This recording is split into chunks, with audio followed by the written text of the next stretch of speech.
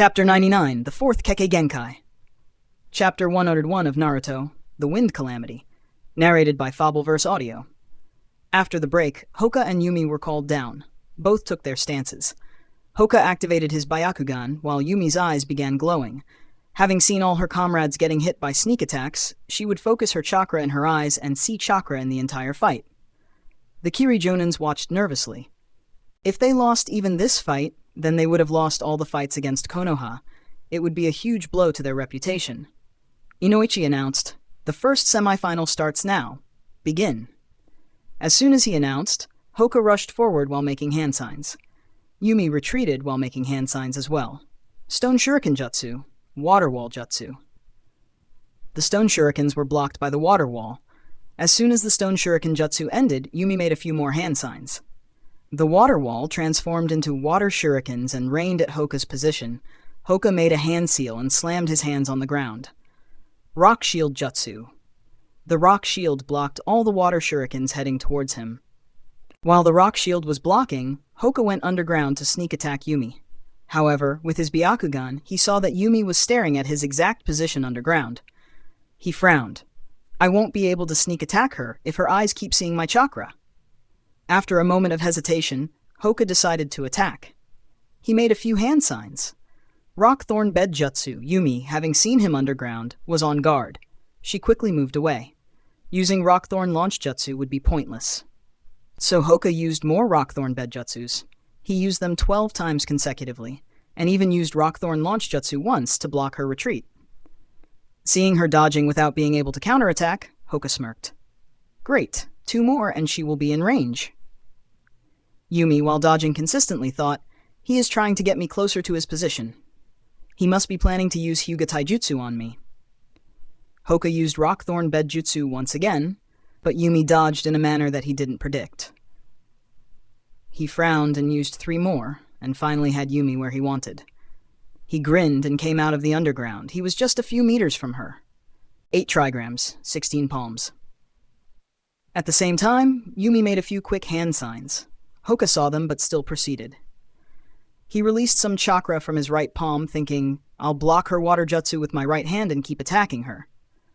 Unfortunately, his plans were made on the wrong assumption. Having prepared her jutsu, Yumi blew out steam towards Hoka. Steam release. Scalding hot steam. Hot steam appeared in front of Hoka and enveloped him. His right palm was protected by chakra. But the rest of his arm, and soon his body came in contact with very hot steam. His entire body was scalded. Even his eyes were hurt. Hoka yelled in pain, causing him to stop his attack. However, he gritted his teeth and fought through the pain to move forward and attack her. However, he saw a kunai with an explosion tag heading towards him. Yumi snorted internally and commented, "We may be at war, but you are not the only ones with explosion tags." The steam release once again surprised the audience. Fujin and Mieko were surprised too. Fujin wondered, "Steam release? Is she related to Mei somehow?" He looked at Hoka and thought, "Hoka will have it tough. With the steam release, she can ensure that Hoka won't be able to fight in close range at all. And he can't sneak attack her thanks to her eyes. So it'll be a long-range ninjutsu fight, and ninjutsu isn't Hoka's strength despite the improvements." Hoka quickly moved sideways and barely escaped the explosion. However, the explosion tossed dust into his burned body, causing him even more pain. As soon as he moved, Yumi appeared next to him and blew more hot steam on him. Hoka flickered backwards while making a hand sign. He slammed his hand on the ground. All the rock thorns in the area get launched. Most are launched in the air, but a few get launched on Yumi. She quickly made hand signs. Water Armor Jutsu. Water armor appeared around her, which blocked all the rock thorns heading towards her. Hoka waited for the jutsu to end, and flickered behind her as soon as the last rock thorn hit her armor. He placed a hand on her water armor and released chakra through his palm. A hole appeared in the armor. He attempted to use gentle fists through that hole, but Yumi just abandoned the water armor and moved in the opposite direction. Hoka followed her, but she once again blew hot steam on him. Having expected it, he moved away. But the steam still burned him more. Both finally moved away from each other, observing their opponent. Yumi stood still. Her breathing was slightly heavy but steady. She was entirely focused on Hoka, keeping an eye for any tricks he might pull. Hoka, on the other hand, was breathing very heavily. His chakra was almost empty due to having used so many jutsus. He had mild burns all over his body, making movement increasingly difficult. Fujin looked at Yumi. She's strong. I underestimated her. Luckily, her steam release won't be effective against me. Ibiki commented. Hoka fought well. Unfortunately, his opponent is doing well to keep him away. Genma agreed. His rock thorn trap was good. Forced his opponent, who kept running away in close combat. If not for the steam release, he could have won. Raido stated, his opponent is very good too. Be it the previous or this battle, she is very calm and stable. She will be a reliable team leader. Ibiki and Genma both agreed. Yumi's performance wasn't flashy like Miko, Fujin, Hoka, Rentaro, or Shin, but it was very stable and level-headed. Hoka thought, I have just one more chance. Then I won't have chakra even for Gentle Fist. He flickered towards Yumi. Yumi responded by releasing steam in front of her. However, Hoka flickered to spot 5 meters in front of Yumi, instead of next to her. Instead of running at her, he made a few hand signs and slammed his hands on the ground. Stone Spear Jutsu. As soon as Hoka slammed his hands on the ground, Yumi moved backwards. A few stone spears appeared from the ground. However, she had already moved from the range. Hoka used this time to flicker twice. He arrived right next to her, surprising Yumi. He gathered all his remaining chakra in his right hand and attacked her, planning to knock her out in one blow. However, Yumi blocked his forearm, not allowing the attack to hit her. She followed it with a kick to Hoka's stomach, sending him flying back for a dozen meters. Hoka rolled on the ground for a few meters and fell unconscious. The chakra exhaustion and burns meant that he couldn't stay conscious any longer. Inoichi announced, winner of the first semifinal is Sakai Yumi. Medics quickly came and took Hoka for treatment. The crowd cheered due to how intense this fight was, but the cheering was less as the winner wasn't from Konoha. There were also many sighing in the crowd, as they had bet on Hoka. Yumi walked towards the waiting room while breathing slightly heavily. He was strong. I used up more than half my chakra in the fight. I won't be able to use my steam release a lot in the finals. I hope Miko and Fujin exhaust each other, otherwise I'll be at a disadvantage. AN, if you can, then please support me on Patreon.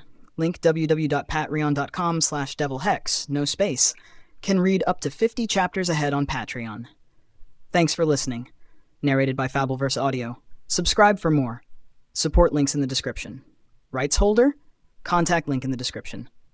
Chapter 100, Lightning Explosion Rain Barrage. Chapter 102 of Naruto, The Wind Calamity. Narrated by Fabelverse Audio. After Hoka was taken away, Miko and Fujin looked at each other.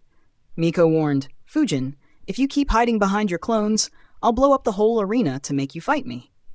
Fujin chucked and replied, good luck with that. Miko was annoyed, but didn't retort anymore. They both entered the arena and stood opposite each other. Fujin didn't look at Miko's face for obvious reasons. While waiting for Inoichi to announce, Fujin calculated, the half-hour break was good. The last 2 fights cost me around 28% of my chakra. I recovered my chakra up to 80%. As for Miko, though she had only 1 fight, she did use quite a few fireballs. So even she only has around 80% of chakra left even after the break. As for Yumi, her reserves dropped to less than 40%. So unless Mai and Miko's fight goes on for hours, she won't recover much. Considering that my maximum reserves are more than double of these two, I should be fine as long as I end this fight with over 30% of my chakra still remaining. As he was calculating, Inoichi announced, the second semifinal starts now. Begin! As usual, Fujin began the fight with a wind explosion jutsu thrown at the very instant Inoichi announced the start of the fight. Expecting it, Miko flickered to get out of the way, and then flickered again to attack Fujin. Instead of engaging her, Fujin flickered into the woods. Miko followed him. Fujin kept flickering among the woods to create distance from Miko, while Miko kept following him with her Sharingan. So both just kept flickering. The stadium was very confused and awed. Soon after Inoichi announced the match, they saw Fujin throwing a wind sphere that exploded, and at the same time, both Miko and Fujin disappeared. Raido exclaimed, so fast! Many Chunins in the audience were having difficulties keeping a track of Fujin and Miko. After flickering a dozen times, Fujin thought, her flickering speed has improved. Not enough to match me, though. I guess she can barely keep a track of me due to her Sharingan. Miyako frowned. Is he planning to exhaust my chakra by making me flicker so many times? Fujin indeed had that thought. Should I just keep flickering until she runs out of chakra?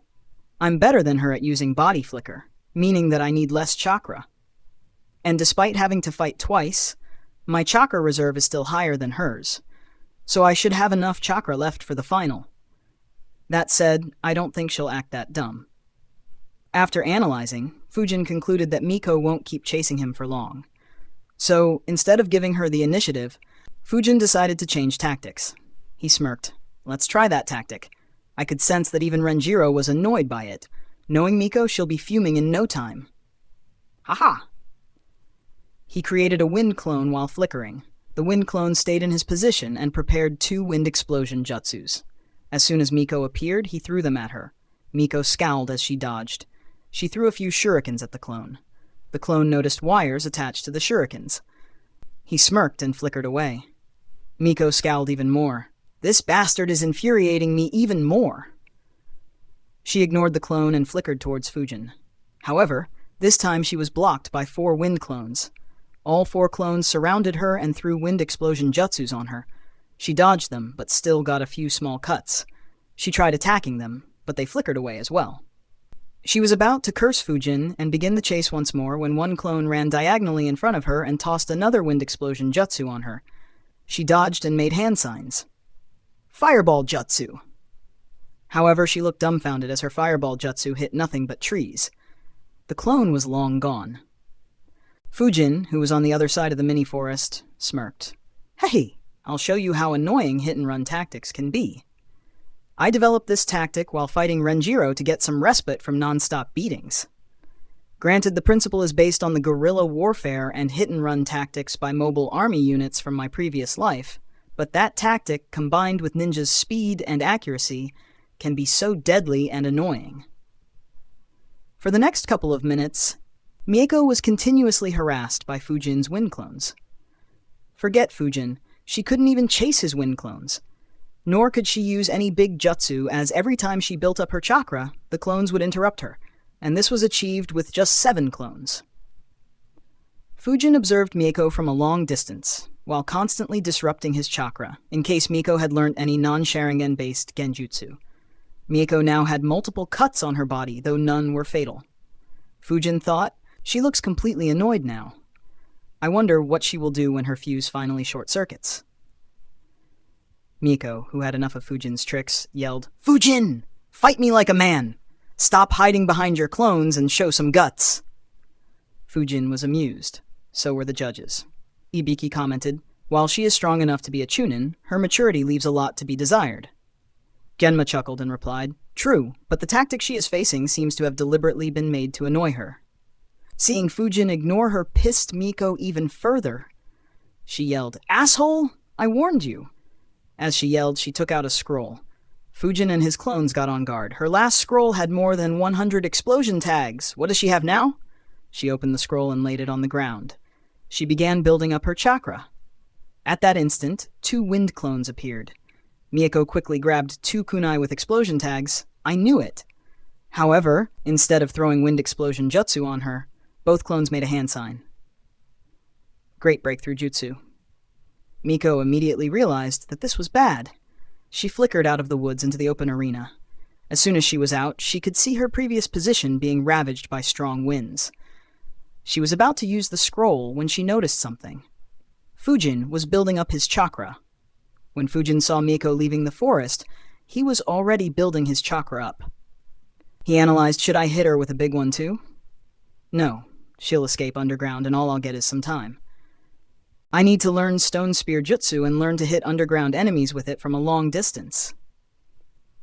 He still kept building his chakra up to counter what she was planning. Miko began exerting a lot of chakra. The spectators could see blue chakra flowing around her. A couple of Fujin's clones flickered close to her as well. But they noticed that Miko's scroll had blood on it. Fujin's clones thought, why is there blood on the scroll? Wait, did she put it there when flickering? And what exactly is in that scroll that she needs to use her blood and so much chakra? Miko ignored Fujin's clones and slammed her right hand on the scroll, sending her chakra into it. Fujin, who was observing from the woods, was shocked. Her chakra dropped by more than half. The clones ignored her actions and launched wind explosion jutsus on her, but she threw the kunais with explosion tags at them to disperse the jutsu. While this exchange took place, Fujin, his clones that were in the woods, the judges, and the spectators were all shocked. There were 250 kunais with explosion tags summoned above the arena, and they all seemed to have electricity flowing through them. Hiruzen's eye twitched. The lighting explosion rain barrage jutsu of Uchiha clan. Do they need to use it in the Chunin exam? Fujin was shocked. What the heck is this? And why do those kunai look like they have been charged with lightning chakra? Miko doesn't have an affinity to lightning nature. Miko quickly made a few hand signs while dodging Fujin's clones. Lightning explosion rain barrage jutsu. Expecting the kunais to rain down on him, Fujin looked up and made a hand sign. Great breakthrough jutsu. This jutsu was supercharged with 10% of his chakra. Airy, strong winds were generated. At the same time, the kunais began raining down at a very fast speed. Many kunai were knocked off course slightly, but many managed to pierce into the great breakthrough jutsu and maintain their course. Fujin had expected it, so he had already created a hand sign and went underground. As soon as Fujin went underground, 3 wind clones appeared above him. They all made a hand sign. Spinning Shield of Wind Jutsu. A triple-layered defense with Spinning Shield of Wind Jutsu appeared above them. Meanwhile, Fujin kept going underground, to a depth of 50 meters. The kunais rained down on the arena.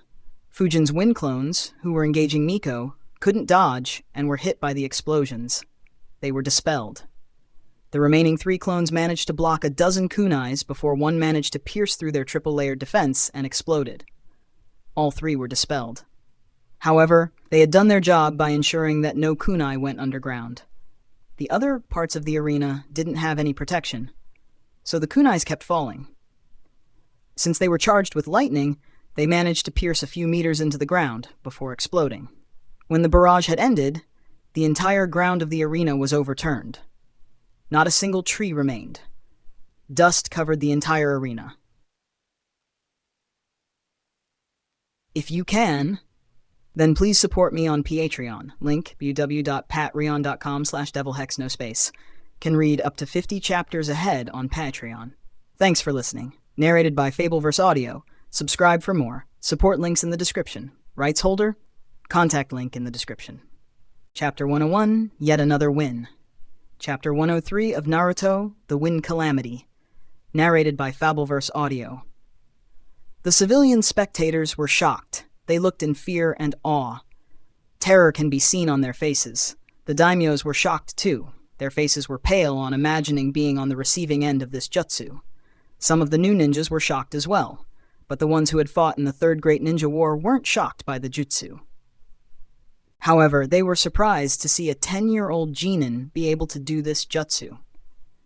Yumi and a couple of Miss Janins in the waiting room were shocked. They looked at the arena with horror on their faces. They quickly thanked whichever gods they prayed to for not being on the receiving end of this jutsu. Fujin noticed the destruction and thought, "Oh, it's not that bad. Those lightning-charged kunais kind of freaked me out.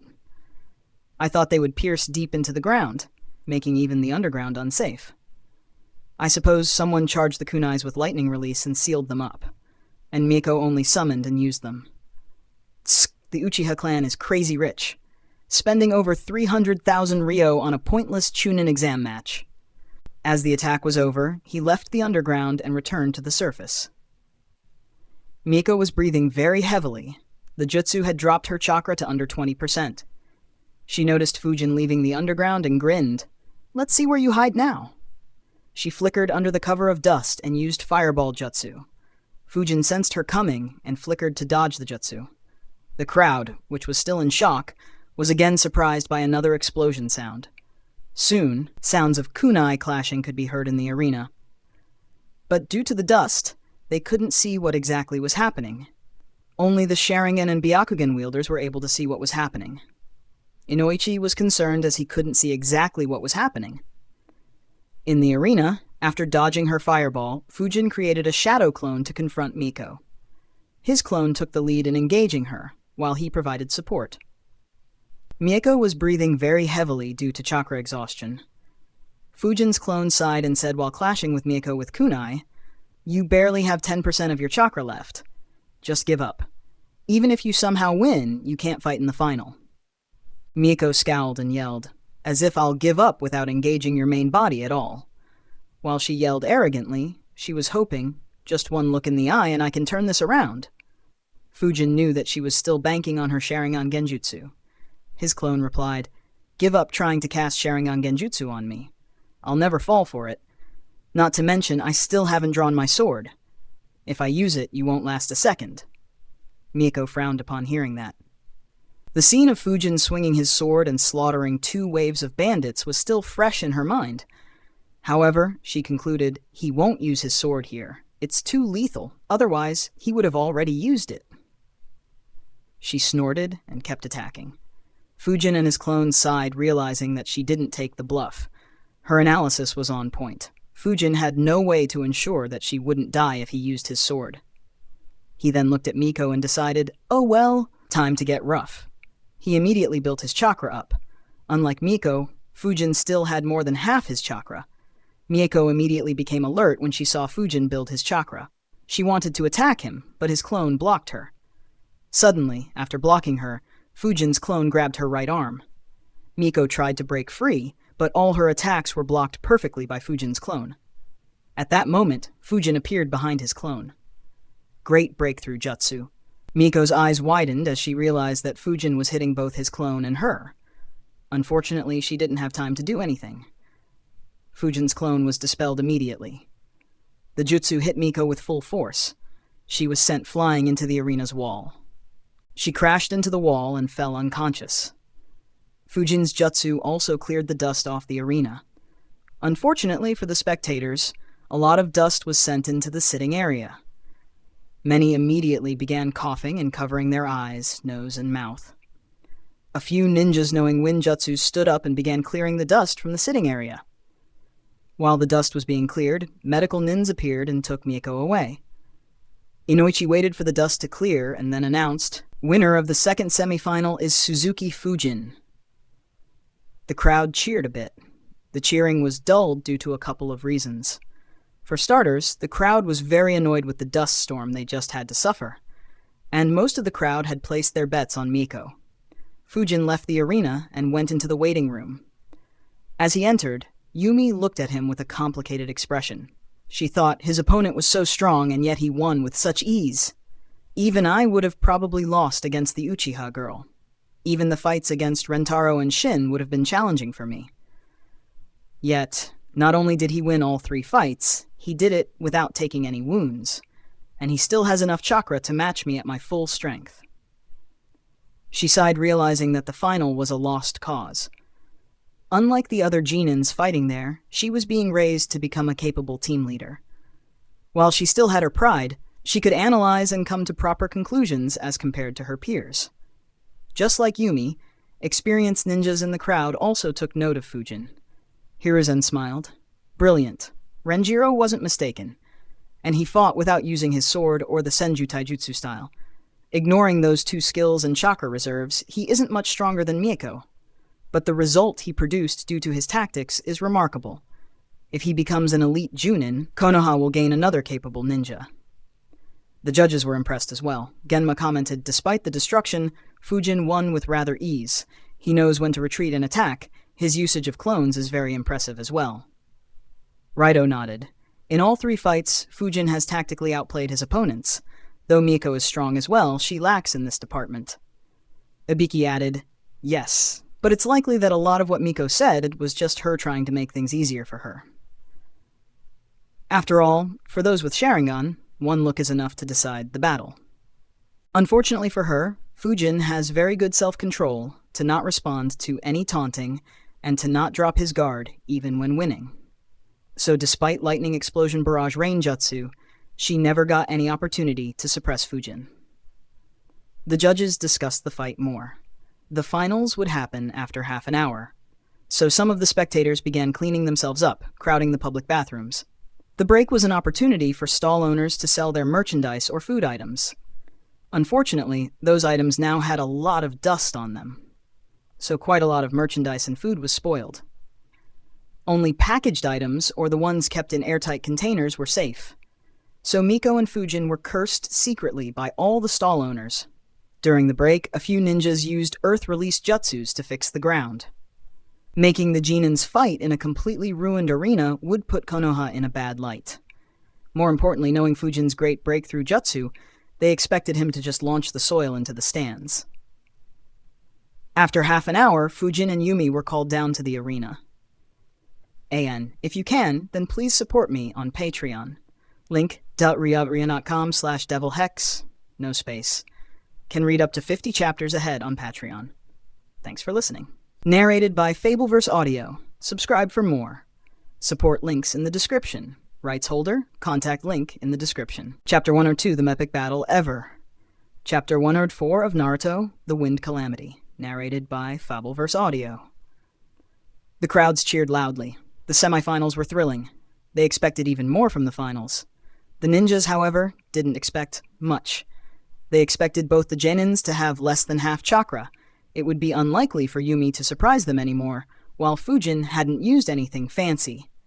Renjiro and Hiruzen, who knew Fujin's abilities, knew that there wouldn't be any suspense in this fight. Fujin and Yumi looked at each other. Yumi's eyes were blue and glowing, while Fujin's eyes were as black as the darkest night. Inoichi announced, "The final starts now. Begin." Expecting Fujin to start with Wind Explosion Jutsu, Yumi moved backwards while making a few hand signs. However, Fujin didn't start with it. He flickered while making a hand sign. Yumi was surprised. Fujin appeared behind her. Great breakthrough jutsu. Water wall jutsu. Miko recognized the seal and quickly created her water wall. Unfortunately, at such a close distance, it had no chance against it. The water did reduce its speed, but Yumi was hit by the jutsu. She was hurled backwards flying. While landing, she dug a kunai into the ground to stabilize herself. Just when she had managed to stabilize, a kunai appeared in front of her. Yumi's eyes widened when she noticed the explosion tag attached to the kunai. She immediately jumped to her left. Fujin noticed her dodge and flickered into his jutsu. Yumi didn't expect Fujin to enter into the dangerous winds that he had created. She was distracted by the explosion tag and had her eye off Fujin for a few seconds. Fujin used those few seconds to attack. He suddenly flickered in front of her and attacked her with his kunai. Yumi was taken by surprise. She had no time to perform a jutsu. She raised her kunai to block him while trying to move away. Their kunais clashed, and Fujin's kunai cut through hers with ease. Yumi had expected it and was already moving backwards. However, Fujin took a step forward as well and placed the kunai on her neck. The wind chakra around the kunai created a small cut on her neck. He looked into her eyes and said, "Give up." Unlike Miko, Yumi had no confidence that Fujin wouldn't kill her. The fight had just begun and she was completely dominated. She didn't even have a chance to use any jutsu other than one barely formed water wall jutsu. Fujin noticed that Yumi was thinking hard and pushed his kunai forward slightly. Yumi gritted her teeth and said, "I give up." Fujin stopped flowing chakra through his kunai and withdrew it and walked away. Inoichi was surprised at how quickly the fight ended. It didn't even last a couple of minutes. He announced loudly, "The winner of the Chunin exam is Suzuki Fujin." Renjiro chuckled at the announcement. The civilian audience was dumbfounded. As soon as Inoichi had announced the start of the fight, a strong wind flew through the arena. Inside the winds, they heard an explosion. And that was it. Even before the winds died down, Inoichi had announced the result. They didn't even get to see any fight. They felt cheated. Apologies for the chapter name. Couldn't resist. The ninjas, too, were surprised at how quickly the fight ended, and how one-sided it was. Genma commented, "Well, that was quick." Ibiki nodded. "Yes, that was quick and efficient. If this was an actual battlefield, he would have killed her with ease." Fujin noticed the crowd's discontent. He thought, "If this was my previous world, I have no doubt that they would have thrown plastic bottles and trash into the arena." Hiruzen sighed, noticing the crowd's discontent. An announcement was made by the announcer, declaring Fujin to be the winner of the final round of the Chunin exam. Soon after, Hiruzen stood up and announced, "Last year, the record for the second phase of the Chunin exam was broken. A squad from Konoha managed to pass it in 5 hours and 30 minutes.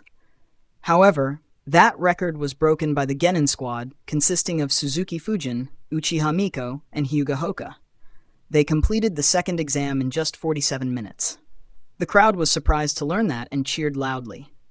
The daimyos also paid attention to this announcement. After all, it signified that the younger generation of Konoha held promise. Hiruzen continued, "As a reward for such an amazing performance, Fujin, Mieko, and Hoka will be taught one jutsu each by me." That announcement shocked a lot of the ninjas for multiple reasons. For one, Hiruzen hadn't taught anyone for a long time. Secondly, he was known as the Professor. It signified the tremendous amount of knowledge he possessed on jutsu. And lastly, his dominance in the first and second ninja wars earned him the moniker of God of Shinobi. To be taught by him would be a great honor for any ninja. However, unlike the shocked ninjas, Fujin's eyebrows involuntarily twitched. He scoffed. "What a cheapskate! This way he doesn't have to spend anything at all, and he gets to take a break from his boring paperwork under the pretense of teaching us." Fujin bowed as a sign of gratitude. However, while bowing, he realized yet another aspect. Wait, it's not just that. He just announced our achievements, and he announced Itachi's as well. This wasn't aimed at the crowds, rather was aimed at the daimyos. This way, he will get more money and missions from them. Damn, I thought I'd swindle a good reward from him. Instead, he has exploited us while giving token rewards. Fujin was shocked at how well Hiruzen had played. He got money, better missions, a break from paperwork, and improved his reputation without making any efforts at all. Hiruzen smiled as he looked at the shocked and amazed expressions of the crowd. The effect was exactly as he imagined. However, he would never know that the 11-year-old Jinin bowing to him had analyzed all details of his small scheme. Though even if he did, Hiruzen would not react much and would give the boy to Shikaku to further improve his analyzing skills. A ninja who could see through schemes was always very handy to have. A ninja who could see through schemes and set up counter-schemes to gain the advantage of the schemes cooked up by others is even more valuable. After Hiruzen's speech, an announcement was made, bringing an end to the Chunin exams. The crowd began dispersing. Enjoy your Sunday. If you can, then please support me on Patreon. It is very motivating and I'll be able to do more such mass releases in the future. Link www.patreon.com/devilhexspace can read up to 50 chapters on Patreon. Thanks for listening. Narrated by Fabelverse Audio. Subscribe for more. Support links in the description. Rights holder? Contact link in the description. Chapter 103, Rip Gato, Chapter 105 of Naruto, The Wind Calamity. Narrated by Fabelverse Audio. After the announcement, the crowd dispersed. Only a few who had bet on Fujin went to the spot where payouts were made. Fujin too flickered to that spot so as to not be stuck in any long lines. Fujin assumed he'd be the first one there, but he was wrong. Another person had flickered there before him. Fujin's eyes twitched. He said, "Hello, Sensei." Renjiro chuckled and replied, "Hello, Fujin. Congrats on winning the tournament." Fujin nodded while thinking, "What a teacher." Renjiro asked, "Would you like to go first?" Fujin shook his head and replied, "No, you can go first, Sensei." He thought, "Let me see how much money you are making." Renjiro chuckled, guessing Fujin's thoughts, and walked to the counter. The bookie looked at the teacher-student duo. At that time, 2 Anbu ninjas flickered in. Renjiro didn't pay attention and placed 30 golden tickets with Fujin's name on them on the table. Fujin's eyes popped out on seeing that. He thought, "He's fucking rich! I should ask him for the rewards instead of Hiruzen. Wait, I should ask for my share." The bookie was also frightened. 30 gold tickets meant that he would have to pay out 120 million ryo. He looked at Renjiro, who just maintained a smile. However, the bookie felt as if he was looking at a demon. The bookie thought, the total bets that were placed in the auction was just 110 million ryo. The payout to him alone would put us at a loss of 10 million ryo. He wondered if he could avoid paying the money. But he shook his head, thinking, Konoha would skin me alive. They would likely uproot Gato's entire business, too. We have no choice. He gritted his teeth and paid Renjiro 120 million Ryo. Anyone who held gambling was required to hold 150 million Ryo extra in case they incurred a loss, so he could still make the payment. Renjiro smiled and sealed the suitcases containing money in a scroll. Fujin looked at his sensei, checking all the money and storing it. He wondered, "Do all senju love to bet?" He sighed and went forward. For some reason, the joy of winning money had diminished a lot. He put forth 6 silver tickets on the table. The bookie smiled bitterly. He now knew that both of them were aware of how strong Fujin was. This decision to host the gamble was a huge mistake. The bookie paid Fujin 2.4 million Ryo. Fujin checked and stored them away. By now, a few others had arrived. They were shocked to see that Fujin had bet on himself. Some were impressed by his self-confidence. Renjiro smiled on seeing his student earning some money as well. He put his hand on Fujin's shoulder and said, "Watch, it will be entertaining." Fujin immediately looked at the 2 Anbu ninjas. One of them went ahead and placed 20 golden tickets on the table. The bookie's face became blue. He screamed in his mind, almost half the bets were placed on him. Fucking Konoha scums! He began shaking in anger. However, the Anbu showed no reaction. The bookie gritted his teeth and handed him 80 million Ryo. Fujin watched with his eyes widened. He looked at the second Anbu and thought, "Don't tell me!" The second Anbu stepped forward and placed another 20 golden tickets on the table. The bookie was shocked at Konoha's shamelessness. Fujin, too, was dumbfounded. What the fuck? I know Hiruzen is shameless, but to this extent? The bookie began thinking, over 70 million Ryo were bet on him. Why weren't we informed? What the fuck was the guy who was accepting the bets doing? He immediately began cursing him. Unfortunately for him, that bookie was placed under a subtle genjutsu by an Anbu, making him forget to report the bets placed. The bookie gritted his teeth and said, "I don't have enough money to give you the payouts." The Anbu looked into his eyes and asked, "How much time do you need to arrange it?" The bookie gritted his teeth even harder and said, "We will need 7 days." The Anbu nodded and said, "All right, settle the payments of everyone else first.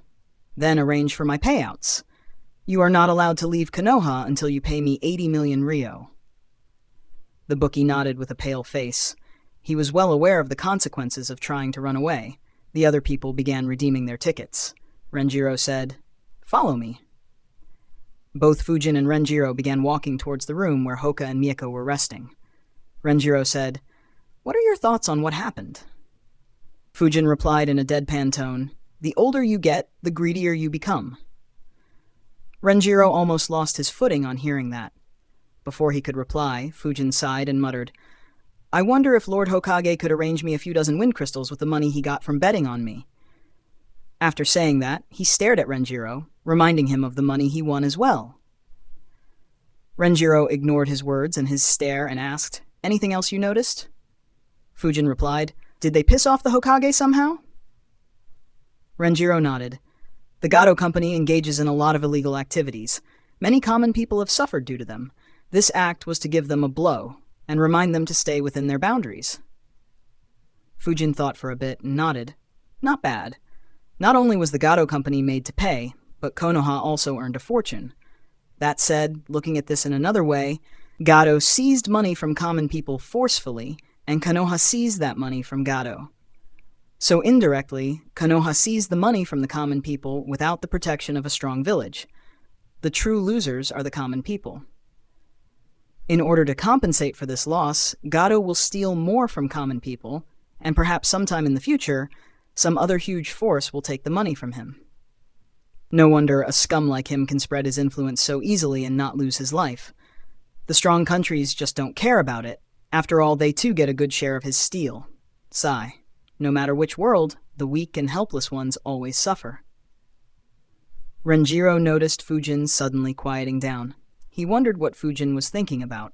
Suddenly, Fujin had a thought. He asked, "Sensei, if I had lost, would you guys have just let all the money go to the Gado Company?"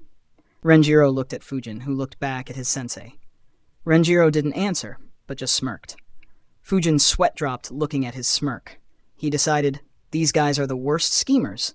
In the future, if I ever had to make a move against Hiruzen or Konoha, I should take care to never ever expose my identity. Who knows which scheme they might cook to make me suffer a huge loss. They reached the medical room in the arena in silence and checked up on Mieko and Hoka. Mieko had a lot of cuts, while Hoka had mild burns all over his body. Both also suffered from chakra exhaustion. Though they were healed, the medical nuns advised them to stay in the hospital for a couple of days. Renjiro informed them about the reward, and neither of them was thrilled by it. Renjiro advised them to rest. Both Fujin and Renjiro left, leaving them with their family. After leaving, Fujin looked at the sky and thought, the Chunin exam finally ended. Soon I'll be a Chunin. 6 years of work to go from a nobody to a Chunin. How long would it take to reach S rank from here? And finally Fujin will become Chunin. Didn't think I'd need 103 chapters just to promote Fujin to Chunin. The next few chapters will focus on Hokage's reward. And then this fanfic will open up. I'm planning a lot of arcs to happen between now and when the canon timeline starts. However, I will have to think up all details regarding these arcs as there is no canon reference. So I might need small breaks in between the arcs to come up with good plots and gather all the required details for them. So the updates might be a bit slow. Please let me know what your thoughts are on every arc. Feedback helps. So does criticism. Once I catch up with the canon timeline, the writing speed should increase considerably, as I won't have to spend days building plots and filling up details. Also, thanks for your support, guys. It's very motivating for me to keep writing. AN. If you can, then please support me on Patreon. Link www.patreon.com/devilhex, no space. Can read up to 50 chapters ahead on Patreon. Thank you, Fanon Cautran, Arian Dugar, and Panda for supporting me on Patreon. Thanks for listening. Narrated by Fabelverse Audio. Subscribe for more. Support links in the description. Rights holder? Contact link in the description. Chapter 104, Promotion and Disbanding. Chapter 106 of Naruto, The Wind Calamity. Narrated by Fabelverse Audio.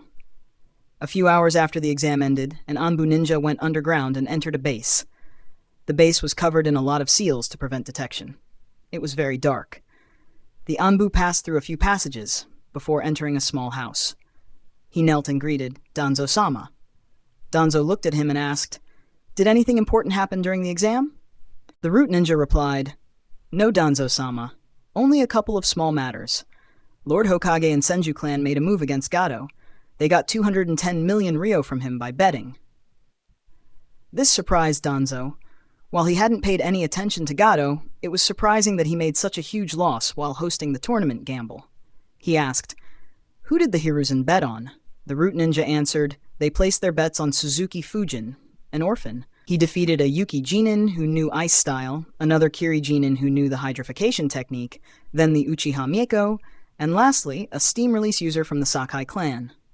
He specializes in wind release and body flicker, and his chakra reserves can be considered to barely be at Junin level." This surprised Danzo. He wondered, "How did we miss such an orphan when recruiting for Root?" He asked, "How talented is he at wind release?" Danzo was curious about it. Ninjas with wind affinity were rare in Konoha, and a good wind release user in Konoha could be counted on fingers. The root ninja answered, "He could supercharge Great Breakthrough Jutsu in a couple of seconds, and he could perform all his wind jutsus with just one hand seal, except for Wind Explosion Jutsu, which he could perform without any hand signs. And the power of his supercharged jutsu would be difficult for anyone under Elite Chunin level to replicate." Danzo was impressed. However, he soon frowned. "I heard that Hiruzen will be teaching him a jutsu, so I can't make a move on him before he is taught. And Senju Renjiro could be an annoyance as well." Danzo looked at his subordinate and instructed, "After he completes a couple of missions as Chunin, invite him to join the Anbu." Danzo analyzed, "Hiruzen waits for a few months for the new Chunins to realize how boring Chunin life is, and then he invites the talented ones into Anbu. So even after a couple of missions, I should be the first one to approach him." The root ninja asked, "What if he declines Danzo-sama?" Danzo thought a bit and answered, "Try convincing him verbally. You can tell him that he will get to learn deadly wind jutsus if he joins us. If he is insistent on declining, then return and ignore him." The root ninja nodded and left. Danzo concluded, He had already grown up, so making him loyal to me will be difficult, so no need to spend a lot of effort on him. 3 days after the exam ended, Team Renjiro was called into the Hokage office. They met outside the Hokage building. Mieko and Hoka were completely healed. Renjiro led them to the office. All four greeted the Hokage respectfully. Hiruzen smiled and said, "Fujin, Mieko, and Hoka, all three of you have done great in the Chunin exams. All three of you have been promoted to Chunin." All the three genins smiled and thanked him. They had expected it to be the case, so they weren't very surprised. Hatake Tako, a Chunin working in the Hokage office, interrupted them and handed them some papers. He said, "These are your evaluations by the judges and proctors. Fujin, the judges and the proctors were impressed by you. Your promotion was unanimous. However, they recommended you to get a strong single-target jutsu that can be launched quickly and can break through enemy defenses." Fujin nodded.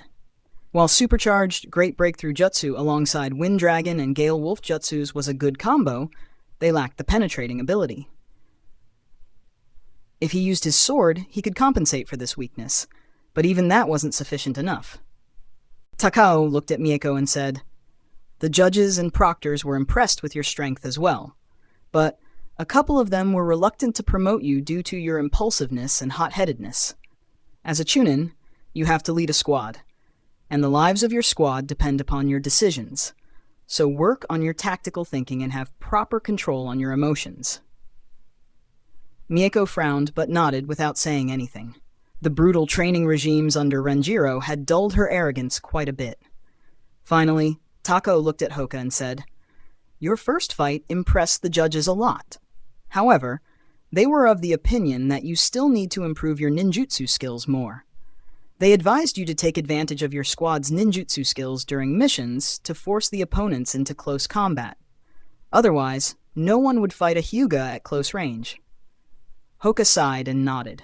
In the entire Chunin exam, he never got to use his gentle fist. All his opponents either ran away or threw explosion tags at him. Tako looked at the three newly promoted Chunins and said, "As a reward for earning your promotions through the Chunin exams, you get access to Section B in the library." Fujin wondered, "I wonder what sorts of jutsu are available in the library." Takao then handed them their Chunin vests. Hiruzen said, "Now that you have been promoted to Chunin, you will be responsible to lead Genins into missions. So Team Renjiro will be disbanded. You will have to lead them for completing C-rank missions. There will be times when you get assigned into teams with other Chunins for B-rank missions. In some cases, you may also be assigned to A-rank missions led by a Junin, so you will have to be prepared for any type of mission." The three Chunins nodded. They were excited at the prospects of taking A-rank missions. Hiruzen asked, "At what time do you begin your training?" Hoka replied, "At 5 a.m., Lord Hokage."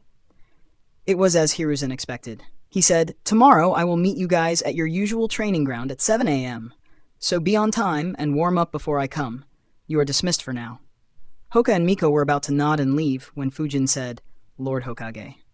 Hiruzen looked at him and said, "Yes, Fujin?" Fujin replied, "I was wondering if you could arrange for samurai swords that assist wind chakra flow for me now." Hiruzen thought, "I recall saying that I will arrange a meeting with someone who can make them, and not arrange them myself." He nodded and said, "Don't worry. I'll arrange for a swordsmith to meet you in a few days. He'll ask you the measurements of the sword you would be comfortable with. Don't worry about the cost, as it'll be paid by me." Fujin wondered, was he really not planning to pay for the sword? Hiruzen, on the other hand, was thinking, the village earned 120 million ryo thanks to him. I can afford to spend a few million on him. Since there was nothing else to discuss, they left the building. Renjiro said, "Let's meet at the training ground." He flickered. The newly promoted Chunins followed him. "AN, if you can, then please support me on Patreon. Link, www.patreon.com/devilhex. No space. Can read up to 50 chapters ahead on Patreon. Thanks for listening. Narrated by Fabelverse Audio. Subscribe for more. Support links in the description. Rights holder? Contact link in the description." Chapter 105, B-Rank Jutsus. Chapter 107 of Naruto The Wind Calamity. Narrated by Fabelverse Audio. As usual, the trio made it a race. Fujin arrived right after Renjiro. Miko and Hoka arrived a couple of seconds later. Renjiro looked at his students for a minute and said, "Congratulations on becoming Chunins so quickly. Very few managed to become Chunins in less than a year after graduating. As the Hokage said, this means that our squad will be disbanded." He smiled and said, "I am proud to have students like you." All three kids bowed and said, "Thank you, Sensei." The last few months of training under him were very fruitful. They had made massive progress. He continued, "However, we will do one last mission. I'll be taking you guys on a rank A mission." This excited them. Miko asked, "Really, Sensei?" Generally, it was very rare for a Chunin to join a rank mission.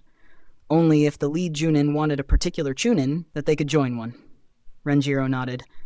"The mission will be after your training with Lord Hokage is done, so focus on it.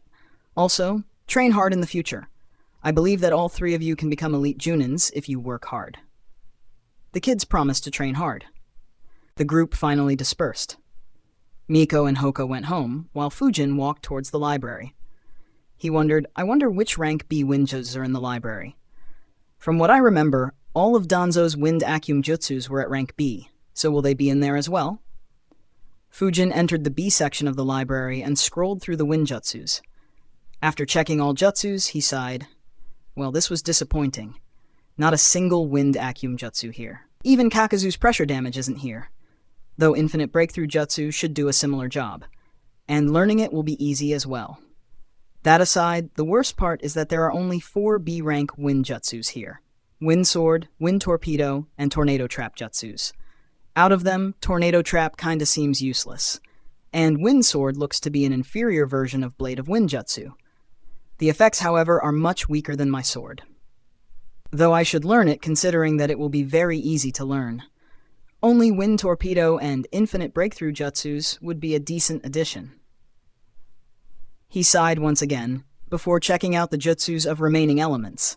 Unfortunately, he didn't find anything impactful. He memorized the hand seals for Wind Sword jutsu, Infinite Breakthrough jutsu, and Wind Torpedo jutsu. He left a shadow clone to read the remaining jutsus in more depth and flickered away.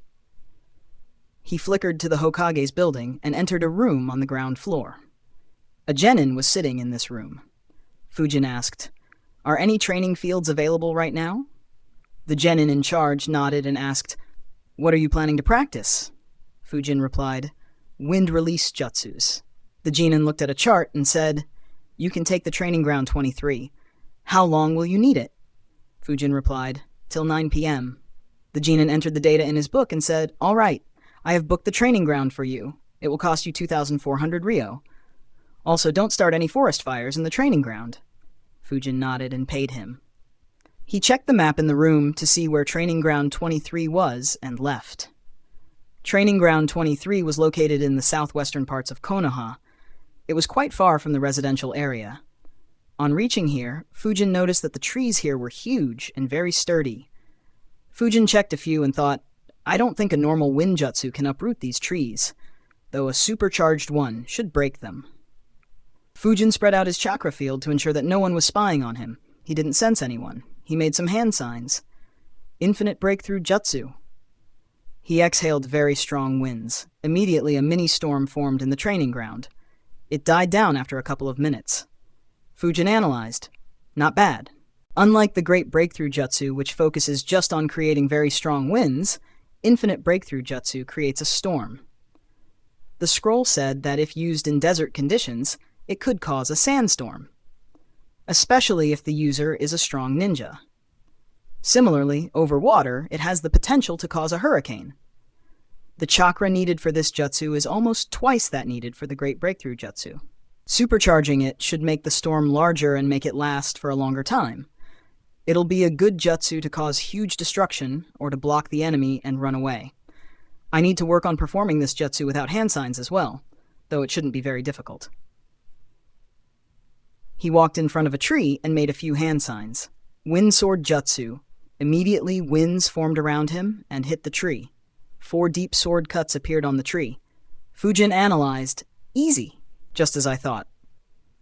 The chakra requirement is very low as well. I guess the advantage of this jutsu will be being able to use it without slashing my sword. So once I'm able to use it without any hand signs, I could use it to catch opponents off guard, especially if they are too focused on my sword.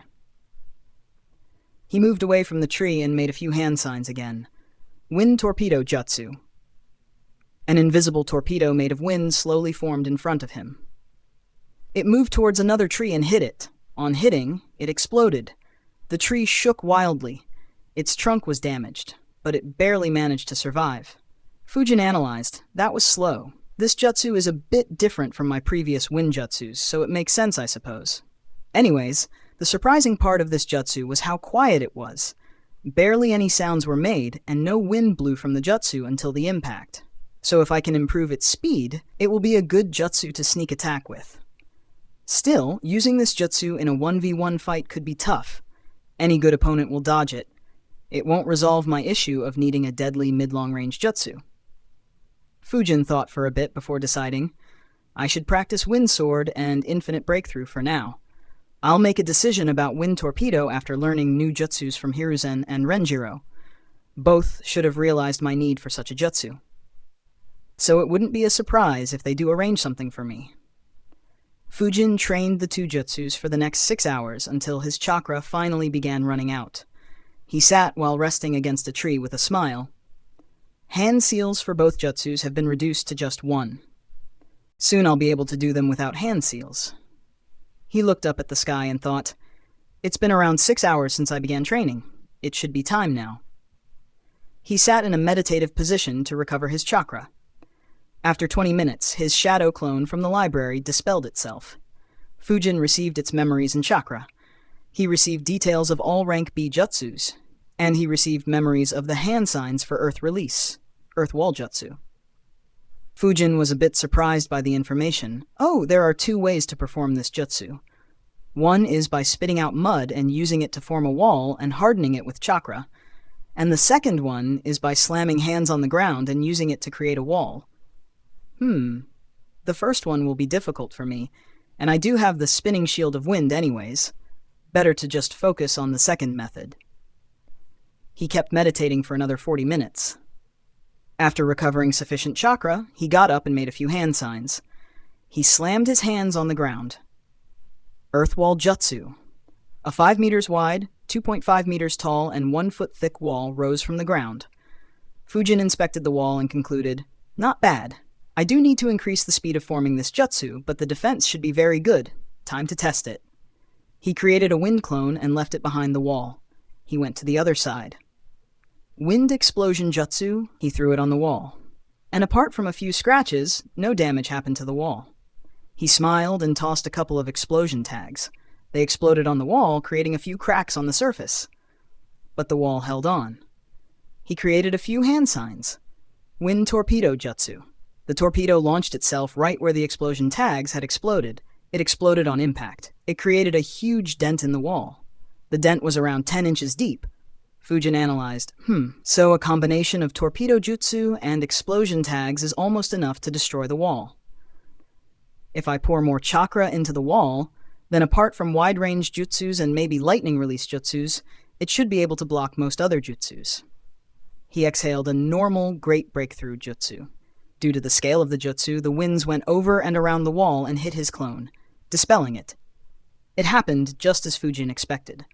Fujin spent the remaining day practicing until he ran out of chakra and went back home after having dinner. AN, if you can, then please support me on Patreon. Link.patreon.com/devilhex. No space. Can read up to 50 chapters ahead on Patreon. Thank you Philip Fitzgerald, Alexander Segerlaw, Templar, and Hubert Budney for supporting me on Patreon. Thanks for listening. Narrated by Fabelverse Audio. Subscribe for more. Support links in the description. Rights holder? Contact link in the description. Chapter 106, Flying Thunder God. Chapter 108 of Naruto, The Wind Calamity. Narrated by Fabelverse Audio. After reaching home, Fujin laid the Chunin vest he received on his bed and began checking it. The jacket was similar as in the manga. It was green in color. It had 3 scroll pouches on either side of the chest. It also had a neck guard and extra padding over the shoulders. On its back, there was a symbol of Uzushio-gakure. The material that the vest was made of was very resilient. It could provide minor resistances against fire, lightning, weapons, and blunt attacks. Fujin thought, not bad.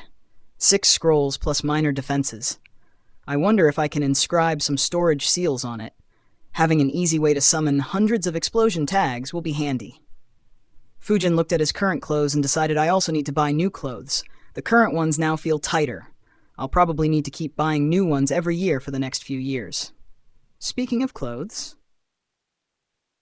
Fujin looked around at his house. He had been staying there for almost 7 years. He noticed quite a few cracks on the walls and even the ceiling. He thought, I probably need to change to a new house as well. Practicing wall walking indoors did a number on the walls. Not to mention, it feels much smaller now. I wonder what the property prices are in this world. Fujin decided to look into them later and fell asleep. The next morning, Fujin went to the training ground and began training. He was using the training seal at 60% power. Soon Hoka, followed by Miko, joined him as well. At 6 a.m., an old man knocked on the door of Hokage's office and entered. Homura looked at Hiruzen and asked, Why did you call me so early in the morning? Hiruzen looked at his friend and answered, I will be training the 3 Genins from today for a few days. I will leave the official work to you. Homura's eyes twitched. He was annoyed and asked aggressively, Why do I have to do the paperwork? I'm too old for this. Hiruzen smiled and answered, You made a good contribution to the village by suggesting the idea to reward top performers in the academy. So this is your reward. Homura stared at Hiruzen. Both entered a stare-down. After a couple of minutes, Homura sighed. He had heard about a Genin asking Hiruzen for a reward during the Chunin exam, so he understood why Hiruzen was targeting him. He replied, All right, but don't take too long. Hiruzen smiled and said, They are just kids. I'll teach them one jutsu and be done in no time. Homura nodded. Unfortunately for Homura, both he and Hiruzen overlooked one critical aspect, so he'd be stuck doing paperwork for a much longer time than he bargained for. Hiruzen explained some details to his friend before leaving. He wasn't much worried as Homura, Kohaku, and even Danzo had taken over his paperwork job at times, especially during wars, so they all knew how to handle it properly. At 7, Hiruzen arrived at the training ground and saw the 3 Chunins training hard. He smiled and muttered, They will have a good future if they maintain this dedication. Seeing the Hokage, the kids stopped training and flickered in front of him and wished him good morning. Hiruzen wished them back and praised them for working hard. He asked, So did you think about which jutsu you want to learn from me? Fujin's eyes sparkled. He was exhilarated and thought, We get to choose? Marvelous. Miko replied, I don't want to learn any jutsu. The Uchiha library has every jutsu. Hoka too shook his head and replied, I also don't want to learn any jutsu. I want to practice taijutsu to master the 32 palms technique. Fujin looked at his teammates with a deadpan expression. Hiruzen laughed. He looked at Miko and said, Watch this. Hiruzen flickered around 50 meters away and made a few hand signs and said, Fire release! Hellfire clap jutsu! Fujin spread his chakra field and observed carefully. Miko and Hoka had activated Sharingan and Byakugan respectively. They noticed a ring of fire forming around Hiruzen. Immediately, the fire spread out in all directions. In less than a second, the fire expanded into a 40 meters radius area around Hiruzen. There were 3 boulders in this area. All were hewn in 2. Wherever the fire passed through, nothing was left on the ground. Even the soil turned black. Although the fire was 10 meters from them, all 3 Chunins felt the crazy heat. In 5 seconds, both Fujin and Hoka flickered backwards. After another 5 seconds, Miko also flickered back. Fujin looked at it and exclaimed, What crazy heat! They were still sweating. Hoka nodded. If I were to be hit by it, perhaps even my bones would be left. Miko was too stunned to say anything. The Uchiha clan prided themselves on their fire jutsatsus. She had seen how strong her parents and elders were. But she had never felt fire as hot as this. Hiruzen smiled on seeing their stunned faces. He dispersed the jutsu and flickered towards them. He said, As you heard, this jutsu is called Fire Release, Hellfire Clap Jutsu. It is both defensive and offensive in nature. It was created by me during my younger years. He looked at Miko and asked, Would you like to learn this jutsu? Miko obediently nodded. Hiruzen smiled and looked at Hoka. He said, I know you don't like ninjutsu, so I will teach you something that will aid your taijutsu. Look carefully. This is a secret technique of your clan. Chakra began pouring from the chakra points in Hiruzen's right hand. He pulled his arm back and pushed it forward at great speed. While his arm was moving, a vacuum shell formed in his hand. When he pushed his arm to the max, the shell was fired towards a boulder. The shell hit the boulder in the blink of an eye and created a hole through the entire boulder. It kept going and created a hole in 5 trees behind the boulder. The Genins were surprised once again. Hoka had seen this technique before, but he was told that he won't be taught it until he becomes a Junin. However, the jutsu that he saw his elders perform was nowhere near as lethal as what Hiruzen did. At most, it created strong winds, causing a few leaves to fall off a tree. Hiruzen said this jutsu is 8 trigrams, air palm. It was invented by the Hyuga clan to create a mid-range fighting capability. It too can be used both offensively and defensively. Fujin gulped his saliva. I recall reading that Hiruzen could perform every jutsu in Konoha, including the secret techniques. However, that doesn't do Hiruzen justice. It'd be more appropriate to say that Hiruzen can perform all jutsu in Konoha better than anyone else in Konoha. Hiruzen asked, "Do you want to learn this, Hoka?" Hoka immediately nodded. Hiruzen finally looked at Fujin and asked, "Fujin, did you think about any jutsu that you want to learn from me?" Fujin was still surprised by Hiruzen's display. He gathered himself and nodded. "Yes, Lord Hokage." Hiruzen was slightly surprised, but soon he thought, this kid always knows what he wants, so it isn't surprising that he thought of something. I wonder what jutsu he wants to learn. Hiruzen asked, "Which jutsu is it, Fujin?" Fujin said with a serious face, "Lord Hokage, I want to learn the Flying Thunder God jutsu that the 2nd and 4th Hokage used."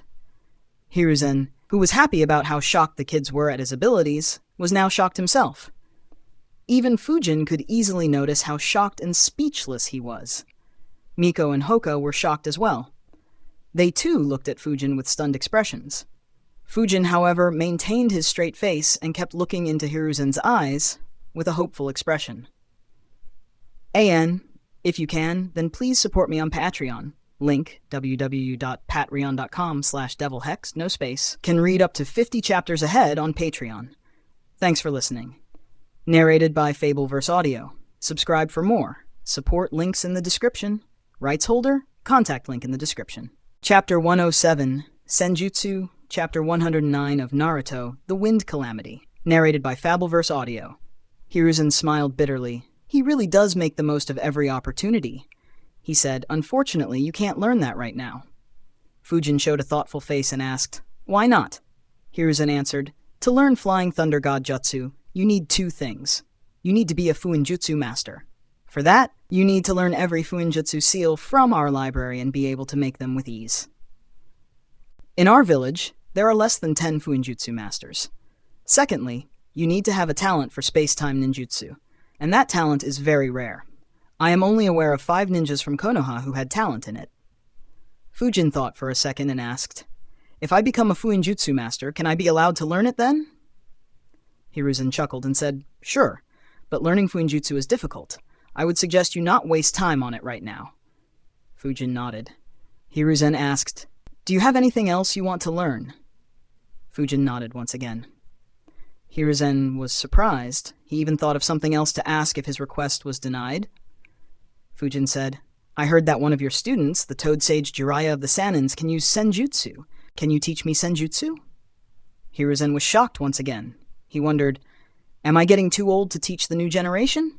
Where did he even learn about Senjutsu?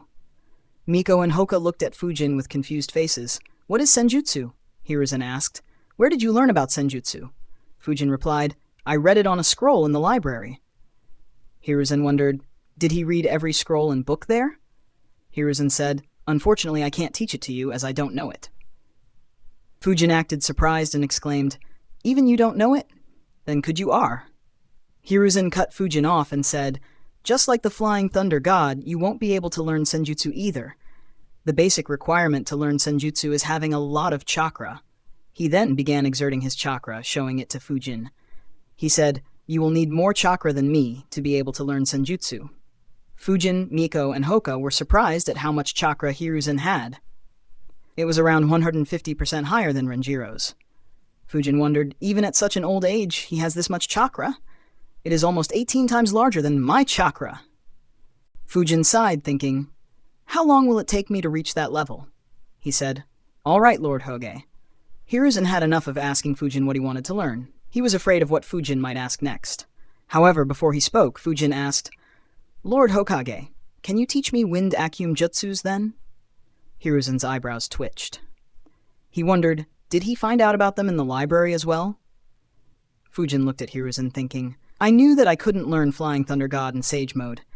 Even if I could, I doubt he would just give me the scrolls or the guidance needed to learn them. Minato probably only got them as he was Jiraiya's student, but if I didn't mention those two and directly mentioned wind Akyum jutsus, it's likely that he would have rejected me due to how dangerous they are. But now that he has already rejected me twice, it's unlikely that he would reject me once more. The only concern left is whether he'd ask Danzo to teach me, but seeing his air palm jutsu, I'm betting that he knows wind Akyum jutsus as well. Even if he asks Danzo, as long as Danzo doesn't make me join the route, I don't care much about him. After all, he doesn't have Shisui's eye yet, and by the time he gets it, the root will be dissolved. Well, at least officially, that is. Hiruzen thought around the same lines as Fujin analyzed. Wind Akyum jutsu, it is very lethal. Not something I want to teach to little kids, but I have already rejected him twice. Saying no once again won't look good. Not to mention, it is much safer than Senjutsu and Flying Thunder God. He decided to teach him. Hiruzen nodded. All right, I'll teach you wind Akyum jutsus. He realized what he said. Fujin immediately smiled and bowed down. Thank you, Lord Hokage. Hiruzen looked at the 11-year-old kid with disbelief. I promised to teach them one jutsu. He made me promise to teach him all the wind Akyum jutsus, and he even thanked me so quickly. Hiruzen sighed internally and decided, leave it. I'll teach him and get him off my back for now. Though in the future, I need to ensure that I don't promise him any rewards. Unfortunately for Hiruzen, he had already promised Fujin something for the future. While he didn't think that future would ever arrive, Fujin had already sealed those words in his memory.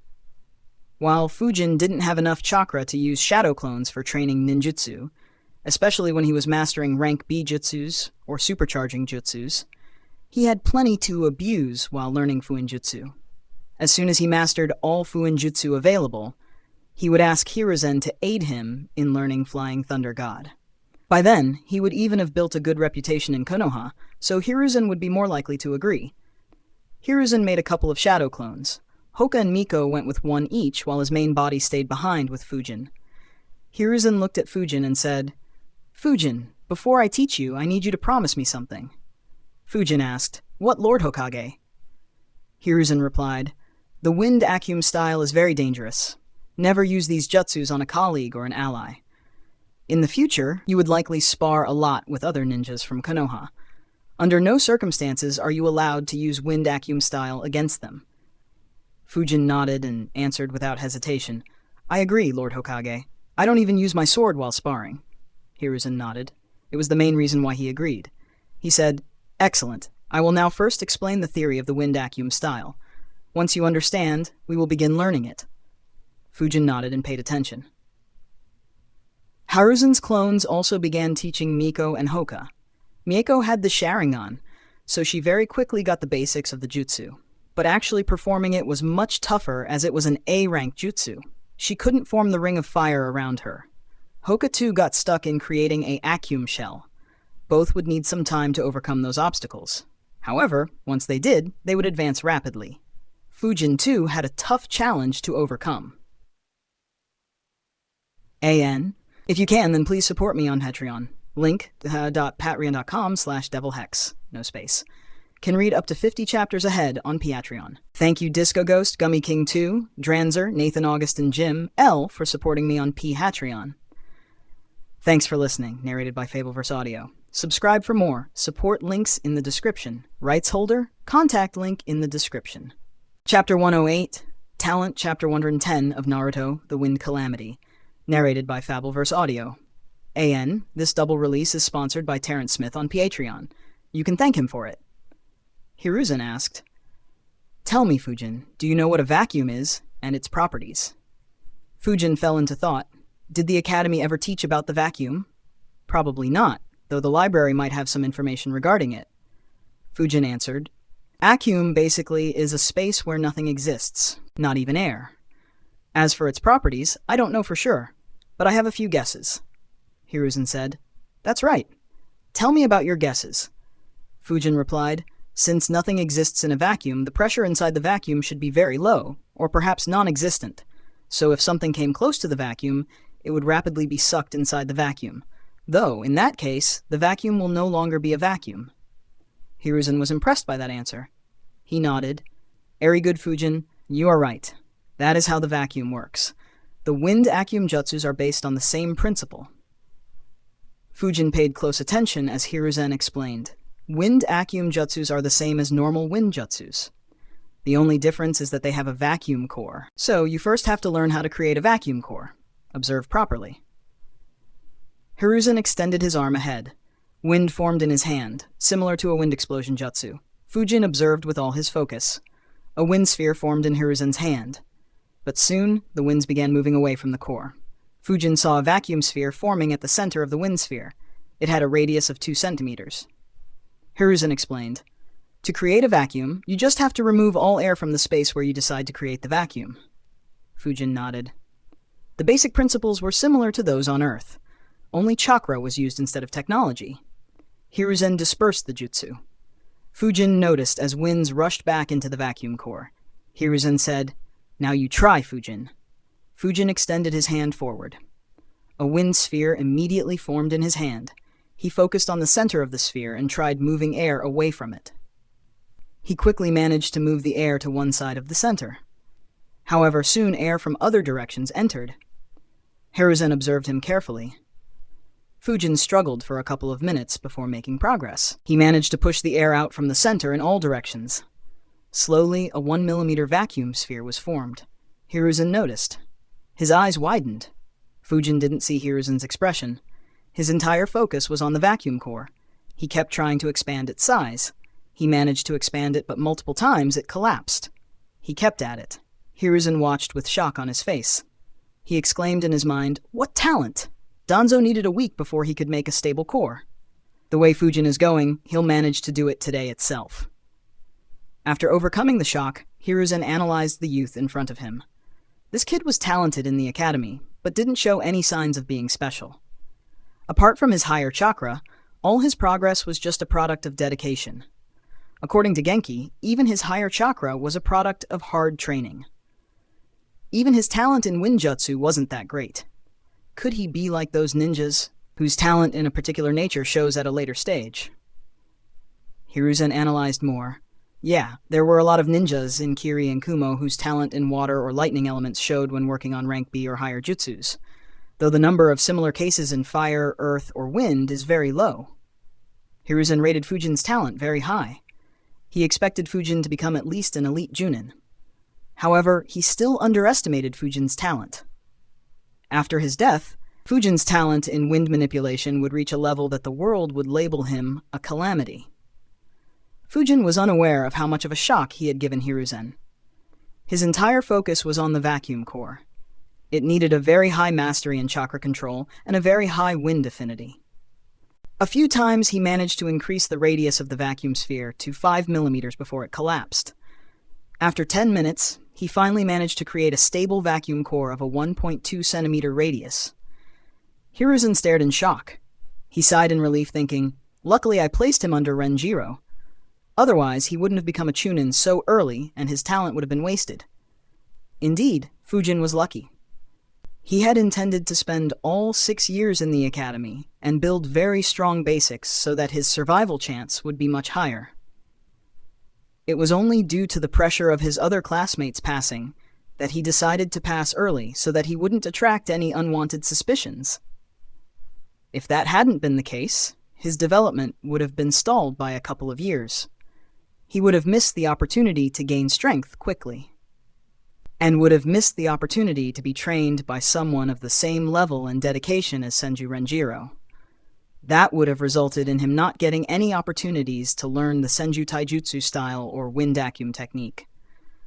While he would have eventually learnt those techniques, his progress would have likely been delayed by around 3 to 4 years. Hiruzen looked at the vacuum core and said, "Airy good. Maintain it for 2 minutes." Fujin didn't reply but followed his instructions. He was able to last 2 whole minutes. Hiruzen was impressed again. He said, "Now encase it with winds and aim it at a tree and try launching it as you do with wind explosion jutsu." Immediately, winds began forming around the vacuum core. It took the shape of a sphere. Fujin looked at a tree and threw the vacuum sphere. However, as soon as the wind sphere left his hand, the vacuum core began collapsing. By the time it traveled 1 meter, the vacuum core collapsed and air entered it. The wind sphere itself collapsed and dispersed. Fujin was surprised. What the heck? Hiruzen looked and said, "After creating the vacuum core, you maintained it. However, when you launched it, you couldn't maintain it anymore.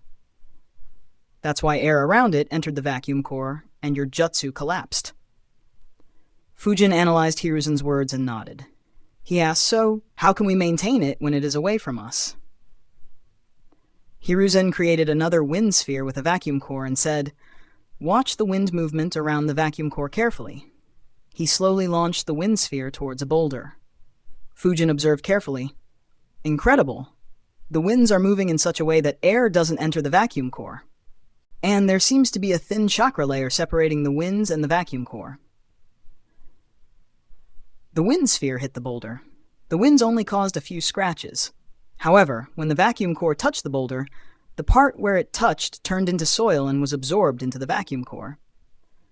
The vacuum core continued for a few inches, absorbing everything around it, before disappearing.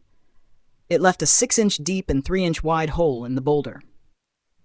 Hiruzen explained, "In order to maintain the vacuum core, you need to do 2 things. First, you need to create a thin film of chakra around the vacuum core to ensure that nothing enters it.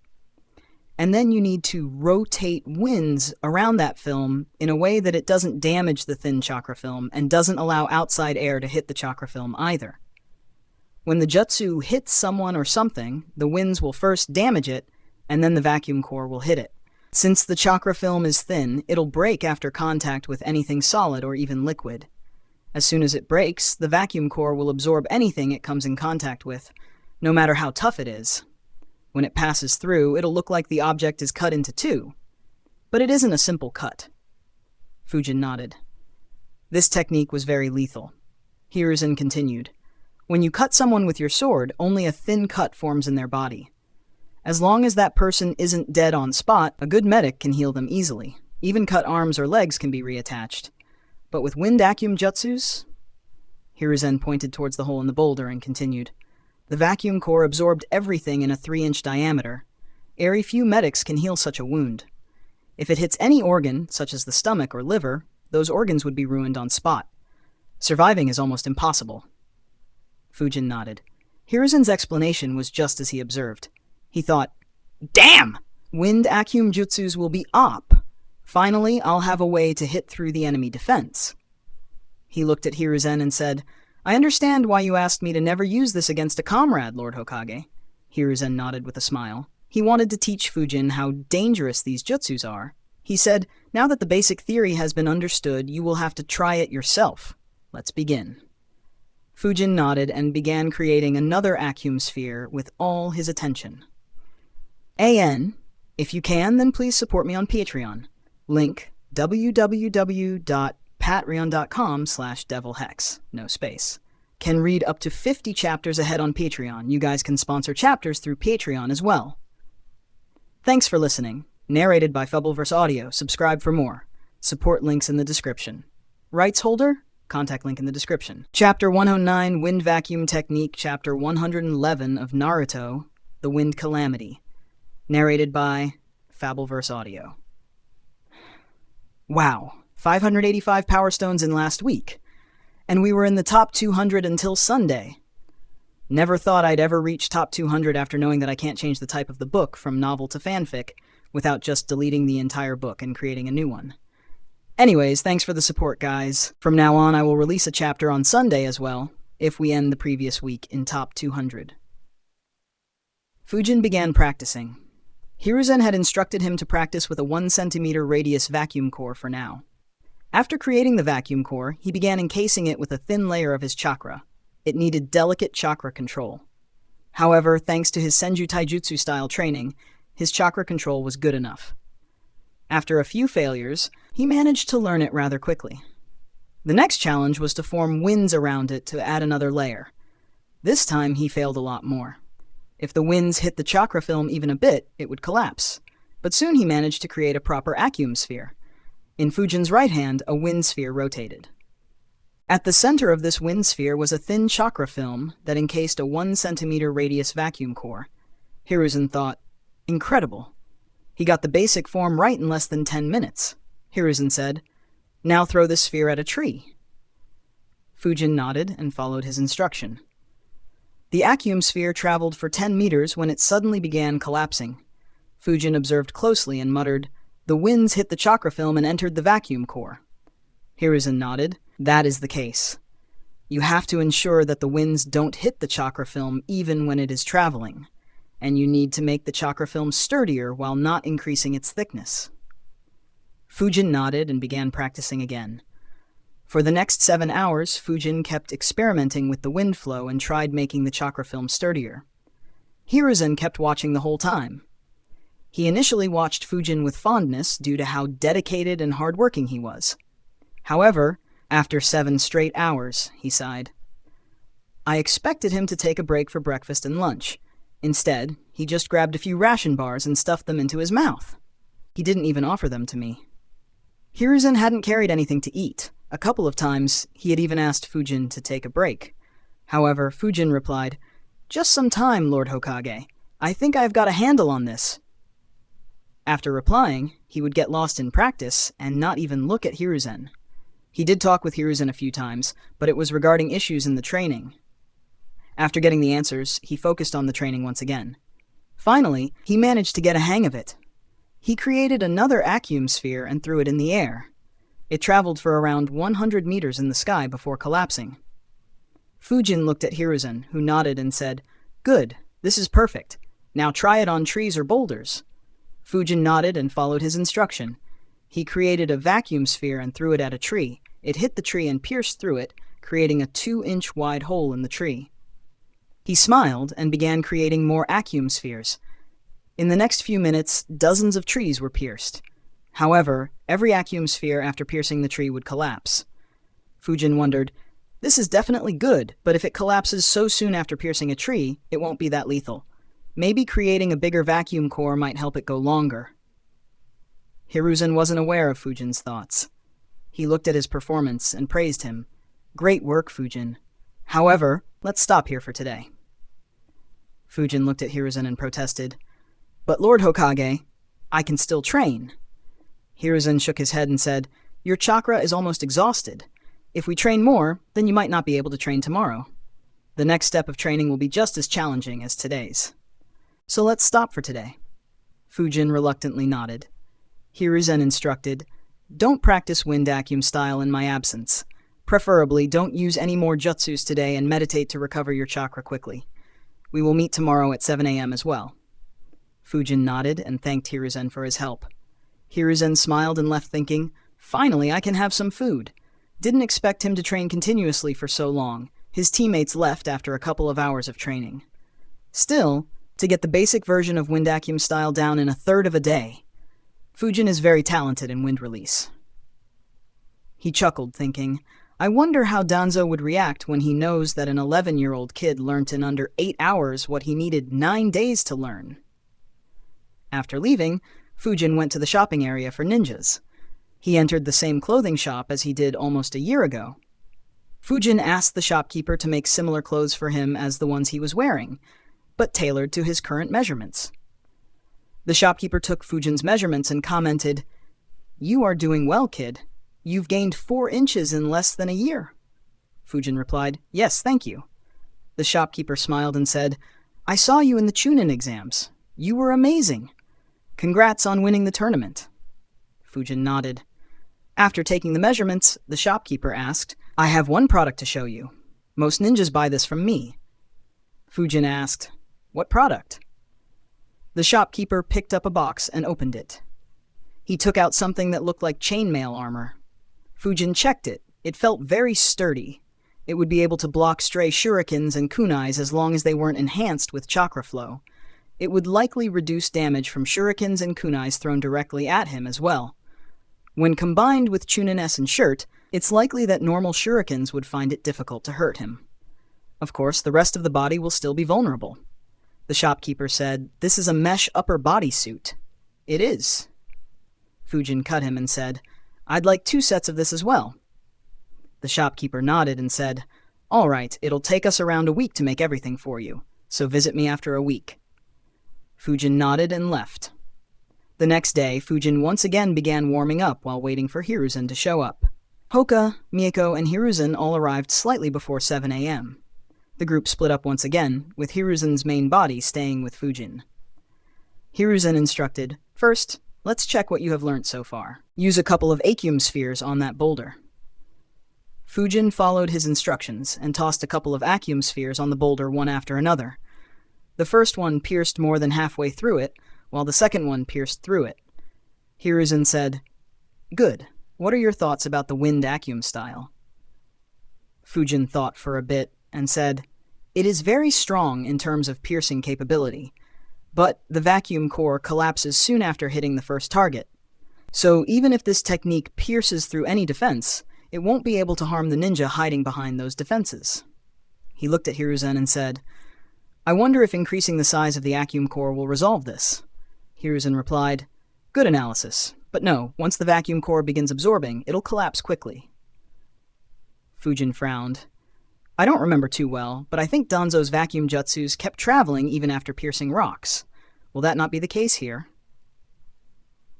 Hiruzen smiled, seeing Fujin analyze with a frown. He said, "But there is a way around this to make the wind Akium jutsu last much longer and hit multiple targets in its path." He extended his right arm towards a tree and said, "Watch." Fujin observed carefully as an Akium sphere formed in Hiruzen's palm. His eyebrows furrowed. The Akium core was different, but he couldn't understand what exactly was different.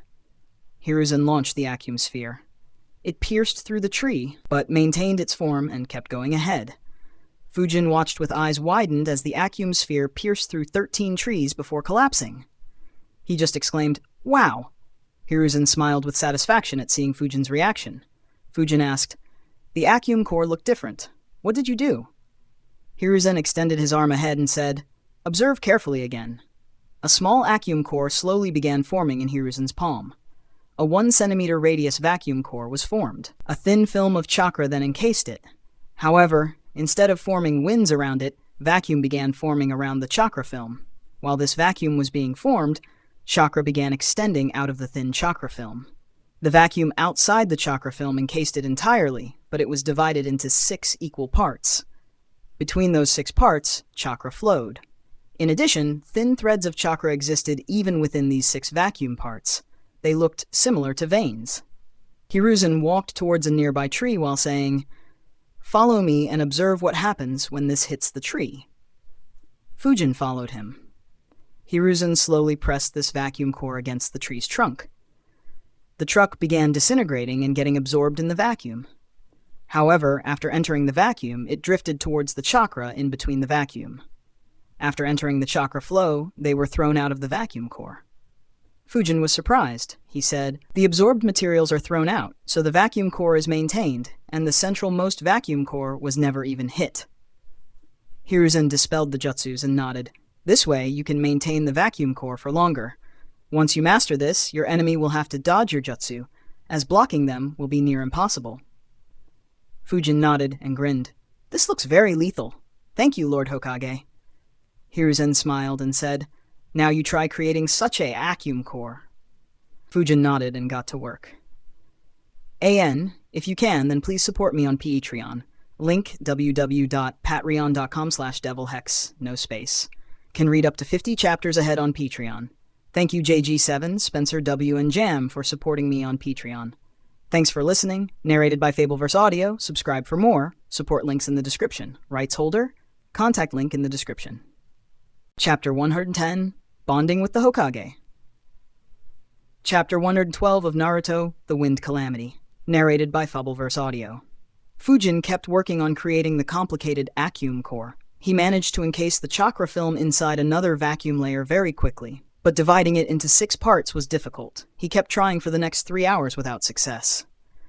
Hiruzen looked at Fujin while thinking, I didn't intend to teach this to Fujin.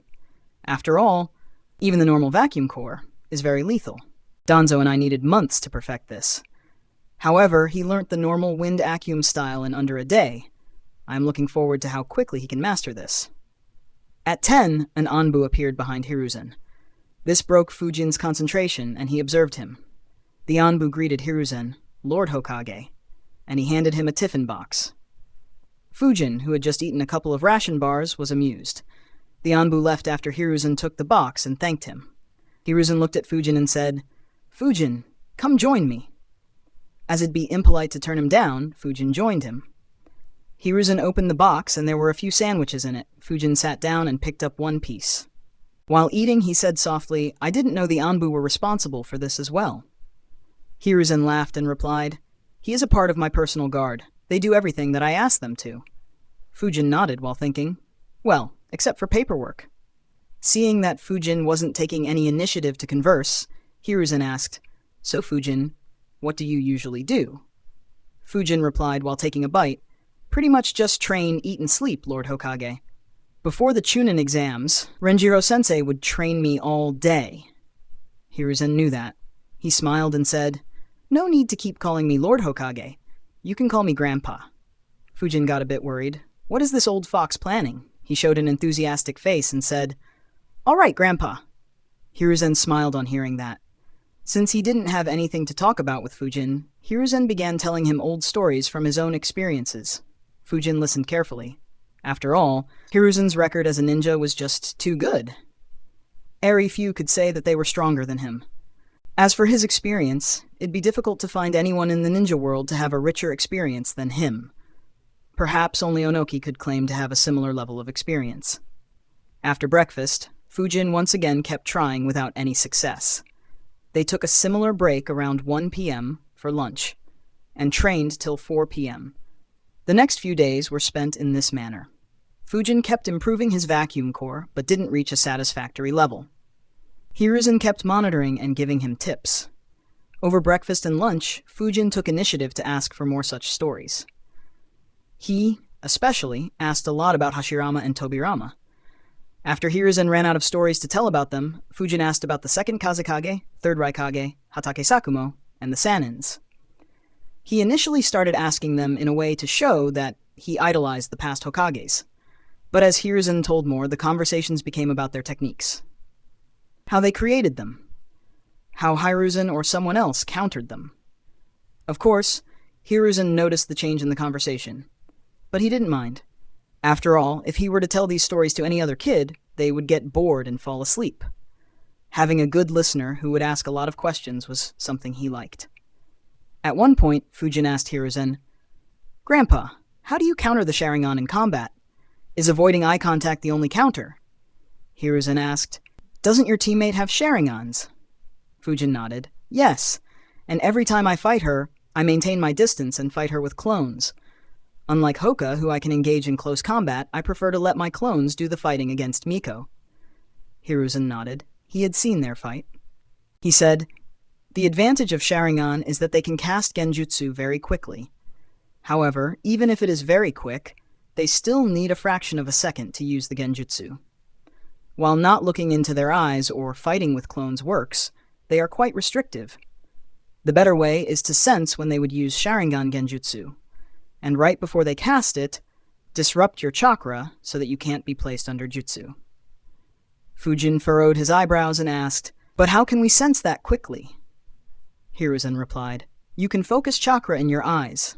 It enhances your vision and can allow you to see chakra. Since you are a sensor, you should be able to see the chakra. It is what Sakai Yumi was doing in the Chunin exam. Fujin exclaimed, Oh, I didn't think that would work. Hiruzen replied, Yes, but it isn't easy. You first need to know how their chakra changes before they cast Genjutsu, and be quick enough to realize it and disrupt your own chakra. However, even this isn't foolproof. There are some Uchiha who are capable of casting very powerful genjutsu. Even if you detect and disrupt your chakra, you would still be caught in the genjutsu. Fujin frowned on hearing that. He wondered, is he talking about the Mangekyo, or does he mean that even normal Sharingan can be used to cast such a strong genjutsu? Hiruzen noticed Fujin frowning and said, but there is no need to worry. After all, the Uchiha are a part of Konoha. There was a hint of helplessness and sadness in Hiruzen's tone. The relations between Konoha and Uchiha were deteriorating day by day. Fujin didn't notice that. He sighed internally. Yeah, I wish. Even without the coup, the strongest Uchihas are already against Konoha. No, they are against the entire ninja world. Hoka and Miko also kept up their training. Hoka was the first one to learn his technique. It took him 3 days to learn. However, the power of his vacuum palm was quite weak. Hiruzen provided him insights on how to improve the power, and their training ended. Miko managed to learn her jutsu on the 5th day. Hiruzen spent another couple of days with her to improve her mastery of the jutsu. He gave her a lot of good advice and proper guidance. After all, Hiruzen was hoping that this act would improve his relationship with the Uchiha. The Uchihas did appreciate the Hokage for teaching his original jutsu to Miko. Unfortunately, with the village turning a deaf ear to their demands, their resentment didn't decrease. Later, Hiruzen would try to remove the surveillance on the Uchiha and move them back into their previous territory. Unfortunately, his plans would be opposed by Danzo and the 2 elders. Losing the 4th Hokage to a Sharingan-controlled Kyuubi was a huge blow to the village. With Minato no longer alive, if something similar were to happen, then the other village would probably invade Konoha. The elders wouldn't risk that, so the fate of the Uchiha clan wouldn't change. AN? Additional chapter on Sunday if the stays in top 200. AN, if you can, then please support me on Patreon. Link patreon.com/devilhex, no space. Can read up to 50 chapters ahead on Patreon. Thank you, Robert, for supporting me on Patreon. Thanks for listening, narrated by Fabelverse Audio. Subscribe for more. Support links in the description. Rights holder? Rights holder? Contact link in the description. Chapter 111, There Are No Wind Vacuum Jutsus. Chapter 113 of Naruto, The Wind Calamity. Narrated by Fabelverse Audio. Unlike Hoka and Miko, Fujin's training continued. It was on the 9th day that he finally managed to create a similar vacuum core as the one Hiruzen had created. Hiruzen checked it and praised Fujin. Very good. This is good enough. Now, encase this vacuum core with another thin chakra film, and then create winds around it. Fujin followed his instructions and got it right on his first try. He threw it at a tree. It pierced through it and pierced 8 more trees behind it before collapsing. Fujin grinned. This is great. Thanks, Gramps. After 9 days of training, Fujin was now very casual with Hiruzen. Of course, he still kept proper control over what he spoke and didn't antagonize Hiruzen. Hiruzen nodded. Very impressive, Fujin. Fujin looked at Hiruzen and asked, Can we learn all the wind vacuum jutsus now? Hiruzen showed a confused face and asked, What do you mean by wind vacuum jutsus? Though Hiruzen had a confused face, he was laughing internally while thinking, This brat has taken a lot of advantages from me. Unfortunately, even if he read the entire library, his knowledge won't compare to mine. Fujin's eyebrows twitched. He asked, Aren't there a bunch of wind vacuum jutsus? Hiruzen chuckled and shook his head. There are no wind vacuum jutsus. Wind vacuum is a technique to create a vacuum core inside a wind jutsu, so some wind jutsus can become wind vacuum jutsus by using a vacuum core. For instance, the vacuum sphere is just a modified wind explosion jutsu. Fujin was surprised at this. Oh, I didn't think of it that way. Hiruzen was about to ask Fujin to experiment on his own and create his own wind vacuum jutsus when Fujin looked at him and said, Grandpa, could you guide me in how to add the vacuum core in the Great Breakthrough Jutsu? Hiruzen's face went slightly black at how quickly Fujin requested him. He coughed and said, No, the vacuum core can't be added to the Great Breakthrough Jutsu due to it having such a wide area of attack. Fujin replied, Oh, I read that the 2nd Kazekage used a jutsu called vacuum bullet jutsu. The scroll said that it moved at a very high speed and was very hard to dodge. Can you teach me that, Grandpa? He looked at Hiruzen with a hopeful look on his face. While Fujin didn't like Hiruzen's diplomacy, he had nothing but respect for Hiruzen's power and experience. Now that he had a chance to hold his thigh, Fujin would take every advantage he could from Hiruzen. Having interacted with Fujin for so long, Hiruzen understood that Fujin's expressions were fake. He decided, I definitely need to include him in negotiating teams. He is aware that I know that his expression is fake, but he still does them. Hiruzen sighed and agreed. Using wind bullets needed one to create small vacuum cores inside their mouth. While they were mostly harmless, they could result in horrible injuries if something went wrong. Hiruzen sighed, thinking, I don't think Homura will agree to take over paperwork for me again. When will those students of mine return to take my hat? As Hiruzen wished, one student of his would eventually return to take his hat, though he would want Hiruzen's head alongside his hat. Hiruzen looked at Fujin and said, For that, you will first need to learn air bullet jutsu. Fujin replied, Oh, can you teach me that jutsu as well? Fujin noticed Hiruzen's face going black. Hiruzen wasn't surprised as he expected Fujin to immediately make this request. However, he couldn't help but wonder, was this boy born with no shame? Hiruzen showed Fujin the hand signs for air bullet jutsu and explained how it worked. Fujin managed to perform it after a couple of tries. He improved his mastery of the jutsu for half an hour. This jutsu was very lethal as well. If used against an army, it'd have a terrifying effect. However, any good defense would easily block it. While practicing, Fujin wondered, why wasn't this jutsu placed in the library? Hiruzen then taught Fujin the modified hand signs for Akyum bullet jutsu. Of course, the hand signs alone won't help to use this jutsu, as Fujin first has to learn to create a vacuum core inside his mouth. Hiruzen first showed it to Fujin. The vacuum core for this wasn't a sphere. It was shaped like a bullet, but much thinner. The outer layer was once again fragmented into parts separated by chakra, while the inner core was a proper vacuum. Fujin began practicing. He faced two challenges. The first was that he was creating it inside his mouth rather than his hand, so he couldn't see it and had to work based on just feeling it. Another issue was chakra control. Controlling the chakra was a lot easier when done with the palm. Controlling it inside his mouth was challenging. Hiruzen was aware of this as well. The ideal time to train, this would have been after Fujin began using the Akyum sphere very smoothly. However, seeing Fujin's talent, Hiruzen was interested in seeing how quickly Fujin would learn this. Besides, he was happy to not go back to paperwork for a few more days. Fujin trained till he ran out of chakra. This time, instead of dismissing Fujin, Hiruzen said, "Follow me, Fujin." Hiruzen flickered. Fujin followed him. They left the training ground and entered a remote area in Konoha. There was a small house with smoke coming out of a chimney. Hiruzen stopped in front of the house. A few seconds later, Fujin appeared.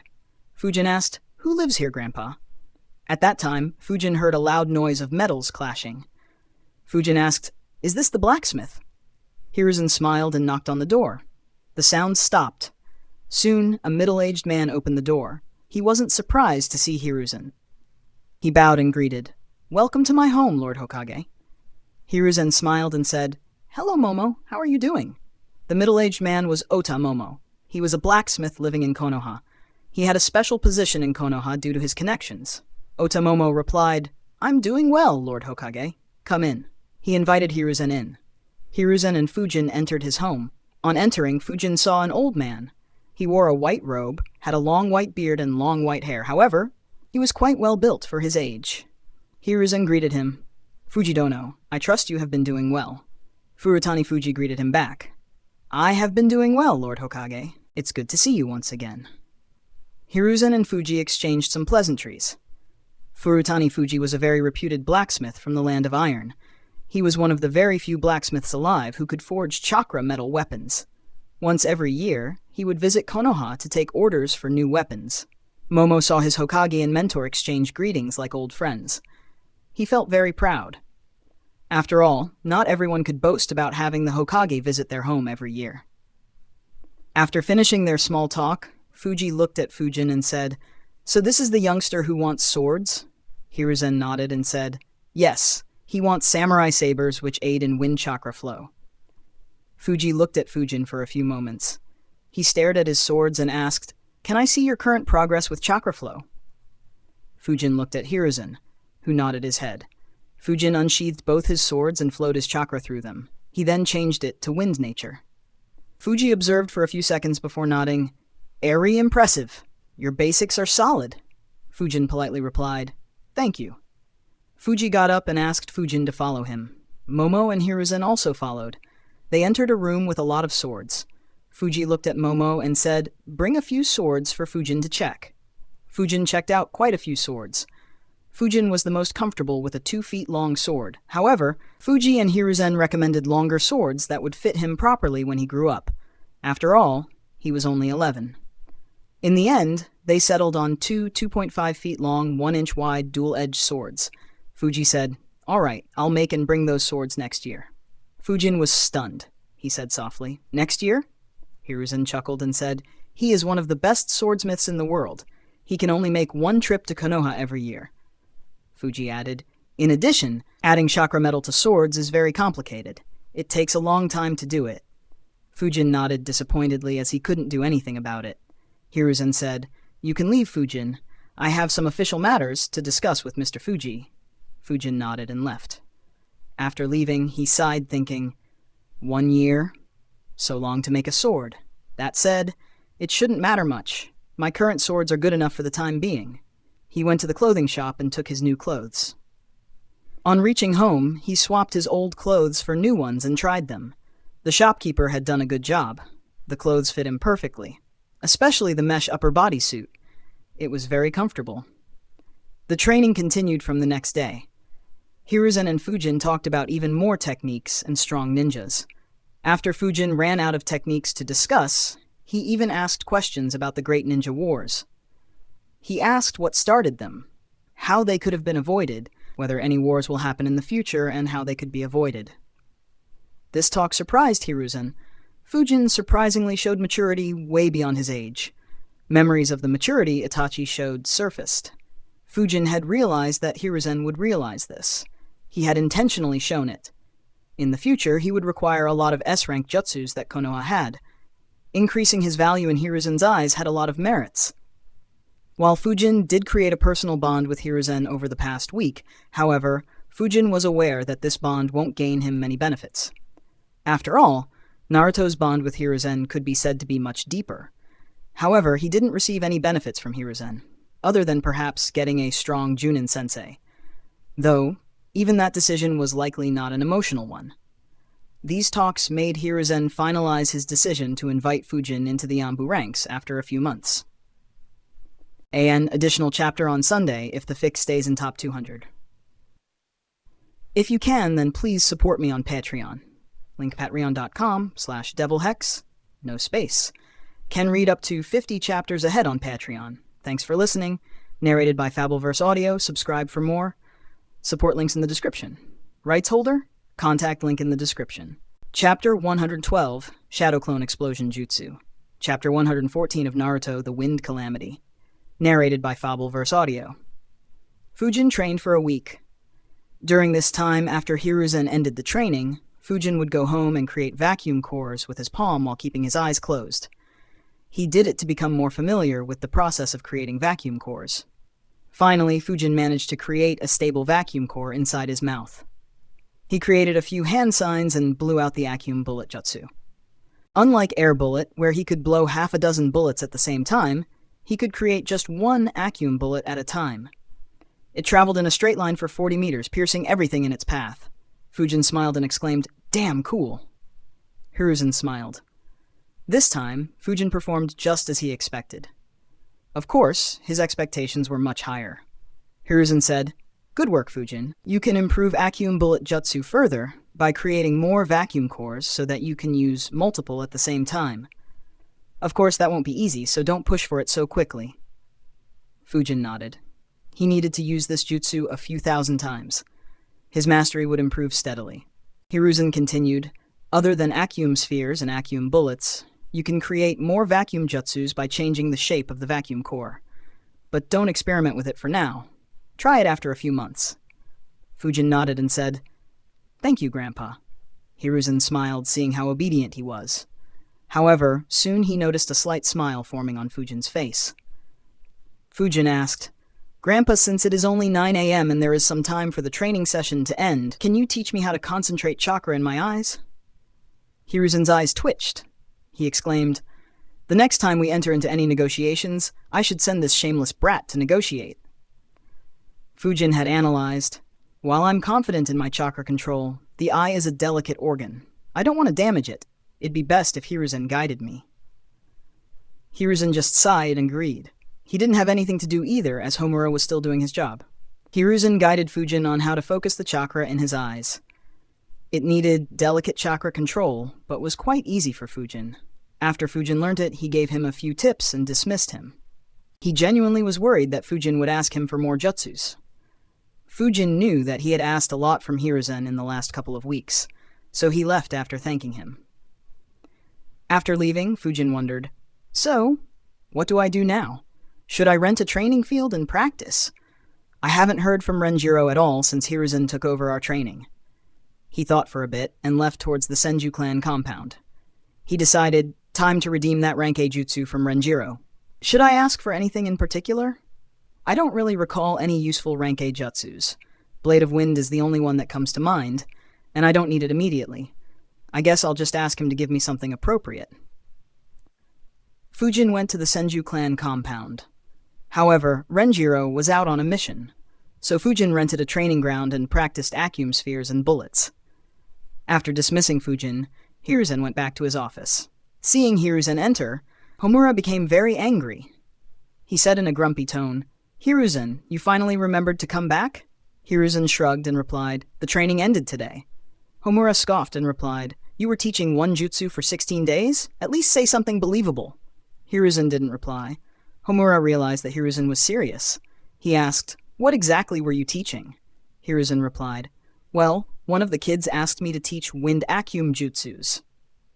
Homura's eyes widened. He asked, "And you taught it?" Hiruzen nodded. Homura scolded, "Hiruzen, that jutsu is too dangerous in the hands of a 10 to 11-year-old kid." Hiruzen shook his hand, dismissing Homura's concern. He replied, "Don't worry, that kid is promising. He is mature enough to not use it on a comrade."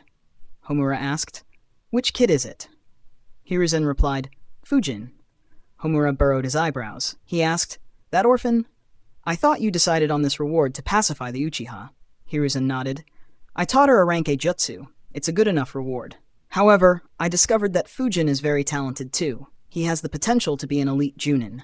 Since he specializes in wind manipulation, he'd be a very good addition to most of our Junin teams." Homura was surprised at the high evaluation given by Hiruzen. He nodded and said, "If the village can get another elite Junin, then it's all right. Do you plan to take him into the Anbu?" Hiruzen nodded. "Yes, but when he reaches 13. We broke the tradition for Itachi due to the situation with the Uchiha. There is no need to break it again with Fujin. Besides, we still need to monitor his performance as a Chunin." Homura nodded. Chunin was a crucial phase in differentiating ordinary ninjas from elites. Many ninjas would get tired of training and stop or slow down their training after becoming Chunins. After all, not every ninja could motivate themselves to train all their life. Such ninjas seldom managed to improve their rank. Konoha wouldn't waste any more effort on them. After 3 days, Renjiro appeared at the training ground. Fujin was training in. Fujin, who had just begun his training, sensed him and stopped. Renjiro flickered next to Fujin. He was about to speak when he noticed a bunch of holes in every tree and boulder around Fujin. He was speechless for a moment. He looked at Fujin and asked, "What did the Hokage teach you?" Fujin smiled and replied, "He taught me the wind Acume technique." Fujin extended his arm and fired an Acume sphere. Renjiro watched as it pierced through a dozen trees. He was dumbfounded. He wondered, did he convince that old man to teach him the wind Acume technique and learnt it in under 3 weeks? I knew he was talented at wind manipulation, but to this extent? After the moment of disbelief passed, he felt pride in his student. However, on hearing his student, Renjiro's face immediately became dark. Fujin asked, "Where were you, sensei? I wanted to ask you to teach me the rank jutsu." Renjiro stared at Fujin, who looked back innocently with a smile on his face.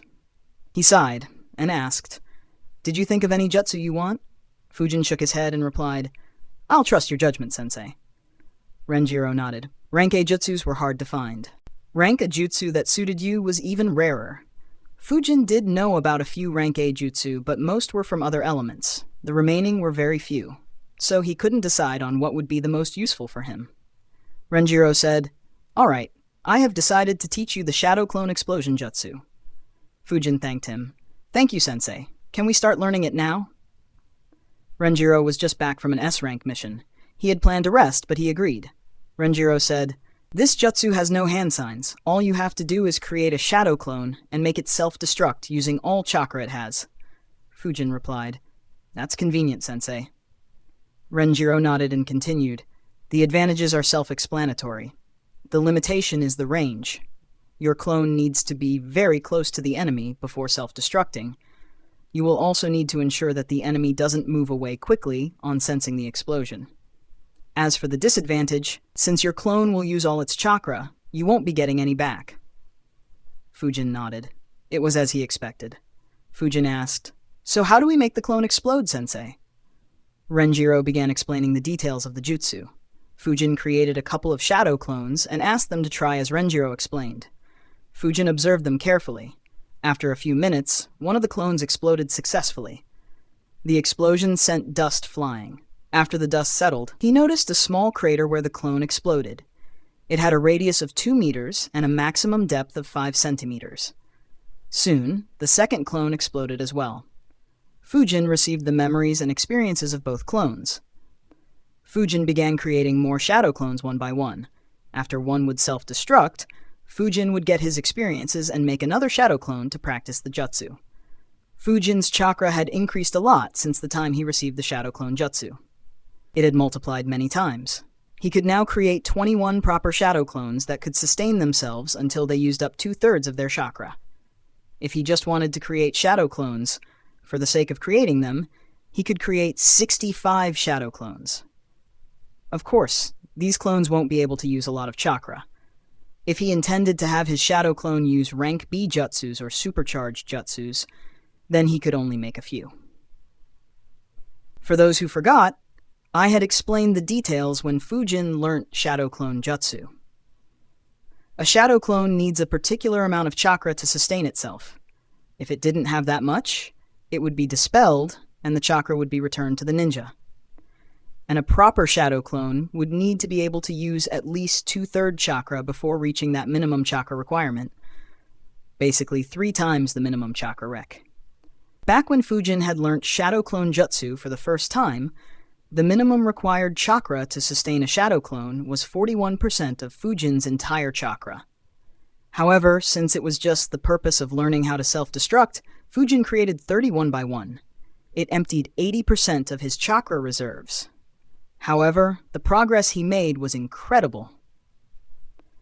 Additional chapter on Sunday if the fix stays in top 200. If you can, then please support me on Patreon. Link www.patreon.com/devilhex.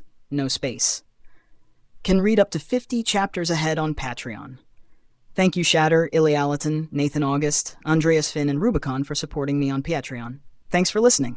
Narrated by Fabelverse Audio. Subscribe for more.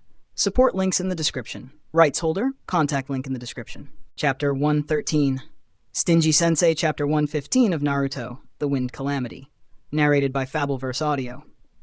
After practicing, Fujin's shadow clone needed just 2 seconds to explode after making the decision to self-destruct. The efficiency of using all of the clone's chakra for the explosion also increased.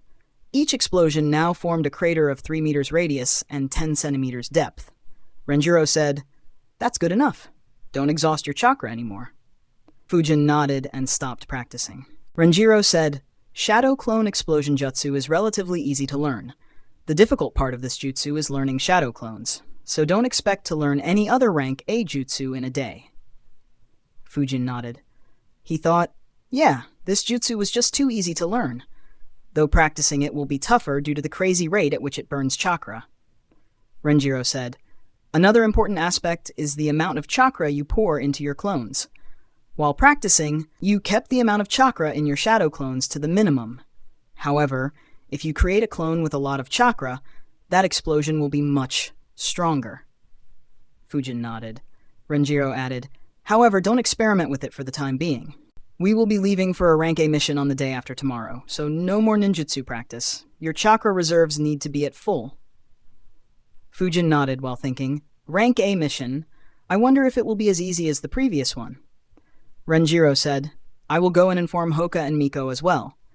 Meet us outside the Hokage's building at 6 a.m. the day after tomorrow.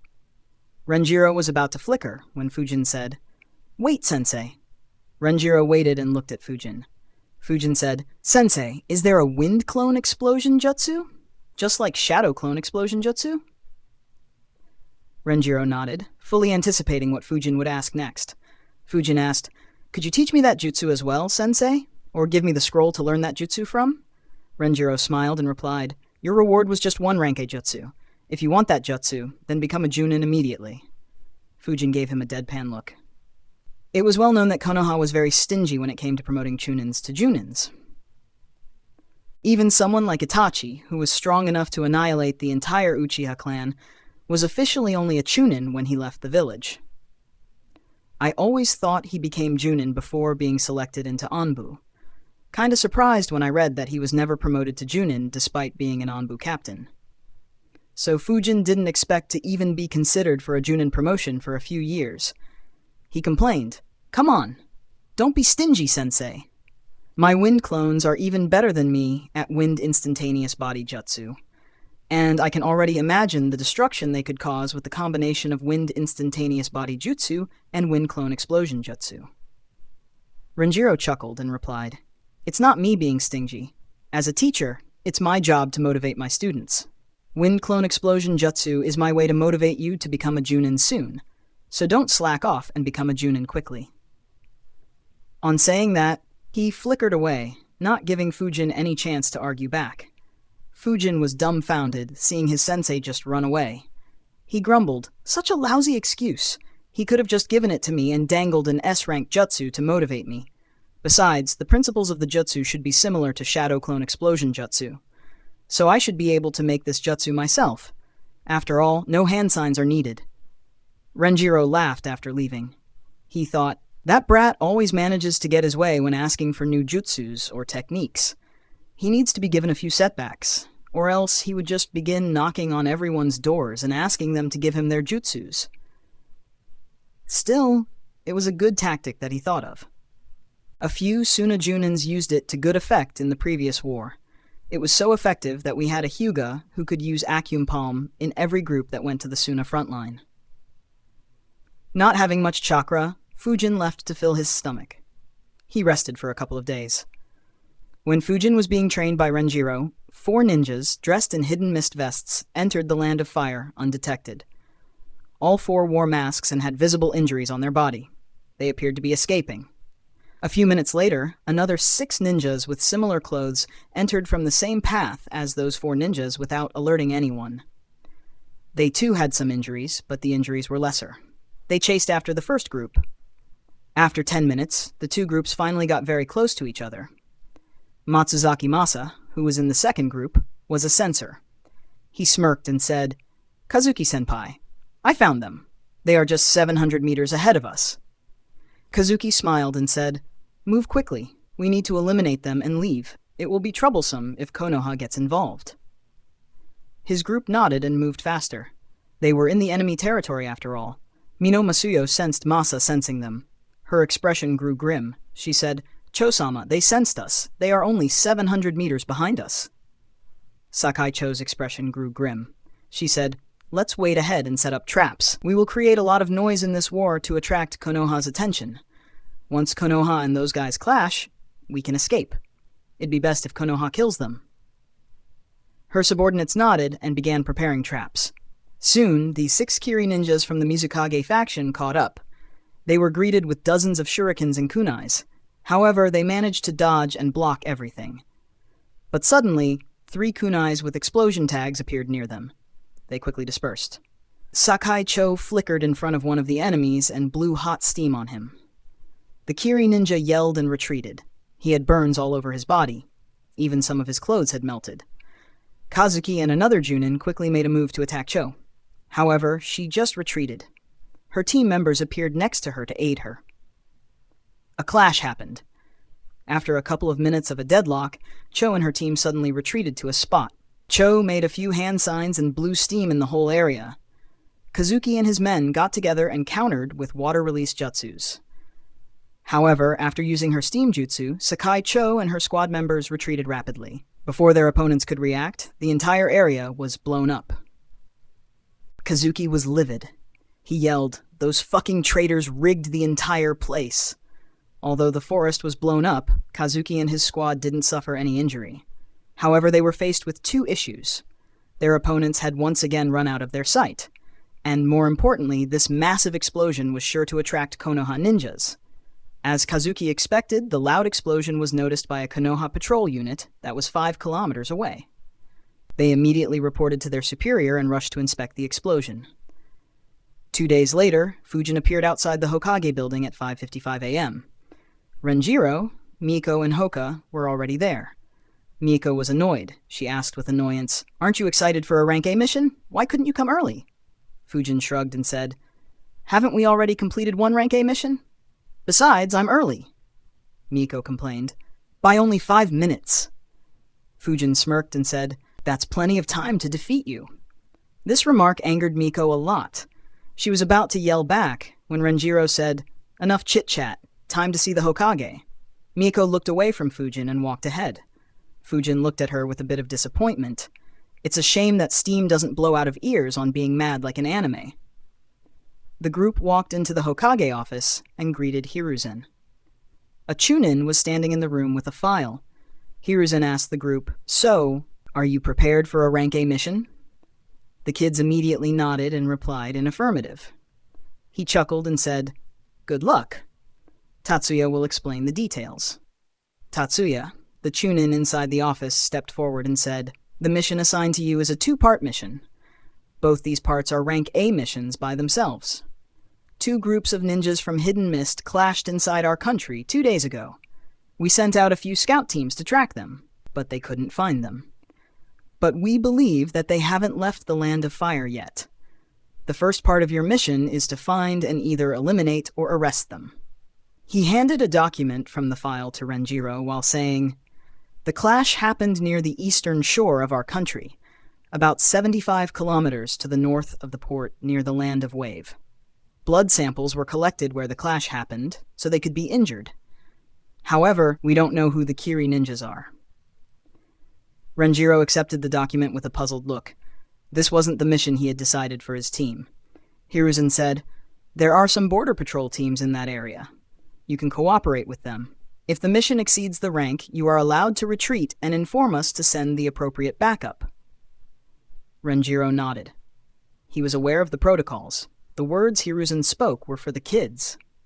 The kids also realized it and paid close attention. Tatsuya continued, "The second part of your mission will be inside the Land of Hot Springs.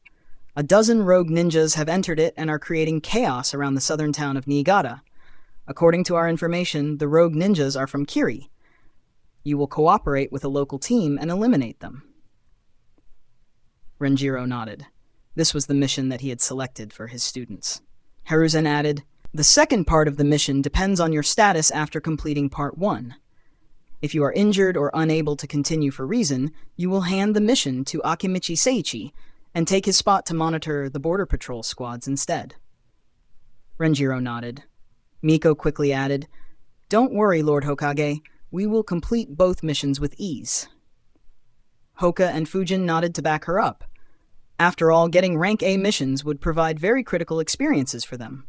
Renjiro looked at his students and said, "Let's go." The trio nodded and left with him. A additional chapter on Sunday if the fic stays in top 200. AN. If you can, then please support me on Patreon, link www.com/devilhex, no space. Can read up to 50 chapters ahead on Patreon. Thank you Cryptic Jerry, Wanted XX7, Astra, and Siddharth Ravi for supporting me on Patreon. Thanks for listening. Narrated by Fabelverse Audio. Subscribe for more. Support links in the description. Rights holder, contact link in the description. Chapter 114, tracking Chapter 116 of Naruto, The Wind Calamity. Narrated by Fabelverse Audio.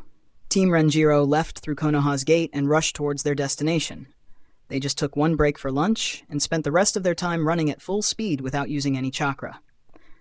At 7 p.m., they reached a patrol outpost. Fujin's eyes twitched on looking at the outpost. He thought, "This is an outpost? It's almost a small village on its own."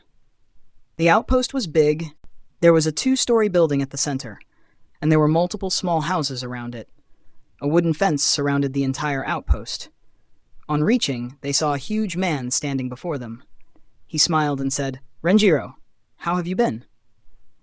Renjiro smiled and replied, "I have been well, Seiichi. Meet my students." Akimichi Seiichi looked at the 3 kids behind him and said, "I heard that 3 talented Jinins were promoted to Chunins this exam. Congratulations on such a quick promotion." The trio politely thanked him. Renjiro did the instructions. They are Suzuki Fujin, Uchiha Mieko, and Hyuga Hoka. He looked at his students and said, "This is Akimichi Seiichi. He was my teammate. He is a Junin and the head of all the patrol teams patrolling the eastern shores." The trio now looked at him with more respect. The eastern shore of the Land of Fire extended for hundreds of kilometers. Fujin wondered, how did an Akimichi become teammates with a Senju? Renjiro asked, "So Seiichi, what is the latest information on the Kirinins?" Seiichi replied, "We tracked them a few times, however, they were quick to escape. My guess is that one of the squads entered here to escape from pursuit. However, the other kept pursuing inside the Land of Fire. But since that squad hasn't approached us, we can only consider them both as enemies." Renjiro nodded. He looked at his students and asked, "Do you want to take a break or find and attack them today?" Miko immediately replied, "We attacked today, sensei." Hoka thought for a bit and agreed with her. He wasn't tired. Fujin looked at Seiichi and asked, "Did we clash with those 2 groups?" Seiichi nodded. "We clashed with one group once and the other group 4 times. However, they managed to escape successfully every time with the help of the traps they set. Since they used masks, we couldn't identify them." Fujin asked, "Masks? Are they?" Seiichi interrupted, "No, they didn't act like Anbu. If they did, this mission would have been an S-rank mission." Fujin nodded and asked, "Were they injured or tired?" Seiichi answered, "Nothing serious. Slight injuries and tiredness that come with spending a few days behind enemy lines." While answering, Seiichi secretly praised Fujin. Fujin looked at Renjiro and said, "Let's attack today, sensei. Best to get them before they manage to escape." Renjiro nodded. Miko scoffed, "That's what I said at the very beginning." Fujin ignored her antics. Seiichi said, "All right, you focus on capturing them. I'll ensure that they don't manage to escape. Take Inuzuka Hotaka with you. He will brief you on the details." Renjiro nodded. Inuzuka Hotaka walked ahead. A ferocious-looking ninja dog followed him. Hotaka was a Chunin in his mid-20s. The group left. After traveling for some time, they arrived outside a village. Hotaka said, "This is Sumagoi village. They were last spotted around here." Renjiro nodded and looked at his students. Fujin shook his head. "No one in 1 km in radius, sensei." Hoka and Miko activated their dujutsus. Miko didn't find anything. Hoka looked for a couple of minutes and said, 600 meters to the east, sensei." They immediately moved towards it. On reaching, they noticed a huge tree with a hole in it. The hole was large enough for some people to hide in. Hoka went in and grabbed a few bandages that were stained with blood. He reported, "It looks like they rested here for some time." He gave the bloody bandage to Inuzuka Hotaka and his dog. Mieko activated her Sharingan and began observing. After a minute, she said, "Found a trail." She immediately began moving along the trail. The group traveled for around 4 kilometers. But Fujin, Hoka, and even Hotaka weren't able to pick up on any clues. The group arrived before a small pond. Mieko frowned. "Their trail ends here." Hoka checked with his Byakugan and said, "I don't see anyone." Hotaka commented, "We don't smell those ninjas." Fujin frowned and said, "Nothing in my chakra field either." Renjiro smiled and made a hand sign. He said, "You have very good skills for tracking and detecting your enemies. However, I never taught you about Fuinjutsu. Let this be a lesson. Never underestimate those seals. Even if you don't detect anyone, it doesn't mean that you can drop your guard." He slammed his hands on the ground. "Earth release, rampart of flowing soil jutsu." Renjiro sent a huge amount of chakra into the ground. The entire lake became unstable. Soon, a small pointed rock appeared at the center of the pond. It rose up, Underneath it, a needle mountain was forming. That pointed rock was the peak of that mountain. Renjiro said, "Of course, even if you take every precaution, it doesn't mean that no enemy can track you." While the mountain was rising, Fujin suddenly sensed 6 ninjas. Hoka and Hotaka noticed them too. Soon, 6 ninjas jumped out of the pond to escape. Renjiro saw them. Suddenly, the needles from the mountain facing them were launched. 2 of them quickly made hand signs. A water wall followed by an earth wall formed to defend them. Fujin, Mieko, and Hoka were about to attack, but Renjiro stopped them. He looked at them. They looked back. Both sides were in a standoff. Fujin observed them carefully. All 6 wore masks. They were probably all in their 20s or 30s. 2 of them had Junin-level chakra, while the rest had Chunin-level chakra. Renjiro asked, "State your names and your purpose for entering the Land of Fire." Some of the Kirinins recognized Renjiro and became tense. Renjiro threatened, "Surrender and identify yourself," or he released a very strong killing intent and continued, "Die!" Karatachi Kazuki, the leader of the 6 Kirinins, said, "Senju Renjiro, we just want a safe passage back to Kiri. Give us away and we will leave. Otherwise, don't think you will leave unscathed." He was making a compromise. He still wanted to hunt the Kiri Nines from the rebel faction, but he didn't think that he would draw out someone as strong as Renjiro. Renjiro ignored his threat and said, "Kill them." As soon as he said it, Fujin, Mieko, and Hoka immediately got into the action. Fujin launched a great breakthrough jutsu even before Renjiro had completed his command. Mieko immediately made a few hand signs and launched a fireball jutsu into the great breakthrough jutsu less than a second later. Hoka gathered chakra in his palm, planning to use Akyum palm. The Kirinins didn't expect the kids behind Renjiro to make such a quick and strong move. However, they had spent the last few days on edge, so they were on very high alert.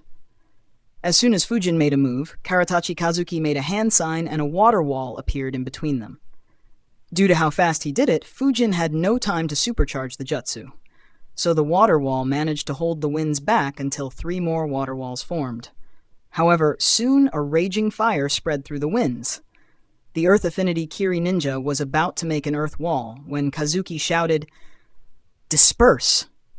The group immediately dispersed in different directions. As soon as they moved, the ground underneath them turned into deadly spikes and spears. Kazuki saw them and recalled the dozens of Kiri ninjas who died from this tactic of Renjiro. Renjiro frowned. He didn't expect his attack to do 0 damage. He created a shadow clone and said, "They have dispersed. Take one opponent and kill, then help others." Additional chapter on Sunday if the fic stays in top 200. We are ranked 174. Keep it up. If you can, then please support me on Patreon. Link www.patreon.com/devilhex. No space.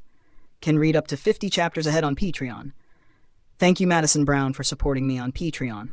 Thanks for listening. Narrated by Fabelverse Audio. Subscribe for more. Support links in the description. Rights holder?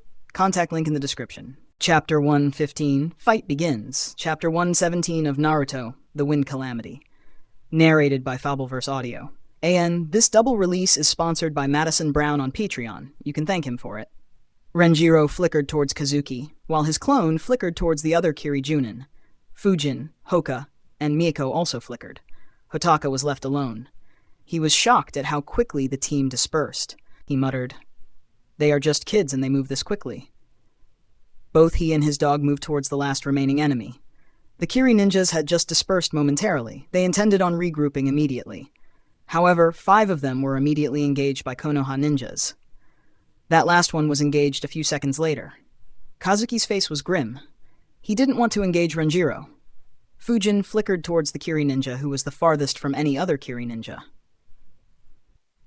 He grabbed his sword and attacked his enemy. The Kiri ninja was Matsuzaki Masa. He was an elite Chunin. He noticed Fujin approaching him. He furrowed his eyebrows due to how quickly Fujin attacked him. He grabbed his kunai to block the hit. At the same time, he was moving backwards. After clashing with Konoha ninjas for the last few days, escape became their priority. He might have underestimated Fujin under normal circumstances, but he had just witnessed Fujin blow a rank C jutsu instantly without any hand signs. Fujin flowed his chakra through his sword. Masa immediately noticed it. He immediately moved backwards with no intent to engage Fujin. Fujin was surprised that his opponent was able to sense the chakra flow. He swung his sword from a distance. A sharp flying slash of chakra went towards Musa. Musa was very surprised. He didn't expect his opponent to be able to attack with his sword from a range. He quickly dodged. Fujin followed up with 3 more slashes, but Musa dodged all 3. Each time he dodged with more precision and lesser movement. Musa smirked and said, "You are too green, brat. I have sparred against all 7 swordsmen of the mist. Your sword is ineffective against me." Though Musa sounded arrogant, in reality, his mood was very grim. He was thinking, this brat is troublesome. I have to watch out for his great breakthrough jutsu in addition to his sword slashes. Fujin didn't pay much attention to his opponent's words. He made a hand sign and dozens of wind clones appeared. Musa observed the clones properly and focused on one clone. Fujin frowned, first sensing chakra flow and now looking at that clone. Looks like he is a sensor as well. Of the 12 clones Fujin made, 11 were made with just 0.5% of his chakra, while the last clone had 10% of his chakra. Musa focused on the clone with the largest chakra. 2 of the weaker clones went forward and used wind explosion jutsu on Musa. However, Musa moved behind and made a couple of hand signs. 6 water clones appeared around him. Each contained 5% of his chakra. One of those clones created a water wall to block the winds generated by the jutsu. Fujin muttered, "This will be annoying." He and his clones disappeared into the forest. Musa was surprised that his opponent retreated.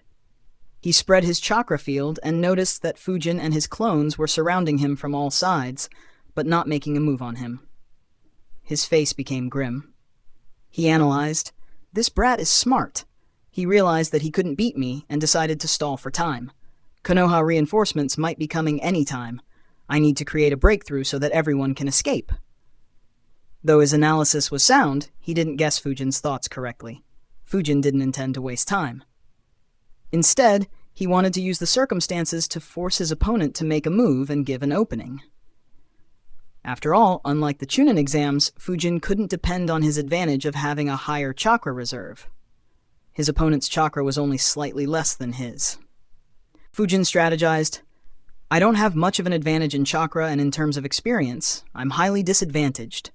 I'll need him to give me an opening, otherwise it'll be tough to defeat him." Fujin's strategy depended on another important factor. That is, his teammates shouldn't be defeated. Fujin subconsciously didn't consider this aspect much. It was due to his trust in the ability of his teammates and sensei. Musa analyzed the options available to him. There are 3 ways. One is I try to kill this kid, but I have a feeling that it'll be very difficult. Second is that I could try and go away from him and team up with someone. This way, we could cooperate more. And the third way will be to send water clones away to aid others while I stop this kid. Musa analyzed for a few seconds and made his decision. Immediately, he and 4 water clones ran towards Fujin. The other 2 water clones ran in the directions where there was only 1 wind clone. Musa's water clones had a lot more chakra than Fujin's wind clones, so he was confident that they would get away.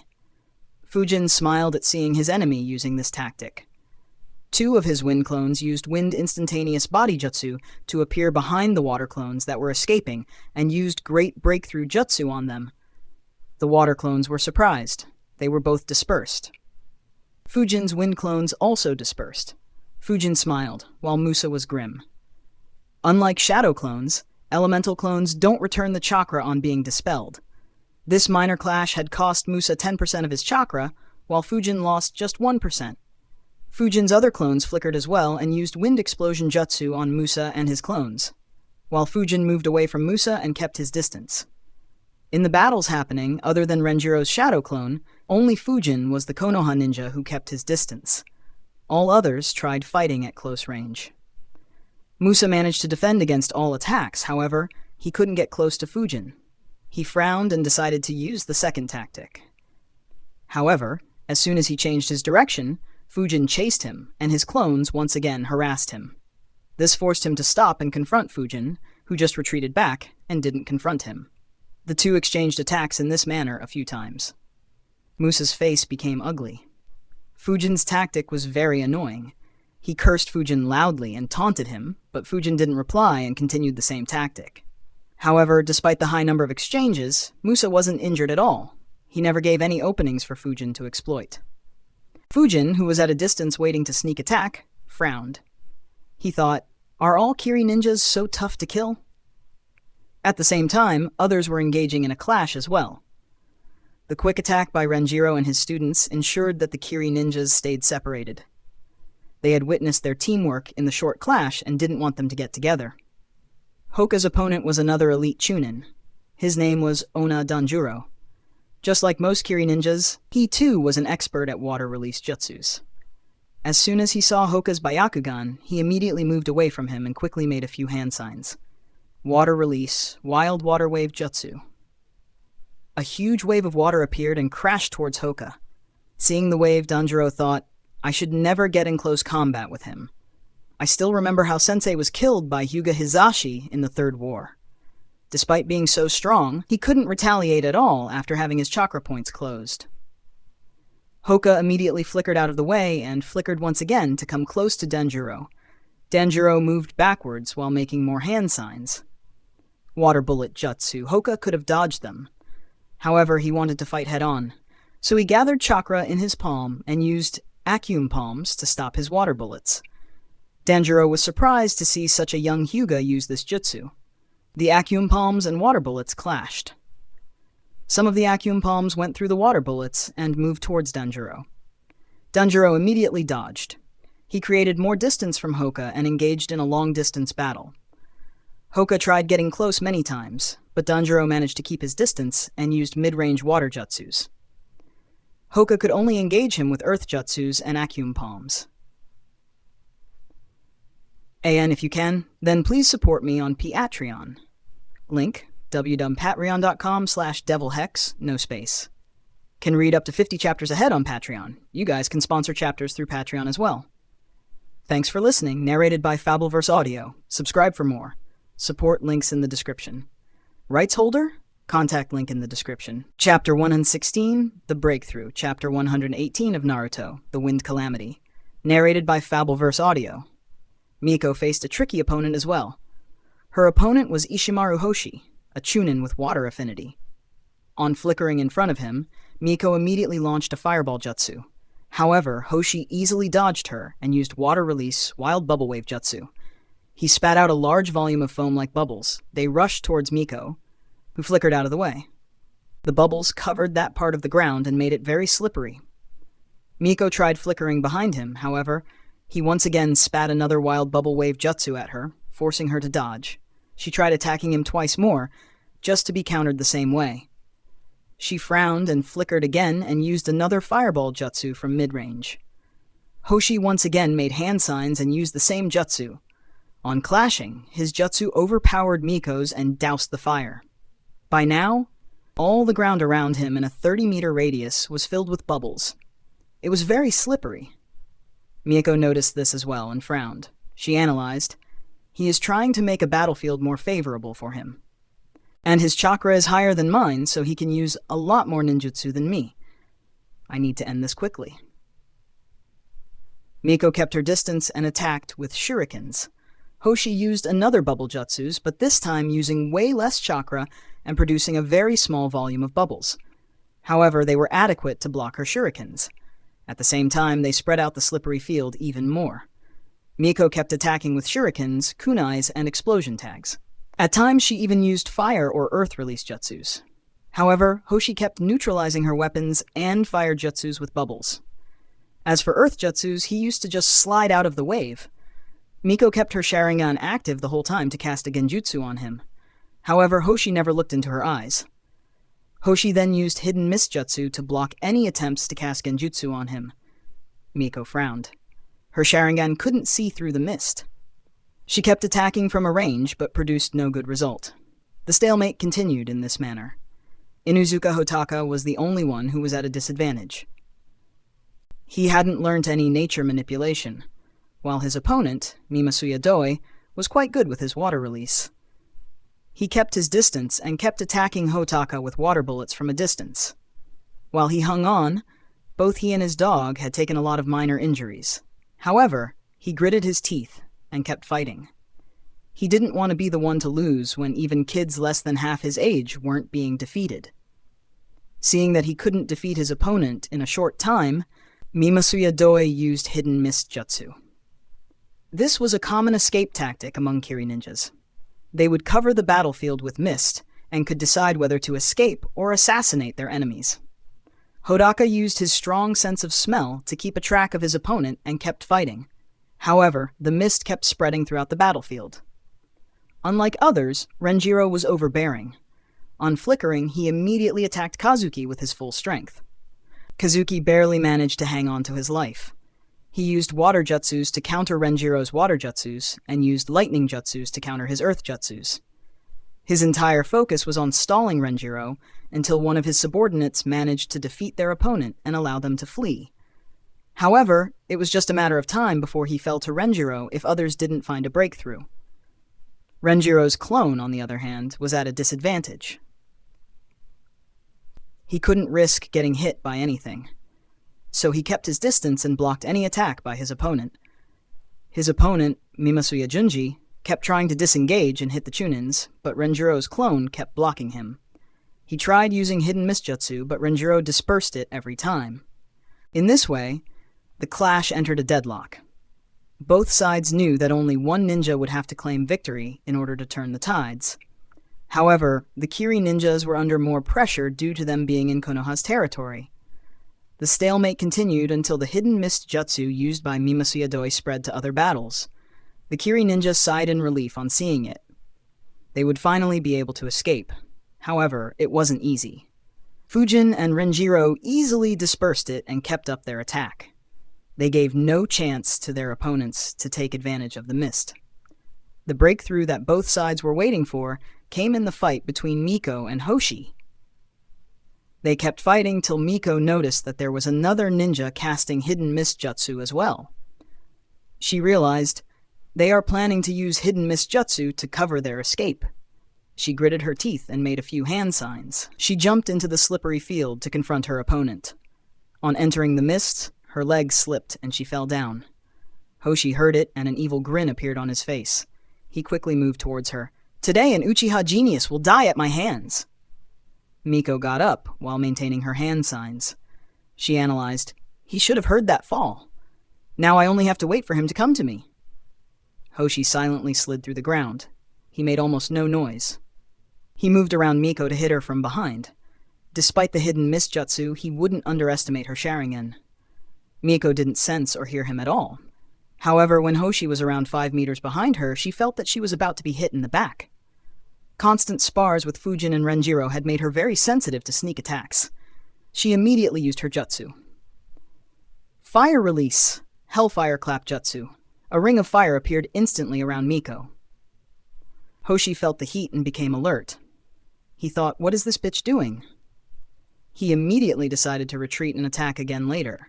However, before his legs could move, the fire expanded in all directions. It expanded for 10 meters, catching Hoshi. The fire was very hot. Without any defenses, Hoshi was burned instantly. He yelled loudly. The fire burnt all his skin and his organs as well. He tried making a hand sign to survive, but fell midway. His insides had been cooked and his skin had been burnt. The jutsu burnt all the grass and even soil in a 10-meter radius. Even the mist there was dispersed. Miko's Sharingan saw as Hoshi was burnt alive with no way to resist. His burnt body fell on the burnt soil. Miko took deep breaths. The jutsu used up a lot of her chakra. However, she smiled. The breakthrough that everyone was looking for was provided by her to Konoha. And we stayed in top 200 all week, guys. Let's do it again. If you can, then please support me on Patreon. Link w.patreon.com/devilhex. Can read up to 50 chapters ahead on Patreon. Thanks for listening. Narrated by Fabelverse Audio. Subscribe for more. Support links in the description. Rights holder. Contact link in the description. Chapter 1 and 17. Sweeping through enemy Chunins. Chapter 119 of Naruto. The Wind Calamity. Narrated by Fabelverse Audio. The battle, which was in a stalemate, was disturbed thrice in a short duration. First, mist spread throughout the battlefield. A minute after it spread, a loud yell was heard throughout the battlefield, and a few seconds after that, a heat wave spread through the battlefield. Fujin and his clones were engaged in an intense battle. 17 wind clones were attacking Musa and his 8 water clones. Musa didn't provide any openings. However, Miko's actions disturbed him twice. He heard the loud yell, but he didn't allow himself to be disturbed. However, the heat wave that followed surprised him once again. Though it wasn't an opening, Fujin's clones all attacked at the same moment. 16 wind clones suddenly flickered around Musa and his clones. 14 used wind explosion jutsu, while 2 used great breakthrough jutsu. Musa's water clones immediately defended. The last wind clone was the one having a lot more chakra. He waited for the defenses to be erected and used air bullet jutsu just when the defenses began to collapse. Fujin watched carefully at the situation. His hand was gripping his sword. The wind clone blew 6 air bullets at the same time. Musa hid behind his clones in a hurry. 5 water clones were dispelled. Fujin's remaining wind clones immediately ganged up upon them. Musa was in a tough spot. He made a hand sign. He wanted to use a big jutsu to try and dispel all of Fujin's clones who were so close to him. However, at that instant, he noticed Fujin flickering a few meters to his right. There was no water clone between him and Fujin. Fujin swung his sword from that distance. A flying slash was sent at Musa. However, Musa wasn't intimidated. Fujin had attacked in this way a dozen times, but never once managed to hit him. Musa immediately moved slightly so that the flying slash will just barely miss him. While dodging, he thought, since he has decided to attack, I should kill him directly. The flying slash just barely missed him.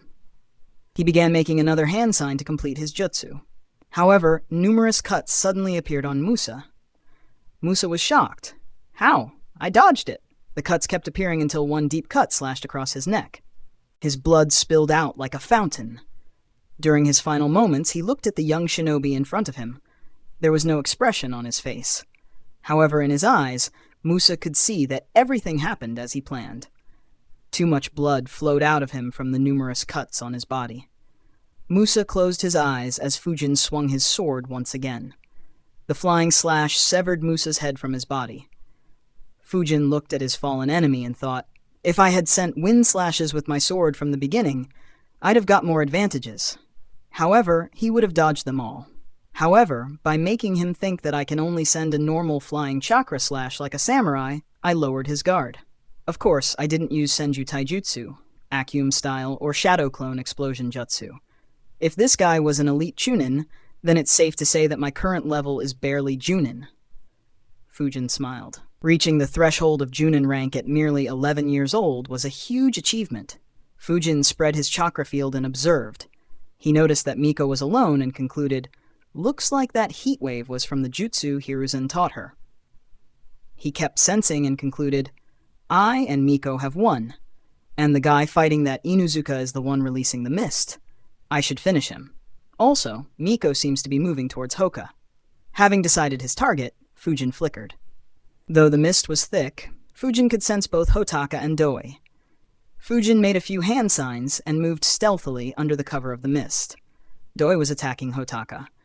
He kept moving around him and kept hitting Hotaka with water bullet and water pallet jutsus. Hotaka and his dog were bleeding from a lot of places. Fujin closed the distance until he was around 25 meters from Doi. He used his jutsu. Akyum bullet jutsu. The air bullet with a vacuum core moved rapidly. Doi didn't hear Fujin until he heard a sound of something moving rapidly. Unfortunately, before he could react, the vacuum bullet pierced through his heart. He fell with his eyes wide open. He never imagined that the mist he set up would be the cause of his death. And even in death, he wouldn't know who killed him. Hotaka, who was struggling, was surprised when he heard a fall. He could smell that the person who fell was Doi. He quickly moved forward and saw a small hole in his chest. He noticed Fujin's silhouette appearing to his left. Fujin looked at him and saw that he was bleeding. He asked, "Are you all right?" Hotaka was embarrassed at Fujin being concerned about him. He thought, I was so engrossed in the fight that I didn't even notice another smell approaching us. He replied, "Don't worry, I'm fine." Fujin nodded and said, "Apply first aid to yourself and him. I'll go aid others." Without waiting for his reply, Fujin flickered into the mist.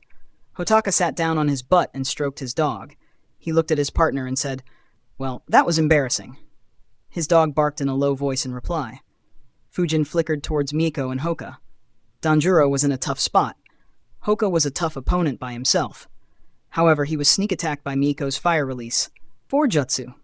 He dodged successfully, but that didn't make his situation any easier. Now, in addition to staying away from a Hyuga, he had to avoid looking into the Sharingan of the Uchiha. Moreover, unlike Hoka, Miko didn't mind a mid-range battle. Though her fire release was restricted by Danjuro's water release, she could still use fire release, Forjutsu, and her earth release effectively. It became very difficult for Danjuro when combined with Hoka's earth release and Acume Palm. However, he still held on. Unfortunately, his situation would worsen even further. Fujin was watching this battle from behind a tree. On seeing an opening, Fujin made a few hand signs. Acume Bullet Jutsu? Unlike against Doi, Fujin didn't have any mist cover. In addition, Danjuro was fighting two enemies and was on a very high alert. He sensed Fujin's jutsu and immediately took evasive maneuvers. However, Acume Bullet was very fast. Though Danjuro dodged, it still grazed past the side of his abdomen, leaving a 1-inch deep scar. It immediately began bleeding. Hoka immediately took advantage of this. He targeted Danjuro's heart with a Acume Palm attack. Miko was a split second slower, but she attacked with shurikens too. Danjuro already had his back against the wall while fighting just Miko and Hoka. Fujin's sneak attack was the last straw that broke the camel's back. The injury caused by Acume Bullet, though not life-threatening by itself, distracted him. He had to divide his attention to a third hidden enemy. Hoka and Miko used this exact moment to attack. Hoka's attack hit first. Though Danjuro tried moving, it was very late. The attack hit on point and made Danjuro vomit blood. Immediately, Miko's shurikens hit his throat. He fell down, slain in battle. With the enemy finally down, Hoka and Miko looked where Fujin was. Hoka frowned and said, "I could have killed him myself. You two didn't need to help me." Miko smirked and replied, "Be faster next time." Fujin replied, "Do you want to keep fighting this guy, or do you want to fight that Junin who Sensei's clone is fighting against?" That immediately attracted their attention. Hoka replied, "Let's go and fight him." Miko was excited too, but she suggested we should first kill that enemy who was fighting Inuzuka Hotaka, then only the two Junins would be left. Fujin replied, "Already took care of him before helping you guys." Miko got mad. She asked angrily, "That means you fought 3 of them?"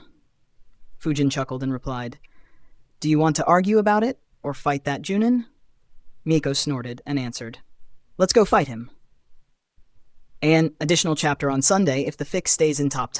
If you can, then please support me on Patreon. Link w.patreon.com/devilhex, no space. Can read up to 50 chapters ahead on Patreon. Thank you Andy Gracia and Alquendo2000 for supporting me on Patreon.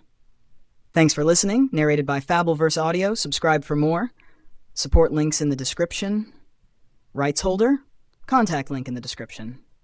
Chapter 118, Clash of Rank, B-Jutsus. Chapter 120 of Naruto, The Wind Calamity. Narrated by Fabelverse Audio. The trio immediately began moving. Fujin asked, "Are you guys injured?" Both shook their heads. Neither of them had taken any injury. Hoka smirked and replied, "My opponent never dared to get close to me." Miko answered, "Mine maintained distance and fought defensively as well. He was just stalling for time." Fujin looked at them and said, "That's good, but your chakra level seems very low." Both sighed and nodded. Miko's chakra had dropped to just 20%. Hoka had about 45% chakra left. By comparison, Fujin had 60% chakra remaining. If Renjiro's clone made his enemy waste chakra, then Fujin's chakra level could be higher than his. Fujin said, "You guys don't use chakra much. Hoka, you fight at close distance. Miko, you provide shuriken support. And save your chakra if we decide to use a combination jutsu. I'll provide ninjutsu support. Sensei's clone can provide backup for us." Hoka immediately agreed. All right. He got to fight with taijutsu, which was all that mattered to him. Miko also reluctantly agreed. She didn't have much chakra left to perform ninjutsu. And in terms of taijutsu, both Hoka and Fujin were superior to her. The trio soon reached the place where Renjiro's shadow clone and Mimasuya Junji were fighting. They hid in the woods and observed the situation. The entire battlefield was a mess. There were hundreds of earth spears spread throughout the battlefield. The rock spikes and thorns seemed to be countless. Multiple rock shields and earth walls were also on the battlefield. Renjiro's clone and Mimasuya Junji were standing around 100 meters from each other. Junji had one earth wall in front of him and a couple of rock shields to his right and left. Junji was frowning. He analyzed. In the last 15 minutes, I have tried everything I could do to dispel the clone, but he managed to defend every time. I tried making water and earth clones to help others, but he intercepted them all. Every single clone of mine was caught off guard and dispelled, and his clone doesn't seem to be running short on chakra. Do I have to wait until someone comes to help me? He looked at Renjiro's clone and sighed. This is so embarrassing. I hope my little bro isn't the one who comes to my aid. Anyways, 3 of the enemies were kids. They should be dealt with soon. Renjiro's clone kept a watch, thinking, he hasn't made a move for over a minute. Has he given up on creating a breakthrough and is waiting for others? Renjiro's clone analyzed and shrugged. Whatever. This deadlock is in my favor. Once my main body wins, we will sweep through the battlefield. The trio of Fujin, Miko, and Hoka watched stealthily. Miko frowned. Why aren't they fighting? Hoka said they seem to be in a standoff. I guess both are trying to save chakra. Fujin also frowned. Sneak attacking will be tougher if he isn't fighting. Hoka asked, how will we sneak attack? Fujin replied, there is no good way. Let me try. Fujin made a few hand signs and created a vacuum bullet core in his mouth. Hoka and Miko flickered and moved away from Fujin. Fujin looked at Junji, but there was no movement from him. Not having any other choice, he used his jutsu. Vacuum bullet jutsu. When Fujin fired his vacuum bullet jutsu, despite not sensing anything, Junji became very alert. He instantly moved behind a couple of steps. Unlike his brother and Danjiro, Junji was an elite. He had fought throughout the Third Great Ninja War and was promoted to Junin due to his achievements. Despite not seeing Fujin's attack, he still dodged it. The vacuum bullet hit the rock shield on his right, penetrated through it, passed a foot away from the front of Junji's chest, and then penetrated through another rock shield. Fujin flickered to a different spot while frowning. I need to learn how to make multiple vacuum cores. He'd have been dead if I could have created 4 to 5 vacuum bullets. The attack caught the attention of both Junji and Renjiro. They both looked at where the attack came from. Renjiro smiled. On the other hand, Junji's face was grim. The penetrative power of the attack was too high. He observed where the attack came from, but no one was there. Miko looked at the opponent and said, looks like a sneak attack won't work. Hoka nodded and replied, we will have to attack from the front. Junji thought, such a strong attack. Did Konoha's reinforcements arrive so quickly? I need to win quickly, or others will be defeated if they have to fight multiple enemies. Junji made a few hand signs. Renjiro's clone smiled and made hand signs as well, and slammed his hands on the ground. Water release, exploding water, colliding wave jutsu. Earth release, earth dragon blast jutsu. Junji used exploding water, colliding wave jutsu on the forest to his right. A huge water wave appeared and crushed down towards the forest. At the same time, the ground began shaking.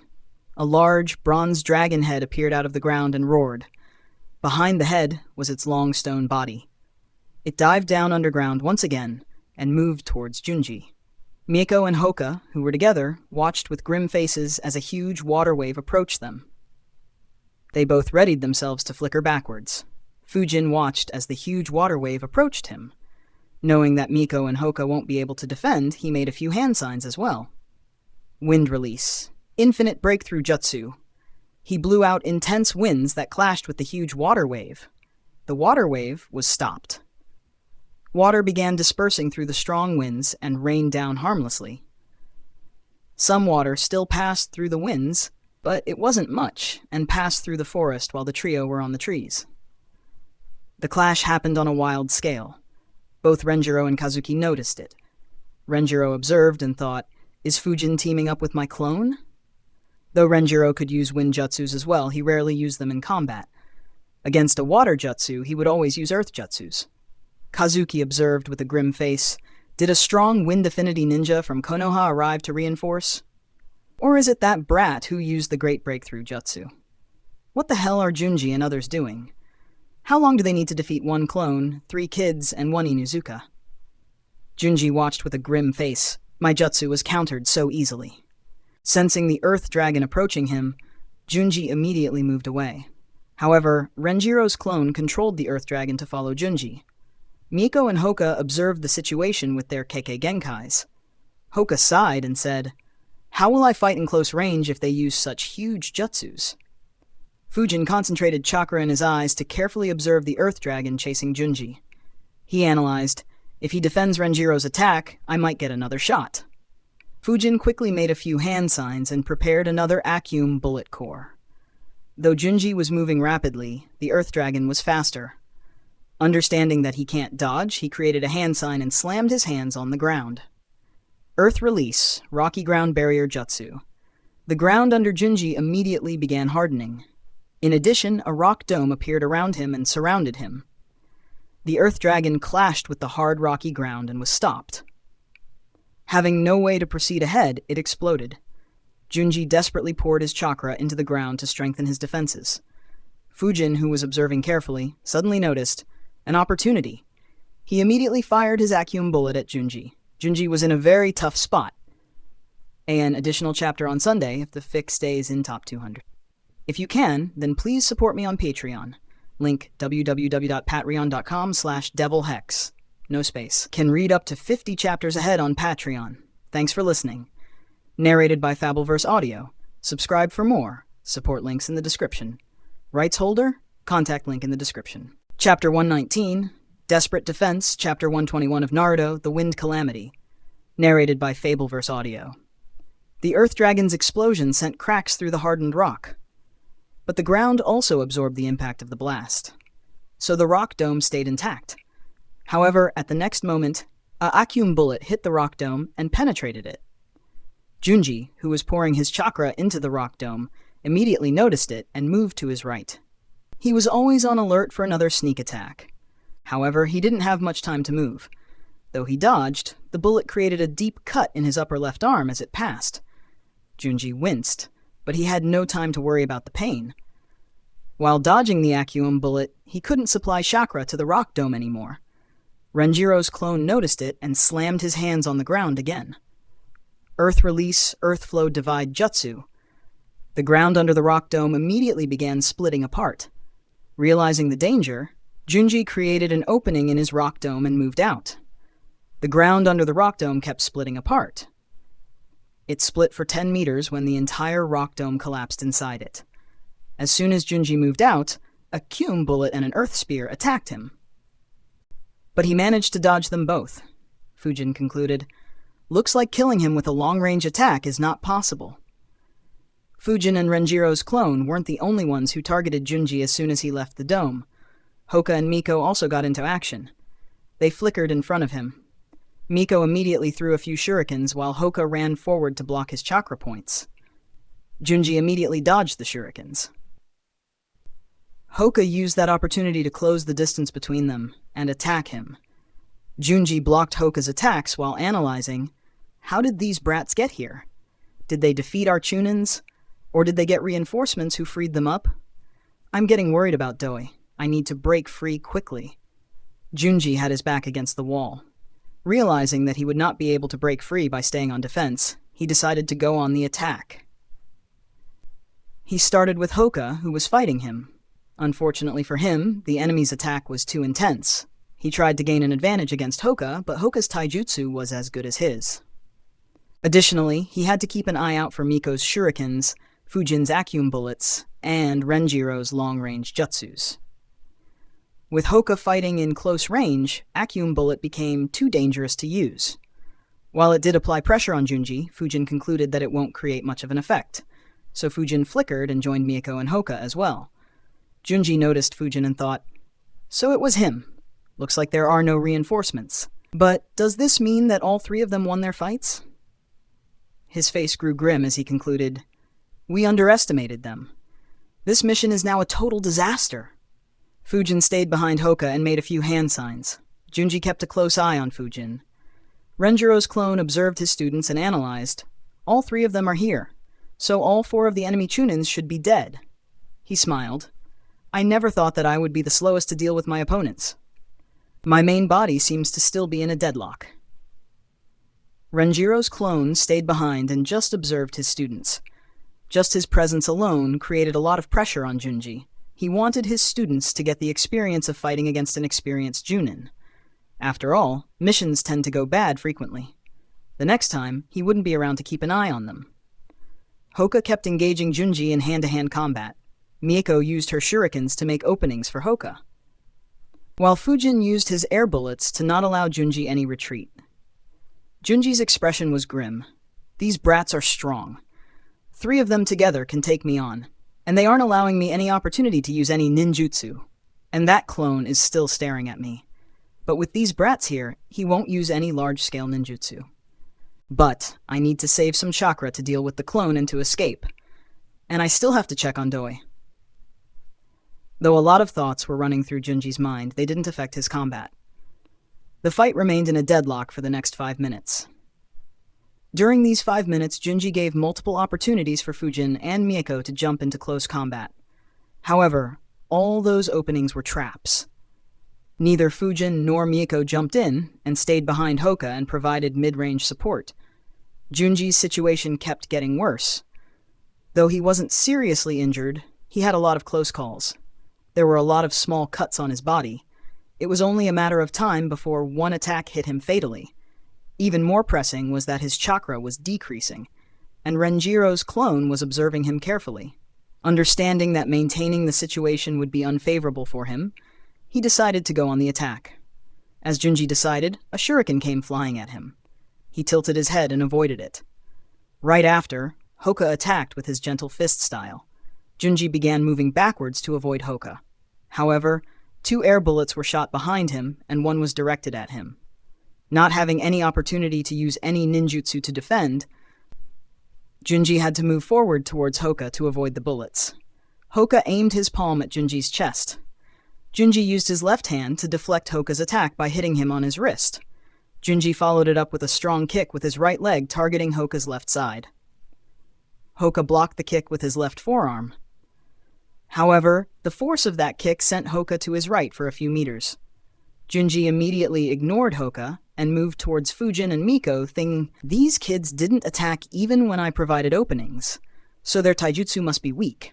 Seeing Junji run towards him, Fujin's eyes widened. He shouted, "Crap!" and immediately ran to his left, leaving Mieko alone to face him.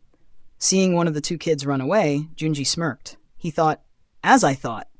They were both hiding behind that Hyuga brat, so they specialize in mid and long-range combat and are bad at taijutsu. I'll kill this girl before that Hyuga brat comes to her help, and then kill the one who ran away as well. Mieko scoffed internally at Fujin's antics. She threw the shurikens in her hands at Junji and grabbed a kunai. Junji dodged the shurikens and grabbed his own kunai and attacked Mieko. Mieko blocked his kunai with her own and kicked his abdomen almost at the same time. Junji was shocked. She isn't bad at taijutsu. At that moment, Hoka began running towards him from his rear, while Mieko attacked from the front. Junji's face grew grim as he grabbed another kunai. He blocked Miko's attacks and was about to look at Hoka when he suddenly felt something on his right. He looked to see that the kid who ran away was attacking him with a sword. Fujin attacked him as if he wanted to cut his body vertically in 2. Realizing the danger, he increased the force on the kunai that was blocking Mieko and sent her flying backwards. Almost immediately, he raised the kunai in his other hand to block the sword and sent a kick at Hoka, who was just behind him. The sword clashed with the kunai and the kick met 2 outstretched fingers. Junji grunted as he felt Hoka disabling a chakra point in his feet. However, soon his eyes widened as he saw the sword cutting through his kunai and coming down at his head. He pushed his feet on Hoka's fingers and used them to jump away from him so that he could dodge the sword. His body began moving towards Fujin's right. The sword, which was aimed at the center of Junji's head, barely missed it. However, it hit him on the shoulder and severed his right arm. Fujin looked at his opponent in surprise. He used Hoka's attack to propel himself away from my sword swing. It's incredible that he is still alive. Hoka and Mieko was surprised as well that Fujin didn't manage to kill him. However, all three instantly attacked him once again. Hoka moved around Fujin's sword to attack Junji. Fujin too moved towards him and swung his sword again at Junji. Junji, who had landed just 2 feet away from Fujin, was in shock. His right arm was severed and his right foot hurt. He looked at Fujin's sword fearfully and moved backwards while grunting in pain. However, Miyako was right behind him and stabbed a kunai in his back. Blood came out of Junji's mouth as he stopped himself and swung his left fist behind himself to hit Miko. However, both Hoka and Fujin had reached him. Fujin stabbed his sword into Junji's heart while Hoka jabbed his 2 fingers into Junji's throat. Junji looked at Hoka and Fujin in disbelief. When he entered the Land of Fire, he never thought that he'd be killed by ninjas 1/3 his age. Mimasuya, Junji, a veteran Junin of the Illage, hidden in the mist, fell in battle. AN, additional chapter on Sunday if the fic stays in top 200. AN. If you can, then please support me on Patreon. Link www.patreon.com/devilhex. No space. Can read up to 50 chapters ahead on Patreon. Thank you Simply F and Eddie McBride for supporting me on Patreon. Thanks for listening. Narrated by Fabelverse Audio. Subscribe for more. Support links in the description. Rights holder? Contact link in the description. Chapter 120, The Hiding Spot. Chapter 122 of Naruto, The Wind Calamity. Narrated by Fabelverse Audio. Seeing Junji breathe his last breath, Fujin withdrew his sword and said, "He was tough." Hoka and Miko also withdrew their attacks and nodded. Junji's body fell to the ground. Hoka said, "Yes. For so long, despite getting attacked so much, he never allowed me to hit any of his chakra points." Miko nodded. She was about to say something when her eyes fell on Fujin. She instantly became annoyed and asked, "Why do you keep running away and sneak attacking?" Fujin shrugged and replied, "It's fun." Hoka and Miko's faces immediately became dark. Renjiro's clone flickered in. He looked at his 3 students proudly and praised them. "Great work. Though he was a bit exhausted after fighting me, you 3 managed to kill a full-fledged Junin." All 3 looked at him. Hoka asked, "Should we reinforce you, sensei?" Before the clone could answer, they heard from behind, "No need." Immediately, the 3 turned around to see Renjiro. Renjiro finally managed to kill his opponent. He sealed his body and was coming to help his clone when the trio killed Junji. Renjiro's clone dispelled himself. Renjiro received all his memories.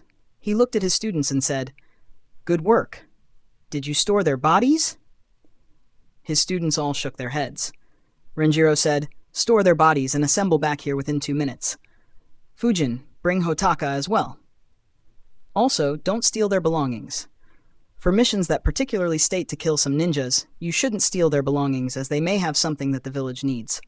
Also, their belongings could have traps." The trio nodded and flickered. They went to their own battlefields and sealed the dead bodies in the scrolls. Fujin flickered towards Hotaka and looked at him. Both he and his dog were wrapped in multiple bandages. Hotaka looked at Fujin and asked, "Is it over?" Fujin nodded. "All enemies are dead." Hotaka was surprised. He thought, "I just asked for formality. They managed to kill a team of 6 ninjas who we couldn't pin down for days in just 30 minutes. While Hotaka was lost in his thoughts, Fujin sealed Doi's body in a scroll. He asked, "Can you move?" Hotaka got up and replied, "Yes, none of my injuries was serious." Fujin nodded and said, "All right, Sensei has asked us to assemble. Follow me." Within a couple of minutes, everyone was assembled, where Renjiro was within a couple of minutes. Renjiro had sealed Junji's body. Renjiro looked at everyone and said, "Report your status." Miko replied, "No injury, chakra around 15%. Hoka said, "No injury, chakra around 25%. Fujin said, "No injury, chakra around 40%. Hotaka wasn't aware of the protocol in Team Renjiro. However, on hearing the 3 Chunins, he understood and said, "Meaner injuries. Chakra around 35%. Renjiro nodded and said, "Get ready. We will be attacking the second team from Kiri as well." The trio were surprised. Fujin asked, "Sensei, wouldn't it be better to rest and recover our chakra first?" Both Miko and Hoka agreed with Fujin but didn't say anything. Renjiro answered, "Normally, yes, but our enemies would run away, and we are in the Land of Fire, so our reinforcements will be coming soon. Unfortunately, we can't wait for them." Without explaining the exact details, Renjiro flickered. His students immediately followed him.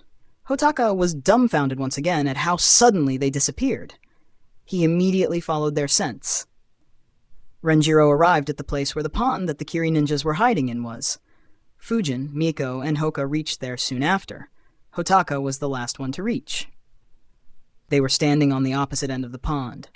Miko asked, "Why are we back here, sensei?" Renjiro smiled and asked, "When multiple parties are hunting you, what do you think is the best place to hide?" The four fell into thought. Hotaka had a few guesses, but he didn't answer, as he assumed that the question was meant for Renjiro's students. After a minute, Miko answered, "At a place where no one will expect you to." Fujin and Hoka gave her a deadpan expressions. Hoka taunted, "Good way to state the obvious." Renjiro chuckled and said, "Well, she isn't wrong.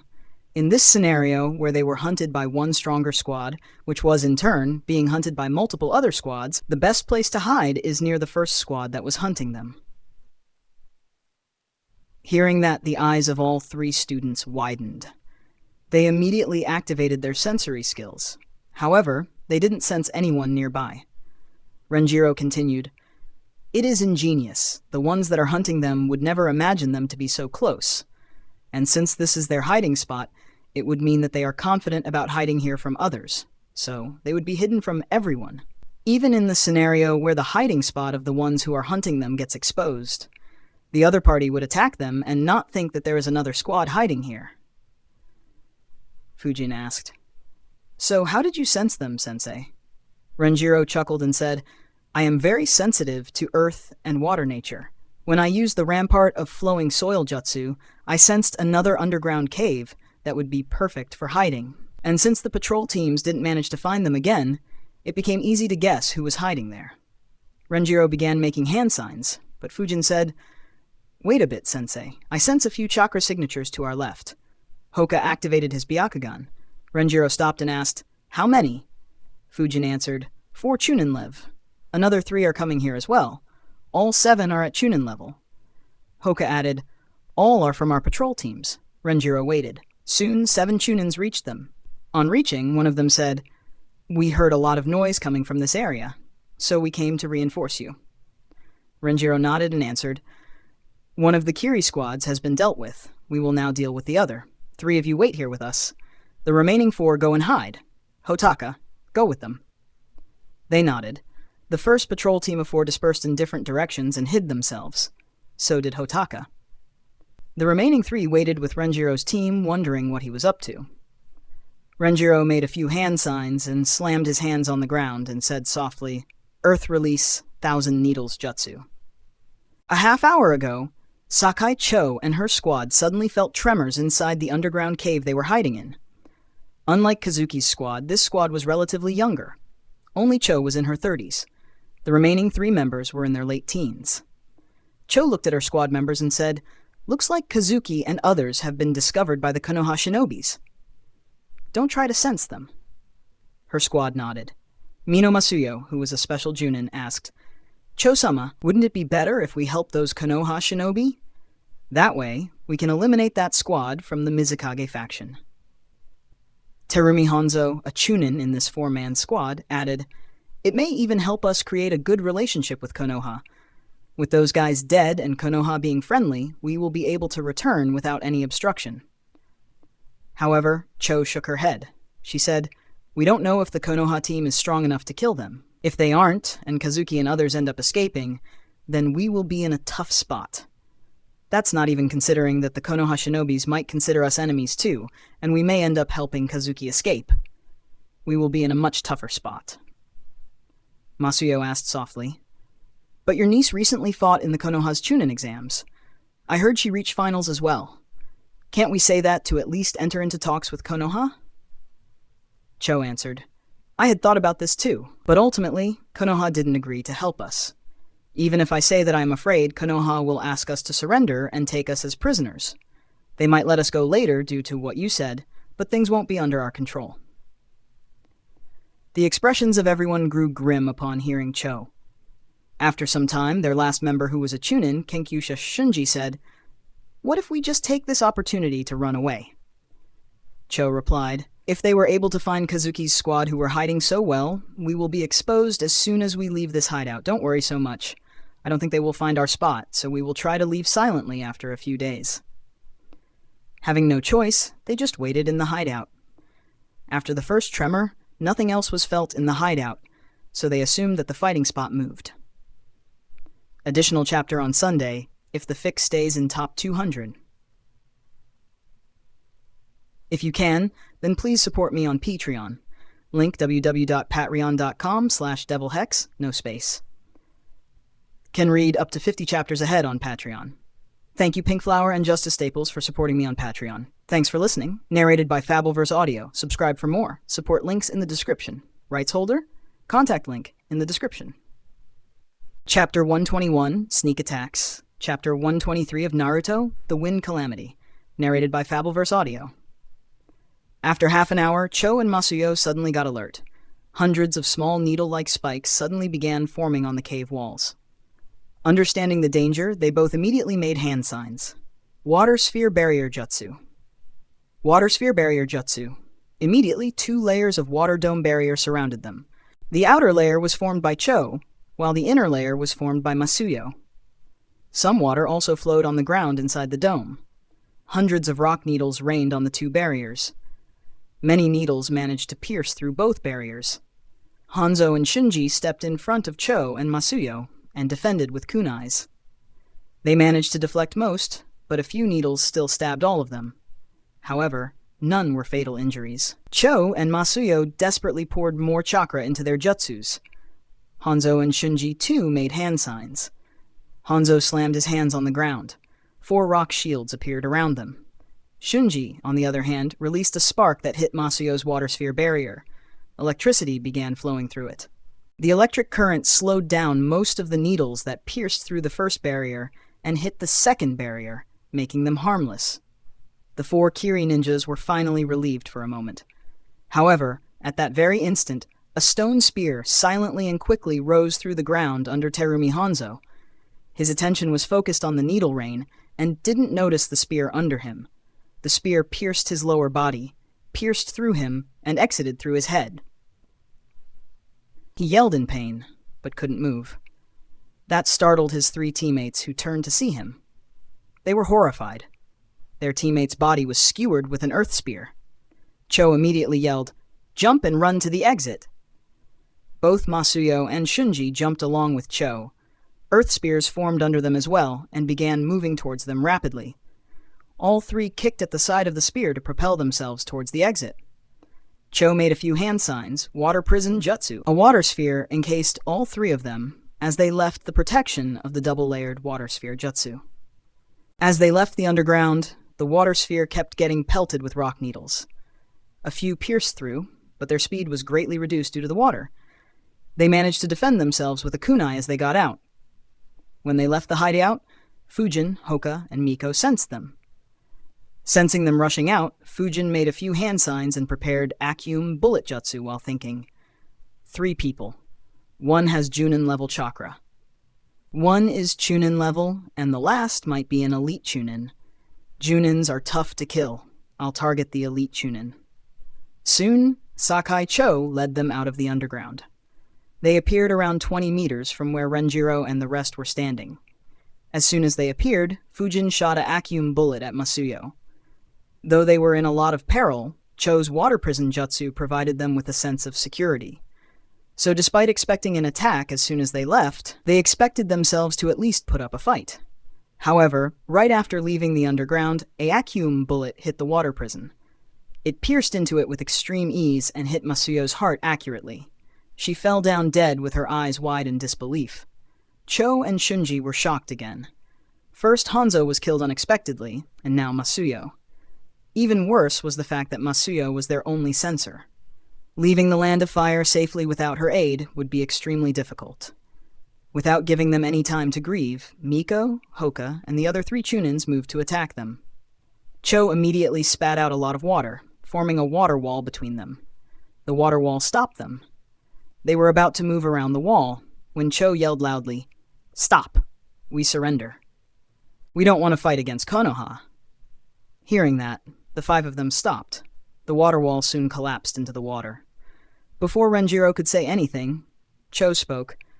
We were hunted by our Mizukage despite not committing any crime. While escaping, we accidentally entered the land of fire.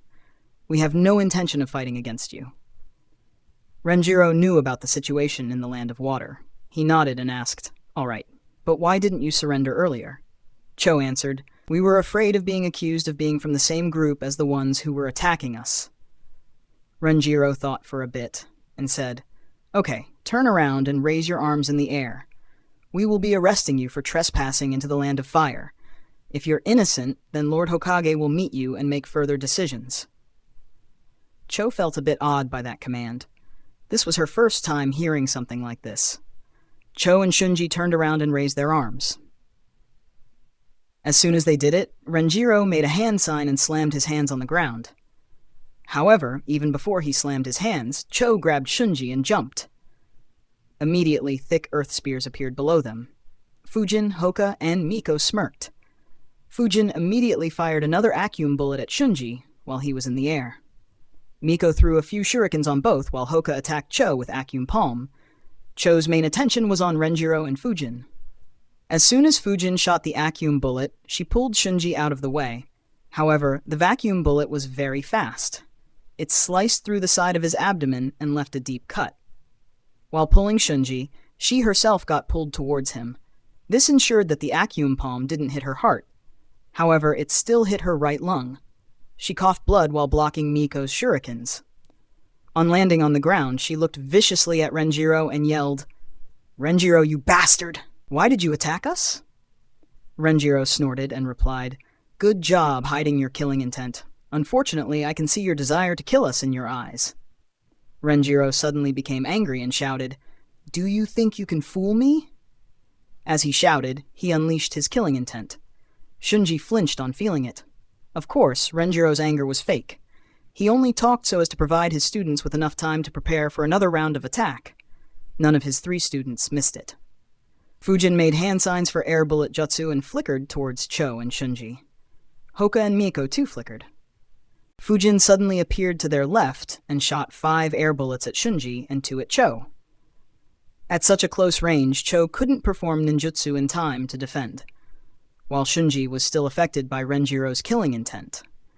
Cho immediately moved backwards and dragged Shunji with her. She dodged both bullets, but Shunji couldn't dodge 2 of them. One of them pierced his left thigh, and the other pierced his right lung.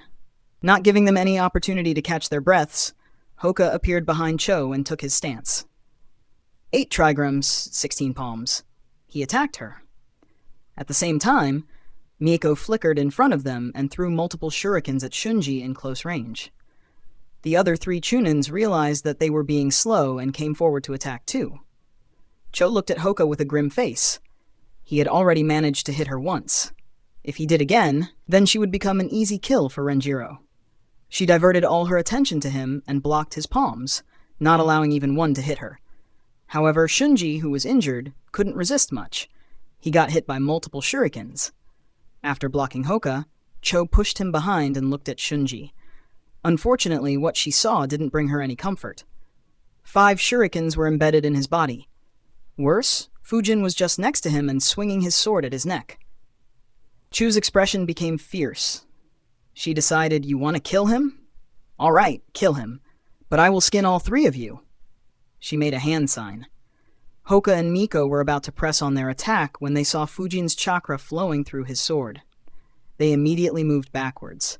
The 3 Chunins who were running towards them stopped on seeing them retreat. Cho also noticed it, but like the 3 Chunins, she assumed that they were retreating due to her preparing a jutsu. With just one target in front of her, Cho blew hot corrosive steam at both Fujin and Shunji.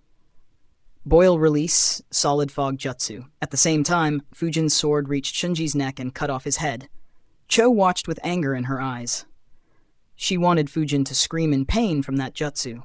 However, her eyes widened. After Fujin cut Shunji's head, a flying sword slash formed in the air and rushed towards her. The flying slash was accompanied by winds that dispersed the steam. Chu recognized that it looked like the way samurais attacked. She immediately jumped. However, the distance between them was too small. The slash hit her legs slightly above her knees. Both her legs were severed. The winds around the slash created cuts all over her thighs and abdomen. Cho watched her severed legs with wide eyes. She couldn't believe how easily she got defeated. AN? Additional chapter on Sunday if the fic stays in top 200 until the end of the week. AN, if you can, then please support me on Patreon, link.patreon.com/devilhex, no space. Can read up to 50 chapters ahead on Patreon. Thank you Weirwood, Chase Kirby, and TC for supporting me on Patreon. Thanks for listening. Narrated by Fabelverse Audio. Subscribe for more. Support links in the description. Rights holder? Contact link in the description. Chapter 122, Overkill. Chapter 1124 of Naruto, The Wind Calamity. Narrated by Fabelverse Audio. Hey guys, this chapter is sponsored by 1995. You can thank him for the Saturday release. Hoka and Miko looked into each other's eyes. Though Fujin severed her legs, Cho was still alive. Their competitive spirits rose and both wanted the killing hit. They immediately moved towards Cho. Miko attacked with shurikens and kunais with explosion tags, while Hoka attacked with Acuum Palm. Fujin noticed both his teammates and attacked too. He swung his sword vertically, sending a flying slash aiming at splitting her in two vertically. Renjiro, who was looking at his students with pride, was suddenly dumbfounded. He thought in his mind, she has already lost her legs. We can capture her and get information from her. Why do you want to kill her so badly? The 8 other Chunins who were looking were also dumbfounded at how aggressive the 3 kids were. Chu also watched with wide eyes. She may have lost her team and her legs, but she didn't want to die. She made a few hand signs quickly. She encased herself within the water prison jutsu. Hoka's attack reached first. It pierced into the water prison, but Cho moved backwards within the water prison, and the attack passed harmlessly through the water prison. Miko's attacks hit next. The shurikens were blocked by the water, but the explosion created some disturbances. However, the water prison jutsu still held. Fujin's slash arrived last. It easily cut the water prison in two. However, Cho moved to one side of the water prison to avoid getting hit. The winds accompanying the slash were also dulled by the water. However, the slash finally dispelled the water prison jutsu. Cho fell on the ground in a bad way. Despite her horrible state, she still got up with the help of her hands. Fujin, Hoka, and Miko were about to make a move when Renjiro flickered right behind her. He hit the back of her head and knocked her unconscious.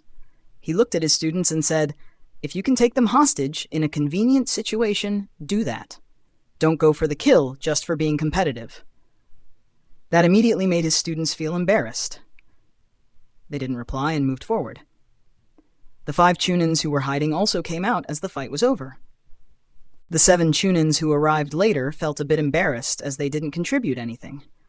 Most of the work was done by kids less than half their age. Only Hotaka smiled, thinking, "Now they will know how I felt." They all observed Cho.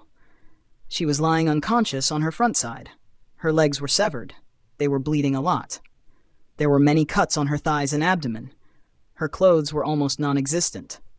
Renjiro opened a scroll and summoned a seal from it. He put the seal on Cho's back and made a hand sign.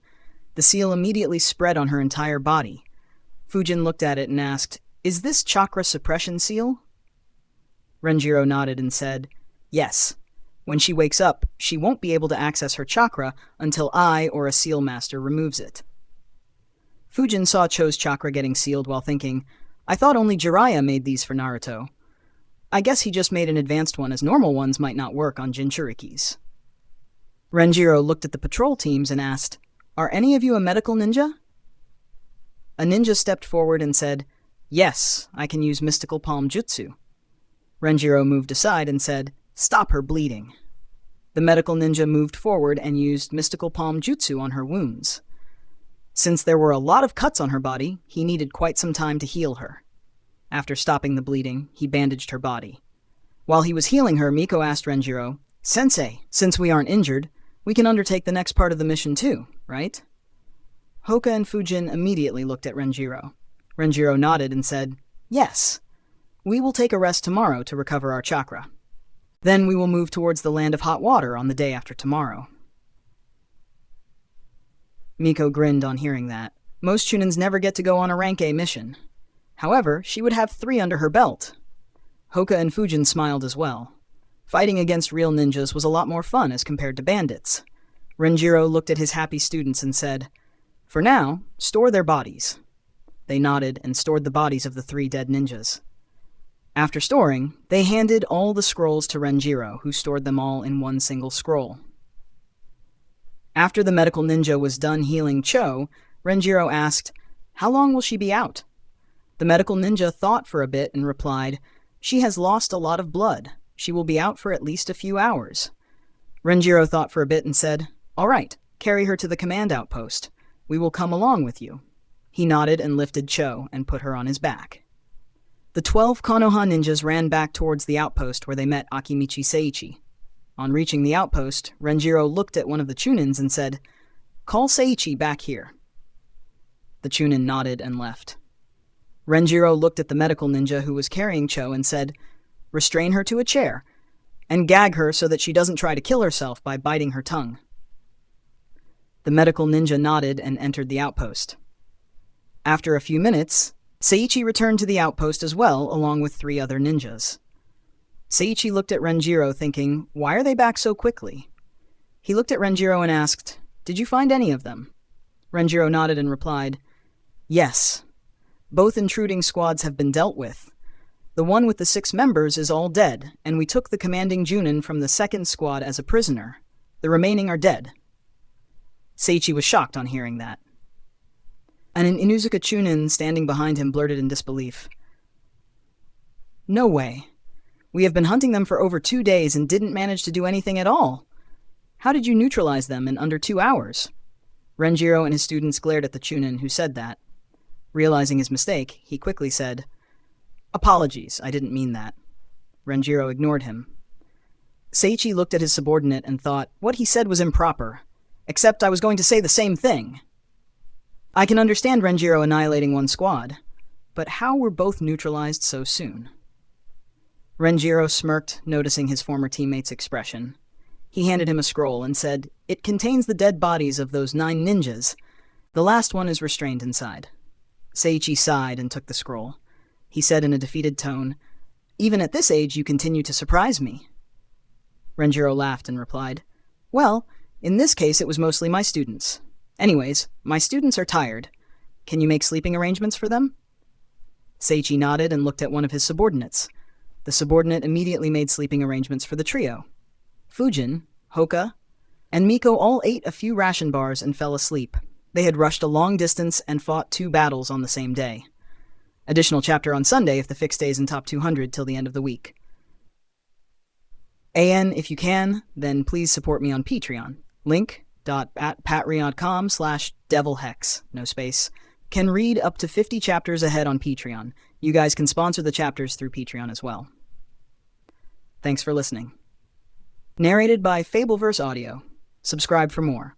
Support links in the description. Rights holder? Contact link in the description. Chapter 123, Exploring the Patrol Outpost. Chapter 125 of Naruto, The Wind Calamity. Narrated by Fabelverse Audio. We have crossed 2 million views on the fanfic. While his students went to sleep, Renjiro decided to catch up with his old friend.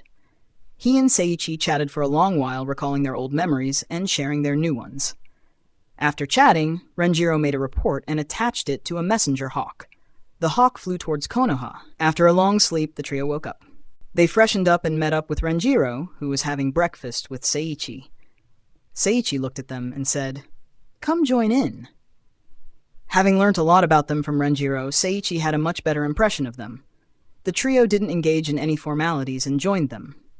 However, on seeing the food on the table, all 3 had the same thought, how the heck is this a breakfast? The entire table was filled with roasted meat. Fujin grabbed one slice and ate it. His expression immediately changed. "Fuck! This is so good!" He ignored everyone and began eating rapidly. Hoka and Miko looked at Fujin and grabbed a bite too. They too began eating quickly, but paid attention to their manners. Seiichi laughed lightly on seeing them all eat quickly and said, "No need to hurry. The food isn't going to run away." All 3 nodded. Seiichi smiled on seeing them nod obediently. However, soon he was speechless. All 3 kids ignored his advice and kept eating at the same speed. Renjiro chuckled at Seiichi's reaction. Fujin meanwhile thought, Anakimichi saying the food won't run away, as if anyone would believe that. After eating, Fujin asked, "What do we do today, sensei?" Renjiro replied, "Just rest. Take a tour of the patrol outposts and go on patrols if you get bored. It'll be helpful if in the future you get posted for patrol duties. Don't waste your chakra, though. We need to leave tomorrow morning." Fujin replied, "Oh, all right, sensei." He thought, I never thought about the ninjas who are out for patrol. I wonder how many ninjas are deployed like this. After thinking a bit, he concluded, probably not a lot considering the vast number of bandits in this country. The job seems boring, though it could be a good way to explore this country. Seiichi called for Hotaka, who arrived soon. He said, "Since you guys fought together yesterday, I'll leave you guys under his care. Hotaka, show them the outpost and how patrol teams work." Hotaka replied, "Sure, Seiichi-sama." He looked at the trio and said, "Come with me." Fujin, Miko, and Hoka followed him. As Hotaka showed them around, Hiruzen read the report sent by Renjiro. A worry formed on his face as he analyzed, the civil war inside Kiri is spilling into other countries. There might be more such incidents in the future. I should deploy some Anbu squads along the coastline. He looked at an Anbu ninja hiding in his office. Realizing that the Hokage needed him, he appeared in front of Hiruzen. Hiruzen commanded, "Call Hound and his Anbu squad." The Anbu ninja nodded and flickered. Hotaka led the trio around the patrol outpost. He said, "This is the command outpost for Konoha's eastern borders. This is why it is so big and well-maintained. There are many smaller outposts all over the country, but they only have the basic facilities." Fujin thought, "No wonder. This outpost is big. I only expected there to be one house at max." Hotaka showed them around the important locations in the outpost and introduced them to some of his friends. In the end, they climbed on a watchtower. On reaching the top, the trio admired the scenery around them. The houses in the outpost were arranged symmetrically, and it was surrounded by lush green forests. To add to it, the sun had just begun rising, so rays of sunlight traveled right above the trees. Fujin, Miko, and Hoka felt incredible calmness on seeing this sight. Fujin thought, what a sight! Perhaps after the whole Kaguya mess is over, I should tour this world. I wonder what exists in this world apart from the hidden villages. Seeing the three kids lost in the scenery, Hotaka smiled and didn't say anything. After some time, they stopped looking at it. Miko said, "I didn't think we would get to see such a beautiful sight in a patrol outpost." Hoka added, "Yeah, this feels wonderful." Fujin nodded. Hotaka laughed and said, "Such sceneries are the main reason why most here have taken patrolling tasks. Beautiful scenery, freedom from daily worries at home, and lax responsibilities are the plus points of this job. Situations like yesterday are rare in peacetime. Usually we just go on routine patrols without finding any disturbances." Fujin looked at Hotaka and wondered, "So how did so many ninja cross into the Land of Fire during our last mission? Did the patrol teams just do a terrible job, or were some of them bribed? There is another possibility.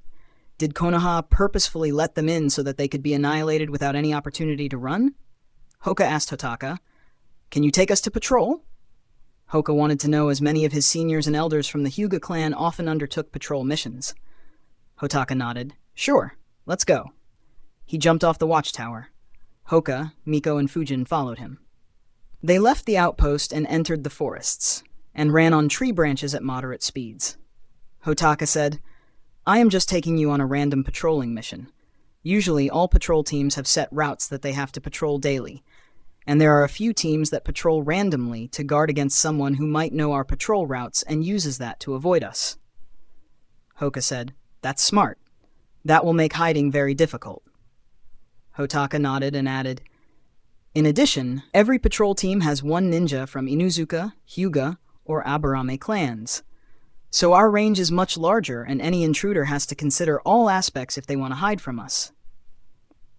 The trio nodded. They were aware of the specialities of each clan. Hotaka took them on a 2-hour-long patrol. Fujin and Hoka used their abilities to help Hotaka on the patrol mission, but they didn't find anything out of the ordinary. They returned back to the outpost. Not having anything to do, they spent their remaining day meditating. During lunch and breakfast, they interacted with others in the outpost. In the evening, an Anbu squad entered the outpost. They entered the main building. Renjiro and Seiichi were playing shogi. They both turned to see 4 Anbu ninjas. The leader of the 4 had silver hair and wore a kitsune mask. Both realized who the Anbu captain was. I researched a bit. I didn't find any official codename for Kakashi while he was in Anbu, so I'm going with Hound as it is frequently used in other fics. Please let me know if there is any official data regarding this. Additional chapter on Sunday if the fic stays in top 200. We barely stayed in this week. Ended at number 195. AN. If you can, then please support me on Patreon. Link.patreon.com/devilhex, no space. Can read up to 50 chapters ahead on Patreon. Thank you, Shroomism and Brian Gonzalez, for supporting me on Patreon. Thanks for listening. Narrated by Fabelverse Audio. Subscribe for more. Support links in the description. Rights holder? Contact link in the description. Chapter 124, Interrogation. Chapter 126 of Naruto, The Wind Calamity. Narrated by Fabelverse Audio. Kakashi looked at the 2 Junins and stepped forward. He handed them a letter and said, "The Hokage has assigned us the mission to escort the prisoner and carry the dead bodies back to Konoha." Renjiro and Seiichi nodded. Renjiro took out a scroll and handed it to Kakashi and said, "The bodies of the 9 dead ones are in this scroll." Kakashi took the scroll and stored it properly. Seiichi got up and said, "Follow me. I'll take you to the prisoner." Kakashi and his squad followed Seiichi and Renjiro. They entered a small room. At the center of this room was a chair. A woman was sitting in it. Her arms were tied to the arms of the chair. Her legs were missing. A gag was stuffed in her mouth. Her head had dropped down. She was being watched by 2 Chunins. One of them was a medical ninja. Renjiro said, "We investigated her a bit. Her name is Cho, and she is a Junin from the Sakai clan. She can use the boil release." Seiichi added, "We injected her with anesthesia, but her body is very resistant to it. She wakes up after 2 hours and has to be injected again." Kakashi nodded and said, "That won't be an issue. Can you wake her up?" The medical ninja stepped forward and began waking up. He looked at one of his squad members and said, "Ferret, put her to sleep." After some time, Cho woke up. She looked at Renjiro and the Anbu ninjas. A terrified look appeared in her eyes. Itachi, who was the Anbu with the codename Ferret, stepped in front of her and looked into her eyes. Again, my own codename. Let me know if Itachi had an official codename.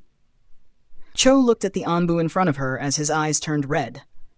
Itachi cast a genjutsu on her, making her fall into a deep sleep. Itachi stepped back and said, "It's done. She won't wake up for a day." Kakashi nodded. He looked at Renjiro and said, "We will be taking her. Thank you for completing the mission. There are further orders from Lord Hokage. Her capture shouldn't be talked about. Discuss with everyone who knows that she has been captured, and tell them to not talk about it to anyone. If they have already spoken to others or anyone knows about her capture, then chat with them as well and impose a gagging order. Lord Hokage has said that this is very important." Seiichi replied, "My men haven't met with anyone else, but probably everyone in the outpost knows about her. I will talk with them and impose a gagging order about this." Kakashi nodded and said, "Thank you." One of Kakashi's Anbu subordinates untied Cho and carried her. Kakashi and his squad took their leave and left for Konoha. Fujin and his teammates would remain ignorant about the terrible fate awaiting the Junin captured by them. They slept peacefully as Cho was carried to Konoha. They woke up early the next morning and assembled with Renjiro. Seiichi got up early as well to bid farewell to them. He said, "See you later, Renjiro. Stop by here while returning to Konoha." Renjiro nodded. "Sure, we could use a good sleep." Seiichi looked at the kids and smiled. "Take care, all of you. Come back safely." Miko replied, "Don't worry, we will complete the mission in no time." Fujin nodded and added, "Just make that roasted meat again when we are back." Seiichi sweat dropped, thinking, "These 3 ate half my share yesterday." He smiled and said, "I'll be sure to hunt some wild beasts for you guys." They said goodbyes and left for the land of hot water. While Team Renjiro was headed to the land of hot water, Kakashi and his squad returned to Konoha. They imprisoned her in the T&I department. Ibiki waited with them in the prison. Understanding the importance, Hiruzen himself showed up. Seeing Hiruzen, all 4 Anbu respectfully greeted him, "Lord Hokage." Hiruzen nodded and looked at Cho. He looked at Itachi and said, "Wake her up from the genjutsu and place her under a new one. I want to interrogate her." At that time, another person entered the prison. He was an old man. His right arm was concealed within and hanging inside his black robe. His right eye was bandaged. Hiruzen looked at him and asked, "Danzo, why are you here?" Danzo looked at Cho and said, "I heard about taking a prisoner from Kiri. Continue your interrogation. I will discuss it with you later." Hiruzen nodded and looked at Itachi. Itachi stepped forward and dispelled the genjutsu. Cho woke up and looked up. However, Itachi put her in another genjutsu. After she fell into the genjutsu, Itachi removed the gag stuffed in her mouth. He looked at Hiruzen and said, "You can ask her questions, Lord Hokage." Hiruzen looked at Ibiki and said, "Ask her about why they entered the Land of Fire." Ibiki nodded and asked Cho, "Why did your squad enter the Land of Fire?" Cho answered, "My team was on a mission in the Land of Water. Unfortunately, we were discovered by a squad from Mizukage's faction. They chased us relentlessly. We clashed a few times and were injured. The chase brought us close to the Land of Fire, and we entered it, hoping to find a good hiding place till they left us. I didn't think they would chase us inside the Land of Fire as well." Ibiki noted what she said. He asked, "What was your mission?" Cho answered, "We got information that the Karatachi family had documents and maps that showed where all the ninjas in the Mizukage faction were deployed. Since the family head of Karatachi was in a battle, we got a mission to steal those documents." The mission parameters surprised everyone in the room. Danzo immediately wanted to get his hands on those documents. Ibiki asked, "Did you complete the mission?" Cho answered, "Yes, we stole the documents successfully." Ibiki asked, "Where are those documents?" Cho answered, "Since we were being chased, we hid them in a secure location in the Land of Water." Ibiki asked, "Will anyone be collecting those documents?" Cho answered, "There is one ninja who checks that spot frequently. By now, it would have been collected and reached the hands of the Sakai clan patriarch." Ibiki asked her where the secure location was and noted it down. Ibiki asked, "Did you see the locations where the forces of the Mizukage faction are located?" Cho answered, "No." After asking, he looked at Hiruzen. Hiruzen said, "Ask her about the situation of the Sakai clan, other bloodline clans, and the current state of the conflict. Also ask her about their current hideouts and where the clans are located." Danzo added, "Also ask her if they have hidden some family members in safe locations." Ibiki nodded and began questioning. He ended up questioning Cho for over 3 hours. Konoha got information about the locations of bloodline clans, locations of some of their secret hideouts, the number of ninjas they had, the losses they faced, the losses they inflicted upon the Mizukage faction, skills and weaknesses of their strongest fighters, and some other miscellaneous information. While the information she provided wasn't complete, she ended up providing a lot of valuable information to Konoha. The rebel faction of Kirigakure would have never imagined that their mission to steal information from the Mizukage faction would result in their secrets getting exposed to Konoha. Additional chapter on Sunday, if the fic stays in top 200. If you can, then please support me on Patreon. Link www.patreon.com/devilhex. No space. Can read up to 50 chapters ahead on Patreon. Thank you Rachel Galang, LeBois Kurt, Squeeno806A, and Brendan Hunt for supporting me on Patreon. Thanks for listening, narrated by Fabelverse Audio. Subscribe for more. Support links in the description. Rights holder? Contact link in the description. Chapter 125, Horrible Fate. Chapter 127 of Naruto, The Wind Calamity. Narrated by Fabelverse Audio. After getting all the information, Cho was restrained again. Hiruzen looked at the Anbu squad and Ibiki and said, "Good work. Don't tell anyone about her being taken as captive to anyone." They nodded and left the prison. While leaving, Itachi's face was grim, though no one noticed it under his mask. Or rather, no one apart from Hiruzen and Danzo, who observed him carefully. Understanding the disastrous consequences of civil war made him realize the catastrophe that would fall on Konoha if the Uchiha clan were to rebel. It planted a seed to avoid a civil war at all costs inside his heart. As he left, both Hiruzen and Danzo exchanged eye contact. Danzo understood why Hokage had assigned the squad Itachi was in on this mission. They didn't speak about Itachi as no words needed to be spoken. Danzo looked at Hiruzen and said, "She provided a lot of information. We need to cross-check with the information provided by our spies to confirm that there were no traps hidden in the information." Hiruzen nodded and replied, "Send a root ninja who has the information to my office. I will have him cross-check our information with an Anbu ninja." Danzo nodded. He looked at Hiruzen, who seemed to be in thought. Danzo asked, "What are you thinking about?" Hiruzen looked at him and replied, "Do you remember the proposal that we received from the rebel faction before the Chunin exams?" Danzo nodded. Hiruzen continued, "I thought it was weird that the Terumi clan patriarch reached out to us. Now, it seems like it was the idea of Terumi Mei. She has the bloodline of both, Terumi as well as Sakai clans, and is able to use 2 Kekkei Genkai. Looks like she will be the next leader in Kiri." Danzo replied, "Yes, it was likely her. 2 Kekkei Genkai in the same person isn't threatening if they don't train well, but her leadership skills and charisma are good as well. She might become a threat. We should eliminate her." Hiruzen shook his head and replied, "The 4th Mizukage is a perfect Jinchuriki. He will be difficult to defeat. Let them exhaust each other's potential. Konoha doesn't need to involve itself and suffer any losses. After the civil war ends, we will talk with the winner." Danzo wanted to argue, but Hiruzen had made a good point. With the losses Kiri had taken due to the civil war, Kiri would be in no position to participate in a war for over a decade at least. Hiruzen looked at Danzo and felt something odd. Knowing Danzo, he predicted that he would have started a debate there. He asked, "Why are you here? It wouldn't be just for the information, right?" Danzo looked at Cho and said, "I want Sakai Cho." Hiruzen looked at Danzo in confusion. However, in less than a second, his eyes widened. He declined. No. However, this time Danzo would not relent. This was the true reason why he visited the prison. He said, "Hiruzen, there are only 2 clans that have Kekkei Genkai in Konoha, and one of them is about to rebel.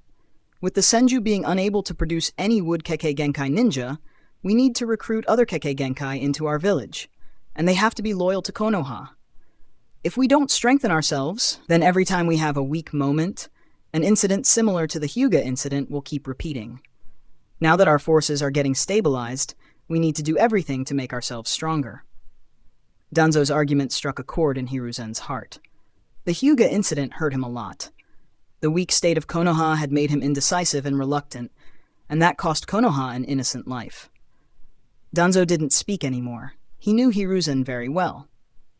Hiruzen thought for a few minutes and said, "If the other villages were to realize, they might attack Konoha together." Danzo scoffed and replied, "In every war, we keep getting attacked by all 4 villages. So it doesn't make a difference. Also, I will induct the kids into the root. So they won't be exposed to the world.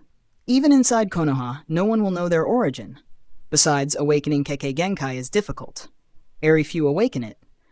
If someone awakens, we will expose the first one who awakens and say that he created the Kekkei Genkai by combining fire and water natures. If anyone awakens it after him, we will hide that person inside the root. If Fujin was to hear this conversation, he'd be shocked. After all, he thought that a Kekkei Genkai can only be inherited through the bloodline. Without it, there was no way to be able to use a Kekkei Genkai. After all, even talented ninjas who had mastered all elements like Hiruzen and Kakashi never learnt any Kekkei Genkai. Hiruzen sighed. He thought, he has done thorough preparation. I don't think I can win this debate, so what to do? He thought for a bit and finally looked at Sakai Cho. He sighed. She is already a waste. If we release her, she will hate Konoha with all her heart and use all her influence to make her clan take an anti-Konoha stance. If the bloodline clans win, our relationship will be sour. Looking at Hiruzen, Danzo understood what he was thinking. He said, "The way ahead will be to deny meeting the squad from the rebel faction. We will deny knowing their existence. Remove their mentions from the reports. If the bloodline faction wins in Kiri and asks us about it, we will feign ignorance and push the blame on the Mizukage faction. Since the squad from the Mizukage faction died at the hands of Konoha ninjas, we can even claim that we took revenge for the bloodline faction. So we will be able to use this incident to better our relations. However, for that to happen, she needs to disappear." Hiruzen sighed again and agreed. "All right, but ensure that no information about her leaks out. And all the progress has to be reported to me in secret. Danzo nodded. He was about to leave when he had a thought. He stopped and asked, Hiruzen, which team was assigned this mission? They were very thorough. Danzo had rushed here in a hurry, so he wasn't aware which squad had undertaken this mission. Hiruzen answered, It was Senju Renjiro and his students. Danzo's left eye widened, but it returned to normal quickly. He said, They are efficient. I want to induct them into the route. Hiruzen raised his left eyebrow and looked at Danzo. However, he couldn't figure out anything from his poker face. Hiruzen replied, One of his students is a Hyuga. They are not suitable for the route. Another is an Uchiha who is arrogant even by their standards. Good luck convincing her into joining the route. Danzo scoffed in displeasure. However, that was an act. He was interested in the wind user. While speaking, Hiruzen realized that Danzo's target should be Fujin. The others were just spoken as a distraction. Hiruzen continued, The third one is a civilian orphan. He could have been inducted into the route.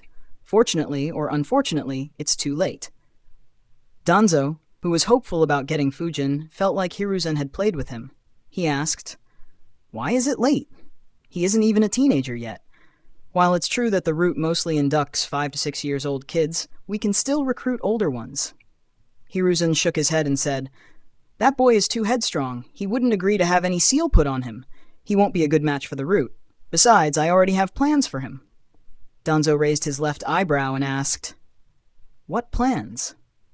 Hiruzen smirked and answered, I will be inducting him into the Anbu and training him to be a negotiator for Konoha. Danzo had a lot of thoughts about what Hiruzen might say. However, this one left him dumbfounded.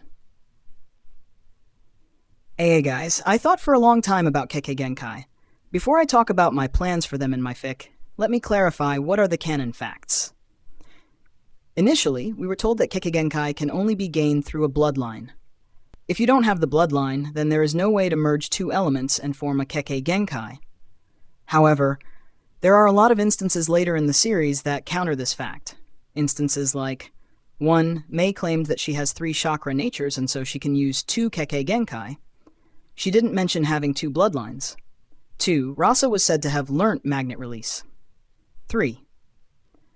Onoki had stated that Mu passed the secrets of dust style to him. All these above instances kinda counter the point about Kekkei Genkai being restricted to only the bloodlines. But at the same time, none of them explicitly states it.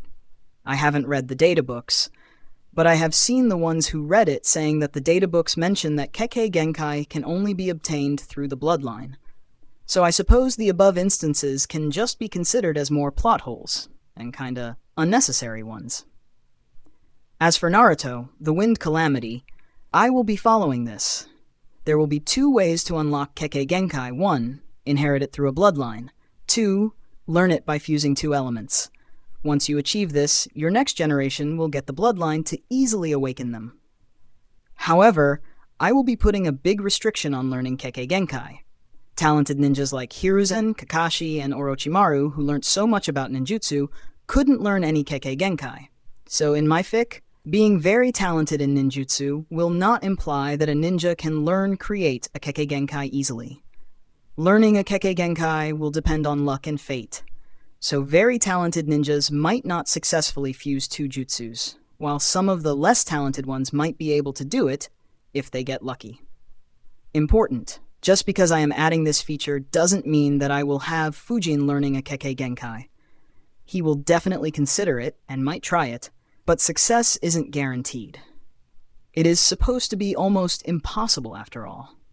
So please don't keep expectations of Fujin fusing multiple Kekkei Genkai successfully, or be disappointed thinking he will become very overpowered by mastering multiple Kekkei Genkai, leading the story to not be the same anymore. The story will stay consistent in terms of power scaling. P.S. Let me know your thoughts about this. Additional chapter on Sunday if the fic stays in top 200. And if you can, then please support me on Patreon. Link www.patreon.com/devilhex, no space. Can read up to 50 chapters ahead on Patreon. Thanks for listening. Narrated by Fabelverse Audio. Subscribe for more. Support links in the description. Rights holder? Contact link in the description. Chapter 126. Dodged a Bullet. Chapter 128 of Naruto, The Wind Calamity. Narrated by Fabelverse Audio. Danzo stared at Hiruzen. After half a minute, he said, "Hiruzen, the role of negotiator is for senior members in the village. Experience is important. What do you mean by sending someone who hasn't even entered his teens to represent Konoha during negotiations?" Hiruzen chuckled and replied, "Our current negotiators are either too soft or too strict. While we do find a middle ground, we usually get the short end of the stick." Danzo scoffed and accused, "It's your fault for being so soft. Don't accuse the rest of us." Hiruzen shook his head and replied, "And your methods are way too harsh. We would be at war all the time if your ideas are followed. And of course, I won't send someone inexperienced to do the final negotiations for us. He will be among the first round of negotiators. And his task will be to annoy them just enough that the negotiations still stay on the table, and we will have an advantage when we negotiate later." Danzo was surprised by Hiruzen's words and confidence. He wondered, what exactly did Hiruzen see in that boy? Hiruzen looked at Danzo and thought, on second thought, the prospect of sending Fujin to the route would be hilarious. Danzo tends to make promises while recruiting. If Fujin does enter the route, I wonder how often he will ask Danzo for a new jutsu.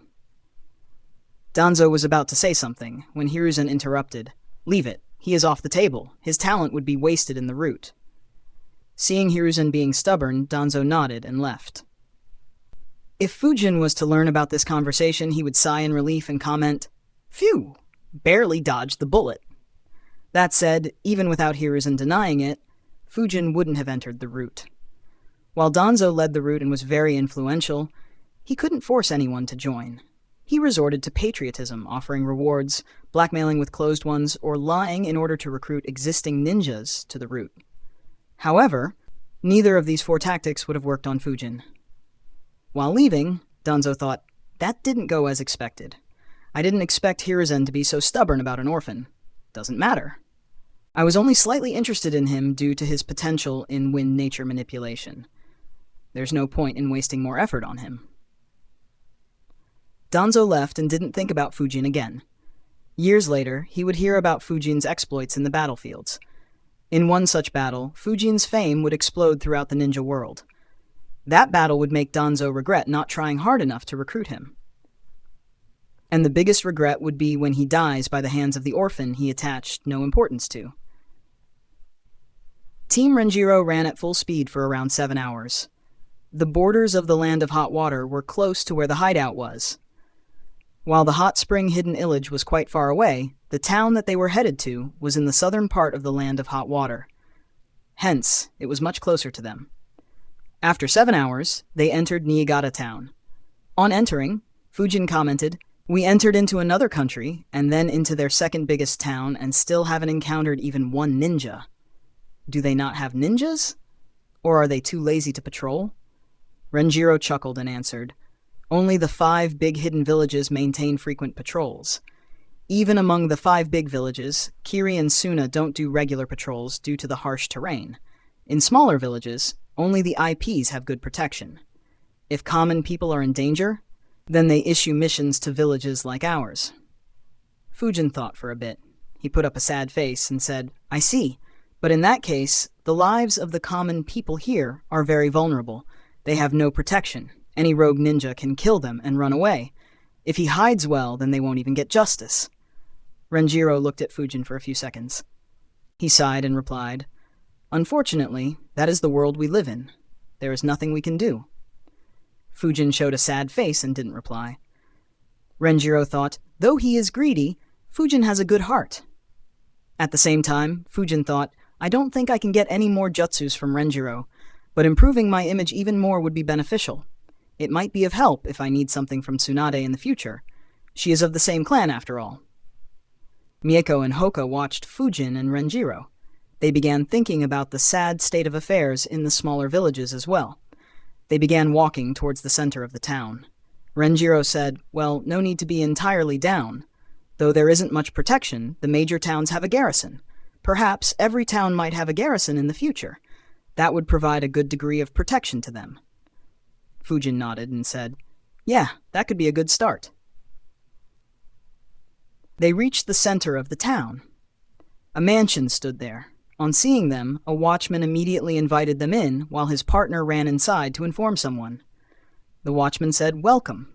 Tokuhei-sama has been expecting you." Renjiro nodded and followed him inside the mansion. On entering, a large man appeared in front of them. He was 7 feet 5 inches in height and was very fat. Seeing him, the same thought ran through the minds of Fujin, Mieko, and Hoka. Did an Akimichi migrate here? He is huge even by their standards. Behind him, 4 more people were standing. Takeshita Tokuhei smiled and said, "Senju Renjiro, I have heard a lot about you." Renjiro smiled and replied, "Takeshita Tokuhei, I have heard about you too." Tokuhei said, "We were expecting you to arrive a bit sooner." Renjiro replied, "We had some troubles too, so we were delayed." Tokuhei nodded and looked at the kids behind Renjiro. He frowned and thought, the mission didn't mention any strict timelines, so I can't bug him more about it. But the mission focused more on the strength of the ninjas. Renjiro is strong, but why did they send kids? Renjiro looked at him and understood what he was thinking, but he didn't comment. Explaining the strength of the ninjas who undertook the mission wasn't a requirement. Completing the mission was all that mattered. Tokuhei knew that Renjiro understood his frown. But since he didn't provide any explanation, he decided to drop it while thinking, my own squad should be enough to kill those rogue ninjas. Unfortunately, the daimyo was worried about any losses we might suffer, and hence issued a mission to Konoha. If they are weak, they will die. Renjiro asked, "What are the details of those rogue ninjas? Also, where are they currently at?" Tokuhei looked at a subordinate. Takeshita Shinso stepped forward. He said, "Until now, we have detected 13 rogue ninjas. We have calculated that there are 2 more. All of them are ninjas from the Land of Water. Among the 13 ninjas, there are 3 Junins and 10 Chunins. Their leader is Kubota Mitsuzuka. He is a veteran Junin. The others under his command are experienced too. Some of them are ninjas who were assigned under him in the Third Great Ninja War. We haven't found their base, but looking at their movements, we have calculated their base to be near the coastline towards the southeast direction." Renjiro analyzed the information and said, "Good work. We won't have to waste time to find them." Tokuhei said, "Renjiro, while we do know their approximate location, we don't know their exact location." Renjiro replied, "Don't worry. Leave that to us. We will take a break today. Tomorrow at 4 a.m. we will leave. Have your team be prepared." Tokuhei wanted to leave immediately, but he understood that they had traveled a long distance. He nodded and said, "All right, Shunso, arrange for their resting area." Shunso led them to the arranged rooms. After he left, Fujin, Miko, and Hoka stared at Renjiro. They wanted answers. AN additional chapter on Sunday if the fic stays in top 200. We are very far away this week. If you can, then please support me on Patreon. link.patreon.com/devilhex. No space. Can read up to 50 chapters ahead on Patreon. Thank you Daniel Kim, Mason4-3, Robert Thompson, and Matthew McRoyal for supporting me on Patreon. Thanks for listening, narrated by Fabelverse Audio. Subscribe for more. Support links in the description. Rights holder, contact link in the description. Chapter 127, Joint Mission Chapter 129 of Naruto, The Wind Calamity. Narrated by Fabelverse Audio. Renjiro looked at his students' faces and chuckled. Miko was annoyed. She asked, "Why are they coming with us too?" Renjiro answered, "It's a joint mission. You didn't expect to take on more than a dozen ninjas with just us 4, did you?" A scowl formed on Miko's face. Hoka sighed and said, "It would have been fun to fight them ourselves." Fujin said, "Apart from that big guy who has a lot of chakra, the others don't seem that strong. So we should be getting more opportunities to fight than you think." Hoka smiled and said, "That's more like it." Renjiro was speechless at his students once again. He thought, did they just hope that their allies fail in completing the mission just so that they get to fight more? He let out a cough to attract their attention and said, "Take a rest for the day. You need to be in top condition tomorrow morning." The trio nodded. Fujin asked, "Sensei, when you take the rank S missions, do you perform them alone or do you go with a team?" Renjiro was surprised by the question. He answered, "Depends on the mission. For example, in missions like these that include elimination, I have a team. We need members to find them and to ensure that none of them run away." Fujin heard the reply and thought, that makes sense. I guess the solo missions could contain protecting someone secretly or an assassination mission. He looked at Renjiro and asked, Sensei, do you have information regarding Tokuhei and Mitsuzuka? Renjiro answered, I checked Tokuhei's information before taking this mission. He is a veteran Junin and was one of the commanders of the Illage hidden in hot springs in the previous war. But there isn't much of a record of him fighting. His job was to ensure that they don't get caught in between our and Kumo's clashes. Apart from that, he is known for his earth release and high physical strength. As for Mitsuzuka, he specializes in water release like most Kiri ninjas. And he is quick on his feet. I fought him a couple of times in the previous war. Renjiro looked at Fujin and chuckled. His fighting style is actually quite similar to yours. Though he knows a few rank A jutsus, he prefers to indulge in hit-and-run tactics and fights from a long range. Miko and Hoka's faces scowled on hearing that. Both snorted and looked at Fujin. Fujin wondered, oh, I wonder how I would fare against him. Miko and Hoka were about to protest. They didn't want Fujin to fight the enemy leader while they dealt with scrubs. However, Renjiro spoke first. Renjiro's face got serious as he spoke. He will be my target. I am confident that I can win against him. But you three need to stay on guard. If he manages to slip a water clone away, he will attack you in the back when you are in midst of battle. So keep your guard up all the time. The three recognized the seriousness in Renjiro's voice. They nodded their heads immediately. Renjiro added, just like the last fight, there won't be any weaklings among them. And unlike last time, we won't have the advantage of being in home territory. Also, don't chase them if they manage to escape into the sea. Neither of you three is trained in how to fight a battle in the sea. They agreed. The Kiri ninjas had fought in seas all their life. While they could fight on water, they would be at a disadvantage against Kiri ninjas, especially as only Hoka had some affinity to the water element. The trio asked for more information from Renjiro. Renjiro provided the information he knew, as well as warned them about several things they should pay attention to. They also decided on some strategies to follow during the mission. After discussing, they spent the rest of the day doing light warm-ups and meditation. While Team Renjiro was discussing, Tokuhei and his subordinates were discussing as well. While Shunso was showing Team Renjiro the rooms, Tokuhei's subordinates began expressing their displeasure. Seo Shusaku said, We asked Konoha for strong reinforcements. Why did they send little brats? Etsuko Nakamura added, Yes, these brats could get in our way when we fight. If they let their opponents get away, we could end up getting ambushed. Tokuhei-sama, we need to consider this joint mission carefully. Tokuhei heard them. He began analyzing the actions of Konoha. Seeing that he was lost in thoughts, Nakamura called him out again. Tokuhei-sama? Tokuhei looked at him. He replied, Let's not jump to conclusions. Konoha has an excellent track record of completing missions, so they might have some plans for sending those kids. His subordinates gave him a weird look. Shusaku said, Do you really think that those kids will be any useful? Tokuhei shrugged his hands. He answered, If they weren't, why would Konoha send them? And Renjiro wasn't bothered when I looked at them skeptically. Besides, we wanted to complete this mission on our own anyways. So their strength doesn't matter much. In fact, if we perform far better than Konoha's squad, then I can persuade the daimyo to increase funding to build a proper ninja force in our country. If we manage to do that, then we won't have to depend on Konoha. The eyes of his subordinates widened. Shusaku said, That's a great plan, Tokuhei-sama. Tokuhei nodded and said, So give your all to this mission. As long as we outperform Renjiro's squad, we will be able to get some benefits from the daimyo. They waited for Shunso to return. When he did, they discussed their strategy and tactics for the next day. The next day, at 3:45 a.m., Renjiro's and Tokuhei's squads gathered in the mansion. Fujin, Hoka, and Miko observed Tokuhei's squad. In addition to the 4 they saw the day before, there were 3 more Chunin-level ninjas in his squad. Along with their own squad, they now had 12 ninjas.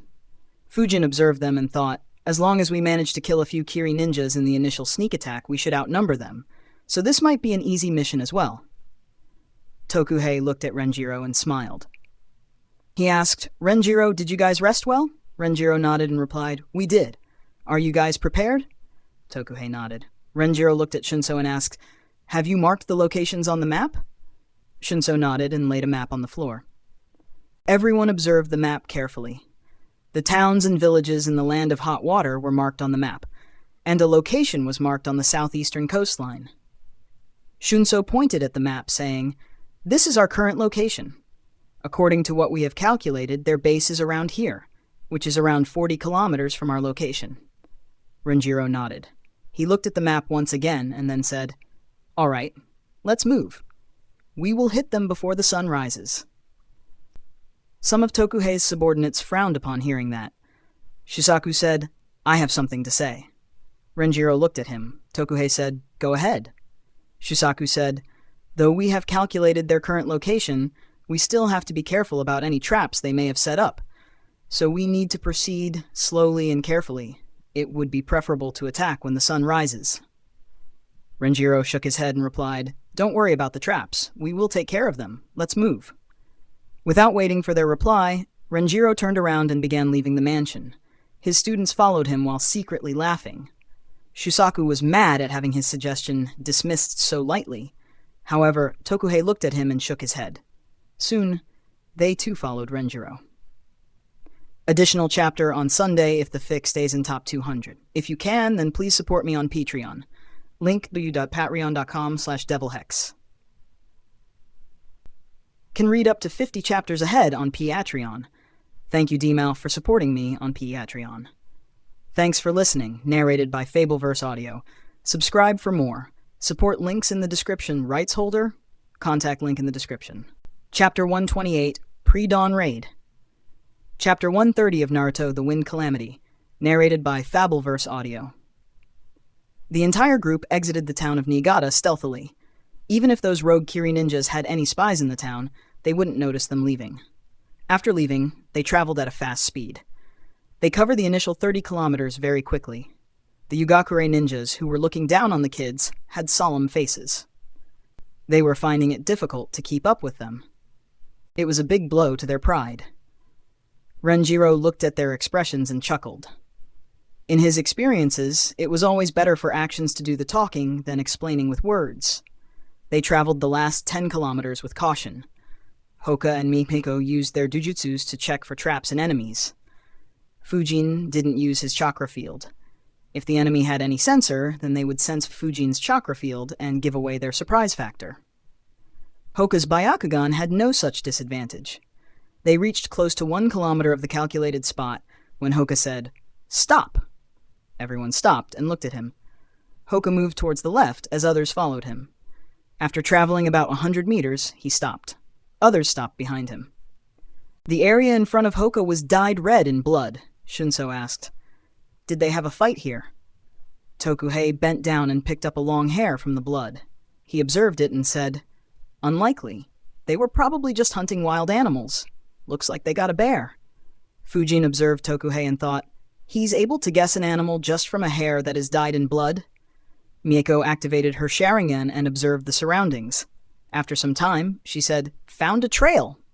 Renjiro said, "Good work. Take the lead. Also, keep an eye out for traps. Hoka, you keep an eye on traps too, and keep an eye for their base as well. Everyone else, don't make unnecessary noise or movements." Everyone nodded. Tokuhei commented, "It's very handy to have both the Byakugan and Sharingan in the same squad." Renjiro nodded. They proceeded ahead carefully. Mieko's Sharingan observed every detail of the surroundings carefully. She picked up the slightest clues. She observed their trail perfectly. Surprisingly, they didn't encounter any traps. As they kept walking, they left the forest and entered the beach. Mieko frowned. She said, "The trail leads into the sea." Renjiro and Tokuhei both frowned. If the base of the rogue Kiri nins was in the sea, then fighting them would get very tricky. Shunso spoke, "I don't think that their base would be out in the sea. The nearest island from here is around 32 kilometers away. Traveling from that base would be very time-consuming." Everyone looked at Shunso as he spoke. Shunso continued, "So either their base is nearby, or every one of them is a strong Junin who can travel at twice the speeds of a Chunin." Tokuhei immediately shook his head. There's no way that they are all Junins. Kiri would be shaken if that many Junins go rogue. Renjiro said, There are two possibilities. One is that they have a temporary base here and a permanent one on an island. Or they just travel on shallow waters instead of moving through the forest to prevent any trail. Tokuhei nodded and said, "Yes, I believe the second one will be the case. They are rogue ninjas after all. They will be afraid of being hunted down." Renjiro nodded. He too believed the same. He said, "Let's go back to the trees. We will move along the coast while Hoka checks for any possible bases." Tokuhei agreed as he thought, "The Hyuga can look up to 1,000 meters. From the edge of the forest, he will be able to check for hundreds of meters into the sea. If their base is truly not here, then we will have no choice but to set up an ambush and wait for them." The group went back into the forest. Seeing their initial trail, the group decided to go in the same direction. After moving for slightly over a kilometer, Hoka stopped. He said, "Found them! They are staying inside a cave on a hill about a kilometer ahead." Shunso grinned. "They think that they are very smart." Fujin wondered, "If they are hiding in a cave, will Renjiro try to kill them all?" Hoka said, "There are 2 ninjas guarding the entrance to the cave." Renjiro said, "Keep moving ahead. I'll kill them both. Fujin, don't attack." Fujin nodded while thinking, "My wind acuum bullet is good for assassinating. But once it hits, it will alert even a sleeping person due to the trail of destruction it leaves." As they moved ahead, Hoka said, "Other than the 2 guards, there are 14 more ninjas inside. 3 seem to be at the Junin level. Rest are at the Chunin level. They are all sleeping." Renjiro said, "Don't check on them anymore." Hoka didn't understand. He was about to look away from them when he suddenly noticed one of them getting up suddenly. He said, "One of the Junin level ninjas just woke up." Renjiro frowned. He said some ninjas instinctively feel when someone looks at them. Though they can't sense the Byakugan, they can feel that something is wrong. Keep that in mind. After saying that, he suddenly flickered ahead. Instantly, Hoka, Fujin, and Miko also flickered. The Yugakure ninjas who were alongside them were dumbfounded. Shusaku exclaimed, "What the fuck?" A scowl formed on Tokuhei's face. He said, "Keep up." He made a few hand signs and flickered as well. Others soon followed him. Inside the cave, Kubota Mitsuzuka was sleeping. However, when Hoka observed him, his eyes suddenly opened up. He immediately got up and checked his surroundings. On seeing that no one was around, he thought, "What the fuck? I swear that someone was fucking looking at me!" Thoughts ran inside his mind at the speed of light. He immediately came to the conclusion, "Fucking Hyuga! Those cowards should have issued a mission to Konoha." He got up and gathered chakra on his right foot and stamped his foot on the ground. A wave passed through the ground. It was harmless, but everyone inside the cave felt it. All the 13 rogue ninjas woke up. Mitsuzuka flickered towards one of the 2 Junins. On arriving, he shouted, "Fumimaro! Quickly check our surroundings." At the same time, the other rogue ninjas also began arriving at their location. Kubota Mitsuzuka moved very rapidly. However, there was someone who moved even faster. Renjiro flickered thrice in quick succession and reached just around 150 meters from the guards. On reaching here, he noticed that there were a few traps set close to the cave. However, he didn't pay any attention to them. He stepped on the ground and disappeared inside it. A second later, 8 earth spears formed under the 2 unsuspecting guards and pierced them. The guards were shocked. However, even before they could let out a scream, Renjiro appeared from the ground and beheaded them in one smooth action. As soon as he beheaded them, Hoka, Mieko, and Fujin appeared behind him. While they were running, Hoka noticed the traps. Mieko took the lead to avoid them, and the other 2 followed her. On reaching, they noticed the cave. It was a small hill that was as tall as a 3-story building. There was a giant cave mouth at the bottom, which split into a few paths. This hill was around 200 meters from the beach. The rogue ninjas chose this spot so that they won't be visible to anyone who scouts for them from the sea, but still be close to the sea if they needed to escape. As soon as they stepped there, they felt a ground wave passing under their feet. Hoka checked the inside of the cave. He frowned and said, "Everyone is up." Renjiro made a hand sign and said, "I figured." Fujin, Hoka, and Miko watched their sensei as he built up a massive amount of chakra. Behind Team Renjiro, the Yugakure ninjas were following. However, without the Byakugan or the Sharingan, they couldn't identify all the traps. Tokuhei was the first one to notice the traps. He shouted, "Wait, there are traps ahead!" However, they were flickering rapidly. 3 of their ninjas ended up activating traps. Immediately, hundreds of needles rained down on them. Tokuhei frowned and made a few hand signs. Inside the cave, Fumimaru spread his chakra field. Fujin felt his chakra field as it expanded past the cave. He quickly said, "They sensed us." Fumimaru immediately sensed the huge chakra built up by Renjiro. He yelled, "Crap! They are right outside the cave and are about to attack us!" All the former Kirinins immediately had grim looks on their faces. Ever since they went rogue, they never had to fight against a proper ninja squad. The Mizukage faction was too busy fighting the rebels. They didn't have the time to pay any attention to them. Renjiro put his palms on the walls of the hill.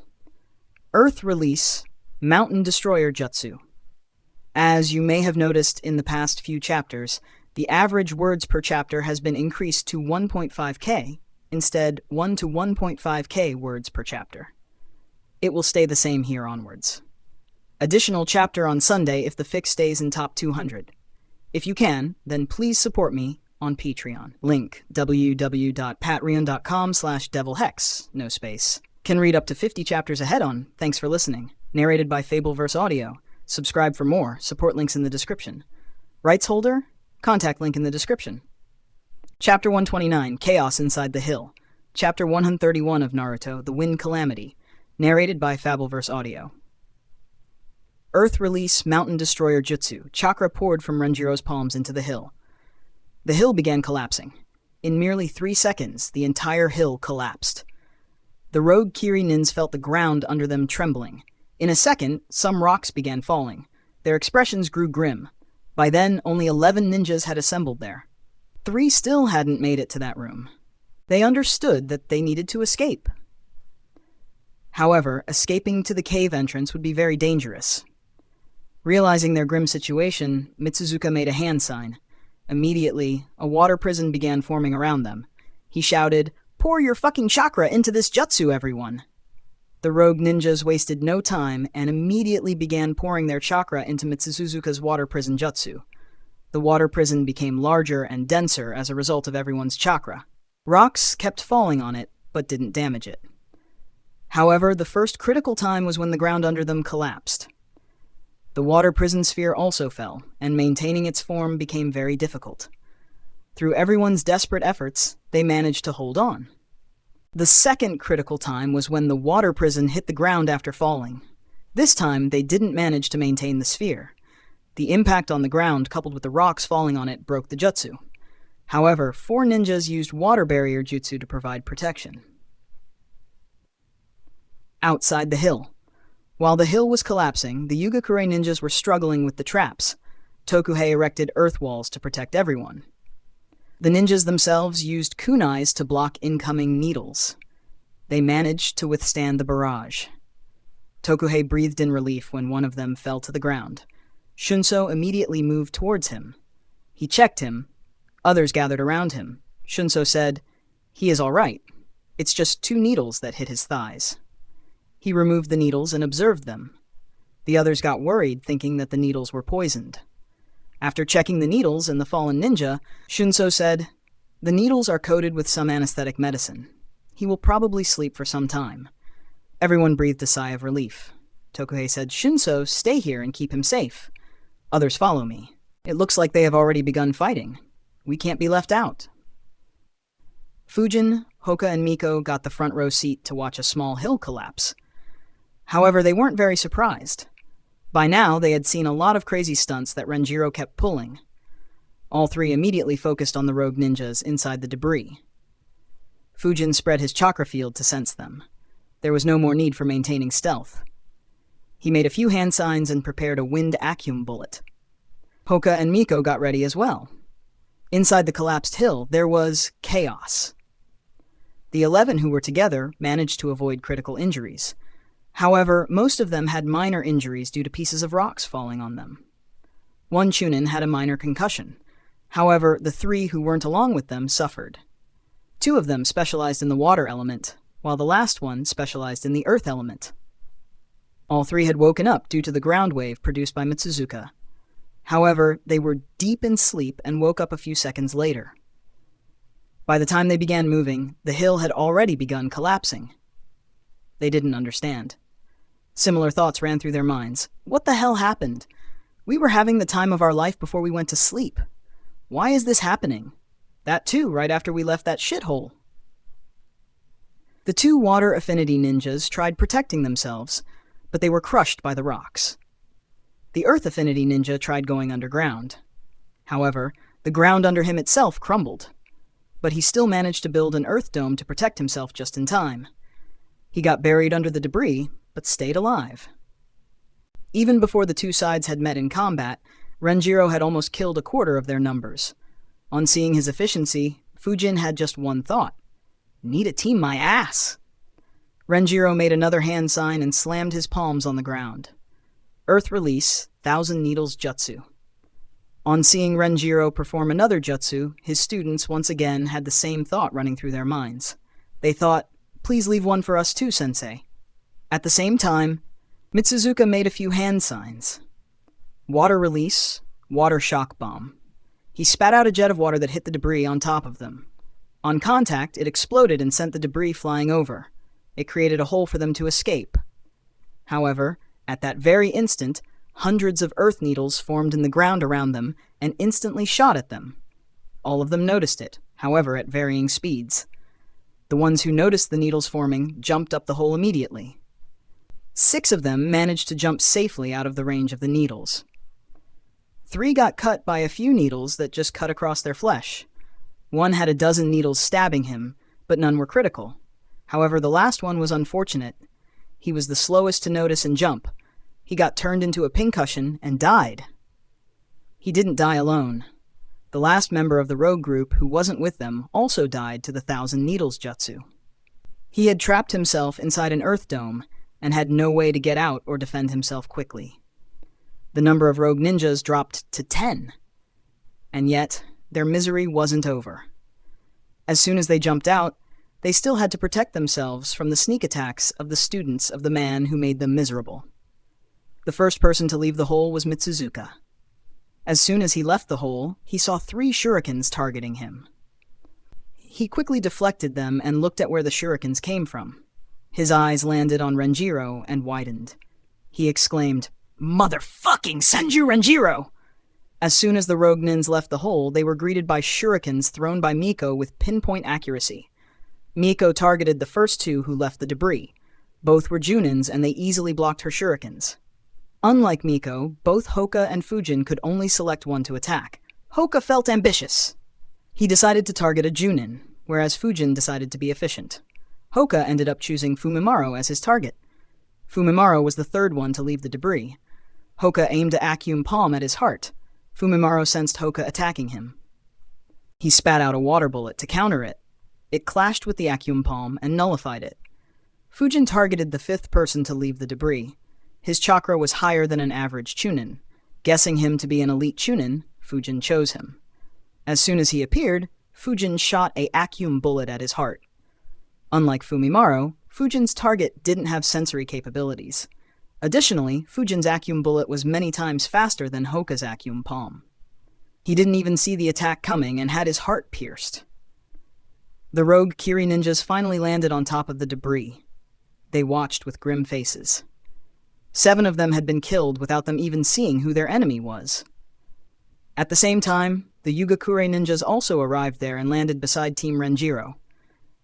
Their eyes widened on seeing the scene before them. 2 headless corpses with earth spears piercing through their bodies were next to them. The hill where the rogue ninjas were supposed to be had completely collapsed, and the 9 enemies they saw all had some injuries on them, while the Konoha ninjas didn't even have a scratch on them. Mitsuzuka immediately analyzed the situation and yelled, "Disperse." He instantly flickered away. The others followed him. Team Renjiro and Tokuhei immediately gave chase. Renjiro made a shadow clone. He chased Mitsuzuka while his clone chased Fumimaro. Tokuhei went after the 3rd Junin. Fujin, Mieko, and Hoka chose a Chunin-level target. Mieko and Hoka looked for the ones who have higher chakra amongst the Chunins, while Fujin went after the one who was injured. The remaining Yugakure ninjas were slow. They moved around 1 to 2 seconds after the others. Usually Tokuhei would command them, but he was feeling pressure due to their subpar performance so far. So he moved quickly, believing that his subordinates would do their job. They quickly gave chase too. Shusaku went after a Chunin alone. The remaining 4 chased in pairs. Additional chapter on Sunday if the fic stays in top 200. Unfortunately, we didn't make it last week. AN, if you can, then please support me on Patreon. Link, patreon.com/devilhex. No space. Can read up to 50 chapters ahead on Treon. Thank you Dakota Sheeler, Yulia22, Timberwolf, and Jake for supporting me on Patreon. Thanks for listening. Narrated by Fabelverse Audio. Subscribe for more. Support links in the description. Rights holder. Contact link in the description. Chapter 130, The Interference of the Clones. Chapter 132 of Naruto, The Wind Calamity. Narrated by Fabelverse Audio. The 10 Konoha and Yugakure ninjas chased after 9 rogue ninjas from Kirigakure. Mitsuzuka noticed the enemy splitting up. He made a hand sign. 3 water clones formed around him. They dispersed in different directions. Renjiro noticed them and made a hand sign too. 3 shadow clones appeared. They chased after the water clones. Renjiro didn't mind this. His chakra was much larger than Mitsuzuka's chakra. And he was confident that the water clones won't be able to interfere in the fights with his students. As for the Yugakure ninjas, he didn't care much. The first one to catch up to his prey was Fujin. Fujin was the second one to flicker among the group. Only Renjiro was faster than him. In addition, Fujin's opponent was injured. He had a dozen needles stuck in his body. Fujin caught up with him with just 2 flickers. On seeing him, he grabbed his sword and rushed at him. This rogue ninja was Imamura Seitaro. He didn't want to fight at close range due to the needles stuck in him. They limited his movements. He made a few hand signs quickly. Water release, wild water wave jutsu. A 5-meter tall and 20-meter wide wave of water appeared in front of Fujin. Fujin decided to take it head-on. Chakra flowed through Fujin's sword. He grabbed it with both his hands and swung it with a huge force. A horizontal flying slash of wind chakra was sent. It slashed the wave and moved towards Seitaro. The accompanying winds completely dispersed his jutsu. Seitaro was shocked. He had never seen a jutsu like this. He quickly jumped up thinking, "What jutsu is this? I recall the samurais sending flying slashes, but it was nothing like this." The slash passed from under him. It cut a lot of trees directly behind him. However, he wasn't uninjured. He was hit by the razor-sharp winds. Numerous cuts appeared on his body. Both his eyes were cut as well. He yelled in pain and horror.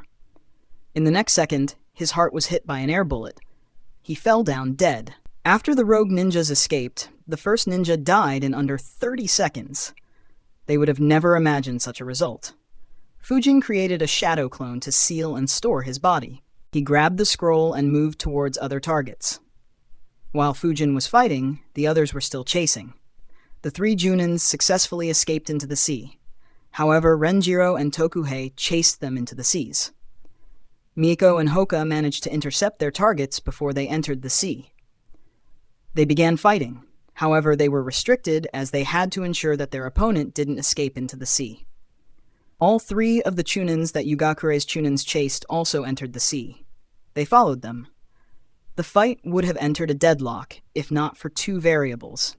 The first one was Fujin, who killed his opponent in little time. The second variable was the water clones of Mitsuzuka.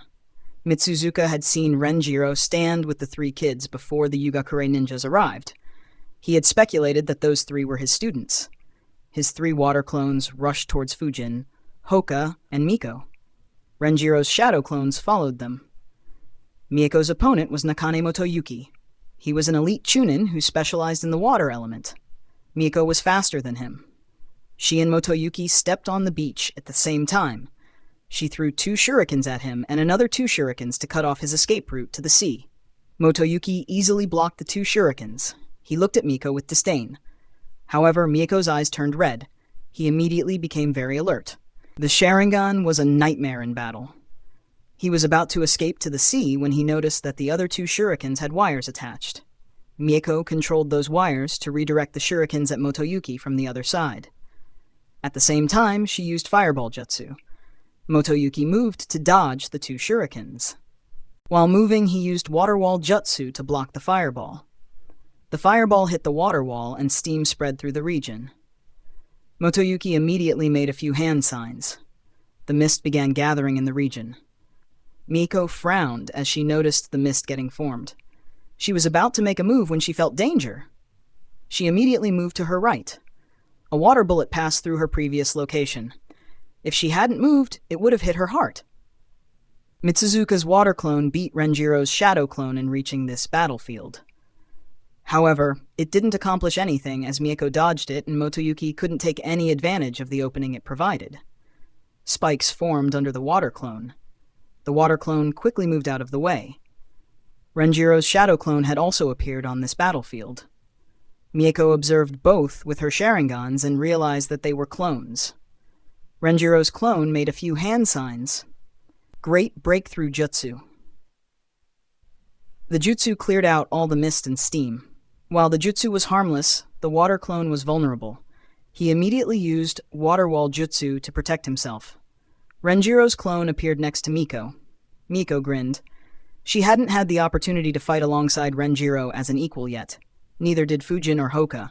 She was sure that she was the first among her teammates. Renjiro said, "While I am still here, we can fight even in water. I'll take care of it." Miko nodded and said, "All right, sensei." The 1v1 turned into 2v2. Both sides would be stuck in a deadlock. The situation with Hoka was similar. He tried dominating with his taijutsu, but his opponent managed to keep his distance. However, Akyum Palm proved to be a huge challenge for him. They were in a deadlock until Renjiro and Mitsuzuka's clones entered the battlefield. Due to Hoka's Byakugan, no sneak attack was possible. It just turned into a 2v2. In the same way as Hoka and Miko got attacked, the last water clone of Mitsuzuka went towards Fujin. Unfortunately for him, Fujin's fight was already over. He immediately sensed two chakra signatures moving towards him. Fujin frowned. One chakra signature belongs to Renjiro, but it is much weaker. Should be a clone. Who is the other guy? Is it a clone too? Or a new enemy? Mitsuzuka's water clone frowned as well. He felt that he was sensed. He thought his students are so fucking bothersome. All three have some sort of sensory abilities. How the fuck should I sneak attack them? The aspect that made Mitsuzuka a terrible enemy was his ability to make perfect sneak attacks. Unfortunately, that ability was almost made useless. He frowned thinking, I made the wrong choice. I should have gone after the fucking Yugakure ninjas. Not knowing who was coming, Fujin prepared the air bullet jutsu. Knowing that a sneak attack would be useless, Mitsuzuka's water clone increased his speed to attack Fujin with full power. Renjiro's shadow clone increased his speed as well. Renjiro's clones couldn't catch Mitsuzuka's clones as they moved in a random way to avoid Renjiro's clones. With Mitsuzuka's clone traveling in a straight line, Renjiro's clone was able to close the distance. As soon as he appeared in view, Fujin recognized him. Seeing that it was an enemy, Fujin attacked with the air bullet jutsu. 7 air bullets were shot at and around Mitsuzuka's water clone. Renjiro's shadow clone noticed the attack and moved out of the way. Mitsuzuka's clone also moved out of the way quickly. The jutsu barely missed him. Had it hit, the clone would have been dispelled. Mitsuzuka's clone was confused. He thought, why isn't anyone fighting with him? Did he stop chasing? However, the clone didn't think for long. He immediately made a few hand signs. Water release, waterfall jutsu. A huge column of water crashed down towards Fujin. Fujin was annoyed. I can understand if his main body tried attacking me head-on. But a mere clone wants to take on me in ninjutsu? A huge amount of chakra gathered on Fujin. Renjiro's clone smirked on noticing it. He made a few hand signs. Mitsuzuka's clone's eyes widened on sensing Fujin's huge chakra. Fujin supercharged his jutsu and launched it without making any hand signs. Wind release, Great Breakthrough Jutsu. Fujin's supercharged Great Breakthrough Jutsu hit Mitsuzuka's waterfall jutsu. Though the waterfall jutsu was 2 ranks higher, the amount of chakra the water clone had was very limited. After all, Mitsuzuka made it to sneak attack and not to attack head-on. The Great Breakthrough Jutsu tore into the waterfall jutsu and dispersed the water. The water clone immediately used another jutsu. Water release, Water Prison Jutsu. The Great Breakthrough Jutsu hit the water prison. It was sent flying, but it held firm. Even so, the water clone had a grim expression. His chakra was almost over. While the great breakthrough jutsu was dying down, an earth spear appeared under the water prison. It pierced through it. The water clone saw the earth spear. Unfortunately, he didn't have the chakra to do anything about it. He avoided it, but the water prison jutsu was dispelled. He looked at the winds of the great breakthrough jutsu and shouted, "Fucking hell!" The great breakthrough jutsu hit and dispelled him.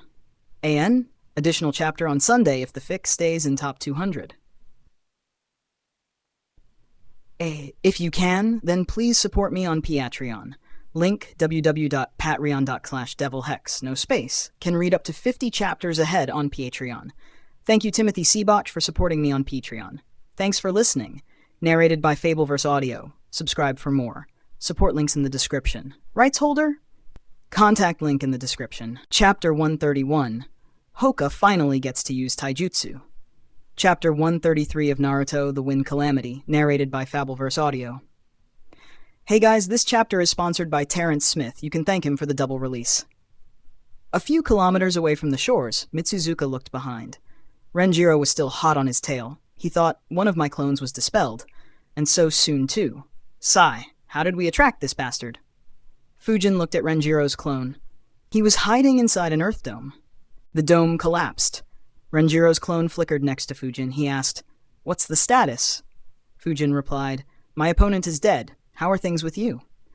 Renjiro's clone answered, "My opponent made a few water clones and sent them to sneak attack you three." Fujin nodded. He had concluded along the same lines. Renjiro's clone said, "My clones have gone to Hoka and Mieko as well. You go help Hoka. I'll help Mieko." Fujin nodded and flickered. He had already sensed Hoka. Fujin landed on a tree beside the beach. A frown appeared on his face. "These guys are fighting on water. I won't be able to sneak attack." Fujin observed the situation properly. Renjiro's shadow clone was suppressing the water jutsus of Mitsuzuka's water clone and the other rogue ninja. Both the water clone and the rogue ninja maintained a long distance from Hoka. His gentle fist and Akyum palm were too threatening. However, Renjiro's clone and Hoka weren't able to attack effectively either. Fujin thought, I should consider getting a summon that can fight in the water. After all, my water affinity is pretty much non-existent. I'll be in danger if I get trapped underwater. After observing for a minute, Fujin sighed. There is no way to sneak attack. Maybe I should have bugged Hiruzen for a jutsu that can attack over a kilometer away with pinpoint accuracy instantly. Surely he'd have something like that. Even if he doesn't, considering the badass titles he has, he should be able to create a new jutsu like that, right? Fortunately for Hiruzen, he couldn't know Fujin's thoughts. Fujin made a few hand signs. Wind release, Akyum bullet jutsu. A vacuum bullet formed inside Fujin's mouth. Chakra gathered on his feet and Fujin flickered. The fight was happening around 250 meters from the shore. Fujin flickered thrice in quick succession. Mitsuzuka's clone felt Fujin's danger and looked at him. He shouted, "Another ninja is coming. Pay attention, Ryu." Ueda Ryu paid attention to the new enemy while keeping an eye on the existing ones. Fujin appeared on the battlefield in the blink of an eye. His target was the water clone. The water clone noticed that Fujin had built his chakra and was moving towards him. Immediately, a water wall appeared between them. Fujin grinned and used Akyum bullet jutsu. The water clone's sight was blocked by the water wall. However, sensing danger, he moved towards his left. While moving, he saw something piercing the water wall he erected. He increased his speed. The vacuum bullet barely missed his abdomen. However, Fujin grinned. It was enough. The protective wind around the vacuum core was removed when it hit the water wall. As the Akyum core of the Akyum bullet passed by the side of the water clone's abdomen, it created a strong suction force. This force created a cut on the clone's abdomen as it absorbed some water from the clone. This cut was enough to dispel the clone. The water clone watched with wide eyes as he was being dispelled. He would never imagine that a kid not even in his teens would dispel him. Ryu watched with wide eyes. He cursed internally. What the hell? Not only did he lead Renjiro's clone here, but he got dispelled by a kid who hasn't even grown any facial hairs yet. What did I do to that foul-mouthed bastard that he would resort to such means to kill me? Ryu's complaints were understandable. Unfortunately, That wouldn't stop the Konoha ninjas from killing him. With the water clone dispelled, Fujin, Hoka, and Renjiro's clone looked at Ryu. Ryu's hair all stood up. He had seen the capabilities of the clone. He knew that he had no chance of escaping into the water. Hoka took the gentle fist stance. Fujin grabbed his swords. They would be more practical while fighting on water. Ryu quickly shouted, "Wait, I surrender! I will give you all the secret information about Kirigakure. Just don't kill me." Hoka and Fujin didn't make any move and waited for Renjiro to decide. However, both were ready to make a move at a moment's notice. Renjiro judged for a moment. On deciding, he said, "All right, don't resist. If you do, I will kill you. Hoka, close all his chakra points." Understanding his position, Ryu didn't resist. Hoka attacked him and closed all his chakra points. Renjiro's clone flickered next to Ryu and knocked him unconscious. He put a chakra suppression seal on him. He looked at Hoka and Fujin and said, "You two go check on Miko. I will keep an eye on him." They nodded and flickered. Renjiro's clone carried Ryu and flickered to the forest and hid among trees. Hoka and Fujin moved towards Miko. Hoka asked, "How did you finish your battle so quickly?" Fujin shrugged and said, "I attacked that injured guy." "Why did you rush after an elite Chunin?" Hoka snorted and said, "I wanted to fight a stronger opponent." Fujin smirked and asked, "Oh, I hope you had fun." Hoka didn't reply to Fujin. However, he was complaining endlessly in his mind. "I only fought him by myself for half a minute. Then the two Junin clones interfered and dominated the fight. I barely got to fight." On Mieko's battlefield, Motoyuki was stunned when he saw another clone of Renjiro entering the battlefield. Motoyuki swore endlessly in his mind. "I was winning the fight. I had set up the hidden misjutsu. I could have easily escaped to the seas. I would have left far away in no time.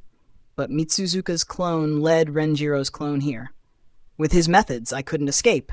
And now another one showed up here. Don't fucking help if you are going to make the matters worse." Mitsuzuka's clone's expression was also grim. It understood the significance of Renjiro's clone showing up here. It meant that one of his fellow clones was defeated, and the ninja alongside him was also killed or captured. A huge fight began. The water clone desperately tried to defend himself, while trying to create an opportunity to escape for Motoyuki.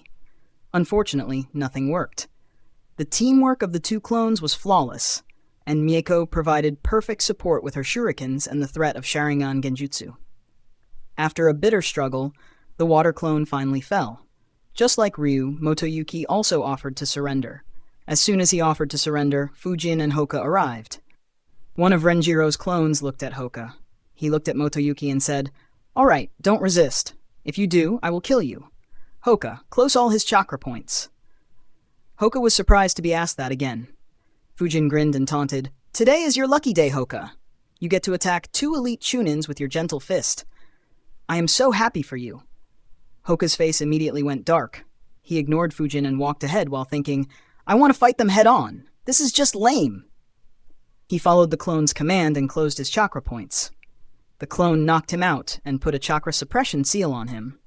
Fujin said, "Sensei, even Hoka's opponent surrendered. Your other clone took him back to the shore." One of the clones nodded and said, "I will take care of him." He grabbed Motoyuki and flickered. Miko had heard Fujin's comment. She grinned and said, "Good job, Hoka. I am glad you finally found opponents to fight with taijutsu." Both she and Fujin began laughing. Hoka's face got even darker. He looked at Miko and said, "Why are you laughing? Even with 2 of Sensei's clones helping you, you were the slowest of us." That made Miko scowl. She immediately began arguing with Hoka. Fujin silently moved away and stood next to Renjiro's clone. He was trying hard to suppress his laughter. Renjiro's clone was speechless. "We are in the middle of an A-rank mission, and 2 of my students are arguing mindlessly. And the third one is the one who instigated the argument and is laughing at it. Was I too lenient with them?" Renjiro's clone let out a cough. That attracted the attention of Miko and Hoka. Realizing what they have been doing, they immediately stopped arguing. However, both gave Fujin a few angry stares. Fujin saw them but acted like he didn't see them. He thought, "Oh boy, these 2 are hilarious as always. It's so hard to suppress my laugh, ha ha ha." Seeing that his students have calmed down, the clone said, "We will leave the enemy Junins to my main body and Tokuhei." Let us move and clear out the 3 jing against Yugakure. They nodded and said, All right, Sensei. Additional chapter on Sunday if the fic stays in top. Then please support me on Patreon. Link www.patreon.com/devilhex. Can read up to 50 chapters ahead on Patreon. You too can sponsor chapter on Patreon. Thanks for listening. Narrated by Fabelverse Audio. Subscribe for more. Support links in the description. Rights holder? Contact link in the description. Chapter 132, Underwater Battle. Chapter 134 of Naruto, The Wind Calamity. Narrated by Fabelverse Audio. While Fujin, Miko, and Hoka were dealing with their opponents, the others had begun fighting as well. Renjiro finally managed to stop Mitsuzuka from running. Mitsuzuka looked at Renjiro and shouted, Why the fuck are you here, Renjiro? I have no interest in fighting you. I'll leave that fucking country of hot springs. That should fulfill your mission parameters, right? Renjiro smirked. He wasn't unaware of how foul-mouthed Mitsuzuka was. He said, Unfortunately, you killed too many civilians. The daimyo was very insistent on bringing your head back. A scowl formed on Mitsuzuka's face. He shouted back, Don't fucking underestimate me, Renjiro. I killed dozens of your fucking subordinates in the last war. If you want to kill me, I'll take a fucking piece of you, too. Renjiro didn't reply. There was no point in engaging in more talks. He made a hand sign.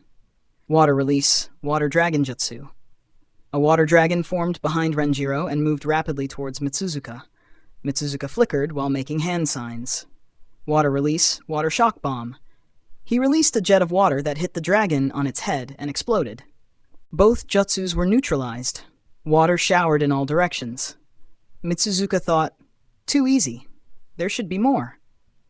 As Mitsuzuka thought, 3 water dragons appeared at the spot where the 2 jutsus had just clashed. The one in the center moved straight at Mitsuzuka.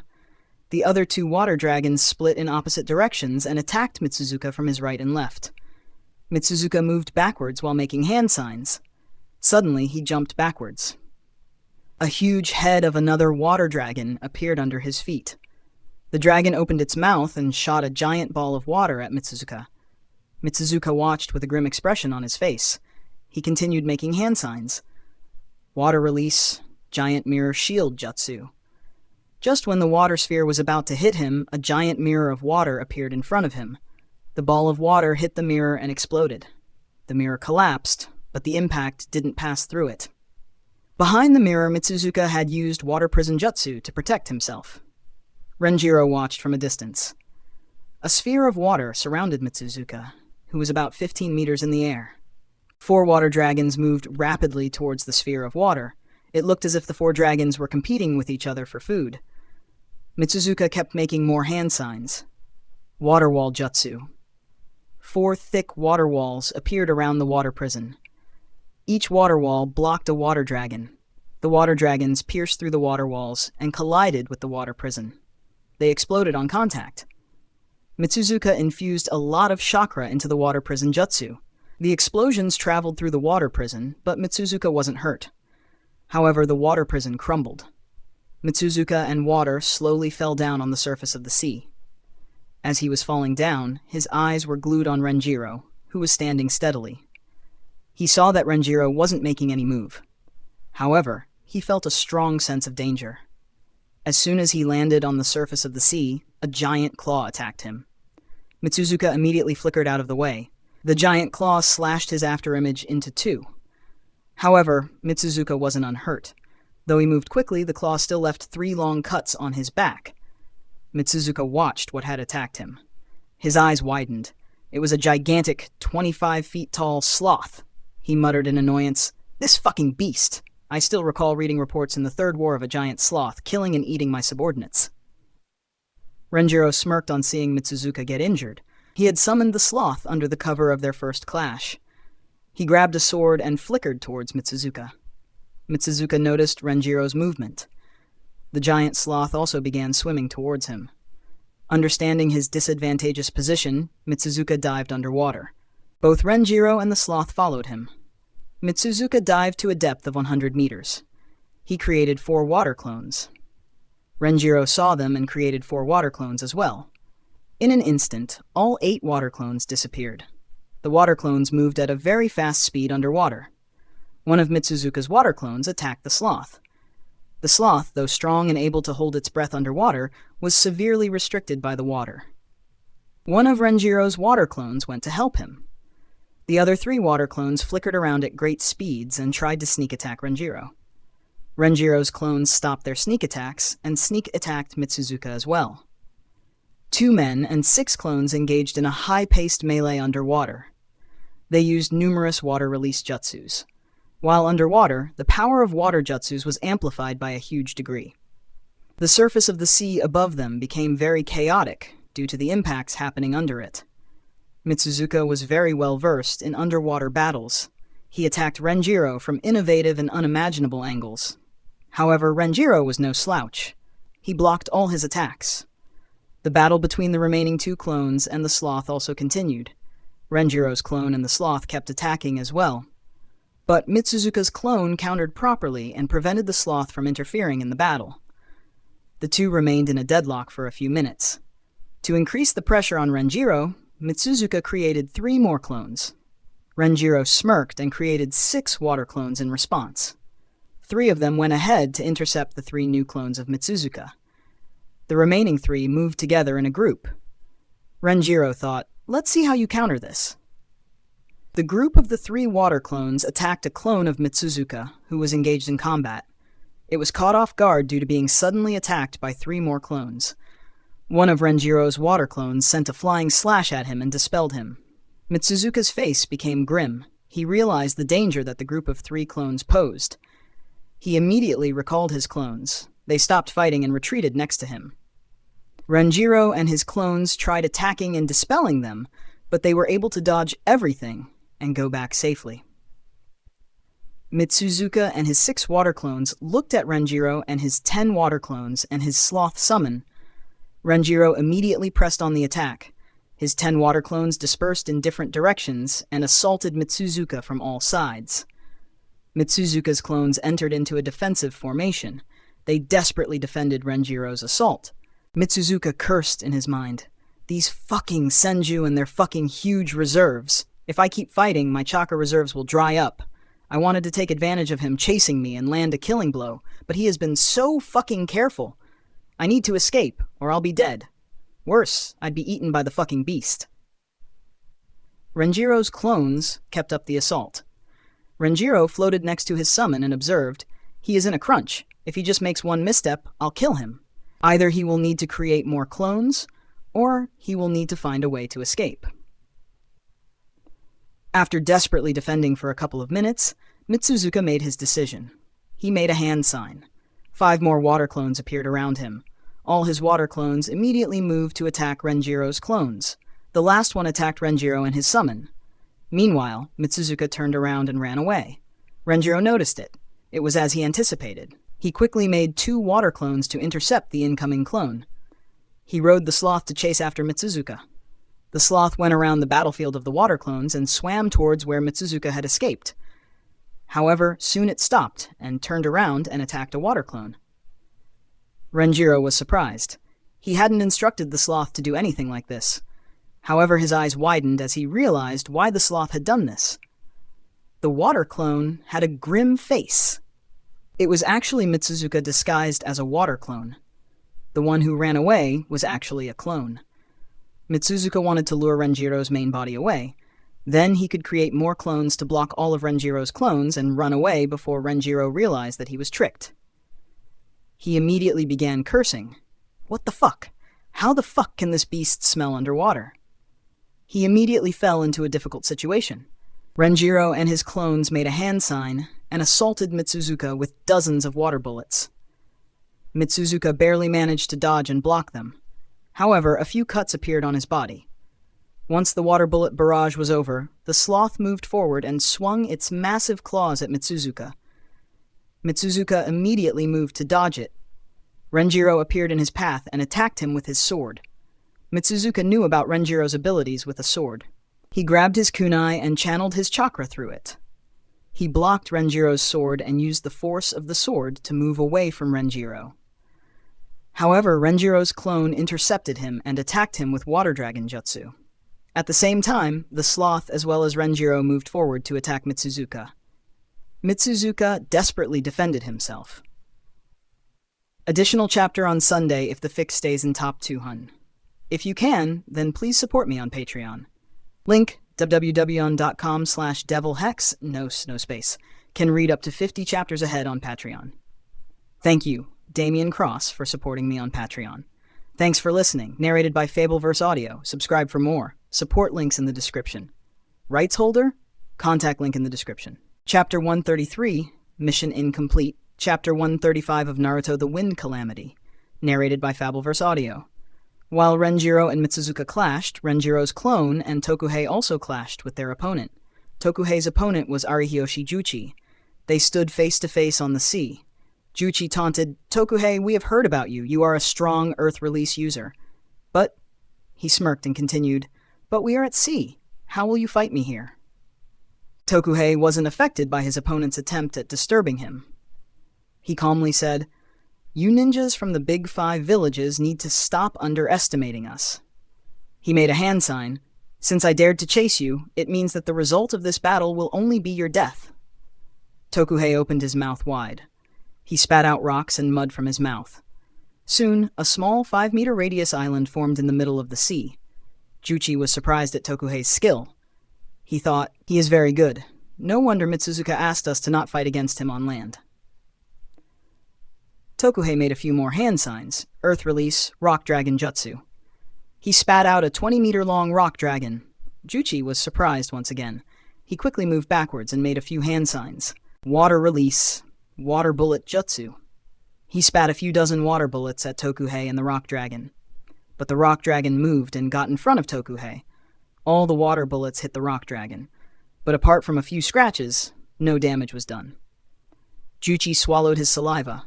Such strong defense! Tokuhei smirked on seeing Juchi's reaction.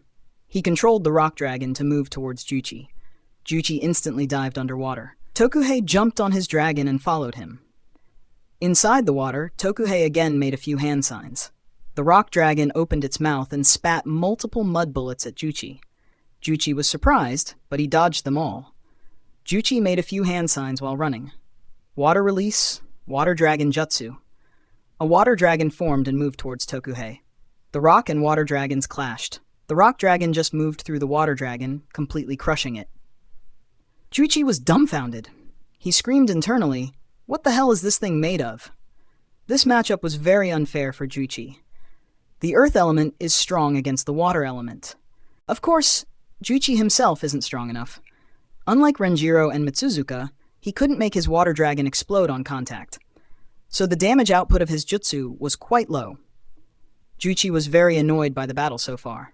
He immediately made a few hand signs. Water Release, Water Clone Jutsu. 4 water clones appeared around him. They immediately dispersed and surrounded Tokuhei. Juchi made more hand signs. Water Release, Great Current Jutsu. A water current formed in front of Juchi. It engulfed Tokuhei and his rock dragon.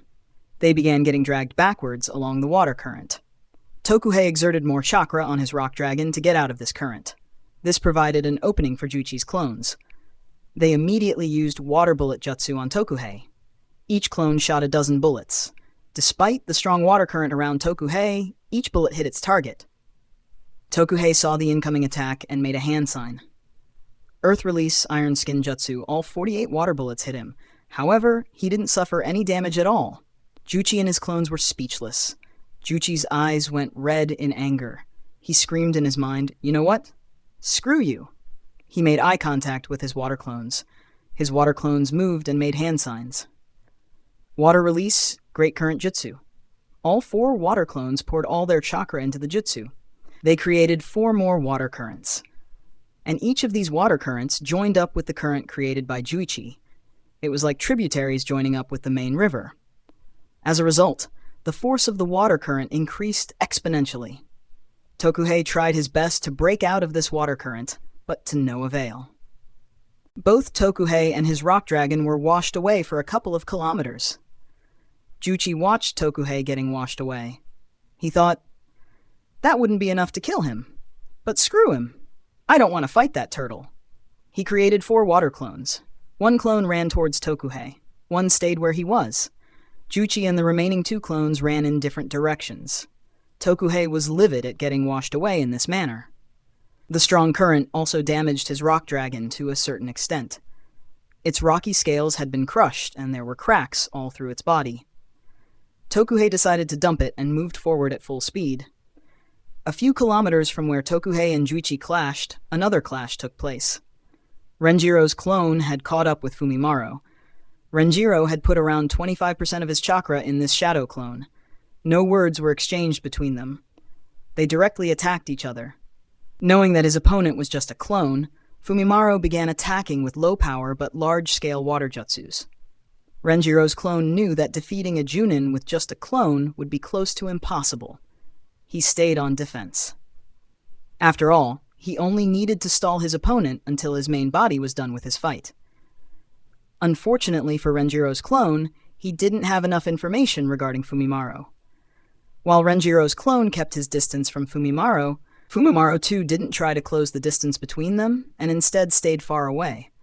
He just used a combination of water bullet, exploding water colliding wave, water dragon, and water gun jutsus. Renjiro's clone managed to block everything perfectly with water wall and water prison jutsus. After fighting for 4 minutes, Fumimaro made a hand sign. Hidden Mist Jutsu. Renjiro's clone frowned as the mist began forming. This jutsu was very good for running away. He immediately made a few hand signs. Wind Release, Great Breakthrough Jutsu. The jutsu immediately dispersed all the mist. However, Fumimaro secretly smirked. While the winds were traveling away from Renjiro's clone due to the Great Breakthrough Jutsu, one small wind traveled across the flow towards Renjiro's clone. Renjiro's clone felt that something was off, but he couldn't understand what. He focused chakra into his eyes. They began glowing. He was surprised. A wind clone was disguised as the wind itself and traveling towards him. Seeing that he was noticed, Fumimaro's wind clone appeared in front of him. He was only 10 meters away from Renjiro's clone. Immediately, a water wall began appearing in front of Renjiro's clone. However, it was too late. Fumimaro's wind clone exploded. The wind sent by the explosion pierced through the thin water wall. Renjiro's clone flickered, but he still got hit. A small cut appeared on his face.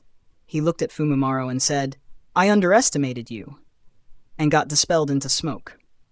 Fumimaro looked at the spot where Renjiro's clone was. He thought, shadow clones are known to transmit memory. If he defeats Mitsuzuka, he will come after me. He created a few water clones, and they all dispersed in different directions. As he left, Fumimaro thought, it was a mistake to come here. I had advised Mitsuzuka to not create any chaos. Unfortunately, he enjoys killing and torturing just as much as swearing. Even if Mitsuzuka survives, I shouldn't go back with him. He will just attract another calamity. But where to go without him? If I stay in the vicinity of Hidden Mist, I will attract those dogs of Mizukage. I can't join the rebel faction either due to how many of them I killed. He thought for a bit. The best place to go would be to a country that doesn't border any of the big 5 countries. Unfortunately, such a country doesn't exist. I guess I will move to the distant land of snow. Perhaps there I could find clues on how to fuse my wind and water elements into the ice element. With no one pursuing him, Fumimaro quickly escaped from the battlefield. Since he ran on water, there wasn't any trail left behind. Renjiro, who was assaulting Mitsuzuka along with his summons and clones, got the memories of his defeated clone. He was surprised. I had heard about him, but there was no intel on his wind nature capabilities. He hid it deep. However, he ignored it and focused on Mitsuzuka. Both Renjiro and Mitsuzuka had returned to the surface of the sea. Mitsuzuka's state was terrible. His clones had all been defeated. There were a lot of small injuries on his body. There were 9 huge claw marks on his body, and his left arm was missing from the elbow. Knowing that his death was imminent, he shouted, "Renjiro, let me go, or I'll haunt you even after I become a fucking ghost." Renjiro was surprised by this threat. He thought, well, that's a new one. Mitsuzuka's expression was full of anger. However, he was thinking, damn it! How do I distract him for a moment to get away? Even something crazy like that doesn't make him even blink an eye. Am I gonna fucking die here? Mitsuzuka was on his last legs. Renjiro's clones launched a fresh assault. Mitsuzuka dodged desperately. However, after such a long fight, He finally gave an opening to Renjiro. Renjiro immediately flickered behind him and swung his sword at his neck. Mitsuzuka noticed and ducked down as quickly as he could. The sword barely missed him and only cut his hair. Renjiro followed with a kick. Mitsuzuka noticed it as well and tried to move ahead to avoid getting hit. However, it resulted in his ass getting kicked, and he was launched up into the air. Unfortunately for Mitsuzuka, Renjiro's kick was a part of the Senju Taijutsu style. His kick was infused with a lot of chakra. Mitsuzuka's entire skeleton was shaken due to that kick. Many organs began bleeding internally. His sits bones were cracked. Seeing him in the air, Renjiro's clones immediately attacked him with water bullet jutsu. Surprisingly, even in this terrible shape, Mitsuzuka made a hand sign with his remaining hand. Water walls rose around him. The water walls were too weak to block the water bullets. However, they managed to divert the direction of the water bullets slightly. Not a single water bullet hit him. Renjiro watched with praise in his eyes. He thought, "This is a real Junin." Unfortunately, this is the end for him. Renjiro didn't attack anymore. Mitsuzuka started falling. He was falling straight where the sloth was. The sloth swung its huge claw down at Mitsuzuka. Mitsuzuka noticed it, but he had no way to move out of the way. He grabbed a kunai and raised it to block the beast. However, the sloth didn't even feel the kunai. Its claw hit Mitsuzuka's head and cracked it open. He became the fourth Junin from Kiri to fall to Renjiro and his students in the span of 4 days. Additional chapter on Sunday if the fic stays in top 200. And if you can, then please support me on Patreon. Link patreon.com/devilhex, no space. Can read up to 50 chapters ahead on Patreon. Thank you, Firefly Fables, Willie Da Silva, and David C. for supporting me on Patreon. Thanks for listening. Narrated by Fabelverse Audio. Subscribe for more. Support links in the description. Rights holder? Contact link in the description. Chapter 134, The Sea is Vast. Chapter 136 of Naruto, The Wind Calamity. Narrated by Fabelverse Audio. Tokuhei chased rapidly after Juichi. After traveling a bit, he encountered Juichi's clone. He immediately recognized that it was a clone. He wanted to ignore it and move around, but the clone attacked him. After a small clash, Tokuhei managed to injure the clone and dispel it. After reaching the place where he fought with Juichi, he found another clone. Not seeing Juichi anywhere, Tokuhei decided to take his anger out on the clone. The water clone saw Tokuhei and immediately attacked with water bullets. Tokuhei made a few hand signs. Earth Release, Mud Wall Jutsu. He spat out a mud wall in front of him to block the attack.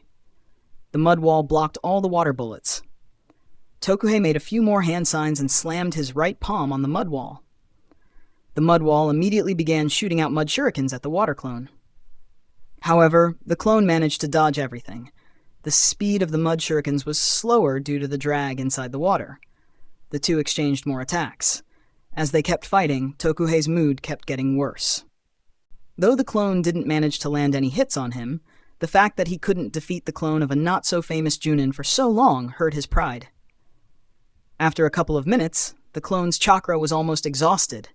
It stopped attacking and said, "There is no need to fight anymore." Tokuhei stopped, but his face was ugly. The clone smirked on seeing his expression. He said, "My main body has already escaped far away. You will never be able to catch him. I can tell you that my main body has no intention of returning to the land of hot water. However, if you keep hunting me persistently, I will give up on a peaceful life and go back to the land of hot water occasionally to kill your civilians. Convey this message to your daimyo." Tokuhei's face was ugly. However, he didn't reply. There was no point in talking with a water clone. After all, the message wouldn't travel to the main body. Seeing his ugly face, the water clone laughed. His body began dispersing. Hearing his laughter finally pushed Tokuhei off the edge. He moved forward. A mud spear formed in his right hand. It solidified instantly and he threw it at the clone. He thought, "At the very least, I will dispel this clone." Juichi's clone smiled and made a hand sign. His water body's shape began deforming. The mud spear passed through its body without harming it. The clone's body transformed into a water blade that slashed at Tokuhei's face. At such a close distance, Tokuhei had no time to harden his skin. He immediately tried moving out of the way. The water blade hit his right cheek and left a cut on it. The cut wasn't serious. However, it was a big slap to his face. It was a big blow to his pride. After such a pitiful performance, with what face could he ask the daimyo for more funds? Not wanting to give up like that, he tried searching for Juichi fruitlessly. After killing Mitsuzuka, Renjiro stored his body and left for where Fumimaro and his clone had clashed to check if any trails were available. Meanwhile, Fujin, Mieko, and Hoka tried to search for others. Renjiro's clone followed them silently. After searching for some time, Hoka finally saw Shusaku fighting against an enemy. Not having any way to sneak attack in the middle of the sea, they decided to attack from the front. They immediately flickered towards them. Shusaku and Saga Shoraku were equally matched against each other. Both had water affinity. They had just clashed with each other and were separated by a few meters when the trio flickered in and attacked without warning. Fujin was the first one to attack. He attacked from a distance with the air bullet jutsu. Hoka followed up with a Kyum palm. Shoraku had just noticed the trio when the attack arrived. He hurriedly made hand signs for water wall jutsu and tried getting out of the way. Fujin's air bullets pierced through the water wall with ease. Many of them hit Shoraku, but none hit him in a critical area. However, he was hurt and bleeding. The pain diverted his attention and he couldn't avoid Hoka's attack. Hoka's attack hit his heart and made him cough blood. Miko didn't do a ranged attack and instead sped up towards him. She flickered in front of Shoraku right after Hoka's attack hit him and slit his throat. Shusaku was dumbfounded. The opponent that he was struggling with was killed so easily by the three kids he doubted. Fujin looked at the stunned Shusaku and asked, "Are you aware of where your fellow ninjas are?" Shusaku shook his head. "No, but what happened to your opponents?" Mieko replied haughtily, "They are dead, obviously." Unlike Fujin, Mieko took pleasure from Shusaku's stunned face. She was aware that the Yugakure ninjas underestimated them. Replying in this way felt satisfying. Fujin sighed and said, "We will have to search for them in the open seas. It's so tedious." Mieko and Hoka nodded. While the open seas didn't have any obstacles, it was way too big. Even with the huge range of Hoka's sight and Fujin's chakra field, it was difficult to find them. Mieko said, "Let's go look for someone else too." Fujin nodded. "Yeah, let's move." The trio were about to move when Shusaku asked with an embarrassed expression, "Can I come with you as well?" Fujin looked at Hoka and Mieko. Both their faces showed that they didn't want him. He chuckled internally. Fujin answered, "No. We have never worked with you before, so our teamwork will be affected. It'll be better if we search in opposite directions. That would double our chances of finding someone and helping them."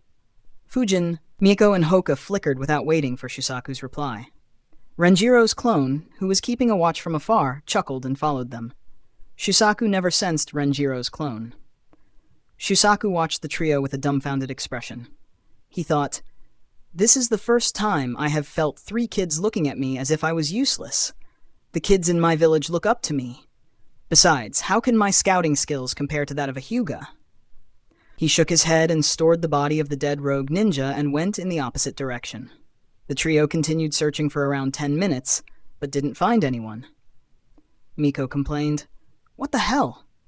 How long are we going to search in these open seas? There is no one here." Hoka nodded. Fujin thought for a bit. He made a hand sign. "Shadow clone jutsu." He used shadow clone jutsu multiple times until he made 6 clones. The clones immediately dispersed in different directions with their chakra field activated. Mieko and Hoka noticed that. Hoka said, "That's smart, Fujin." Mieko asked in an annoying tone, "Why didn't you use this tactic earlier?" Fujin shrugged his hands and answered, "Experienced ninjas are able to know when they are being sensed, especially if they are sensors. If they notice my clones, they will just run away. And with us being far away from our clones, the enemy will run away by the time we reach there." Mieko understood Fujin's reasoning. She said, "That makes sense." The trio waited at their spot. After a few minutes, one clone dispelled itself who received his memories. He said, "One of my clones found 2 Yugakure ninjas. They are carrying the dead body of the enemy they chased." Hoka sighed. "Well, that's useless for us." Fujin nodded. He created another shadow clone, which replaced the one who dispelled. Fujin's clones searched for half an hour without any success. With their chakra dropping low, all dispelled themselves. Fujin received their memories and said, "It's hopeless. They didn't find anyone." He looked back and said, "Not even your main body, sensei." Renjiro's clone appeared behind them and said, "It means that they are fighting too far into the sea. Leave it. There is no point in trying to find others anymore. Let's return to the beach and meet up with my other clone." The trio sighed and followed him. After a few minutes, they returned to the beach and met up with the clone of Renjiro, who was looking after the two captured enemies. The other clone had dispelled himself to send memories to Renjiro. After meeting up, Renjiro's clone that was following his students also dispelled himself. Renjiro, who was a long way into the sea, received the memories of his clone. He thought, "Of the 9 we chased, 5 Chunins and their leader are confirmed dead. Fumimaru escaped, and we don't know the status of the other 2. He sighed, "I guess this will be the extent of completing this mission. It's difficult to kill every one of them, especially the Junins." Knowing that the search for Fumimaru was pointless, Renjiro decided to return to the beach. Additional chapter on Sunday if the fic stays in top 200. AN, if you can, then please support me on Patreon. Link w.patreon.com/devilhex, no space. Can read up to 50 chapters ahead on Patreon. Thanks for listening. Narrated by Fabelverse Audio. Subscribe for more. Support links in the description. Rights holder? Contact link in the description. Chapter 137, Learning Sage Mode. Chapter 137 of Naruto, The Wind Calamity. Narrated by Fabelverse Audio. Senju Renjiro returned to the beach. He found his clone, students, and 5 Yugakure Chunins waiting there. Shunso had joined the 3 Yugakure Chunins along with their sleeping teammate. They had set up a couple of tents. Renjiro entered the tent of his students. He informed his students of how his fight went, and they decided to wait for others to return. Late in the afternoon, Tokuhei and the remaining 2 Chunins returned to the beach. Renjiro asked, "What's the status of your opponents?" Tokuhei replied, "Mine managed to run away." The Chunins replied, "Our opponent ran away as well. We tried searching, but couldn't find anyone." Renjiro nodded and said, "From 13 Chunins and 3 Junins, only 2 Junins and 1 Chunin are left, and we suffered no casualties. The mission can be considered a success. The ones who escaped will not dare to return here again, and once the news spreads, other rogue ninjas also won't dare to create chaos in the land of hot water." Tokuhei asked, "Which other Junin managed to escape?" Renjiro answered, "I killed Mitsuzuka. Fumimaru managed to injure my clone and escaped." Tokuhei breathed a sigh of relief. He said, "Good, as long as Mitsuzuka is dead, this mission can be considered a success." Renjiro nodded and handed him a scroll. He said, "His body is inside it." Tokuhei accepted the scroll. Renjiro looked at Fujin and said, "Give him the body of the ninja you killed as well." Fujin nodded and handed the scroll to Tokuhei. Tokuhei chatted more about the mission. He talked with his subordinates as well to understand everything that took place. With the mission over, Team Renjiro returned to Konoha. Renjiro said, "I'll report the mission's success to Lord Hokage. You guys can leave." Everyone nodded and left. Fujin was considering what his future actions should be while heading home. As he was walking in his thoughts, he saw something in the corner of his eye. He turned his head to the right to see a man with long white hair peeking in through a hole. He looked up to see what the man was peeking into. Fujin's eyes twitched as he read the sign. It read, Konoha Hot Springs. The man was peeking into the women's section of the bath. Fujin's eyes glowed as he observed the man. His chakra was humongous. He sighed as he thought, "Pervy Sage. What an appropriate name. A shame that he won't get that name for a few more years. Still, I wonder what he's doing here. Did he come back to report something to Hiruzen? Or did Hiruzen call him back due to the threat of the coup? His presence could make the Uchihas more cautious." Jiraiya sensed someone looking at him and turned around. He saw an 11-year-old boy staring at him with glowing eyes. He thought, "What does this kid want? I hope he doesn't interfere in my research." He was about to continue peeking when the boy's chakra suddenly spiked. He began making hand signs rapidly. Jiraiya panicked. What the hell? Since when did young brats begin having Junin-level chakra? And why the hell is he making hand signs for the air bullet jutsu? Does he want to destroy the bathhouse? Jiraiya immediately flickered and appeared next to Fujin and grabbed his hands. He asked, "Calm down, kiddo. What are you doing?" Fujin looked into his eyes and said, Grandpa said that all perverts must be caught, castrated, and tied to a pole to be whipped publicly to death. Jiraiya's eyes twitched. He asked, Which crazy old man is your grandpa? Fujin replied, Lord Third. Now let my hands go and accept your punishment. Jiraiya's eyes twitched once again.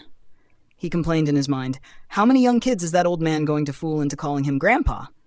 And since when did he become so righteous? No, this doesn't sound like him at all. He is as perverted as me. Jiraiya let his hands go and said, That old man is my sensei, so stop building your chakra up. Fujin looked back with deadpan eyes and said, His students are the legendary Sanins, not legendary perverts. Jiraiya laughed. Legendary perverts? Ha!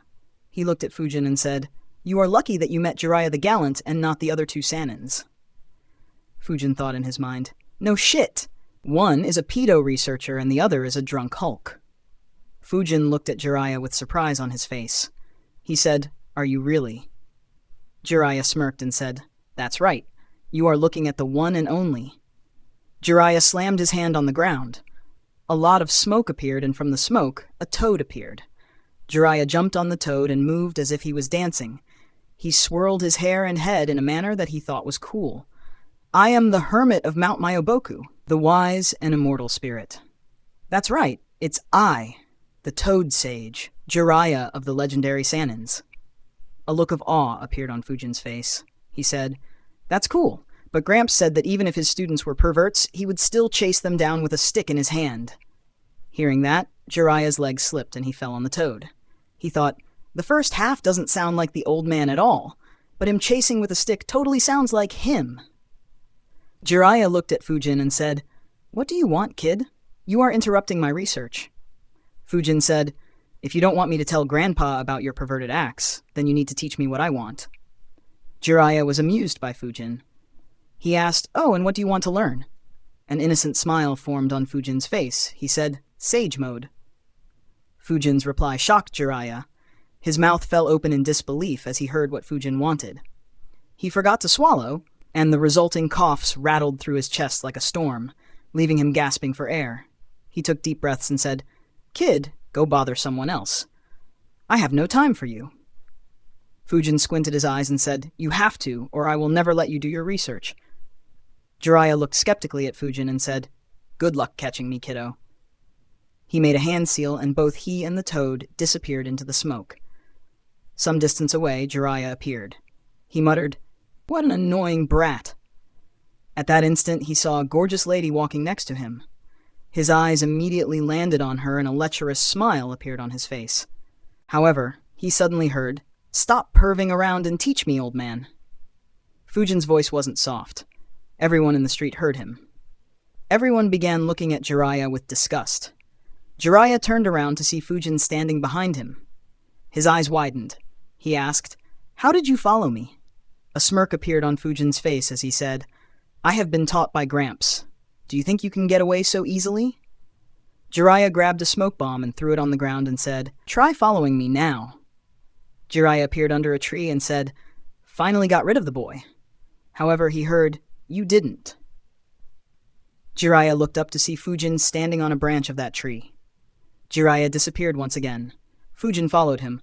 Both appeared in various locations in the village. Fujin tracked down Jiraiya every time. Jiraiya was annoyed. Not only does he have a high chakra, but he is also a sensor and can flicker seamlessly. So annoying. Realizing that he wouldn't be able to get rid of Fujin, he transformed into a toy bear. Fuji. A few seconds later, Fujin appeared at that location. He looked at the toy bear and frowned. He muttered softly, That old pervert ran away. Shit, Grandpa will be disappointed with me. Jiraiya laughed in his mind as he saw anger and disappointment appear on Fujin's face. However, soon he was terrified. Chakra gathered on Fujin's fist as he punched at the bear with full power. Jiraiya immediately undid the transformation and moved out of the way. The punch hit the ground and left a massive hole in it. Cracks spread in the ground around it. Jiraiya's eyes widened as he saw how dangerous the punch was. What the fuck? Did Tsunade teach him? Fujin looked at Jiraiya and completely ignored the damage he had caused. He said with an innocent smile, Oh, you are still here.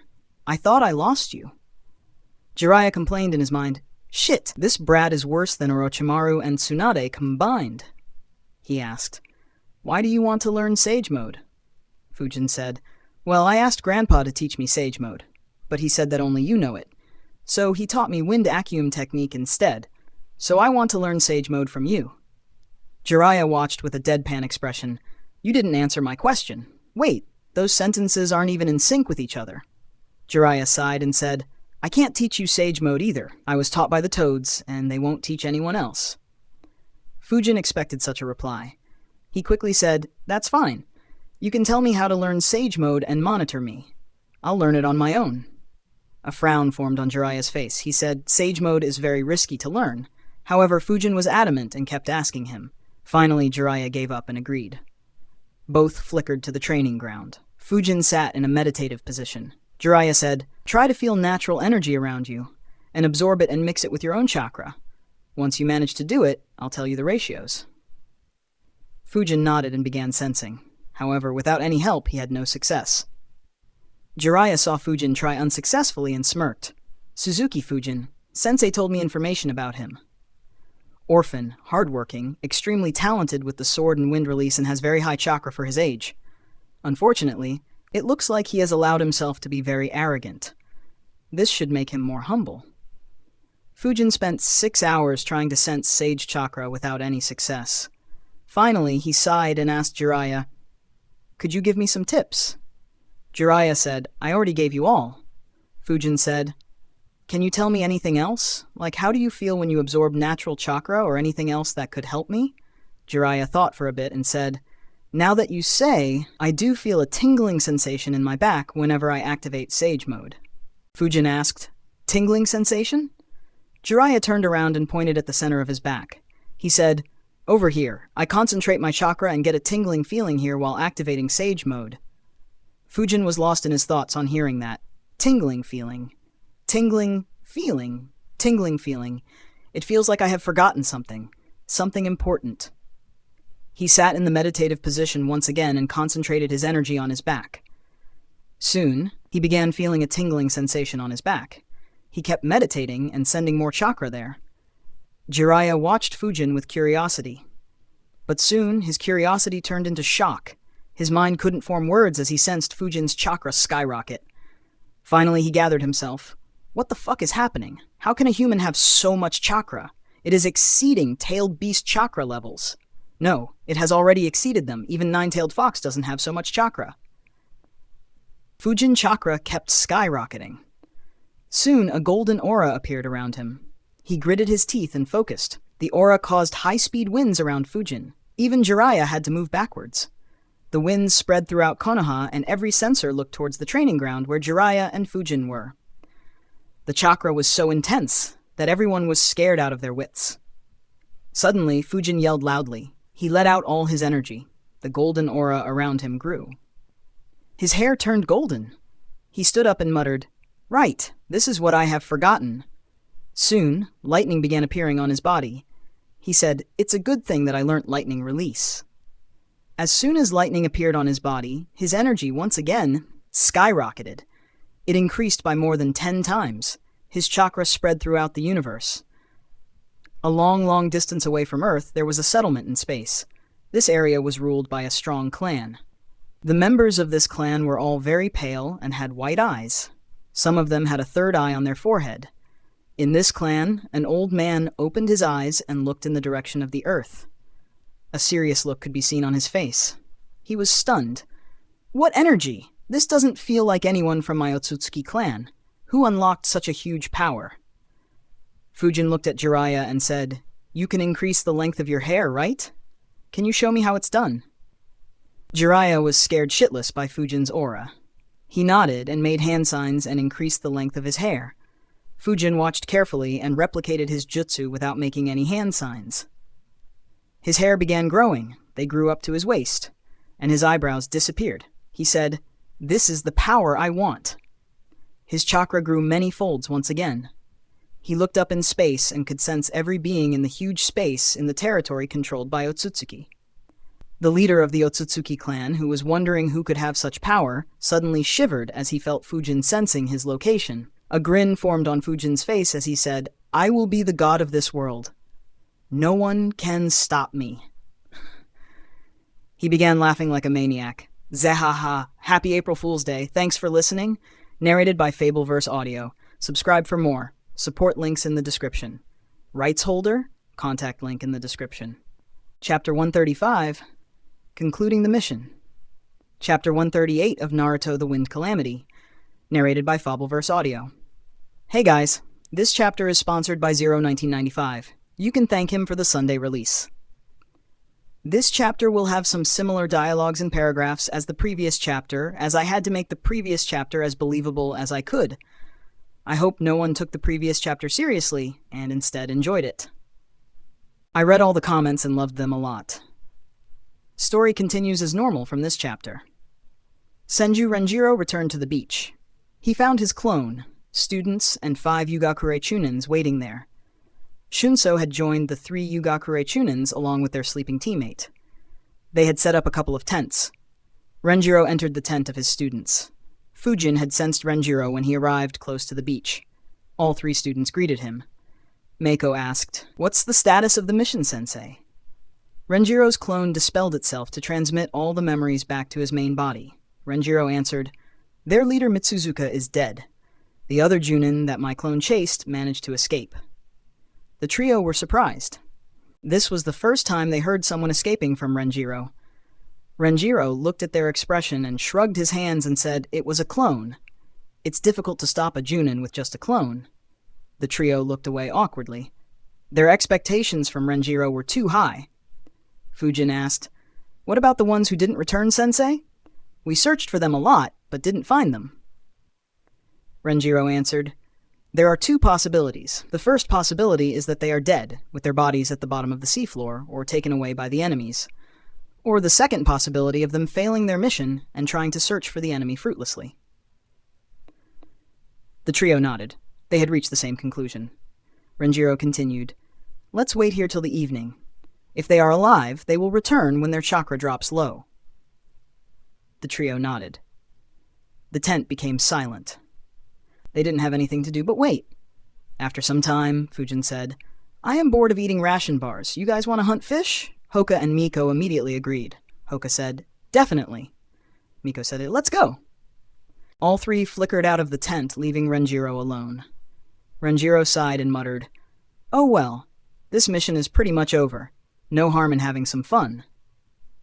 Before diving into the water, Miko announced, "The one who catches the biggest fish is the winner. The time limit is 10 minutes. She dived into the sea without waiting for the response of her teammates. Hoka and Fujin chuckled and dived into the water as well. Miko activated her Sharingan to watch properly underwater. Hoka activated his Byakugan. He had the advantage in this competition. Fujin spread his chakra field to pick up on signs of fish. They dispersed in different directions. The Yugakure ninjas noticed them diving into the sea in a hurry. Shunso wondered, did they find an enemy? He immediately alerted others, and they prepared themselves for a fight. The trio searched under the sea. Hoka was the first one to find prey. He saw a big whale shark. He ran towards it quickly. The whale shark noticed something coming towards it and sensed the danger. It immediately charged towards Hoka to tackle and bite him. However, Hoka moved out of the way and hit it with the gentle fist style. A single hit killed the shark.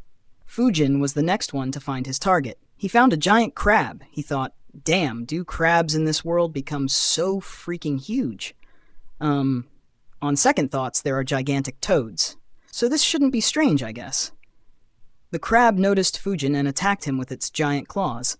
Fujin dodged and gathered chakra on his fist. He punched between its eyes.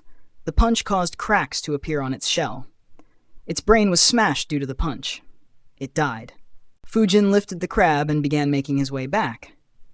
Miko saw quite a few giant fishes, but she wasn't satisfied. When the time began to run out, her eyes laid upon an 8-meter-long bluefin tuna. She immediately went towards it and killed it. She carried it back. Hoka was the first one to return to the coast. Behind him, he dragged a 12-meter-long whale shark. The Yugakure ninjas watched with wide eyes. One of them cursed, "Those brats went fishing." "We don't know where our teammates are, and they are enjoying themselves." Shunso calmed him. "Calm down. They have done more than enough for the mission. No point in getting angry with them. The guy snorted and stayed quiet. Soon, Fujin returned. He walked on the surfaces of the sea with his right arm stretched up. He was carrying the giant crab on his right hand. He walked next to Hoka's shark and dropped his crab there. Hoka quickly observed and smirked. He claimed, "My shark is 12 meters long. Your crab is only 10 meters in height. I won." Fujin's eyes twitched. He countered, "Look at their sizes. Your shark is only 2 meters wide. My crab is 8 meters wide, so mine is much bigger than yours." Hoka was about to argue when Miko returned. She was carrying an 8-meter-long blue tuna fish. She saw Fujin's crab and Hoka's whale shark, and her face became upset. Hoka chuckled. "Well, we know who the loser is." Fujin nodded. Miko's tuna was the shortest and the thinnest among the three. Miko snorted in displeasure. Hoka asked, "Miko, judge whether Fujin's crab or my shark is bigger." Miko was upset at losing. She turned her head away and snorted, "I don't care which fish is bigger. Why are you arguing like little kids?" Fujin and Hoka gave her deadpan looks. Hearing the commotion, Renjiro left the tent. Hoka looked at him and said, "Sensei, you be the judge. Is my shark or Fujin's crab bigger?"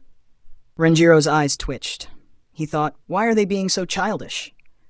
He looked at Miko, who was looking away from them and had the smallest fish, and realized, looks like it was her idea. Hoka pressed Renjiro. "Come on, Sensei. Tell me that my fish is bigger." Renjiro replied, "Stop being childish and cook the fish you caught." Hoka sighed due to not getting any answer. Fujin chuckled at his antics. The trio decided what fish to eat. After some discussion, they decided to eat the crab, as none of them had eaten a giant crab before. The shark and the tuna were stored in special storage scrolls that helped keep food fresh. Preparing and cooking the crab took quite some time. All four ate it till their stomachs were full. They invited the Yugakure ninjas, but they politely refused the invitation. Late in the afternoon, Tokuhei and the remaining two Chunins returned to the beach. Renjiro asked, "What's the status of your opponents?" Tokuhei replied, "Mine managed to run away." The Chunins replied, "Our opponent ran away as well. We tried searching, but couldn't find anyone." Renjiro nodded and said, "From 13 Chunins and 3 Junins, only 2 Junins and 1 Chunin are left, and we suffered no casualties. The mission can be considered a success. The ones who escaped will not dare to return here again. And once the news spreads, other rogue ninjas also won't dare to create chaos in the land of hot water." Tokuhei asked, "Which other Junin managed to escape?" Renjiro answered, "I killed Mitsuzuka. Fumimaro managed to injure my clone and escaped." Tokuhei breathed a sigh of relief. He said, "Good. As long as Mitsuzuka is dead, this mission can be considered a success." Renjiro nodded and handed him a scroll. He said, "His body is inside it." Tokuhei accepted the scroll. Renjiro looked at Fujin and said, "Give him the body of the ninja you killed as well." Fujin nodded and handed the scroll to Tokuhei. Tokuhei chatted more about the mission. He talked with his subordinates as well to understand everything that took place. After understanding everything, he walked to Team Renjiro's tent. On entering, he saw the 2 captured rogue ninjas. He said, "Renjiro, I want to take over these 2 as well." Renjiro shook his head and said, "They surrendered to me. I will take them to Konoha and interrogate them properly." Tokuhei realized why Renjiro was adamant. They could provide Konoha with a lot of important information regarding the current state of affairs in Kirigakure. However, he insisted, "Renjiro, a lot of innocent civilians were killed by these guys. I can understand your point. However, we have to answer to the citizens of the land of hot water, so allow me to take them back first. Later, we can transport them to the land of fire." Renjiro frowned. He could understand Tokuhei's point of view, but these 2 could provide Konoha with a lot of information. He thought for a bit and concluded, "If I stay adamant, I can take these 2 to Konoha. Tokuhei won't stop me, and the daimyo won't say anything either. But this was a mission issued by the daimyo. He will be displeased by this action, and the goodwill generated by this mission will be lost." Renjiro said, "All right, but you are not allowed to maim or cripple them. I will report about them to Lord Hokage, and he will send a team to retrieve them. Pass this message to your daimyo." Tokuhei sighed in relief. He immediately agreed to Renjiro's conditions. "AN, if you can, then please support me on link www.patreon.com/devilhex, no space, can read up to 50 chapters ahead on Patreon. You can sponsor chapters through Patreon as well. Thanks for listening. Narrated by Fabelverse Audio. Subscribe for more. Support links in the description.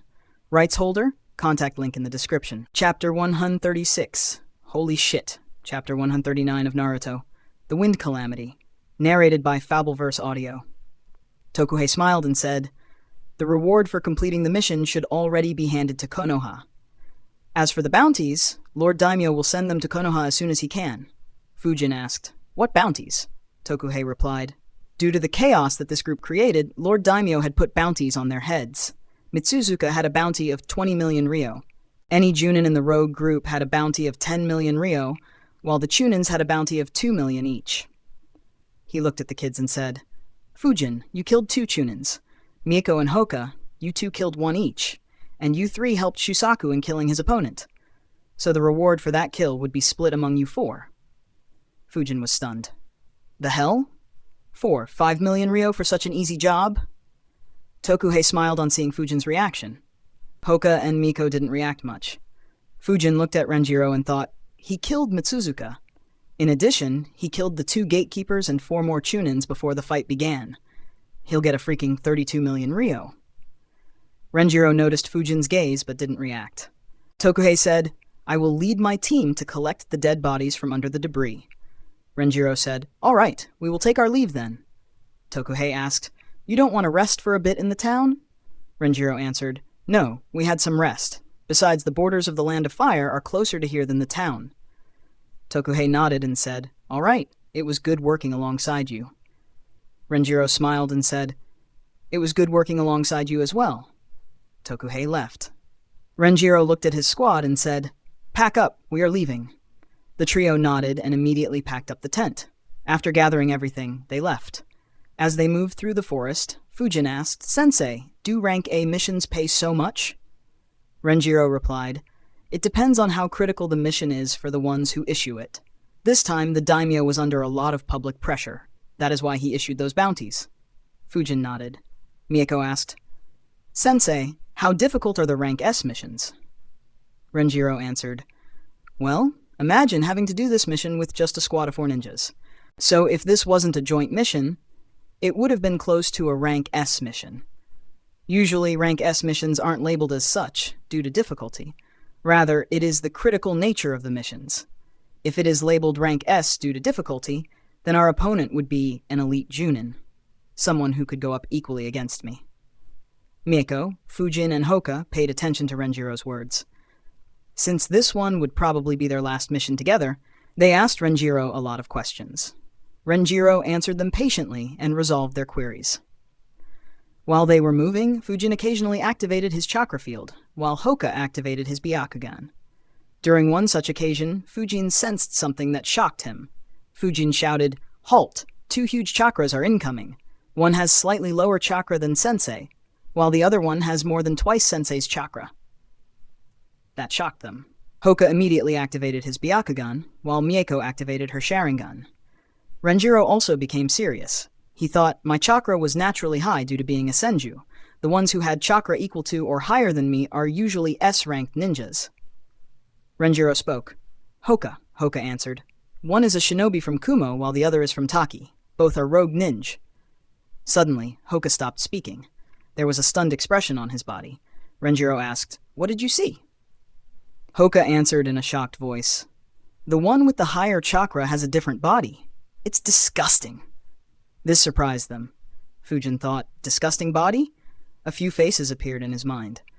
Around 800 meters from Team Renjiro, 2 ninjas were traveling at a rapid speed. One of them was 5 feet 6 inches tall and very slim. The other one was over 6 feet tall and had a well-built body. The slim one asked, "Are you sure that cash cow will be traveling from here?" The tall guy answered, "My sources are never wrong. Now shut up and keep moving." Suddenly, both their eyes widened. The slim guy chuckled and said, "Looks like you were right, freak. Let's go quickly." Both of them sensed Fujin sensing them and moved rapidly towards Team Renjiro. Team Renjiro waited to see who was approaching them so quickly. Fujin had a very bad feeling. In a few seconds, 2 silhouettes appeared in front of them. Fujin watched as his eyes kept widening. They both wore long black cloaks with red clouds, red interiors, and chin-high collars. Fujin didn't recognize one of them, but the other he recognized very well. Fujin was scared. No, he was horrified. Only one thought ran through his mind. Motherfucking Kakuzu! Renjiro looked at them. He didn't recognize Kakuzu, but recognized the other one. He was surprised. He said, Kaminari, I heard that you had disappeared from the land of lightning. Didn't know that you became a rogue ninja. Looks like Kumogakure did a good job of hiding your details. A scowl formed on Kaminari's face. He didn't like anyone recalling his days when he was in Kumogakure. Though Renjiro spoke casually, he was on full alert to start a fight. Fujin looked at Miko and made eye contact. Miko noticed his gaze and understood what he wanted. Meanwhile, Hoka kept observing Kakuzu's body. He was very surprised at seeing the 5 hearts inside Kakuzu's body. Kakuzu said, Senju Renjiro, I have heard a lot about your war exploits. Today, I will claim the 45 million Ryo bounty on your head. Kakuzu wasted no time and moved forward to attack. Kaminari joined him. Renjiro grabbed his sword to confront them. However, Miko and Fujin were faster. Miko made hand signs immediately. Fire release.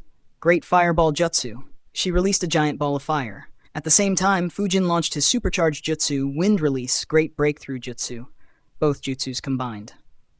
The fireball dispersed and spread out throughout the great breakthrough jutsu. Kakuzu and Kaminari, who were focused on Renjiro, were surprised.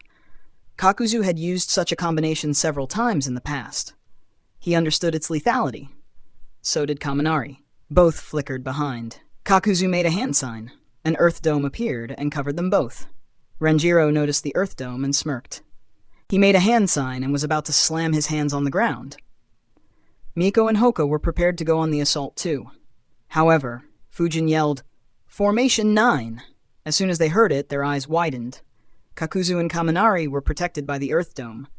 However, soon needles began forming on the inside surface of the dome. Kakuzu noticed them and snorted. He made a hand sign and all the needles crumbled into dust and soil. They felt that the combination jutsu had already passed and hence lifted the earth dome. But instead of a clear battlefield, they were met by a 20 feet tall sloth who attacked them with its giant claws. They both flickered in opposite directions. Realizing that Kakuzu would be the bigger threat, he flickered in front of Kakuzu and attacked with his swords. Kakuzu saw Renjiro and made a hand sign. Earth release, iron skin jutsu. Kakuzu's skin blackened. He raised his fist and blocked Renjiro's sword. Chakra flowed through Renjiro's sword. It hit the back of Kakuzu's fist. The attack left a small slash on Kakuzu's fist. Kakuzu was surprised. He said, It's been a long while since someone could hurt me. I will enjoy killing you. Renjiro and the sloth were about to press on the attack, but they suddenly withdrew backwards. Renjiro looked at Kakuzu. It seemed as if there were monsters under his clothes, or perhaps under his skin, that were trying to break out. 4 black monsters appeared around Kakuzu. Each had a mask of different color on them. Renjiro, despite all his experience, was stunned. He thought, what the hell is this? And who is this guy? And why was there no mention of such a strong ninja during the previous wars? Kakuzu and the 4 monsters attacked Renjiro and his summon with perfect coordination. Renjiro kept his distance from them and tried his best to defend himself. He often resorted to diving into the ground to protect himself. AN. Hey guys. I have been reading some comments about me not uploading chapter or wasting a chapter on the April Fool's joke, so would like to clarify some things. 1. I upload chapters from Monday to Friday. That is 5 chapters a week. There could be a bonus chapter on Sunday if the novel reaches and stays in top 200. In addition, at times, some patrons sponsor additional chapter. There were 2 of those in the last 7 days. Since I began writing again, not once have I missed a chapter. 2. Y4RN1, the reader who commented about me wasting a chapter on both my previous chapters. The April Fool's chapter was uploaded on Saturday, a day I don't upload chapters. And even if you consider it a waste, I still have to spend days to think and plan it and hours to write it.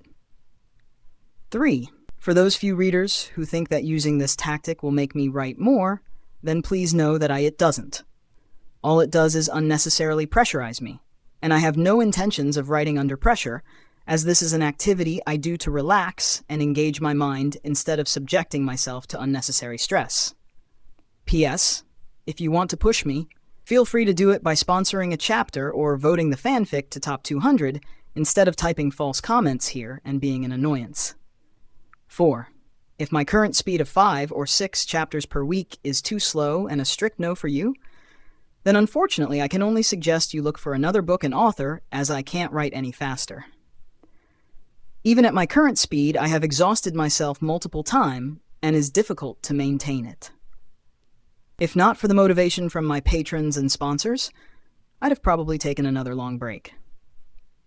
5. I will upload a chapter tomorrow and then take a break till next Sunday. I need some time off. Chapters will resume from 9th April. Thanks for listening. Narrated by Fabelverse Audio. Subscribe for more. Support links in the description. Rights holder? Contact link in the description. Chapter 137, Fighting Against the Akatsuki. Chapter 140 of Naruto, The Wind Calamity. Narrated by Fabelverse Audio. On the other side of the battlefield, Kaminari was confronted by Fujin, Miko, and Hoka. Fujin flickered in front of him while making some hand signs. Wind release. Air bullet jutsu. Fujin shot a dozen air bullets at him. Lightning sparks appeared on Kaminari's body. His speed increased a lot and he dodged all air bullets easily. Miko and Hoka quickly attacked with shurikens, but Kaminari dodged them as well with ease. Fujin analyzed, there is no lightning armor on him, just sparks. Is this a toned-down version of Raikage's technique? After dodging, Kaminari moved towards the trio. His speed was incredibly fast. Fujin's eyes couldn't follow him. He instantly blew a great breakthrough jutsu in front of him. It didn't matter if he couldn't see his opponent's exact location. He would just attack the whole area. Kaminari saw the incoming attack and quickly moved out of range. He tried attacking from a different direction, but Fujin attacked again with the wide-range Great Breakthrough Jutsu. Kaminari tried attacking from different directions, but Fujin just kept attacking with the Great Breakthrough Jutsu. Kaminari was annoyed. This brat keeps trying to keep me at a distance. Does he think that he has infinite chakra? And that Uchiha girl is staring at me as well.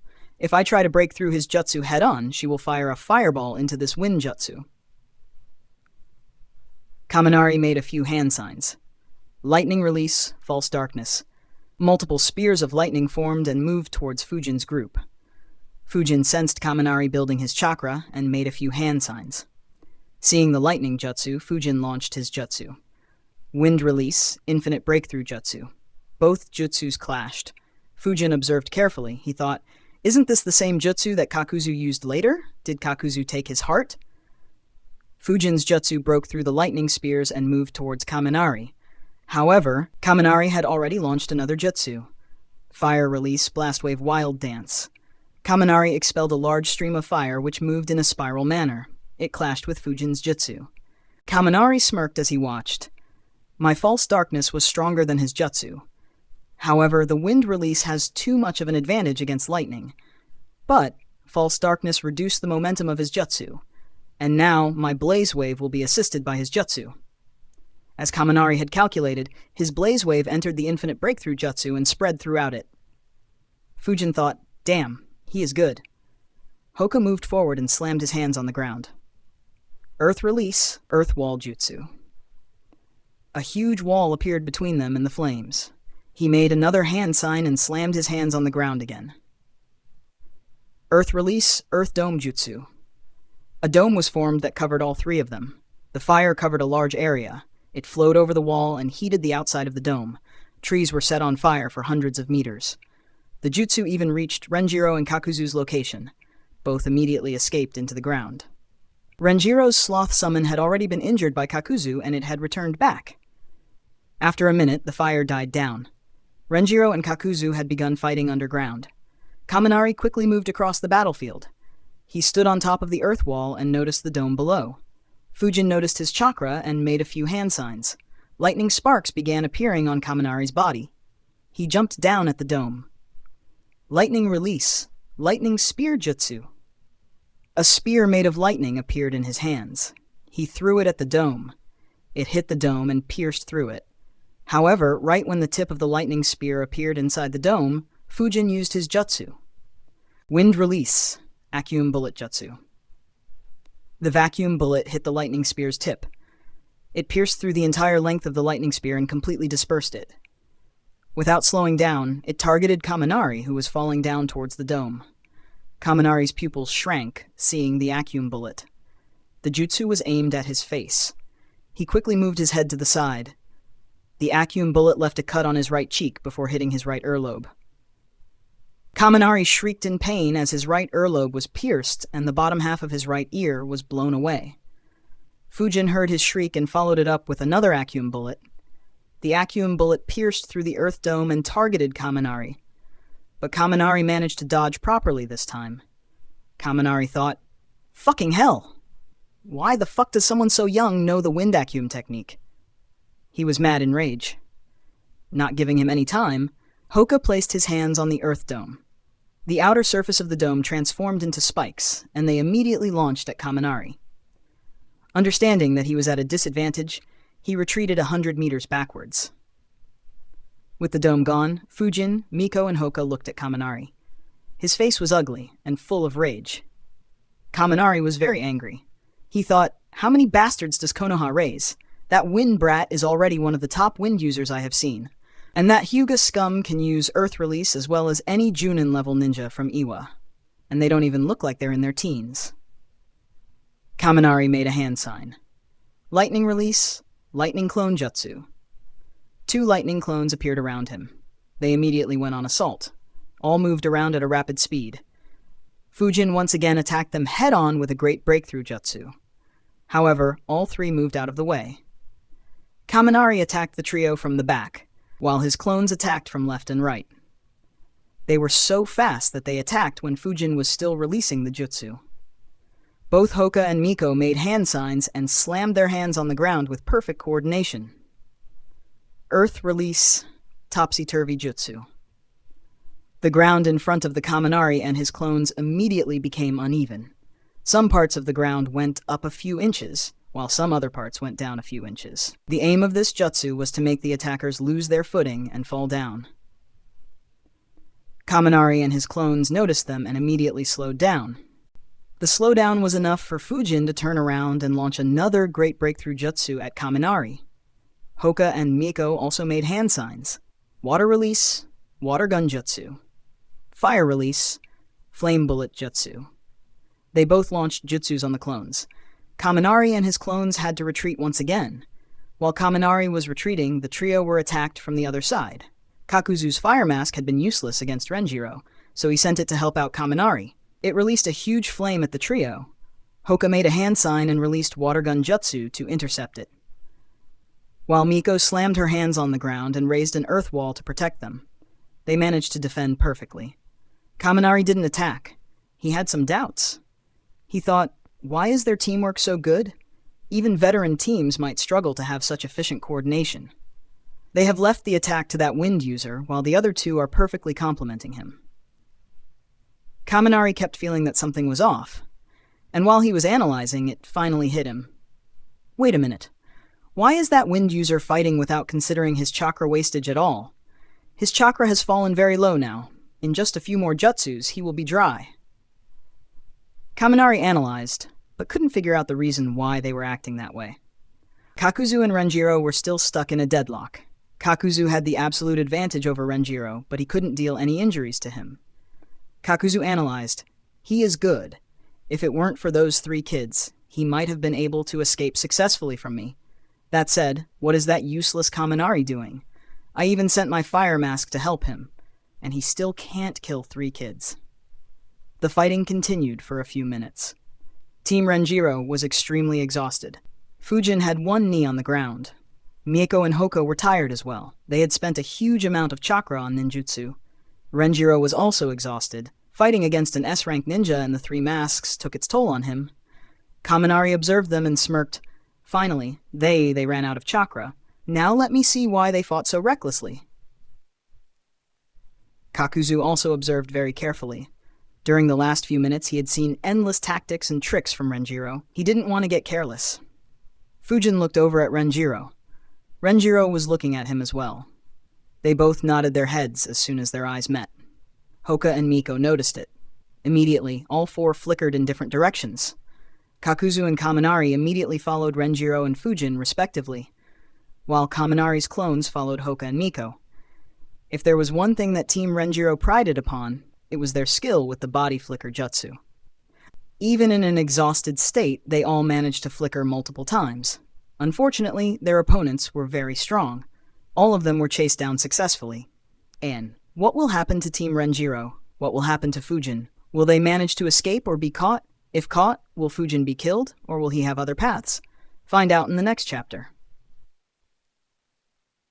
Thank you, 1995, Colby Sui, Fire Guy, and Not Flammable for supporting me on Patreon. Thanks for listening. Narrated by Fabelverse Audio. Subscribe for more. Support links in the description. Rights holder? Contact link in the description. Chapter 138, Death of a Powerhouse. Chapter 141 of Naruto, The Wind Calamity. Narrated by Fabelverse Audio. Team Renjiro ran in different directions at a fast speed. However, they were all very exhausted. Kakuzu could match Renjiro's speed, while Kaminari and his clones were faster than Fujin and his teammates. After flickering 8 times, Fujin's chakra finally hit a low. He hid behind a tree and took deep breaths. Using the last bits of his chakra, he made a few hand signs. Kaminari arrived almost immediately after Fujin. He saw the tracks left behind by Fujin and saw where he was hiding. He went around the tree and appeared in front of Fujin. An evil smile appeared on his face. He said, "You brat destroyed half of my right ear. I will make you pay 1,000 times." He expected Fujin to be afraid. However, there was no hint of fear on Fujin's face. He was surprised. Fujin spoke with determination. "Ever since I became a ninja, I have always been determined to give my life for the village. Death doesn't scare me." Kaminari was stunned, but soon he broke into a huge laughter. Ha! He looked at Fujin with a cruel look in his eyes and said, "Brat, let me educate you. Death is kind. I will show you how miserable life is. By the time I'm done with you, you will be begging for death."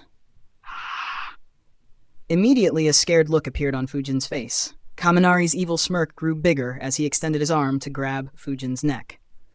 At the same time, Hoka and Miko were also caught by Kaminari's clones. They seemed too exhausted to fight back. Kaminari's clones approached them. Soon after them, Renjiro was also chased down by Kakuzu. Kakuzu's lightning mask appeared behind Renjiro and pushed him to the ground and pinned him down. Kakuzu appeared and said, "Your mastery of water element is very good. I will take your heart and replace my water mask with your heart." Renjiro's eyes widened as he processed this information. Threads appeared from the lightning mask and drilled into Renjiro's chest. However, Renjiro smirked. Kakuzu immediately had a bad feeling. Boom! Renjiro exploded under the lightning mask. Kakuzu moved away quickly, but his lightning mask wasn't able to. It took the full brunt of the explosion. The mask cracked. Kakuzu was stunned. He lost one of his hearts. He watched where Renjiro exploded and thought, "Shadow clone explosion jutsu." But when did he make a shadow clone? Was it when he was escaping? No, I was keeping an eye. He didn't have any chance to make a shadow clone. So when did he do it? Kaminari's lightning clones approached Hoka and Miko. As soon as they reached within range, both Hoka and Miko exploded. The clones couldn't react fast enough and were caught in the explosion. Both were dispelled. Though lightning clones didn't transmit information, the main body could sense when the clones were dispelled. The clones were dispelled when Kaminari's hand was extending towards Fujin. Kaminari realized that both his clones got dispelled and became distracted for a fraction of a second. Fujin noticed it, and he exploded as well. Kaminari noticed and immediately moved backwards. However, his right forearm felt the explosion. Its skin was burnt. His face became ugly. He thought in rage, when the heck did he create a shadow clone? He didn't have any chakra left to be able to create shadow clones. He looked around the area but found no signs of someone escaping. He moved towards where his other 2 clones were dispelled. But once again, he couldn't find any signs of Miko or Hoka escaping. After a few minutes of fruitless search, he ran back to where the fighting had happened. Kakuzu was inspecting the area. He appeared behind Kakuzu. Kakuzu immediately noticed the half-blown ear and a burnt right eye. Kaminari also noticed that Kakuzu's cloak was destroyed. Kaminari said, "The ones I chased were all clones. There were no tracks that showed someone running away." Kakuzu said. Same here. The Renjiro I chased and escaped turned out to be a shadow clone. Bastard exploded it when I caught him. Kaminari said. You too? The same happened with that wind user. I am guessing it was the same with the other two as well. But when did they create the clones? Kakuzu replied. We were probably fighting the clones the whole time. Though they tried to hide their tracks, signs are showing that 4 people escaped from this route, and their clones all escaped in opposite directions of the Land of Fire's border. It looks like they wanted to lure us away and buy some time to escape. Kaminari was surprised. Immediately he became very angry. Blood vessels could be seen on his forehead. He said, no wonder those 2 brats were so good with earth release and water release. They were Renjiro's disguised clones. His chakra flared up as he yelled, those bastards think that they can make a mockery of us? Kakuzu, you check their tracks, and I will bring you to them. Those bastards can't escape from us. Kakuzu nodded. Sparks appeared on Kaminari's body. He grabbed Kakuzu and moved along the path, Kakuzu said rapidly. They were taking the shortest route to the Land of Fire. After running at max speed for 5 minutes, they finally saw 4 silhouettes. Kaminari immediately shouted, Bastards! You think that you can make a mockery of me? Team Renjiro heard the shout and stopped. They immediately took a battle stance. Kaminari dropped Kakuzu and rushed towards them. Kakuzu followed him, but thought, something is off. Kaminari was much faster than Kakuzu. He reached them in a blink of an eye. Renjiro unsheathed his sword and attacked Kaminari. Kaminari grabbed a kunai and flowed lightning through it and attacked Renjiro. Renjiro blocked his attack. At the instant their weapons clashed, Fujin, Hoka, and Miko flickered next to Kaminari to surround him from all sides. Kaminari was surprised by this maneuver. He had a bad feeling.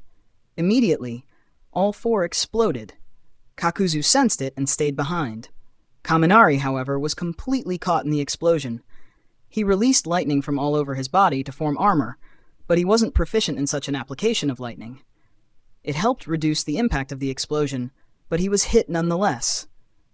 After a second, Kaminari jumped out of the dust cloud created by the explosions. His clothes were blasted. Almost all the skin on his body was burnt. He was bleeding a lot as well. Kakuzu appeared next to him and said, The trail was left behind by clones. Since this was the shortest route to Konoha, we assumed that they escaped here. To think that they would set up another trap here. Kaminari looked at Kakuzu in rage and yelled, Bastard! You led me into a fucking trap! And then hid behind and watched me getting hit. Kakuzu looked at him and said, I didn't ask you to rush ahead like a moron. It was your stupidity. Kaminari yelled, Asshole, are you calling me a moron? It was your dumb head that led us into this trap in the first place. Kakuzu didn't reply, but Kaminari kept yelling at him. After yelling for a bit, Kaminari turned around and walked away. However, in the next instant, an arm pierced through his right lung. Kaminari looked down in horror. Threads drilled into his body as Kakuzu began taking his heart. Kakuzu said, I guess they didn't tell you. My previous partners died because I couldn't stand them and killed them. Kaminari was stunned. A rogue ninja from Kumogakure, who was on the threshold of reaching S rank, died without anyone seeing. Well, not without anyone seeing, as 2 pairs of eyes were watching this act. The first pair of eyes belonged to Zetsu. The other belonged to Renjiro's shadow clone. Fujin's clone sensed when Kakuzu and Kaminari were chasing after them. He relayed the information to Renjiro's clone, who used the minimum amount of chakra needed to create a shadow clone. The clone moved out of the path and hid underground. After killing Kaminari, Kakuzu removed his heart. Threads gathered around that heart, and a new lightning mask was formed. Renjiro's clone watched the whole process. Surprisingly, Kakuzu didn't feel anyone keeping an eye on him until he was done with the process. After the lightning mask formed, it entered into Kakuzu's body. Knowing that any further hunt was meaningless, Kakuzu retreated away from the Land of Fire. Renjiro's clone dispelled itself to transmit the information back. Long away from where Kaminari died, Team Renjiro entered the Land of Fire. An additional chapter on Sunday if the fic stays in top 200. If you can, then please support me on Patreon. Link patreon.com/devilhex. No space. Can read up to 50 chapters ahead on Patreon. Thank you. TGF Pitchaby, Durza Gaming, Arceus.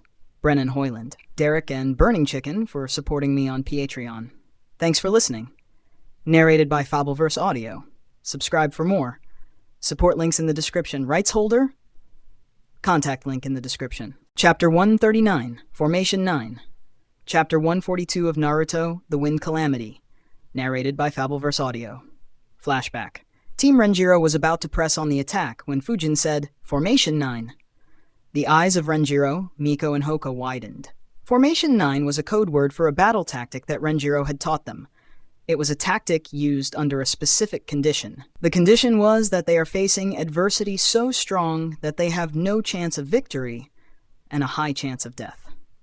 Renjiro's eyes widened, but he completed his jutsu. Fujin made one shadow clone and poured around 70% of his chakra into it.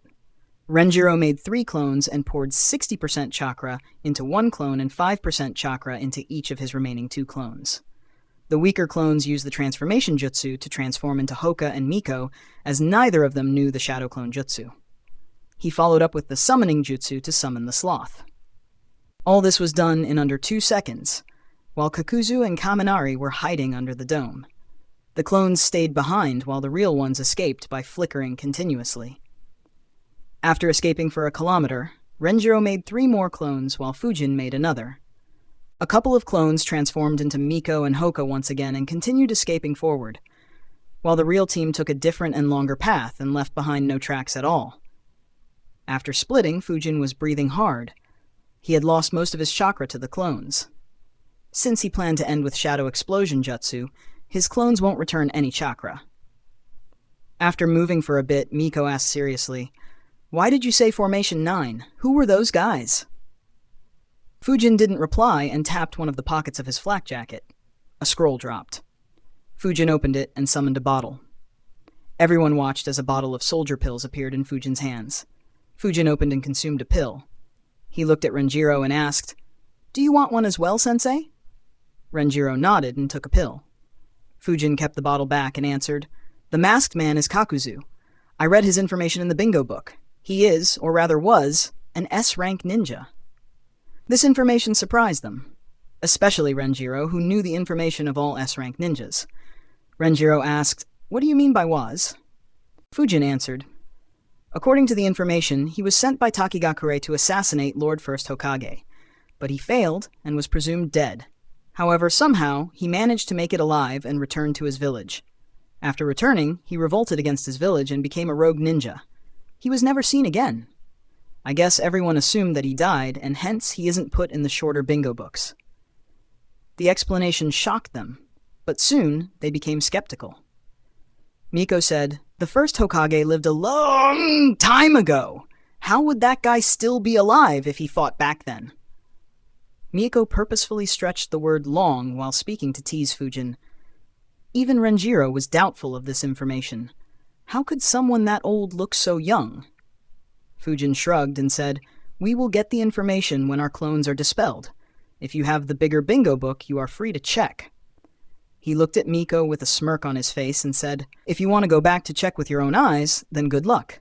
I'll be sure to offer flowers to your grave, haha." Renjiro instantly shut him up. "Don't joke about such things. Anyways, fighting them wasn't a part of our mission, so there is no need to risk our lives against enemies we don't have information about." Fujin looked at Hoka and asked, "Hoka, you said his body was disgusting. What did you see?" Hoka answered, "Instead of nerves and blood vessels, his body seems to be made of threads, and he had 5 hearts in his body." Miko was shocked. She asked, "5 hearts? How can something like that be possible?" Hoka replied, "I have no idea." They both looked at Renjiro. So did Fujin. Renjiro shook his head and said, "I have never heard about any such technique. But if we assume that having just 1 heart would keep him alive, it could mean that he just faked his death against Lord First." Fujin, Miko, and Hoka nodded. They all analyzed the information. After some time, Fujin asked, "Sensei, who was the other guy?" Renjiro looked at Fujin and asked, "You didn't see him in the bingo book?" Fujin answered, "The bingo book has way too many names. I probably forgot. I only read the S-ranked ninjas in detail." Renjiro understood. The bingo books had a lot of names. It was impractical to remember everything. He said, "The other guy is Kaminari. He was an elite Junin in Kumogakure. He is strong and very close to being ranked S. He was deployed against Kirigakure in the Third War, so I never fought him before. Fujin was surprised. He thought, Akatsuki recruits ninjas who aren't S-ranked? I guess none of Kakuzu's previous partners was S-ranked. That's why they died at his hands. This guy will be killed by him as well. Fujin asked Renjiro, why did he go rogue? Renjiro answered, we don't have much information regarding that. He went missing after the Third War. We speculated that the third Raikage passed the secrets of his lightning release chakra mode to his son and not to him. That is why he couldn't master the lightning release chakra mode and hence didn't have any chance at becoming the fourth Raikage. Seeing that he has gone rogue, it looks like this is indeed the case. Fujin was surprised. He thought, oh well, no matter the world, nepotism exists everywhere. Fujin replied, I see. That seems dumb. Renjiro nodded. Yeah, it is. Fujin said, did you notice their cloaks, sensei? Renjiro nodded. Fujin said, they are both rogue ninjas, and both are very strong. Seeing that they both wore the same cloak, they probably have some organization behind them. Renjiro agreed. Yes, it is disturbing. I'll ask Lord Hokage to look into this. If there are more ninjas at this level in this organization, then they could pose a threat to even Konoha. They moved alongside the longer path for around 10 minutes while discussing more. Miko and Hoka complained about missing out and decided to learn the Shadow Clone Jutsu after returning to the village. Team Renjiro flickered numerous times in order to ensure that they can't be chased. Miko and Hoka also consumed a soldier pill each. While moving, Fujin wondered, Renjiro was never mentioned in the original story. Could it be because he was killed by Kakuzu? Then again, he is getting old. He could have just retired and stepped aside, and he probably became one of the thousands of nameless ninjas who participated in the Fourth War. Not much point thinking about it. Finally, Renjiro and Fujin received memories of their clones. Sweat immediately formed on Renjiro's face. He said in a shocked voice, you were right, Fujin. Kakuzu is strong, Eri strong. If we had stayed back, the most probable result would have been our death. Miko and Hoka were shocked. Hoka asked, he is stronger than even you, sensei. Renjiro nodded. He answered, don't overestimate me. There are many who are stronger than me. While killing my clone, Kakuzu said something about taking my heart. I guess his longevity secrets have some relation with his multiple hearts. Also, he probably went a bit easier on my clone as he didn't want to damage my heart. If he was serious about killing me, my clone wouldn't have lasted that long. Miko and Hoka were stunned by Renjiro's admission. Fujin wasn't surprised. He was well aware of how strong Kakuzu was. Renjiro looked at Fujin and said, you did great. If it was known that you managed to injure Kaminari, your reputation would explode. Miko and Hoka looked at Fujin with envy.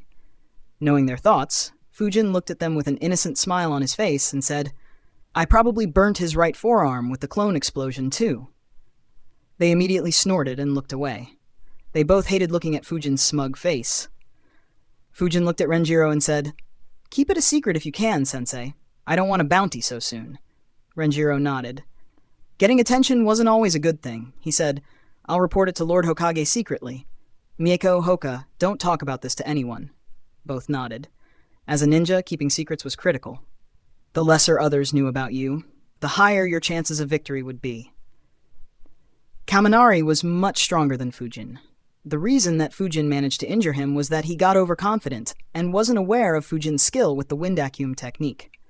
Fujin looked at Renjiro and said, using long and wide-range ninjutsu is very useful, especially when fighting against someone stronger. Renjiro nodded and said, it's especially true for wind element. Facing Sunagakure in the desert is a nightmare, even more so when they mixed poison with it. But don't get overconfident. Kaminari didn't go all out as your chakra would eventually run out. If you are outmatched, then this tactic is only good for wasting time. Fujin nodded.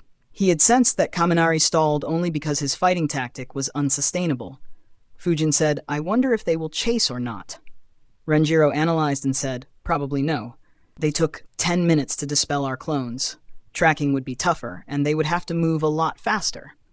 Fujin nodded. Chasing would be rather pointless now. But they were both wrong. A bit later, both received the memories of their clones again. Fujin said that was impulsive. Renjiro nodded. Yes, it was. Miko and Hoka asked, "What happened, sensei?" Renjiro answered, "They tracked our clones. Kaminari attacked recklessly. All 4 clones surrounded him and exploded. He should be injured, but his life won't be in danger. I guess he was just annoyed at getting fooled."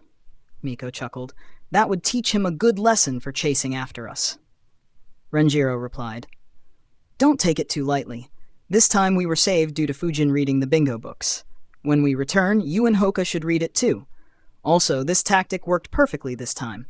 Next time it won't work so well. So work hard and become stronger." His students nodded. Though they got away without any injuries, the experience was very scary.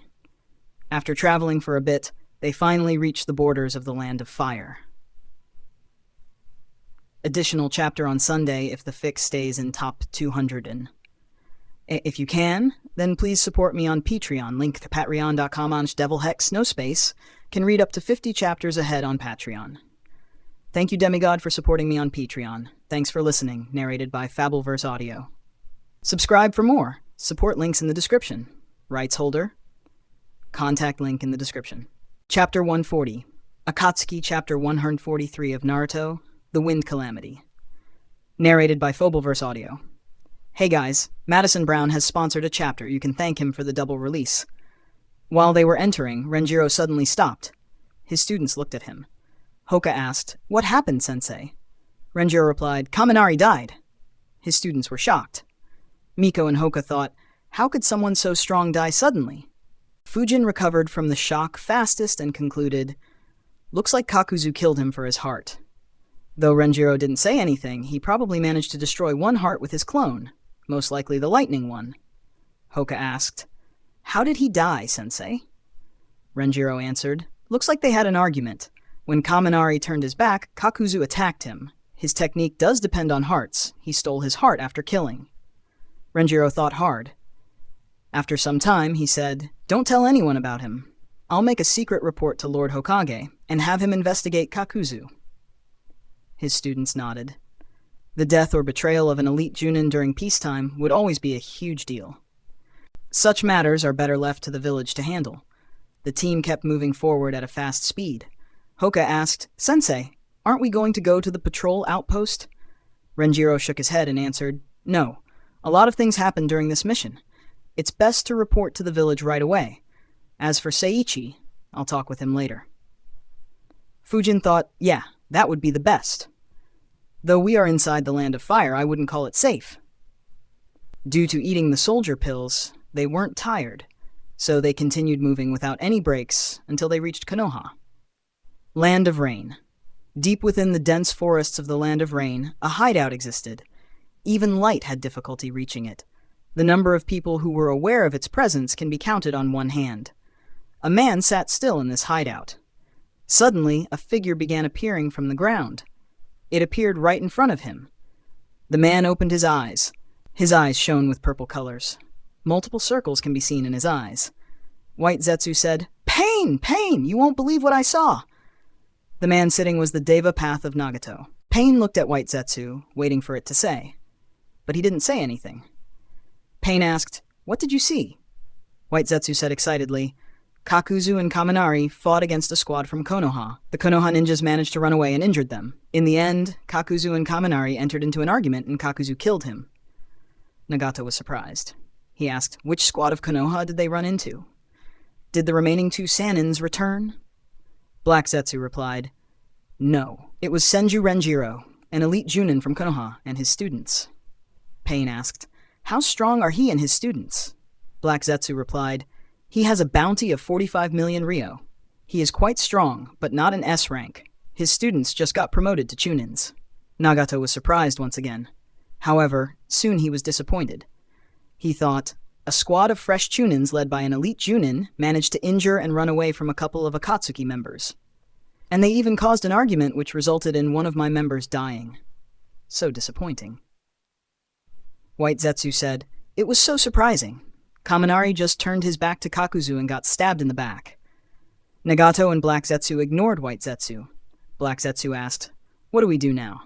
Pain answered, "Let Kakuzu move alone. Scout a partner for him that he can't kill." White Zetsu said, "Since Konoha ninjas fought with them, Konoha will now have information about us.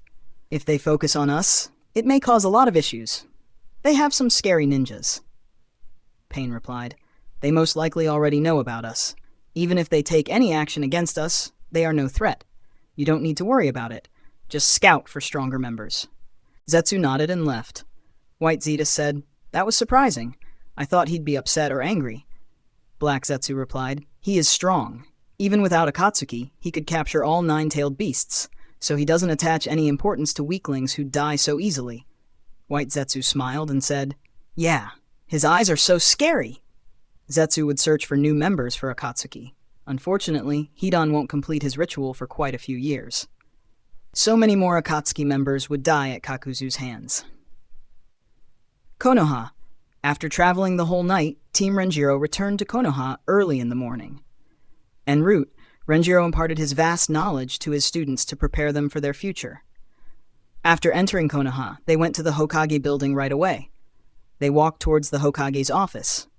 The door was closed. Renjiro walked forward to knock on the door. However, an Anbu ninja appeared in front of him. The Anbu ninja said in a serious tone, "Lord Hokage is busy. You will have to wait." Renjiro looked back at him and said, "It's important." The Anbu ninja was surprised. He knew Renjiro. He said, "Lord Hokage is having a meeting with the elders." Renjiro replied, "It's more important. Besides, it's good that the elders are there. They would like to hear my report as well." The Anbu ninja nodded and said, "Wait a few seconds." He knocked on the door. Inside the office, Hiruzen was discussing some matters with Homura and Kohaku. They stopped as soon as they heard the knock. The Anbu ninja entered and said, "Lord Hokage, Senju Renjiro has returned and has something important to report." Hiruzen furrowed his eyebrows. He thought, knowing Renjiro, he wouldn't interrupt for no reason. He said, "All right, send him in." On hearing Hiruzen, Renjiro entered the office. His students followed him. The Anbu ninja left the office and closed the door. Hiruzen looked at Renjiro and asked, "How did the mission go, Renjiro?" Renjiro answered, "The mission went well. There were 16 rogue ninjas who were formerly from Kirigakure. We killed 13.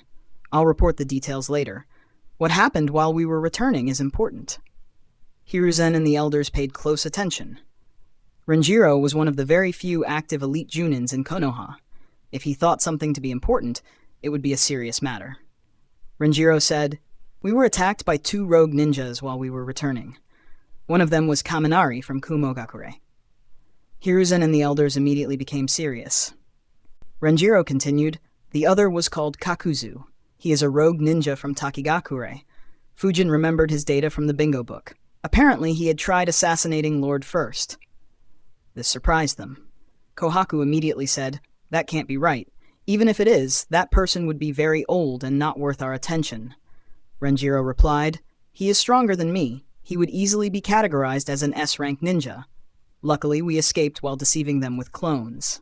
Otherwise, even getting away would have been unlikely." This shocked them.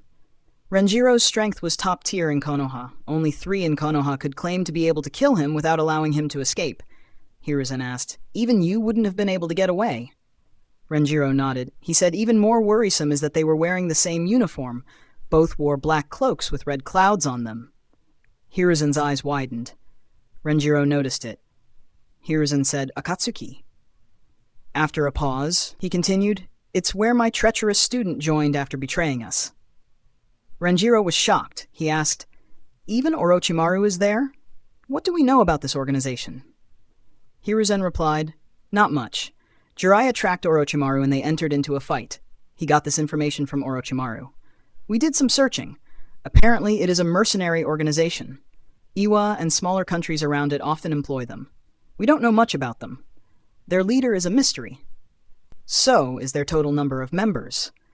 Other than Orochimaru, we had heard just about Juzo joining them, and now we know about Kaminari and Kakuzu joining them as well." Renjiro analyzed and replied, "That's not much information." Hiruzen nodded. They discussed a bit about Akatsuki and what steps they should take. Renjiro proceeded to provide them with all the details of the encounter. Fujin, Hoka, and Miko paid attention and observed how Renjiro interacted with the leaders and provided the information. They noticed that Renjiro made no mention of Fujin's battle achievements against Kaminari. After half an hour of discussion, Hiruzen handed Team Renjiro the mission rewards. Hiruzen looked at the newly promoted Chunins who just had to undergo such a frightening encounter. He thought, "Sigh, I don't want such young kids to encounter such dangers." But since they survived, this incident will make them stronger. Should I reward them with something to motivate them more? As the thought crossed his mind, Hiruzen's gaze fell upon Fujin. He immediately decided, no, there is no need to. Team Renjiro was dismissed. They left the Hokage's building. AN, you can sponsor chapters through Patreon as well. Thanks for listening. Narrated by Fabelverse Audio. Subscribe for more. Support links in the description. Rights holder? Contact link in the description. Chapter 144, K-Outer 141, Farewells. Chapter 144 of Naruto, The Wind Calamity. Narrated by Fabelverse Audio. Renjiro looked at his students and said, "Come, let's go out to eat." His students followed him. Miko asked, "Which restaurants are open at this time of the day, sensei?" Renjiro replied, "The ramen shop should be open. Follow quickly. It's my treat." He flickered. His students immediately began the race. They arrived at the shop and ordered their ramen. Renjiro asked, "What have you planned for the future?" Miko replied, "I will join the Konoha police force." Hoka said, "My father will arrange for me to join a squad, so I'll be doing more missions." Fujin answered, "I am not sure. I haven't thought about it. I guess I will spend some time mastering the wind Accium technique." Renjiro thought and said, "Miko, I know all Uchiha join the police force. However, there aren't many opportunities to fight in the police force. I would recommend you to go on a few missions. It will provide you with more experience that will be helpful in becoming a Junin." Miko nodded and said, "Yes, sensei. If the police force isn't a challenge, then I'll take difficult missions as well." Renjiro smiled. He looked at Hoka and said, "Hoka, don't forget to train ninjutsu as well." Hoka nodded and said with reluctance, "Yes, sensei." Renjiro looked at Fujin and said, "Fujin, training is good, but don't forget to do missions as well. In a battlefield, your skills will grow at a much faster pace than in a training field." Fujin nodded and said, "Yes, sensei." Tochi served ramen. They began eating.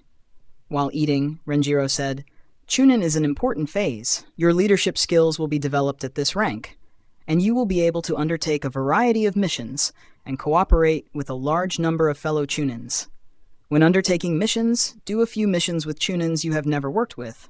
It will help you understand the skills of a lot more ninjas, and you could also find techniques or jutsus that suit you perfectly, so keep your mind open and observe everyone properly."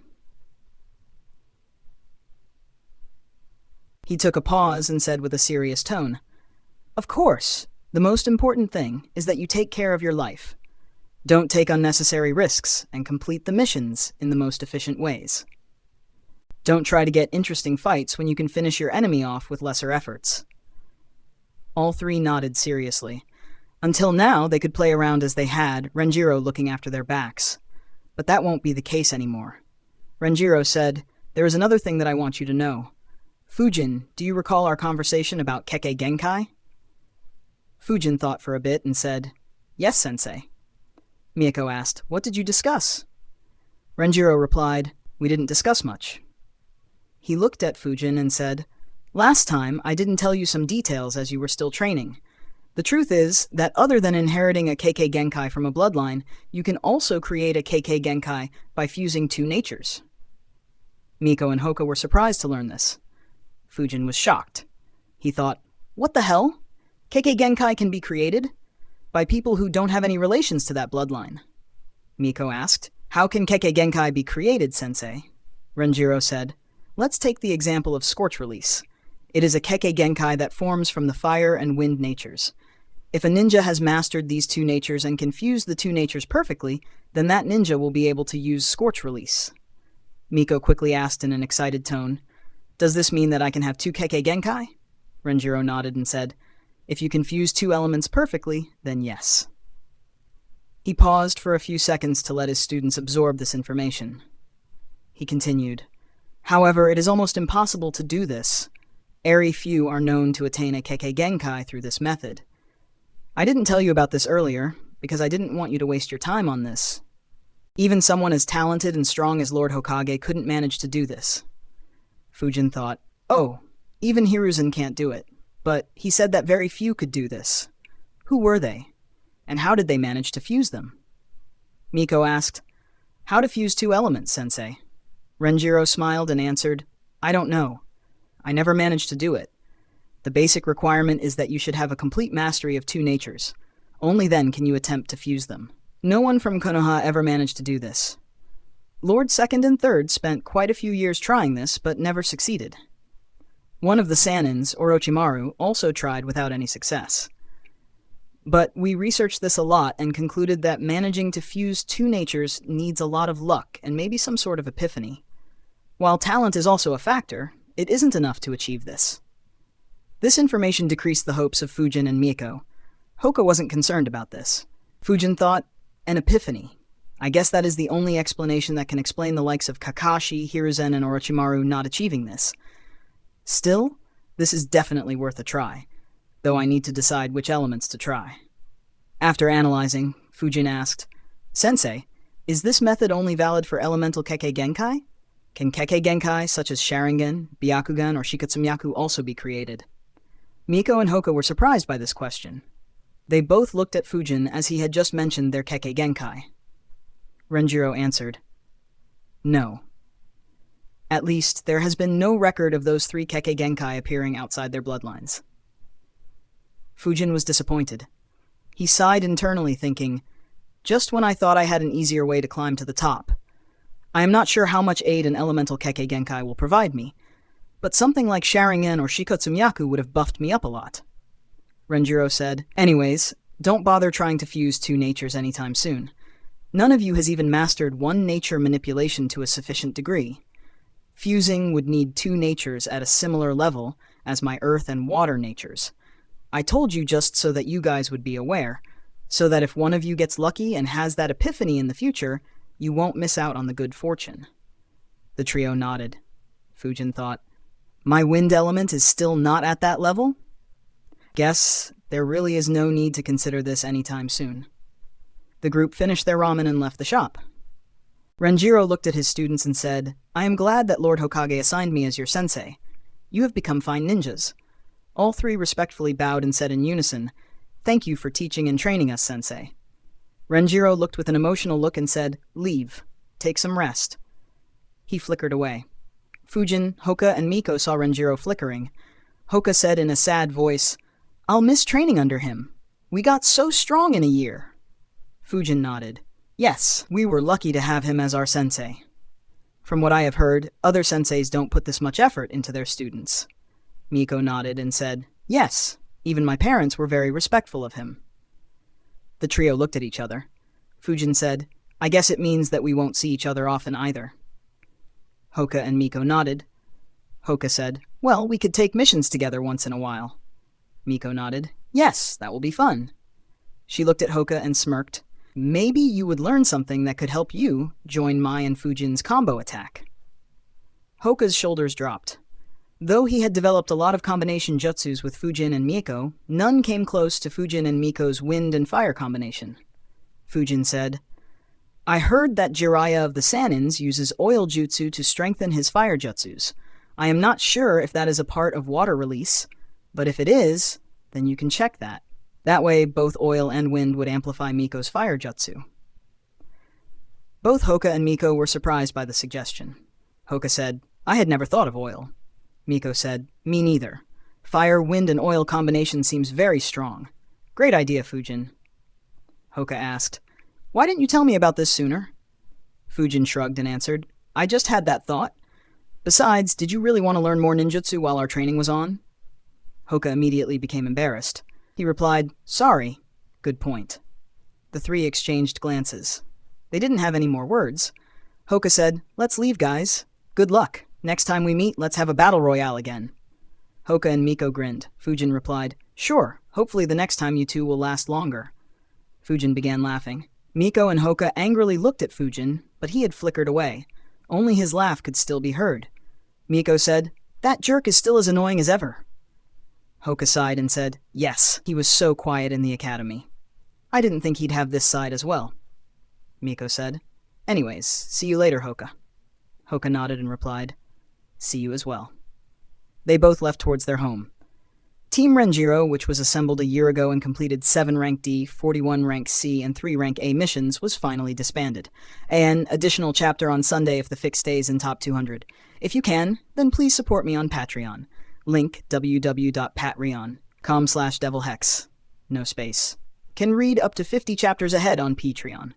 Thank you, Jacopo Formentini, for supporting me on Patreon. Thanks for listening. Narrated by Fabelverse Audio. Subscribe for more. Support links in the description. Rights holder? Contact link in the description. Chapter 142, Plans for the Future. Chapter 145 of Naruto, The Wind Calamity, narrated by Fabelverse Audio. Fujin went straight to his home after leaving. While moving, he thought, what a crazy mission. Never thought I'd run into Kakazu so early. I'm not ready to face Akatsuki. It's doubtful that I'd be anytime soon. Sigh. This world is so dangerous. I need to increase the intensity of my training, and I need better ways of escaping. I am not sure if wind instantaneous body jutsu would be sufficient. After reaching his house, Fujin jumped into his bed. He was mentally exhausted from the encounter and physically exhausted due to running non-stop for hundreds of kilometers. He fell asleep. He slept till late afternoon. After waking up, he thought, so what to do now? He thought for a bit and said, I will have to calculate a lot. Let me fill my stomach first. He went out for lunch and returned in the evening. Before returning, he went to the Hokage's building and booked the training ground 23 for himself for the next few months. After returning home, he grabbed a book and a pen and sat on his bed. He sat in a meditative pose and began analyzing. After a while, he opened his eyes. He concluded, Konoha is notoriously famous for being very strict with Junin promotions. It's safe to say that I won't become a Junin for at least 3 years. Likely more. So I won't get any access to any A-rank Winjutsus for a long time. And I already have learned the good B-rank Winjutsus. So once I master those B-rank Winjutsus, I can work on diversifying my skill set. Problem is that there are way too many things that I want to learn. Right now, the most important thing is mastering Air Bullet Jutsu and Acum Bullet Jutsus. I need to be able to perform them without any hand signs. I also need to learn to shoot multiple Acum bullets. But from what Hiruzen said, I'll need quite some time before I'll be able to do it. He said that it will come naturally to me after performing a crazy number of Acum Bullet Jutsus. But he didn't say how many times I'd need to practice it. I will make a decision on this after learning to use it without any hand signs. Next, I'll need to learn the B-rank Winjutsus and perform them without hand signs as well. The next 2 important aspects are learning the lightning element and learning Fuinjutsu. I am not sure how easy or difficult the lightning element will be, especially since I have to keep it a secret. As for Fuinjutsu, that should be easy. I can spam shadow clones for learning Fuinjutsu, but I won't be able to practice it alongside ninjutsu training. The best time to learn Fuinjutsu will be when I am learning lightning manipulation. But it will have to stop when I start learning lightning jutsus. I'll make the decision when the time comes. After lightning and Fuinjutsu, I will try those ideas I have for Winjutsus. But I am afraid that some of those applications of wind chakra could injure me if I don't control it perfectly. So I will need to learn Mystical Palm before it. My chakra control is very good, so learning Mystical Palm shouldn't be an issue. Right now, the skills that I am happy with are the Senju Taijutsu style and Samurai Saber technique. My Taijutsu and swordsmanship are both excellent, especially when paired with long-range Winjutsus. I would like to raise my Senju Taijutsu to Tsunade's way of fighting, but it won't be easy. I had been trying it while training with Renjiro without a hint of success. Also, before I try to learn more ninjutsus, I have to sort out my current jutsus. I have learnt quite a lot of jutsus, but I don't use a few of them. First, I have to decide which jutsus I want to keep using. Then I will have to perfect them. That leaves just genjutsu. I haven't focused on genjutsu much. My focus has been more on ninjutsu, taijutsu, and kenjutsu. I guess I should learn that genjutsu Tobirama had created to fight against the Uchiha. But for the rest, it's probably best to not even try. After all, no matter how skillful I may become, it's impossible to match the Sharingan in genjutsu. I might as well just focus on countering genjutsu. I would also like to learn Junjutsu, but I guess that will follow after Fuinjutsu, so that can wait. I guess that's all for now. The only idea left is... Fujin extended his right forearm forward. He tightened his palm. Chakra appeared on his palm. It rotated at a high speed and began taking the form of a sphere. It was slightly unstable initially, but soon it maintained a proper sphere shape. Fujin thought, I haven't practiced Rasengan at all for over a year. I could barely form it before I graduated. Now I need to master this jutsu properly. From the time I graduated, my chakra reserves and control have improved many folds. So mastering Rasengan shouldn't be taxing now. I need to be able to use it in combat situations. He went back to his bed and began writing down all the jutsus that he had learnt so far. Transformation jutsu, clone jutsu, substitution jutsu, body flicker jutsu, shadow clone jutsu, Rasengan, shadow clone, explosion jutsu, wind release, gale jutsu, wind clone jutsu, wind levitation jutsu, projectile control jutsu, wind retrieving jutsu, gale surge jutsu, breakthrough jutsu, dust cloud jutsu, wind explosion jutsu, propelling winds jutsu, great breakthrough jutsu, spinning shield of wind jutsu, wind gale wolf jutsu, wind dragon jutsu, wind instantaneous body jutsu, wind sword jutsu, infinite breakthrough jutsu, wind torpedo jutsu, air bullet jutsu, Accium sphere jutsu Accium, bullet jutsu earth release, rock shield jutsu, earth military movement jutsu, mud moat jutsu, earth release camp jutsu, earth instantaneous body jutsu, earth holding jutsu, earth wall jutsu, genjutsu double Izion jutsu, demonic illusion, hell Ewing jutsu. Fujin saw the list and had just one thought. When the fuck did I learn 37 jutsus? He sighed and exclaimed, no wonder I felt the need to sort my jutsus. Sigh. This is so much work. It really is, lol. He began analyzing all his jutsus and their utility. After what seemed like an epoch, Fujin was finally done. He concluded his thoughts. Among 36 jutsus, only 3 jutsus are completely useless for me. Clone jutsu, wind torpedo jutsu, and earth holding jutsu. Wind clones are a much better option as compared to clone jutsu. As for wind torpedo jutsu, Accium bullet jutsu does a much better job. As for earth holding jutsu, it is too slow to be useful for anything. There are also some redundancies. Breakthrough, great breakthrough, and infinite breakthrough jutsus are just advanced forms of each other. In fact, aspects of both jutsus are covered in the infinite breakthrough jutsu. So once I master the infinite breakthrough, I'll be able to increase its power by supercharging, or decrease its power to great breakthrough, or even breakthrough by just controlling my chakra. It is the same with rock shield and earth wall jutsus, and with earth military movement and earth instantaneous body jutsus. Then there are some very basic jutsus. Gale, wind retrieving, projectile control, wind levitation jutsu, propelling winds jutsu, and dust cloud jutsus. Though these jutsus seem good, they don't work in a fast-paced battle. But I have already mastered them, and I have a cool idea for them, so I'll set them aside for now. Next are utility jutsus. Gale jutsu can be used to cover up footprints and smell. Earth release camp jutsu can be used to make a hideout. Mud moat jutsu can be used to set up traps. These jutsus are handy, but I don't need to master them as I won't use them in battle.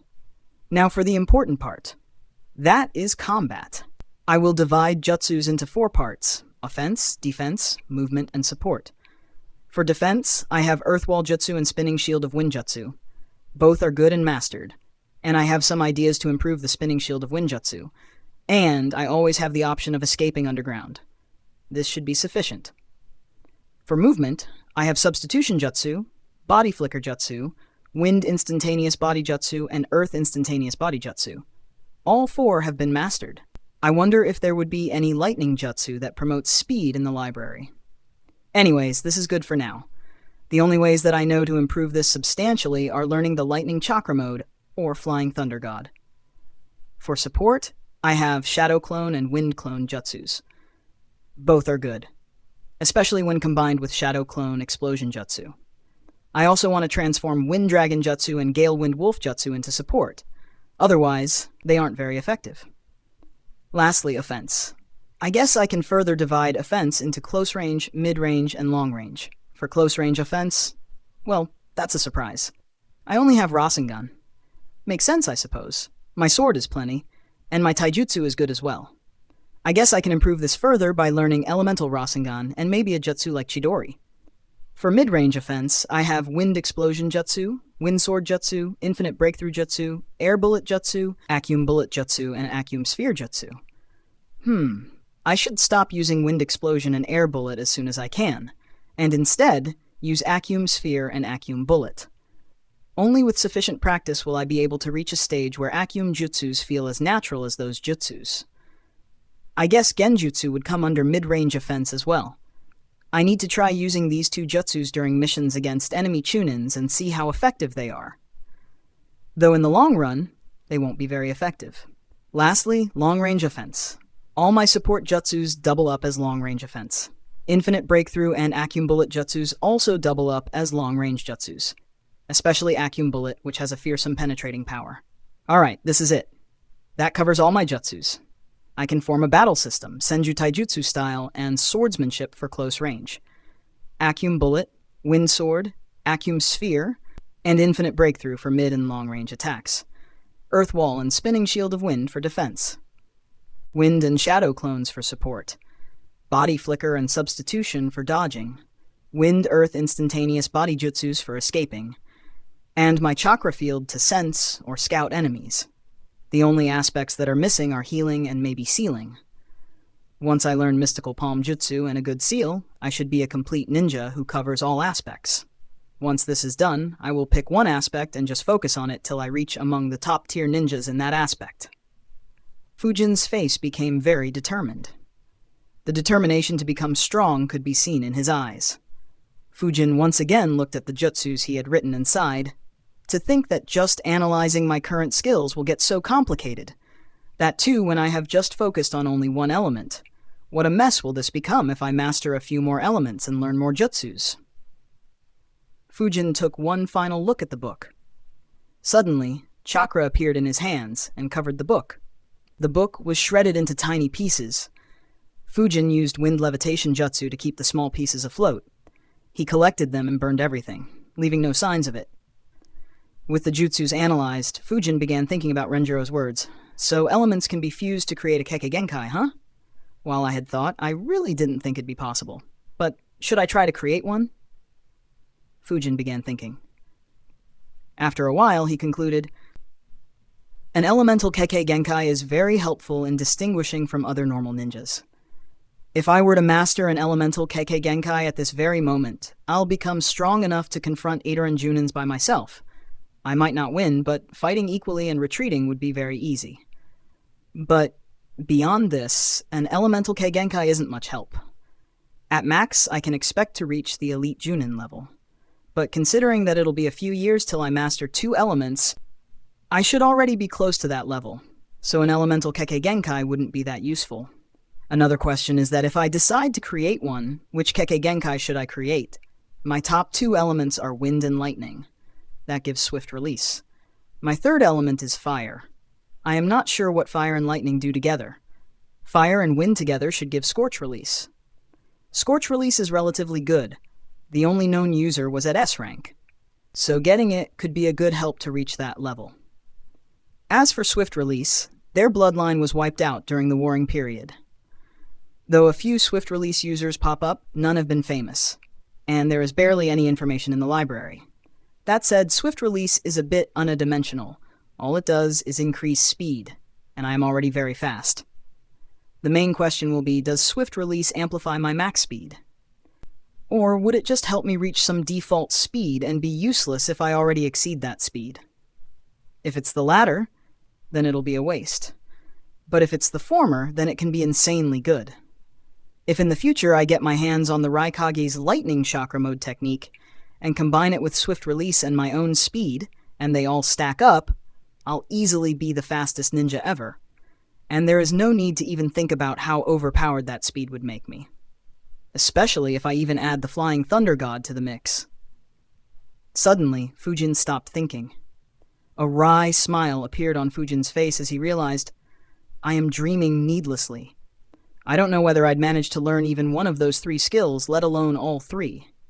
Not to mention, I have no whatsoever expertise in fire or lightning elements. I haven't learned even a single jutsu of those 2 elements. And Renjiro said that even my wind nature hasn't reached that level. So it's pointless to think or dream about this right now. After concluding his thoughts, Fujin decided, I'll rest for today. Tomorrow morning, my solo training begins. 2. 4K plus words chapter after a long while. Since it was just an analysis of his capabilities, I didn't want to extend it to multiple chapters. With Team Renjiro being disbanded, the kid gloves are off. Fujin will no longer have the protection of an elite Junin. The upcoming arcs will be a mix of training and missions happening consecutively, though first, quite a bit of training will happen. I'll also be addressing one of the flaws that Fujin had in the initial part of the story in these arcs. The fighting in the missions will be more intense. Though the scale will be slightly smaller as elite or Iteran Junins might not be participating, it'll be more intense for Fujin. So, put on your seatbelts and enjoy the ride. Additional chapter on Sunday if the fic stays in top 200. If you can, then please support me on Patreon. Link wpatreon.com/devilspace. Can read up to 50 chapters ahead on Patreon. Thank you, Tronic, Kyle Hirschson, and iDogA for supporting me on Patreon. Thanks for listening. Narrated by Fabelverse Audio. Subscribe for more. Support links in the description. Rights holder? Contact link in the description. Chapter 143, New Routine and Advanced Fuinjutsu. Chapter 146 of Naruto, The Wind Calamity. Narrated by Fabelverse Audio. Fujin woke up at 4:30 a.m. After freshening up, he turned up his training seal's power to 60% and left for the training ground he had booked. He began the physical training that Renjiro used to put them under. He trained hard till 9 a.m. After a short break to rest and eat, he began practicing the air bullet jutsu. His aim was to reduce its required hand signs to 0. He trained for a couple of hours before taking a break for lunch. He trained another couple of hours after lunch, till his chakra started to drop low. He sighed, "So stupid. I didn't consider the fact that I will run out of chakra, especially while practicing B-rank jutsus. Anyways, what to do? I could increase my stamina by consuming soldier pills, but it won't be healthy in the long run. I guess I should just devote time to other activities. When I am close to running out of chakra, I should go to the library and read Fuinjutsu scrolls, though Ichiraku comes first. And once my chakra has regenerated, I can do something less chakra-intensive. So I suppose taijutsu or kenjutsu. Alright, let's do that. I'll practice sword fighting with a shadow clone." Fujin left for Ichiraku. He filled his stomach with a few bowls of ramen and went to the library. He thought, I have completed the Fuinjutsu scrolls from sections E and D during the academy days. Let's see what the scroll in section C has. He entered the C section of the library. He searched for a bit and found the scroll he was looking for. He grabbed the scroll and went to a desk and sat down. The title of the scroll was Intermediate Fuinjutsu Guide. He opened it and began reading it. He read the entire scroll in one go and summarized, "So finger carving seal is at intermediate level, and so is the 5-seal barrier. Considering that this barrier stopped a Jinchuriki, a medical ninja surpassed only by Tsunade, an S-rank ninja, and a former S-rank ninja, I thought that it would be much higher in rank. Still, it is very complicated. Learning it will be tough. Binding cloth is also here. It was what was used to seal the Edo Tensei. But the seal tag isn't here. Binding cloth without that sealing tag is kind of useless. And lastly, there are details about making explosion tags. Sigh. There isn't much in this scroll. It was disappointing. I hope that the scroll in the B section has better and more Fuinjutsu." He closed the scroll, put it back where it was, and went to the B section. The number of scrolls in the B section was very low. But when he found what he was looking for, he was surprised. Fujin thought, what the hell? The C section barely had anything related to Fuinjutsu, and this section has 6 scrolls? He began reading the names of each scroll. They were titled Advanced Fuinjutsu Theory, Miscellaneous Seals, Miscellaneous Seals 2, Miscellaneous Seals 3, Battlefield Seals. Sealing tags. Fujin grabbed the Advanced Fuinjutsu Theory scroll and began reading. This scroll had a lot of advanced level theories about Fuinjutsu. It introduced a few more special characters that were needed to make more seals. And it described the information about other scrolls. After reading, Fujin analyzed so many additional theories, but many of them haven't been implemented successfully yet. Anyways, the miscellaneous seals scrolls apparently have a lot of seals to make daily life easier. They were made for the benefit of the common people and to promote safer trade and transport. Looks like it was a project undertaken by Uzushio Gakure, but left incomplete due to its destruction. The Battlefield Seals scroll has seals that can be used on the battlefield. Though they aren't useful in an actual battle, they can be used for other purposes. And lastly, the Sealing Tag scroll. This is what I am looking forward to the most. Additionally, the scroll also says that if I manage to learn all the seals in these 5 scrolls, I will be considered a seal master. He put back the scroll and grabbed the Sealing Tag scroll and began reading it. His excitement dropped a bit. He analyzed, there are only 3 seals here. The Sealing Tag, which can be used to seal Edo Tensei. It can also be used to stop summons and has quite a few applications. Then there is the chakra suppression seal that Renjiro used. And lastly, the Barrier Tag. It can be used to form barriers, though it needs maintenance, so I can't use this and leave. Anyways, though not plenty, they are good. Kinda wish that the 4 symbols seal or 5 elements seal was here, but looks like they will be in the A section. Or at least I hope so. It would suck if it isn't available in the library at all. He changed the scroll for battlefield seals and began reading. This scroll had a lot of seals. After reading them all, Fujin analyzed, wow, I didn't think this would be so useful. There are seals for all sorts of battlefield applications. Fujin's surprise wasn't unwarranted. The scroll had seals to isolate sound. It even had seals to absorb light and make a place or object very difficult to see. In addition, there were seals to prevent being seen by the Byakugan or the Sharingan or even by sensors. Fujin guessed that these were the seals used by those Kiri squads, who they eliminated inside the Land of Fire. There were a lot more useful seals in the scroll. Fujin was very impressed. He thought, no wonder Uzushio Gakure was eliminated. These seals are very potent. If an entire army learnt these seals, they would become a nightmare to face, especially in the midst of battle. Finally, he began reading the miscellaneous scrolls. While reading, Fujin's eyes lit up. The seals that were in the meditation room in the central tower of the Forest of Death in these scrolls. Even the seals on his training seal were in these scrolls. After reading all 3 scrolls, he concluded, these seals are good too. If the 5 big villages had cooperated and focused on these, then this world might have been a much better place. These seals are very good to develop this world quickly. Anyways, the most useful seals for me would be the ones used in that meditation room. In addition, there are also storage seals that can store living things safely. These too could be useful. After reading all the scrolls, Fujin put them back and sat in the library. He analyzed, there is a heck of a lot to learn in Fuinjutsu. Actually, much of the stuff in the B section should have been placed in the C section, but I guess the Illage wanted to restrict their access to elite Chunins and above. I'll need a lot of time to master these. Fortunately, I do have a lot of time. Additionally, I should check all the scrolls in the B section. It would be good if I find any good jutsus. More importantly, I want to see if there are any barrier jutsus. But I guess they can wait. Let me complete my current plans. He left the library and returned back to the training ground. He made a hand sign and created a shadow clone. The shadow clone appeared in front of him.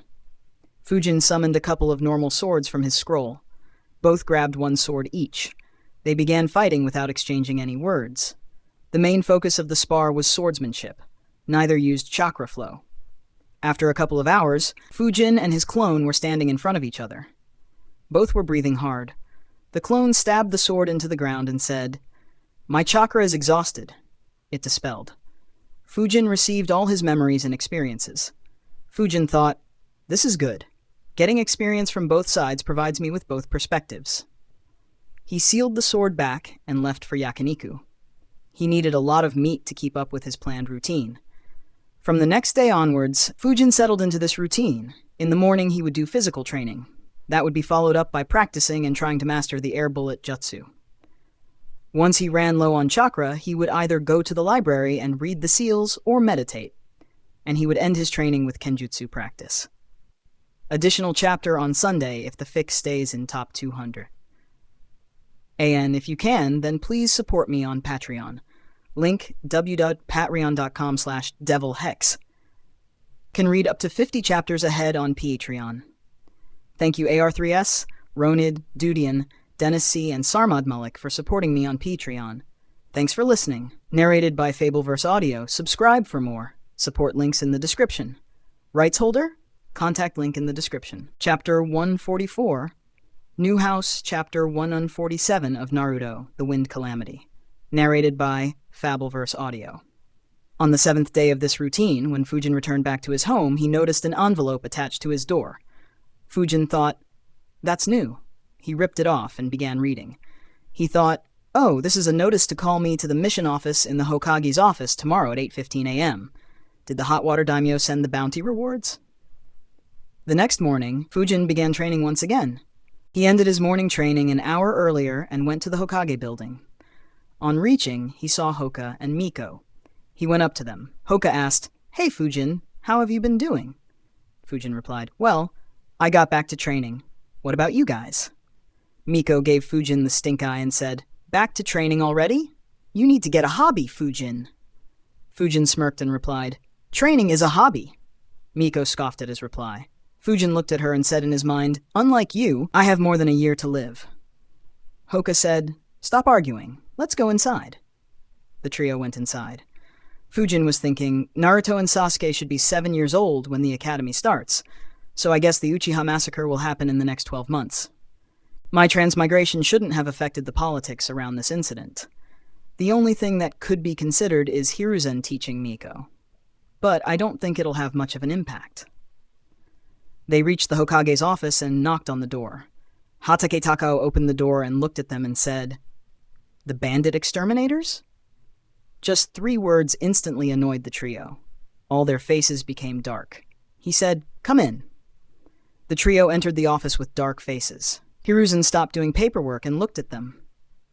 He wondered, why do they look like they have come here to give me money instead of coming here to take money? Takao opened a drawer and grabbed 3 packets. He handed one to each one of them. Hiruzen said, "You guys did a great job in the land of hot water. The joint commander of the mission, Tokuhei, and their daimyo praised your work a lot." He looked at the package in their hands and said, "These are the bounty rewards that daimyo has sent for you. Fujin, yours has 4.5 million ryo. Miko and Hoka, your packets have 2.5 million ryo each." Fujin saw his packet and thought, Rank A missions give a shitload of money. Hiruzen's eyes didn't miss Fujin looking at his packet. He thought, this brat is very greedy. I have to ensure that he doesn't pick up any bad habits. He asked, "What are you 3 planning to do with the money?" Miko answered, "Nothing. My mom will take it all and put it in the bank. I can have access to it when I am older." Hoka said, "Same here, though I'll be asking my dad to get me more tools to improve my strength." Hiruzen looked at Fujin. "What about you, Fujin?" Fujin thought for a bit and said, "I'll probably buy a new house. The one that the academy assigned me is too small and kinda old." Hiruzen was surprised. He never thought that Fujin would consider housing. Most orphans would live in their assigned houses for a long time. They would usually move out only when they get married. Hoka and Miko were surprised as well. Hoka said, "That's good. Good luck, Fujin." Miko added, "Yes, good luck, Fujin. Invite us when it's ready." Fujin nodded. Hiruzen said, "Good. Takao, arrange for a proper contractor to meet up with Fujin. Good luck, Fujin." Fujin nodded and thanked him. They left the office. Takao followed Fujin. He said, "Fujin, follow me." Miko and Hoka said goodbyes and left for their respective homes. Fujin followed Takao. He led Fujin to a huge shop. It was quite close to the Hokage building. Fujin observed the shop. Many workers were working here, and all seemed busy. He entered and said, "Old man, AG." An old man looked at the entrance. He was around 60 years old. All his hair was white, but his back was still upright.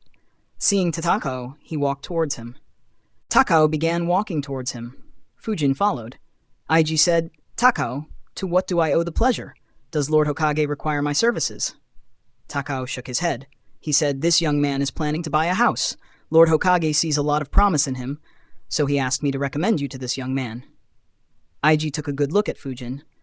He suddenly realized and said, "Fujin-kun, I remember watching you in the Chunin exams. No wonder Lord Hokage values your talent." Fujin thought, "Wow, I didn't think I'd be recognized. Does that make me a minor celebrity? Haha." The old man continued, I actually lost some money in the betting, but seeing promising young men like you was worth it. Ha ha ha. He began laughing loudly. Fujin watched him with a deadpan look. Takao looked at Fujin and said, Fujin, old man Eiji here is one of the best architects in Konoha. He has built many houses and usually has a few on sale too. He will give you the best deals. So choose the house you like. Fujin nodded. Takao left. Eiji watched his back as he left. Though Takao spoke only a few simple sentences, which any outsider might think were casual, there were a lot of hidden messages in them. Even Fujin didn't notice any. When he said that Hokage found Fujin promising, it meant that Fujin was someone with a bright future. Eiji shouldn't try to be underhanded with him or take advantage of his younger age. When Takao told Fujin that Eiji would give him the best deals, it was actually a message for Eiji to give Fujin the best deal he could, and only make minimal profits. Eiji obviously picked up on them. This wasn't the first time he had interacted with Takao. While he was impressed with Fujin's dominance in the Chunin exams, he was more impressed with the fact that he made Takao speak for him. Usually, Eiji would give the job of showing houses to one of his employees. But since Takao brought Fujin, he decided to attend to him. He looked at Fujin and asked with a smile on his face, So, Fujin-kun, have you decided on what type of house you want? Fujin thought for a bit and answered, I haven't decided much. The only requirements I have are that it be big and spacious. Eiji looked at Fujin for a second and thought, that is pretty much like saying nothing. Fujin looked at him and asked, Can you show me some houses first? He said, Sure. Can you tell me what your budget is? Fujin replied, That will depend on the house. Eiji was speechless by the reply. He sighed and thought, This will be a long day. He didn't know how right he was. He nodded and said, All right, follow me. He began walking outside. All the prime area in Konoha was already sold and occupied, so no place near the Hokage's buildings was for sale. They walked a few blocks away. After walking a bit, they reached a place where 5 houses had just been built. Eiji said, In this area, I have just constructed these 5 houses. Check if you like any of them. Fujin observed the houses. From the outside, all looked great. All were built on an area of around 1,200 square feet. And all houses had a spacious living room on the ground floor, along with a kitchen and a bathroom. On the upper floor, there were multiple master bedrooms. Fujin thought, not bad, the houses are good. Well, at least much better than my current one. But none of them has a basement. I could try to build a basement using the camp jutsu, but I am not sure that it won't harm the foundation of the house. Also, the houses are kinda close to each other. Though they are separated by a fence, I'd like it if the houses were farther apart. Eiji stayed outside and watched Fujin. He just kept flickering from one house to another. He chuckled, kids, so enthusiastic about everything. Though this one would not be in his budget. Unless, of course, Lord Hokage is paying for it. After a few minutes, Fujin left the house. He looked to be in thought. Eiji asked, Did you like the houses, Fujin-kun? Fujin looked at him smiling. He answered, Yes, they are well built. But do you have any houses that are not close to other houses? Also, it'd be great if they have basements. Eiji didn't expect that reply. He thought, these are a few of my best houses. But he doesn't look impressed at all. Additional chapter on Sunday if the fic stays in top 200. If you can, then please support me on Patreon. Link www.patreon.com/devilhex, no space. Can read up to 50 chapters ahead on Patreon. Thank you, Reese Campbell and Nathan Williams, for supporting me on Patreon. Thanks for listening. Narrated by Fabelverse Audio. Subscribe for more. Support links in the description. Rights holder. Contact link in the description. Chapter 145, Picky Youngster. Chapter 148 of Naruto, The Wind Calamity. Narrated by Fabelverse Audio. Damn, we reached 1,000 Power Stones this week. Thanks a lot, guys. Let's do it once more. He said, Why do you want your house to not be close to other houses? Fujin tilted his head and said, I did say I want them to be spacious, right? Eiji was surprised again. He thought, what do you plan on doing with so much space? He said, These are my houses, with large empty spaces around them. I do have a few with even larger space, but they don't have any basements. As for the ones with basements, they don't have a large space around them. Fujin thought and said, Can you show them to me? Eiji nodded and said, Sure, follow me. They began walking to the next house. While walking, Fujin asked, "How much were those houses for Mr. Eiji?" Eiji replied, "I can sell one of those houses to you for 2 million ryo. He thought, they can go for over 3 million ryo, but due to Kao's words, I can sell them for just above my bottom line. Fujin was surprised. He thought, so an elemental crystal is worth more than one house? Renjiro wasn't kidding about their rarity. Eiji took Fujin to look at a lot of houses. The one Fujin liked the most was a 2-story house built in a 1,500 square foot area. The land around the house was unoccupied, but it didn't have a basement, and the roads around the houses were quite busy. Since the house was in a good area, it was very pricey too. After seeing all of the houses, Fujin asked, "Do you construct new houses as well?" Eiji was tired from taking Fujin on a tour. He answered, "Yes, I do." Fujin asked, "So, can you make a new house for me with a new design?" Eiji's eyes twitched. After hours of touring, he wants me to build a new house. He said, "Building a new house takes time, and you will have to buy the land first." Fujin looked at him with a confused look and asked, "Don't you have contacts with any sellers of land? How did you build all these houses?" Eiji didn't reply. He didn't want to argue against Fujin. It just felt like hitting his head on a wall. He sighed and said, "Yes, but buying land suddenly is very expensive, especially if you want it in a good area. Only the land at the outskirts of the village would be cheaply available." Fujin thought a bit and said, "Being on the outskirts of the village doesn't matter. It'll be best if it's closer to the training grounds." Eiji said, "Okay, I'll contact a friend of mine. Meet me back at the shop after a couple of hours." Fujin nodded. He said, "Thank you for taking the time to show me the houses." Eiji's dissatisfaction with Fujin decreased. He watched Fujin as he left and sighed. He is an orphan. No wonder he was speaking so formally and without much emotion. I guess that he is still an innocent kid. But why are his demands for a house so strict? He sighed and went to contact his old friend who usually sold him the land. Fujin had lunch and went to Eiji's shop in the afternoon. On entering the shop, he spotted another old guy next to Eiji. When Fujin arrived, they showed him a map of Konoha that showed the plots he had for sale. There were 5 that were suitable for Fujin, however, 3 of them were close to the residential areas of the Uchiha, Hyuga, and Aburame clans. Fujin didn't consider those. One of the plots caught his eye, though. It was a 2,500 square meters, around 26 square feet plot. It was about 100 meters away from the civilian residential area. No clan was close to this place. And Training Ground 23 was very close to here. Fujin visited the plot along with the 2 old men and decided to buy it. Eiji was shocked again. Today was not a good day for his heart. He asked, "You want to buy the whole plot and not just a small part of it to build your house?" His friend looked at him with a frown on his face. He was stopping his business. Fujin said, "Oh, we can buy a small part of it as well. What's its cost?" Eiji's friend replied, "That area is very far from the center of the village, so the prices are cheap. I can sell a 1,000 square feet area plot for 100,000 ryo, but if you buy the entire plot, I can sell it to you for 2 million ryo. Fujin thought, "Not bad, that's much better, though still quite expensive.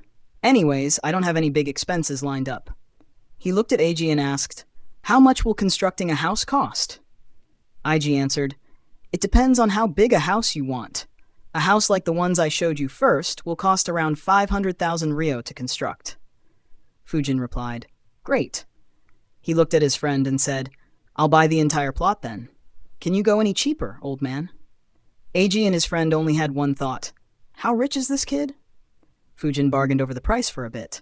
In the end, he bought the whole plot for 6 million ryo. They did all the paperwork for the land transfer. Fujin then discussed the design of the house with Eiji. Eiji showed some of his plans. In the end, Fujin decided on a great-looking design, built on an area of 4,000 square feet at the center of the plot, with 3 stories and 2 basement floors. They began discussing the price and the time needed to construct the house. Eiji had seen Fujin bargain earlier. He said, "Don't bother discussing the price of construction with me. I'll quote you the lowest price.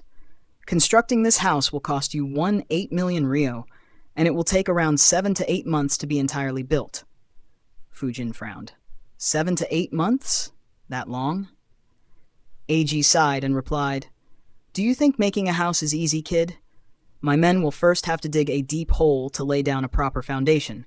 The digging itself will take 2 to 3 months, and your house will be very big, so we will need time to make it properly."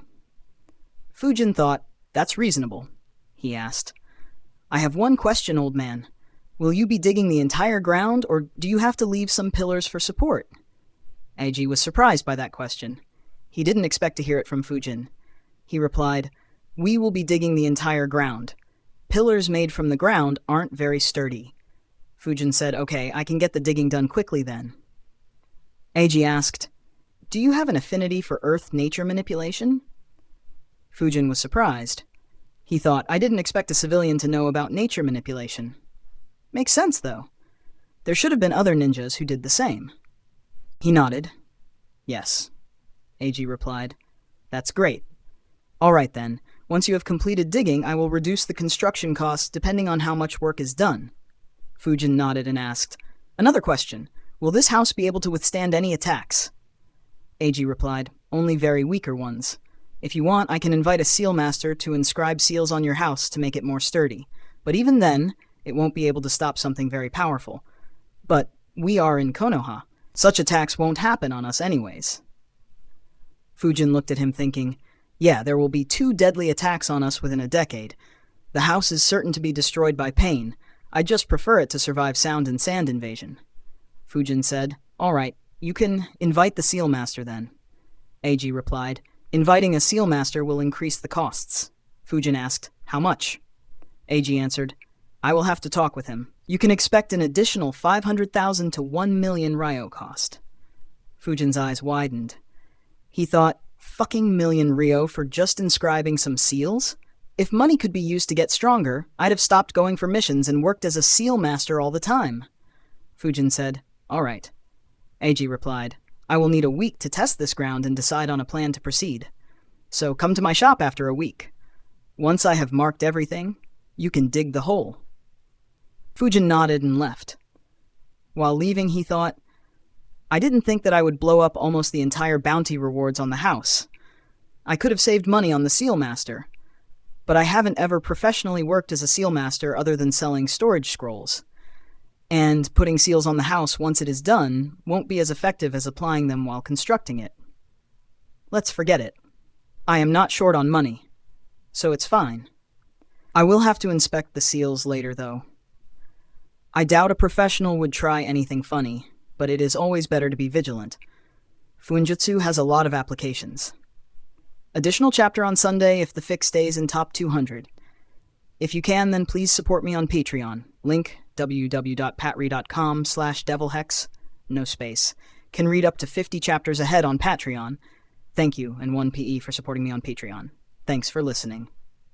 Narrated by Fabelverse Audio. Subscribe for more. Support links in the description. Rights holder? Contact link in the description. Chapter 146, First Mission as the Team Leader.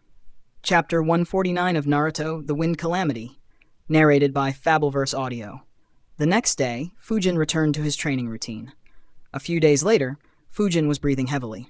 However, there was a big smile on his face. The trees in front of him were riddled with holes. He exclaimed, "Finally, I can perform Acum bullets without using hand signs." In 11 days of training, Fujin had mastered the air bullet jutsu.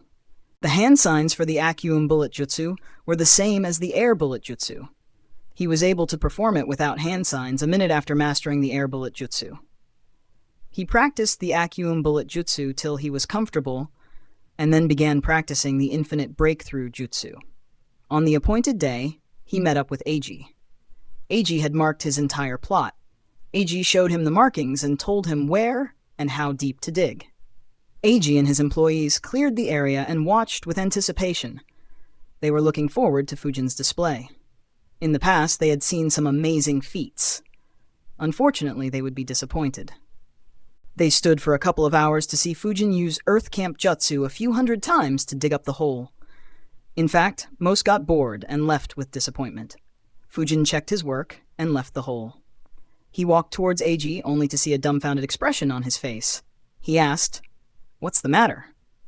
Eiji sighed and replied, "Nothing." Fujin said, "Please check if everything is all right." Eiji complained in his heart, "How can there be any mistakes when you work so slowly?" He said, "It's all right. It'll decrease your construction cost by 400,000 ryo. I also talked with a seal master. We decided on 600,000 ryo cost. Is that all right?" Fujin nodded and asked, "Can I watch when he inscribes the seals?" Eiji said, "Sure. It's your house after all. I'll send a worker to your house to give you the message." Fujin thanked him and left back for training. The next afternoon, Fujin was practicing the infinite breakthrough jutsu. He had already learnt how to use it without any hand signs. Its similarity with the great breakthrough jutsu allowed Fujin to master it quickly. He was now practicing supercharging this jutsu quickly. However, he suddenly stopped practicing and looked in a direction. He thought, "Someone entered the training ground? Who?" The chakra signature is very low, so either he is weak or good at hiding his chakra level. The person Fujin sensed was moving towards him. Fujin stopped practicing and waited to see who it was. After a little while, a young man in his early 20s appeared. He looked at Fujin and asked, "Hey, you are Fujin, right?" Fujin nodded and asked, "Yes. Who are you?" He answered, "I am Endo Tadao. I came here to call you to the mission center. You are called there." Calling the office where Team Renjiro was assigned missions as mission center from this point onwards, Fujin thought, "Are they finally assigning me a mission? Is he a messenger or someone who works there?" He replied, "All right, I will be there." Tadao looked at Fujin. He seemed to have no intention to leave. He said, "Can you leave now? They have called you immediately." Fujin sighed and said, "All right." Tadao expected Fujin to follow him back. However, Fujin just disappeared. He was shocked. "What the hell? I just blinked my eyes and he disappeared." He immediately looked around himself but didn't find anyone. However, he saw the destruction Fujin had caused in that training ground. He muttered, "He really left like that. Shichiro wasn't lying about his skill and strength." He turned around and began running back to the Hokage building. Fujin flickered to the Hokage building. He entered the building and walked into the mission center. On entering, he saw a few chunins who were working there. In addition, there were a few more ninjas.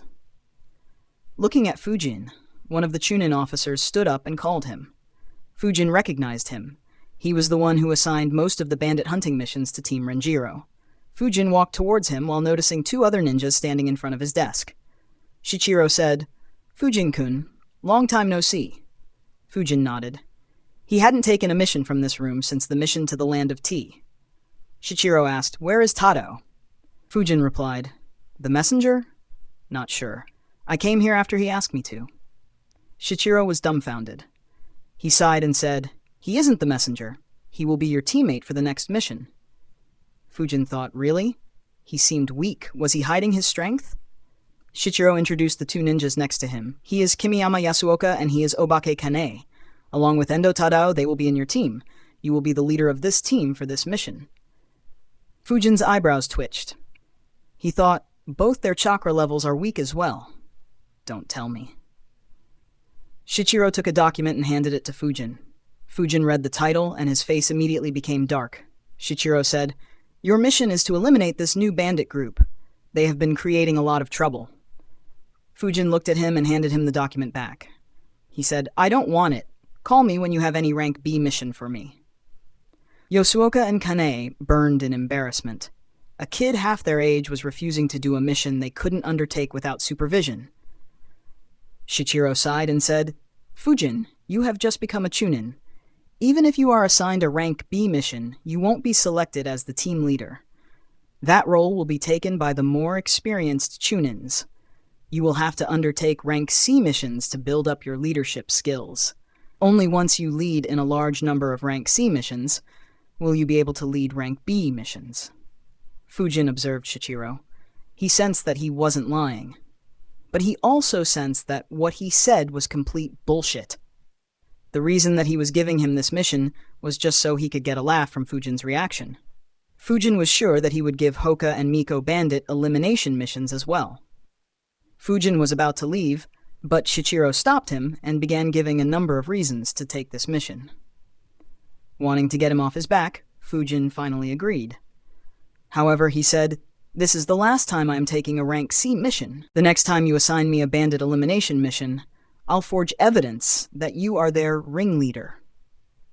Shichiro smiled and handed him the document back. Tadao finally returned to the mission center. He was breathing heavily. Fujin looked at his 3 new subordinates and asked, "When do you guys want to leave for the mission?" Yasuoka answered, "We are ready to leave anytime." Fujin said, "All right, let's meet at the Illage Gate in a couple of hours." Fujin left to have his lunch. Tadao, Yasuoka, and Kanae saw him leave. Tadao asked, "Are we getting too old?" Kanae refused. "No way! I am not even married yet." Yasuoka sighed at his teammates' antics. He said, "Well, at least he is strong, though he seems to be very arrogant. He didn't put us in his eyes at all." Shichiro chuckled and patted his back. He said, "Don't worry, he is very reasonable and balanced, and he is very strong.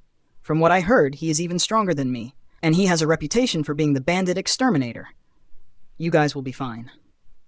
Tadao, Yasuoka, and Kanae sighed. They knew they had been set up by Shichiro. All 4 of them were 22 years old. They were in the same year in the academy and were good friends. Unfortunately, the 3 of them weren't very talented. They never managed to be promoted to Chunin and had already given up on it. They stayed together as a team and would only take rank C missions occasionally for the money and to stay in shape. Shichiro was a bit more talented than them. He managed to be promoted to the Chunin rank in the 3rd Great Ninja War, but he became weary of risking his life and took a desk job. After a couple of hours, Fujin and the 3 Genins assembled. Fujin asked, "Have you prepared the necessary weapons and rations for the mission?" All 3 Genins nodded awkwardly as many were watching when Fujin asked this question. Fujin asked, "What are your specialities?" Tadao said, "I am good at throwing shurikens. I can hit a bullseye every single time." Yasuoka said, "I have mastered water-nature manipulation." While there was no change in Fujin's expression, he scoffed in his mind. "Mastered? Why don't you put your name down as a candidate for the 5th Hokage?" Kanae said, "I can observe our surroundings carefully and pick up on clues." Fujin nodded and said, "All right, let's go." However, Tadao stopped him. "Wait, Fujin. Can you tell us about your specialities?" Fujin stopped and turned around. He answered, "I know a bit of wind and earth nature manipulation and am good with clones." After answering, he turned around and began leaving. The trio were a bit surprised. They expected the preteen to brag about his prowess, but he didn't show off at all. They quickly followed him. AN, additional chapter on Sunday if the fic stays in top 200.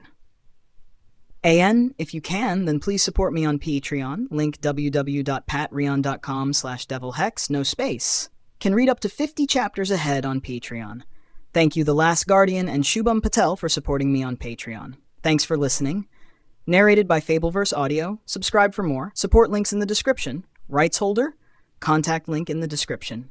Chapter 147, A Scheme Targeting Konoha. Chapter 150 of Naruto, The Wind Calamity. Narrated by Fabelverse Audio. Fujin and his squad moved quickly through the forest. Kanae took the position at the front while Fujin was in the rear. Occasionally, Fujin used to activate his chakra field and sense his surroundings. Fujin sighed thinking, "This is tough without Hoka. I could divide this job with him to reduce my workload. And his eyes could notice the stuff I missed, and vice versa." After some time, Yasuoka asked, "Fujin, you became a Chunin in the last Chunin exam, right?" Fujin replied, "Yes." Yasuoka asked again, "Who were your sensei and teammates?"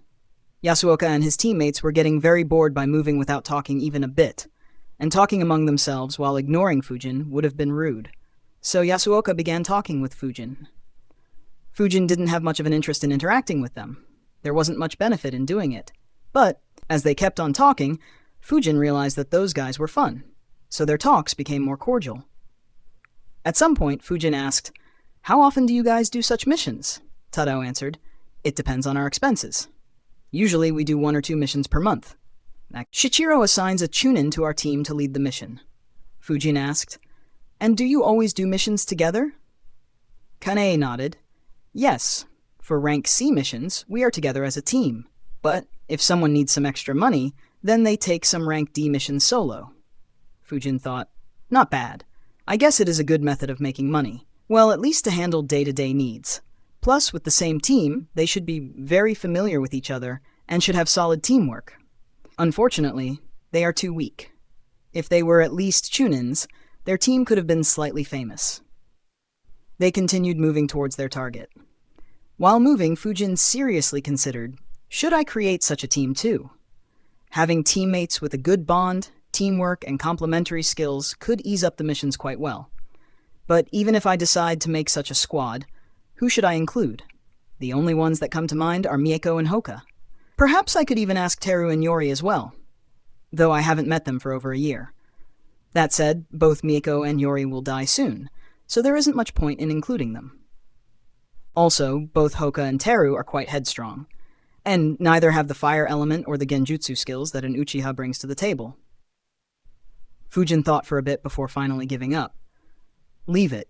Such a team works for these guys because they are all equally weak and have no great ambitions. Among the strong, no such teams ever formed. The only squad with an all S-rank roster that comes to my mind is the Sanins, and even they broke up. The journey to the reported area took 7 hours. Fujin sighed internally. If I was with my previous squad, we could have reached here in 3 hours. Unfortunately, not only were these guys slow, but they also needed 2 breaks. I guess expecting the same level of fitness and capability as my old squad was a bit too much. Probably only Anbu or Junin squads will have a higher efficiency than us. Fujin and the Jinins were observing the area. There were clear signs of a fight happening at that place. Yasuoka observed the surroundings and said, "There are multiple broken carts here. Looks like the attack had taken place here." Kane snorted in displeasure. Those cocky bandits didn't even bother to hide and cover up their actions. Fujin, too, wondered about that. That's weird. None of the dozens of bandit camps we cleared had such stupid bandits. It's as if they want to let others know that they created trouble. But why would a bandit group attract unwanted attention? The weirdness of the situation suddenly increased Fujin's alertness to the max. Kane began observing the clues. He said, "According to the clues, they are." However, Fujin interrupted him. "Southwestern direction, about 1,100 meters from here. Move quickly and quietly." The trio were surprised. They never thought that Fujin would be a censor as well. They immediately followed his instructions without any complaints or doubts. They moved over a kilometer in the direction that Fujin pointed before they could see the camp. Kane was very surprised. He said softly, "First they left all the clues on the road, and they have a camp out in the open. Sure, it's in the forest, but there is no cover for them at all when someone finds them." Yasuoka and Taro were confused too. The place had multiple small huts made of bamboo and leaves. They were spread over 100 meters and could probably hold around 60 bandits. There was no natural protection other than the forests. However, Fujin's attention was on something else. "Oh, I see. There is one ninja among this bandit group, and he seems to be at the Chunin level. Is he behind this stupidity, or is he scheming up something?" Fujin's eyes moved towards his temporary subordinates as he thought, "Having subordinates is kinda nice. I'll let them test the waters. If it's just this guy, then I will assassinate him. If he is indeed cooking up some scheme, then they will be good meat shields. I'll stay back and observe what scheme is being cooked here. Sigh, they kinda seem good. Unfortunately, this world is too dangerous. If something were to happen to them, then it's their own fault for being so weak." Fujin steeled his resolve. He said, "You guys begin the assault. Move quietly and eliminate as many as you before alerting the whole camp. I'll stay behind and observe in case there is anything fishy." Tadao, Yasuoka, and Kane nodded and moved. They weren't aware that there was someone stronger than them among the bandits. Fujin stayed behind and observed them. In the central hut of the camp, a large man was relaxing on a rather comfortable deck chair. 2 slim ladies were around him, one massaging his shoulders and another his thighs. Both had scared looks on their face. The man grinned like a pervert while enjoying the treatment. Some other bandits in the room were looking at them lecherously. The man sitting in the chair was Idane Kai. He was a hot-headed Chunin from Kumogakure. Due to his hot-headedness, he killed a civilian and hence ended up in a prison. Fortunately for him, he was able to get out of prison due to special circumstances. A month ago in the Raikage office, an old man entered the Raikage's office and placed some documents in front of him. He was an elder in Kumogakure. He said, "These are some reports that we received from the Land of Fire." Mabui took the reports and began reading. The fourth Raikage frowned. He asked, "Is Konoha up to something?" The old man shook her head and said, "No, this is related to their trade. In the past couple of months, their trade has suddenly boomed. If their trade continues to increase at this rate, then they will earn a lot of money which they can use to train more ninjas." A's frown deepened. He said, "Konoha controls the richest and the most fertile land in this world. If they begin growing rapidly, then their strength can once again surpass us." The old man nodded and said, "Yes. And if that happens, then war will have to be started again to prevent Konoha from getting too strong. Though Minato died and Orochimaru betrayed them, their strength is still quite strong. Some of their younger ninjas are gaining fame quickly. We need to ensure that Konoha's growth is at least slowed, so that we don't have to go to another war." Ace immediately became angry. He said, "Just a few years ago we could force them to hand over an elite Junin, and now they are becoming a threat again?" However, the old man calmed him down. "I would advise you not to make such a reckless move again, Lord Forth. Konoha promoted a lot of Chunins to Junins in this period. More importantly, our spies have reported that Iwa is recovering its strength rapidly too. That fence-sitter is spending a huge amount of money on raising new ninjas. If Konoha decides to retaliate instead of being desperate for peace, then we could get in a pickle." A calmed down slightly. He asked, "What do you suggest then?" The old man said, "According to my sources, Konoha's trade suddenly boomed as their bandits were killed at a rapid pace, so we should increase their bandit groups." A thought for a bit. He looked at Mabui and said, "Mabui, see if we have any useful prisoners. We will release them and let them be rogue ninjas inside the Land of Fire and have them start more bandit groups." Mabui nodded and left to check their data. The old man said, "While Konoha doesn't have the strength to retaliate against us, it'll be better if we don't leave any clues behind." I nodded and said, "Yes, I know that. It'll be annoying if they retaliate with similar measures. Though if they do, I'll smash them all." AN. Additional chapter on Sunday if the fic stays in top 200. If you can, then please support me on Patreon. Link www.patreon.com/devilhex, no space. Can read up to 50 chapters ahead on Patreon. Thank you, Michael Hughes, for supporting me on Patreon. Thanks for listening. Narrated by Fabelverse Audio. Subscribe for more. Support links in the description. Rights holder? Contact link in the description.